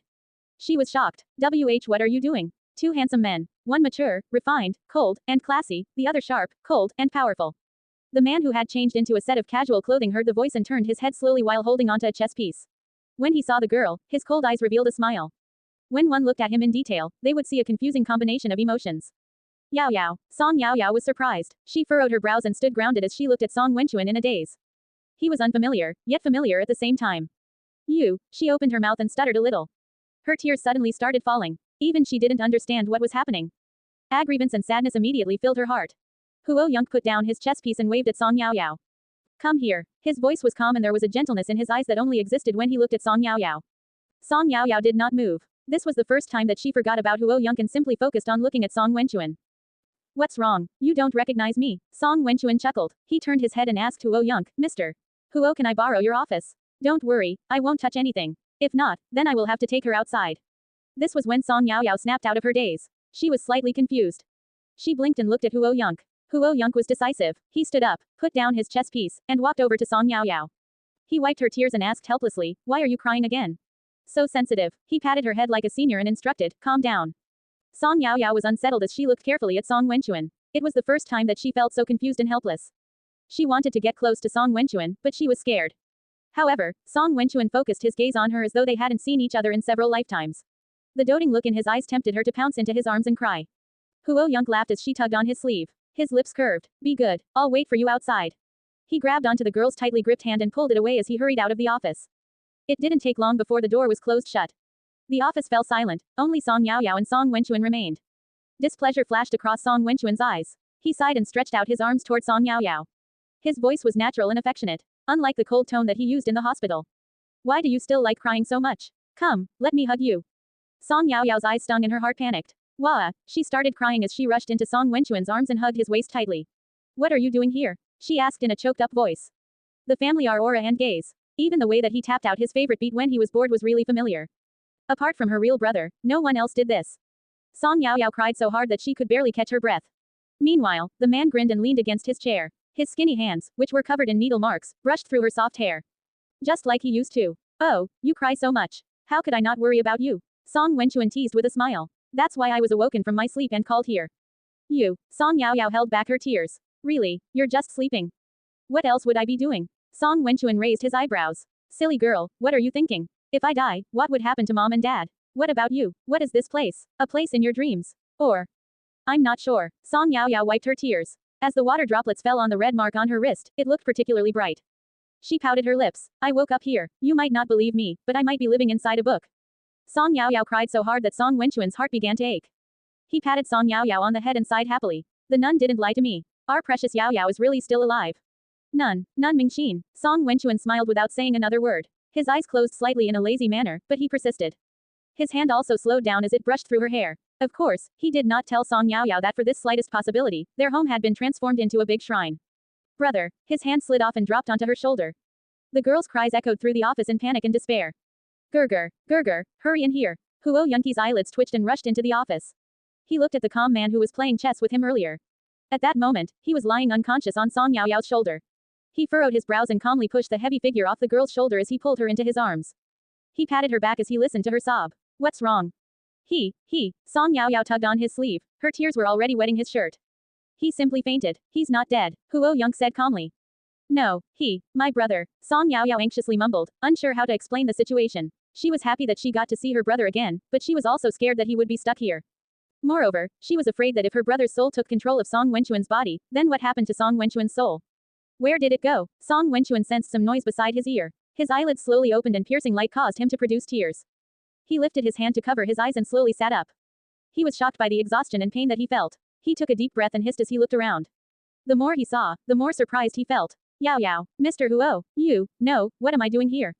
Song Wenchuan furrowed his brows and shook his head. It felt as though he had missed something. His last memory was from the trip home with Song Jingwan. That's right, he was in a car accident that day. Where's Jingwan? Is she okay? He asked in surprise. Song Yaoyao wiped the water from her face and studied the awake Song Wenchuan with her teary eyes. When she heard what he said, Song Yaoyao was both relieved and inexplicably sad. The real Song Wenchuan was back. Mr. Song, you haven't fully recovered yet. It's best if you recuperate in the hospital and take care of yourself. Huo Yunq patted Song Yaoyao's back as he called for Huo Qi. Take Mr. Song back to the hospital. Wait, but what am I doing here? Song Wenchuan's mind was a mess and he had confusion in his eyes. All his memories had stopped at the car accident. He remembered protecting Song Jingwan in his arms. Since he woke up, did that mean Song Jingwan was fine as well? By the way, Yao, you and Mr. Huo, before Song Wenchuan figured out what was happened, he noticed the affectionate actions between the two and felt angry and frustrated. He got into a car accident and couldn't watch over her. During this time, had his precious sister been lured away? Song Yaoyao saw that Song Wenchuan had returned to his usual self and burst into laughter. She stood on her tiptoes and patted Huo Yunq. Huo Yunq understood and lowered his head. Mua. Song Yaoyao quickly planted a kiss on his lips. She then turned her head and said to Song Wenchuan, brother, let me introduce my boyfriend to you. It was official. Boom. Thunder rumbled in Song Wenchuan's mind. Before he could react, he realized Song Yaoyao had called him brother, and immediately forgot everything as a smile appeared on his lips. You called me brother. You, Mr. Song, you should hurry back to the hospital. Any longer and your parents might flip the entire city upside down. Song Wenchuan was confused. Logically speaking, someone who was more capable than Song Rui at such a young age and was able to manage a business so well, would never be so silly. Although he had just woken up, he did not wake up to the white walls of a hospital, but to Song Yaoyao and Huo Yunq in an office that he had never been to. But without saying a word, Huo Qi began to drag him out. Song Wenchuan did not understand. How did I get here? Quote. Huo Qi. Oh no, this guy must have really lost his mind. He still remembered the powerful aura that this man had when he arrived earlier. Huo Qi was so amazed that he even took a second glance at him. But now, why was he like this? You came on your own accord, of course. We have surveillance cameras everywhere. You can take a look for yourself if you want, Huo Qi replied helplessly as his lips twitched. Song Wenchuan contemplated for a moment and calmed down. Something still didn't feel right. No need. He shook his head and boarded the car. In the end, the missing patient made a grand return back to the hospital after going missing for half a day. Zhou Manli lifted her hand and wanted to hit him, but when she saw his pale complexion, she couldn't bear to do it. Punk, where did you run off to? You have amnesia, you should have stayed here to recuperate. Why did you run off? Song Wenchuan was even more confused. He held his head and asked, Mom, what do you mean I have amnesia? When did I have amnesia? Zhou Manli and Song Rui were both shocked. When they realized what had happened, they both started screaming.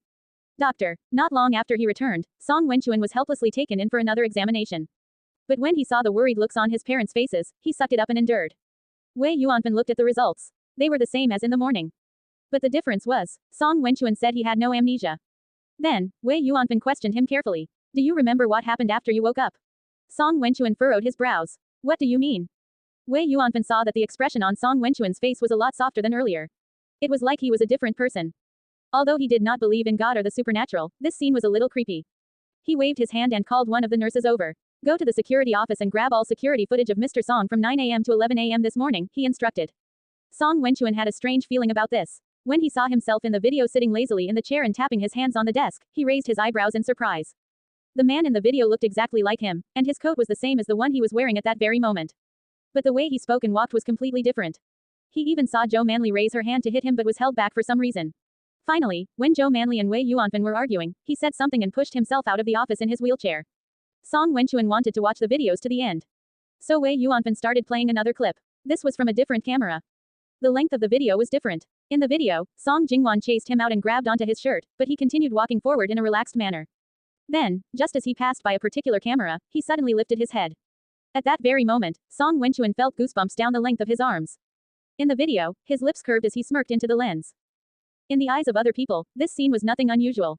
But for Song Wenchuan, it was like slow motion. He saw his lips part slightly in the video as he uttered two words, hi there. FCK. Song Wenchuan grabbed his hair in frustration. Due to the surgery on his head, his hair had been shaved and it was just starting to grow back. Over the course of 2 months, it was now sitting softly on top of his head. What's this about? Song Wenchuan continued to watch in frustration. The room door opened again. He stepped out in a change of clothes, walked proudly out of the hospital, and waved down a taxi. Wei Yuanfen was a little uncomfortable. Mr. Song, do you know where you went? He asked. Song Wenchuan thought about Huo Corporation and thought about how he saw Song Yaoyao and Mr. Huo when he woke up. But why did he go there? What was his motive? And, why did he forget that part of his memory? Mr. Song Wenchuan realized everyone was waiting for his response. Just as he was about to speak, he swallowed back his words.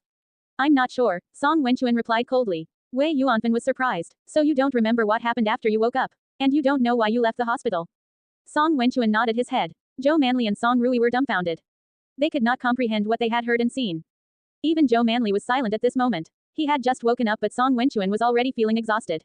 When he tried to think, his head felt a sharp pain. He held his head and sighed as he leaned back in his chair and closed his eyes.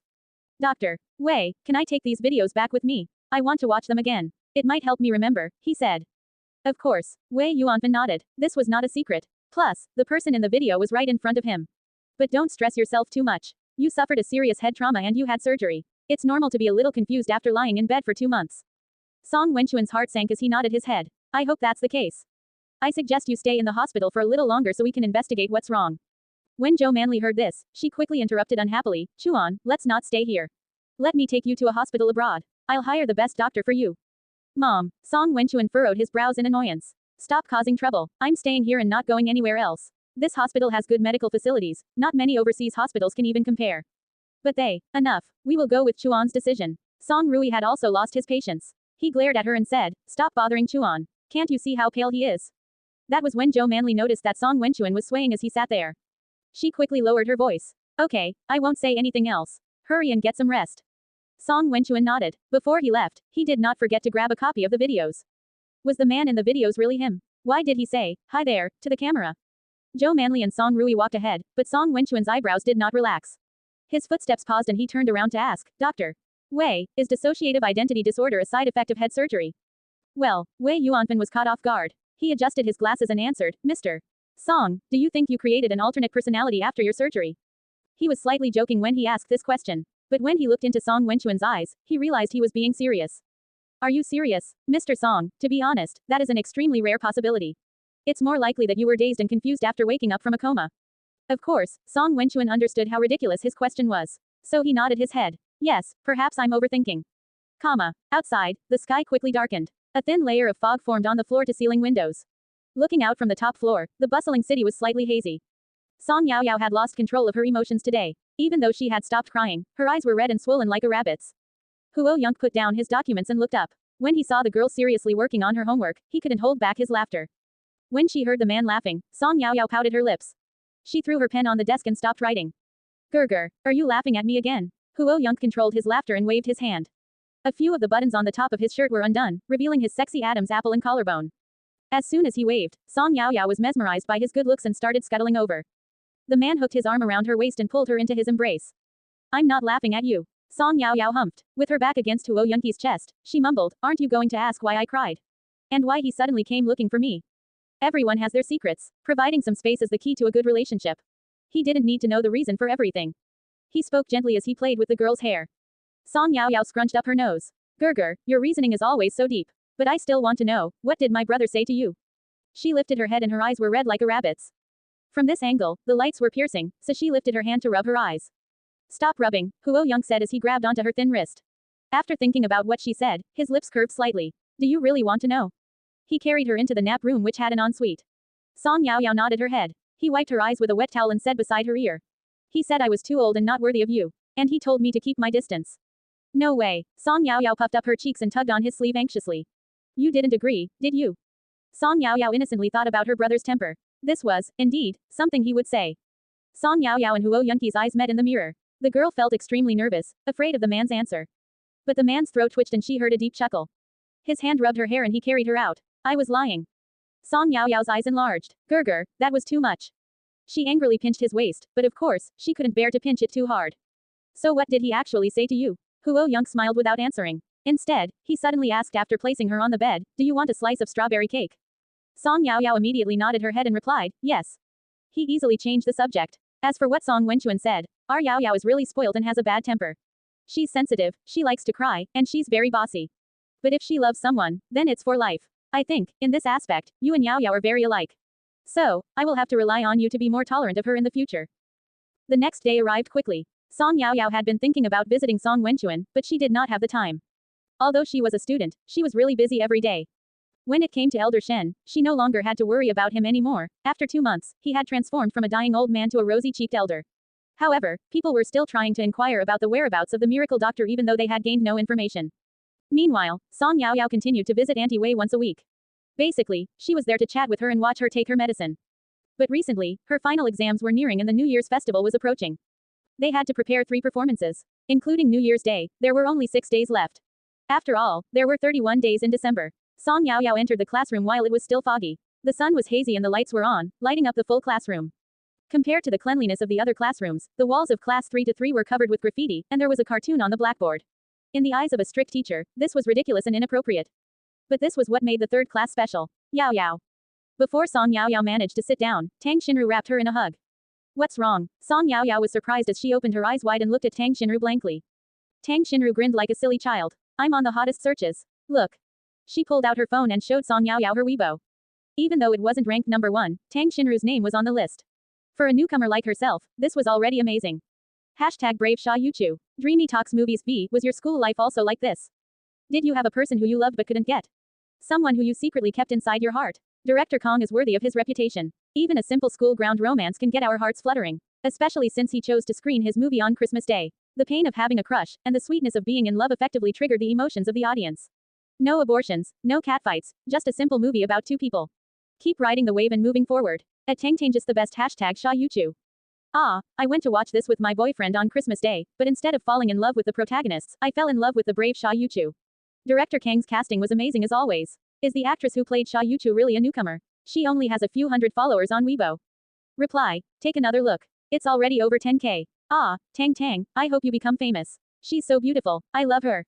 What's so good about her? She snores, kicks off the covers, and disturbs my sleep. Reply. My pee is fresh, let me wake you up. Stop daydreaming. If Tang wasn't in my arms, I would believe in your nonsense. Because of your comments, do you know how long Tang tried to comfort me? Comma. Song Yaoyao saw the ridiculous comments and pointed at her screen with a snicker as she looked at Tang Xinru. This. Ahem. Tang Xinru immediately blushed and quickly took back her phone. Don't misunderstand. I have nothing to do with them. She complained. Song Yaoyao spread her palms. I didn't say anything. Either way, Tang Xinru's cheeks were red as she suddenly leaned on Song Yaoyao's shoulder and mumbled, Yaoyao, thank you. Song Yaoyao's eyes curved as she hugged her back. Before this, Tang Xinru had no goals in life. She did not lack money, and her parents had already laid a path for her. Even if she lazed at home after she graduated and simply ate and slept, she did not have to worry about food and clothes.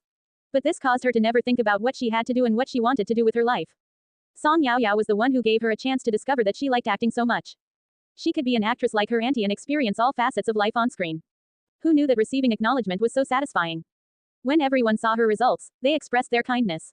Hee, Tang Xinru, congratulations. Quote, from now on, I can proudly tell everyone that Tang Xinru and I are classmates. Congratulations, movie star. Tang Xinru, who had a thick skin, blushed for the first time as she leaned against Song Yaoyao and did not dare to raise her head. Classmate Tang, this is for you. All of a sudden, a gift box was gently placed on Tang Xinru's desk.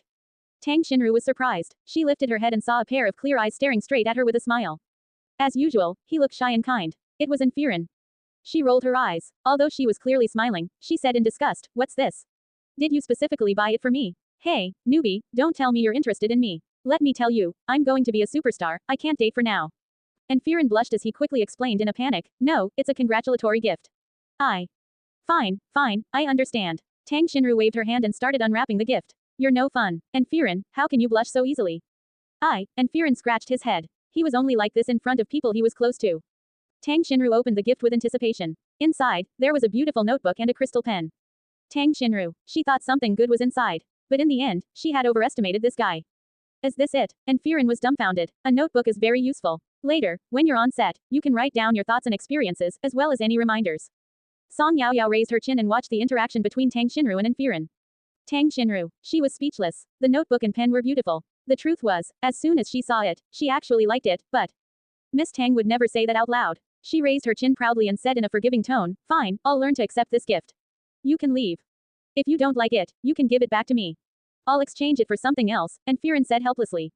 Tang Xinru opened her eyes wide. Who takes back a gift they've already given? It's in my hands, so it's mine. Who said you could take it? Firen couldn't beat this unreasonable person, so he could only hide. Thus, he quickly turned around and left. Meanwhile, Song Yaoyao watched as Tang Xinru carefully placed the notebook and pen into her bag. She smiled, and her eyes curved. She was so stubborn and cute. After